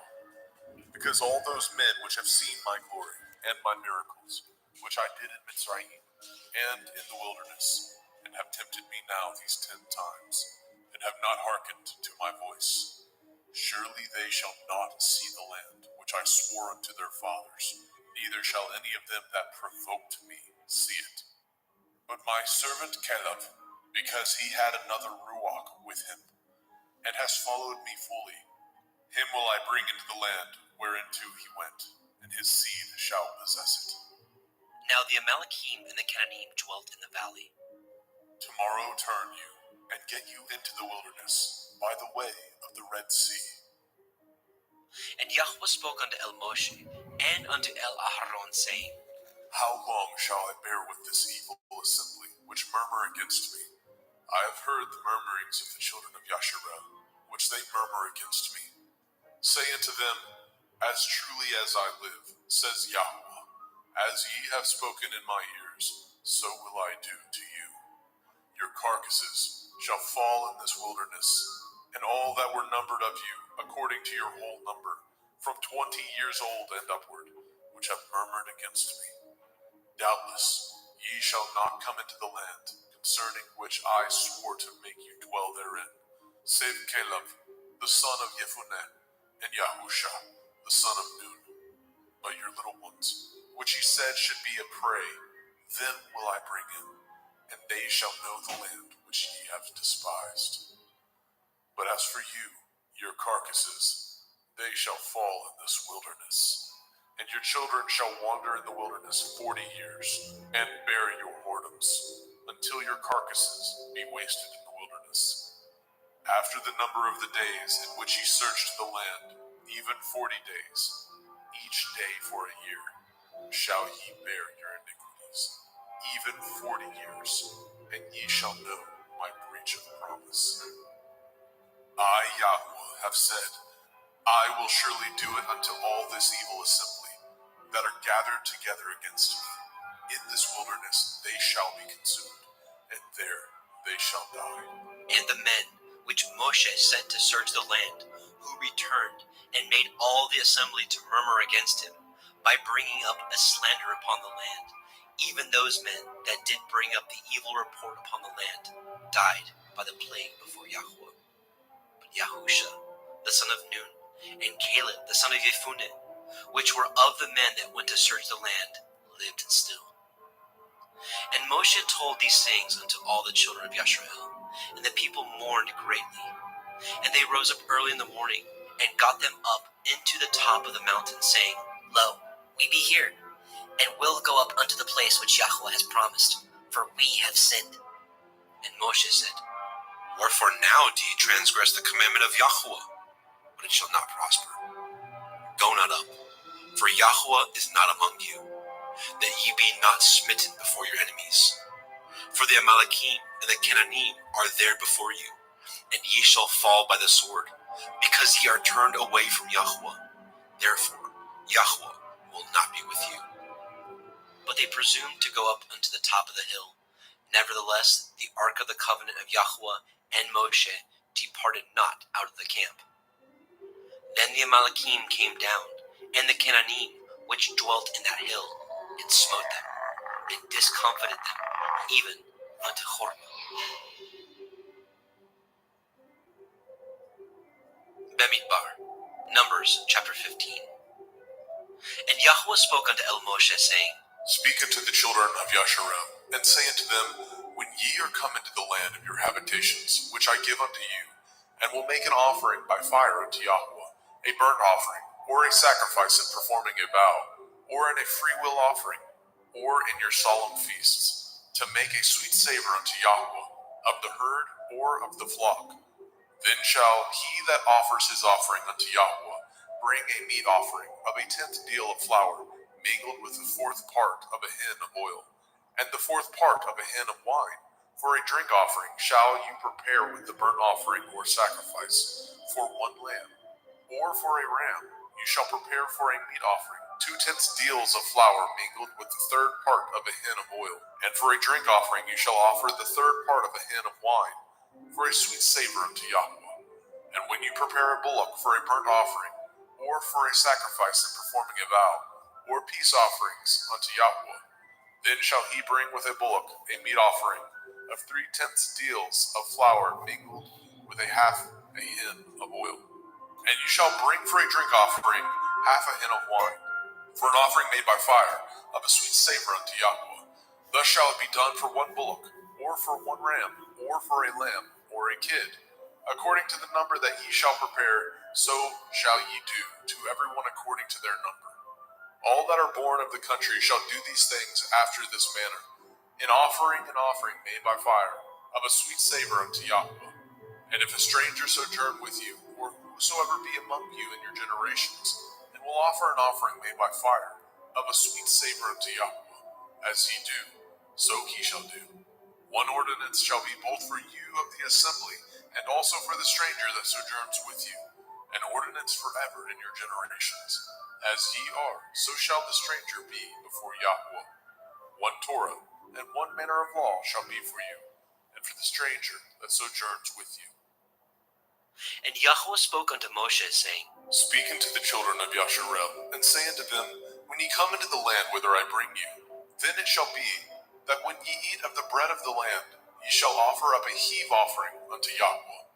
Ye shall offer up a cake of the first of your dough for a heave offering, as ye do the heave offering of the threshing floor, so shall ye heave it. Of the first of your dough ye shall give it unto Yahuwah, a heave offering in your generations. And if ye have erred, and not observed all these commandments, which Yahuwah has spoken unto Moshe, even all that Yahuwah has commanded you by the hand of Moshe, from the day that Yahuwah commanded Moshe, and henceforth among your generations, then it shall be, if aught be committed by ignorance, without the knowledge of the assembly, that all the assembly shall offer one young bullock for a burnt offering, for a sweet savor unto Yahuwah, with his meat offering, and his drink offering, according to the manner, and one kid of the goats for a sin offering. And the priest shall make an atonement for all the assembly of the children of Yasharel, and it shall be forgiven them, for it is ignorance. And they shall bring their offering, a sacrifice made by fire unto Yahuwah, and their sin offering before Yahuwah, for their ignorance. And it shall be forgiven all the assembly of the children of Yasharel, and the stranger that sojourns among them, seeing all the people were in ignorance. And if any soul sin through ignorance, then he shall bring a she-goat of the first year for a sin offering, and the priest shall make an atonement for the soul that sins ignorantly, when he sins by ignorance before Yahuwah, to make an atonement for him, and it shall be forgiven him. Ye shall have one Torah for him that sins through ignorance, both for him that is born among the children of Yasharel, and for the stranger that sojourns among them. But the soul that does aught presumptuously, whether he be born in the land or a stranger, the same reproaches Yahweh, and that soul shall be cut off from among his people. Because he has despised the word of Yahweh, and has broken his commandment, that soul shall utterly be cut off, his iniquity shall be upon him. And while the children of Yashrael were in the wilderness, they found a man that gathered sticks upon the Shabbat. And they that found him gathering sticks brought him unto El Moshe and El Aharon, and unto all the assembly, and they put him in ward, because it was not declared what should be done to him. And Yahweh said unto Moshe, The man shall surely be put to death. All the assembly shall stone him with stones without the camp. And all the assembly brought him without the camp, and stoned him with stones, and he died, as Yahweh commanded Moshe. And Yahweh spoke unto El Moshe, saying, Speak unto the children of Yasharim, and bid them that they make them tzitzits, a tassel or a fringe, in the borders of their garments throughout their generations, and that they put upon the tzitzit of the borders a riband of blue. And it shall be unto you a tzitzit, that ye may look upon it and remember all the commandments of Yahweh, and do them, and that ye seek not after your own heart and your own eyes, which ye use to go a-whoring, that ye may remember and do all my commandments, and be holy unto your Elohim. I am Yahweh Elohim, which brought you out of the land of Mitzrayim, to be your Elohim. I am Yahweh Elohim. Bamidbar, Numbers chapter 16. Now Korach, the son of Yitzchar, the son of Kohath, the son of Levi, and Dathan, and Abiram, the sons of Eliav, and On, the son of Peleth, sons of Reuben, took men, and they rose up before Moshe, with certain of the children of Yashrael, 250 princes of the assembly, famous in the assembly, men of renown. And they gathered themselves together against Moshe and against Aharon, and said unto them, Ye take too much upon you, seeing all the assembly are holy, every one of them, and Yahweh is among them. Wherefore then lift ye up yourselves above the assembly of Yahweh. And when Moshe heard it, he fell upon his face. And he spoke unto Korach and unto all his company, saying, Even tomorrow Yahweh will show who are his, and who is holy, and will cause him to come near unto him. Even him whom he has chosen will he cause to come near unto him. This do. Take you censers, Korach, and all his company, and put fire therein, and put incense in them before Yahweh tomorrow. And it shall be that the man whom Yahweh chooses, he shall be holy. Ye take too much upon you, ye sons of Levi. And Moshe said unto Korach, Hear, I pray you, ye sons of Levi. Does it seem but a small thing unto you, that the Elohai of Yashrael has separated you from the assembly of Yashrael, to bring you near to himself, to do the service of the tabernacle of Yahweh, and to stand before the assembly to minister unto them? And he has brought you near to him, and all your brethren, the sons of Levi, with you, and seek ye the priesthood also? For which cause both you and all your company are gathered together against Yahweh. And what is Aharon, that ye murmur against him?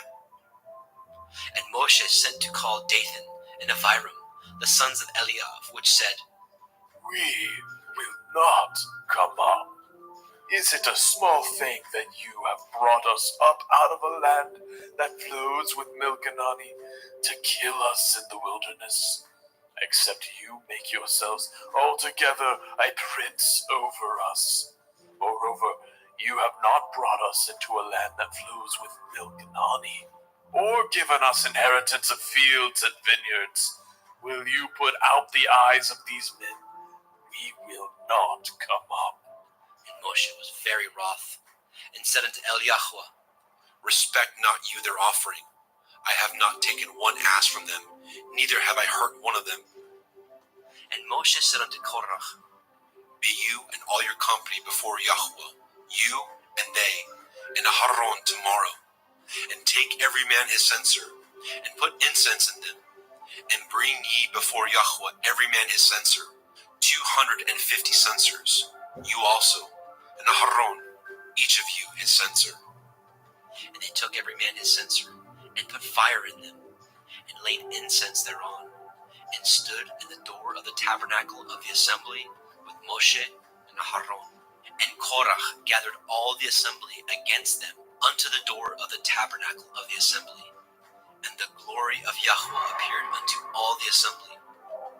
And Yahweh spoke unto El Moshe and unto El Aharon, saying, Separate yourselves from among this assembly, that I may consume them in a moment. And they fell upon their faces and said, O El, the Elohai of the Ruachoth of all flesh, shall one man sin, and will you be wroth with all the assembly? And Yahweh spoke unto Moshe, saying, Speak unto the assembly, saying, Get you up from about the tabernacle of Korach, Dathan, and Abiram. And Moshe rose up and went unto Dathan and Abiram, and the elders of Yashrael followed him. And he spoke unto the assembly, saying, Depart, I pray you, from the tents of these wicked men, and touch nothing of theirs, lest ye be consumed in all their sins. So they got up from the tabernacle of Korach, Dathan, and Abiram, on every side. And Dathan and Abiram came out, and stood in the door of their tents, and their women, and their sons, and their little children. And Moshe said, Hereby ye shall know that Yahweh has sent me to do all these works, for I have not done them of my own mind. If these men die the common death of all men, or if they be visited after the visitation of all men, then Yahweh has not sent me. But if Yahweh make a new thing, and the earth open her mouth, and swallow them up, with all that appertain unto them, and they go down quick into the pit, then ye shall understand that these men have provoked Yahweh. And it came to pass, as he had made an end of speaking all these words, that the ground clave asunder that was under them, and the earth opened her mouth, and swallowed them up, their houses, and all the men appertaining to Korach, and all their goods. They, and all that appertained to them, went down alive into the pit, and the earth closed upon them, and they perished from among the assembly. And all Yashrael that were round about them fled at the cry of them, for they said, Lest the earth swallow us up also. And there came out a fire from Yahweh, and consumed the 250 men that offered incense. And Yahweh spoke unto El Moshe, saying, Speak unto Eleazar, the son of Aharon the priest, that he take up the censers out of the burning, and scatter you the fire yonder, for they are hallowed. The censers of these sinners against their own souls, let them make them broad plates for a covering of the altar. For they offered them before Yahweh, therefore they are hallowed, and they shall be a sign unto the children of Yasharel. And Eleazar the priest took the brazen censers, wherewith they that were burnt had offered.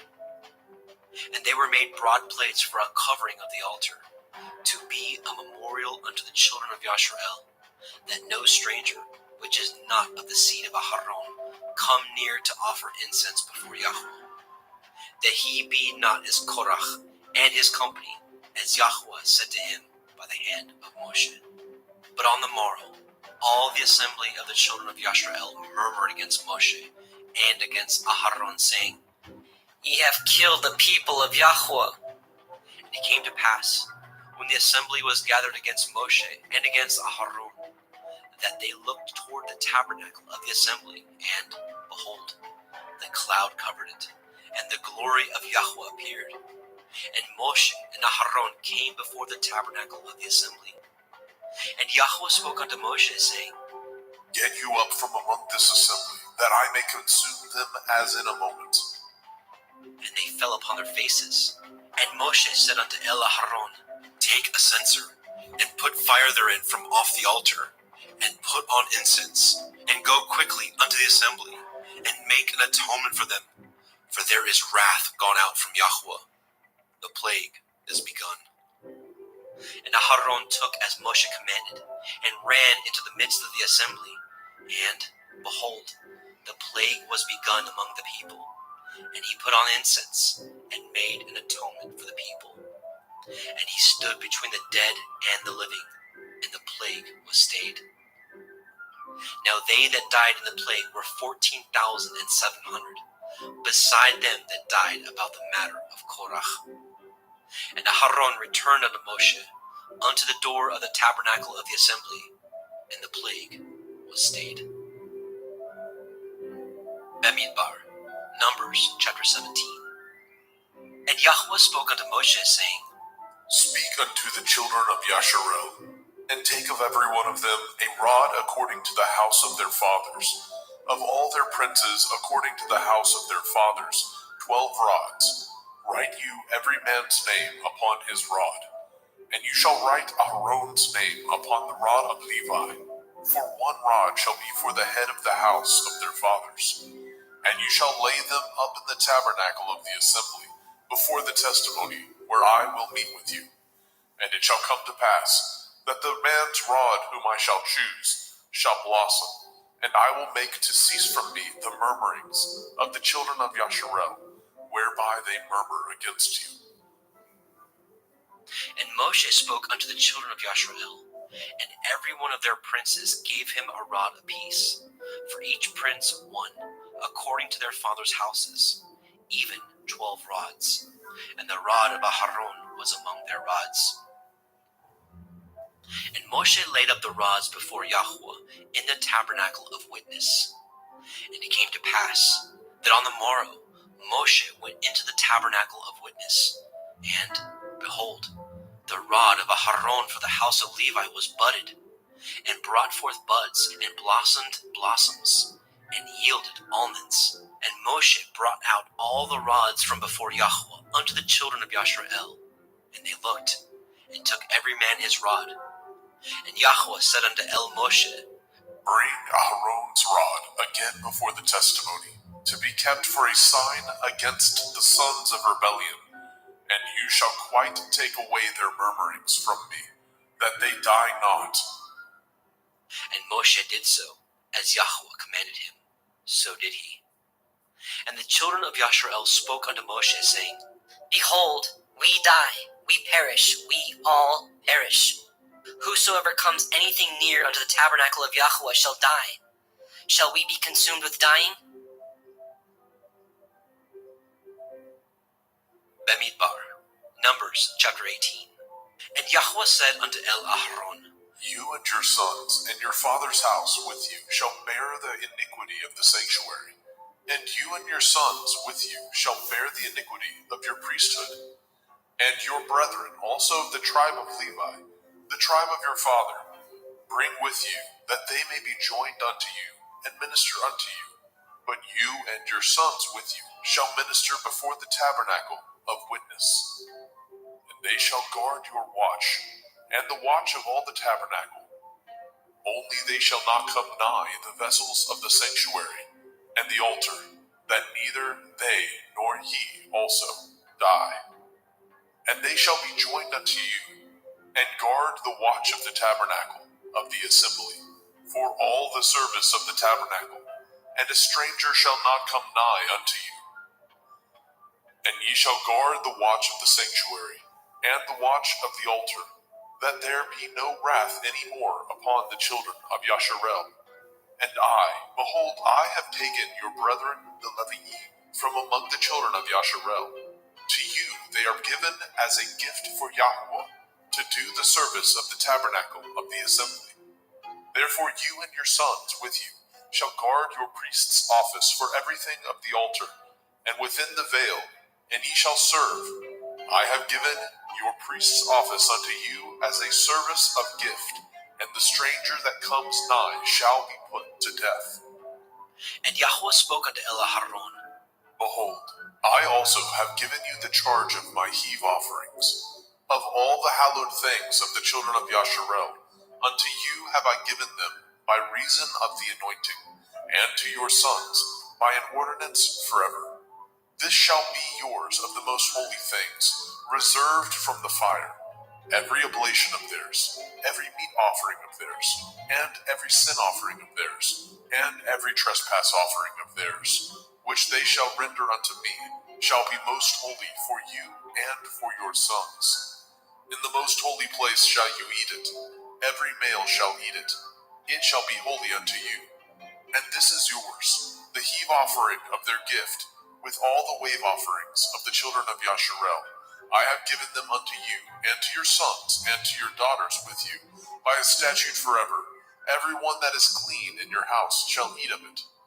All the best of the oil, and all the best of the wine, and of the wheat, the first fruits of them which they shall offer unto Yahweh, them have I given you. And whatsoever is first ripe in the land, which they shall bring unto Yahweh, shall be yours. Every one that is clean in your house shall eat of it. Everything devoted in Yasharel shall be yours. Everything that opens the womb in all flesh, which they bring unto Yahweh, whether it be of men or beasts, shall be yours. Nevertheless, the firstborn of man shall you surely redeem, and the firstling of unclean beasts shall you redeem. And those that are to be redeemed from a month old shall you redeem according to your estimation, for the money of 5 shekels, after the shekel of the sanctuary, which is 20 gerahs. But the firstling of a cow, or the firstling of a sheep, or the firstling of a goat, you shall not redeem. They are holy. You shall sprinkle their blood upon the altar, and shall burn their fat for an offering made by fire, for a sweet savor unto Yahweh. And the flesh of them shall be yours, as the wave breast and as the right shoulder are yours. All the heave offerings of the holy things which the children of Yasharel offer unto Yahweh have I given you, and your sons and your daughters with you, by a statute forever. It is a covenant of salt forever before Yahweh unto you and to your seed with you. And Yahweh spoke unto Elaharon, You shall have no inheritance in their land, neither shall you have any part among them. I am your part, and your inheritance among the children of Yasharel. And behold, I have given the children of Levi all the 10th in Yasharel for an inheritance, for their service which they serve, even the service of the tabernacle of the assembly. Neither must the children of Yasharel henceforth come nigh the tabernacle of the assembly, lest they bear sin and die. But the Leviim shall do the service of the tabernacle of the assembly, and they shall bear their iniquity. It shall be a statute forever throughout your generations, that among the children of Yasharel they have no inheritance. But the tithes of the children of Yasharel, which they offer, they have no inheritance. But the tithes of the children of Yasharel, which they offer as a heave offering unto Yahweh, I have given to the Leviim to inherit. Therefore I have said unto them, among the children of Yasharel they shall have no inheritance. And Yahweh spoke unto Moshe, saying, Thus speak unto the Leviim, and say unto them, When ye take of the children of Yasharel the tithes which I have given you from them for your inheritance, then ye shall offer up a heave offering of it for Yahweh, even a 10th part of the tithe. And this your heave offering shall be reckoned unto you, as though it were the grain of the threshing floor, and as the fullness of the winepress. Thus ye also shall offer a heave offering unto Yahweh of all your tithes, which ye receive of the children of Yasharel, and ye shall give thereof Yahweh's heave offering to Aharon the priest. Out of all your gifts ye shall offer every heave offering of Yahweh, of all the best thereof, even the hallowed part thereof out of it. Therefore you shall say unto them, When ye have heaved the best thereof from it, then it shall be counted unto the Leviim as the increase of the threshing floor, and as the increase of the winepress. And ye shall eat it in every place, ye and your household, for it is your reward for your service in the tabernacle of the assembly. And ye shall bear no sin by reason of it, when ye have heaved from it the best of it. Neither shall ye pollute the holy things of the children of Yasharel, lest ye die. Bamidbar, Numbers chapter 19.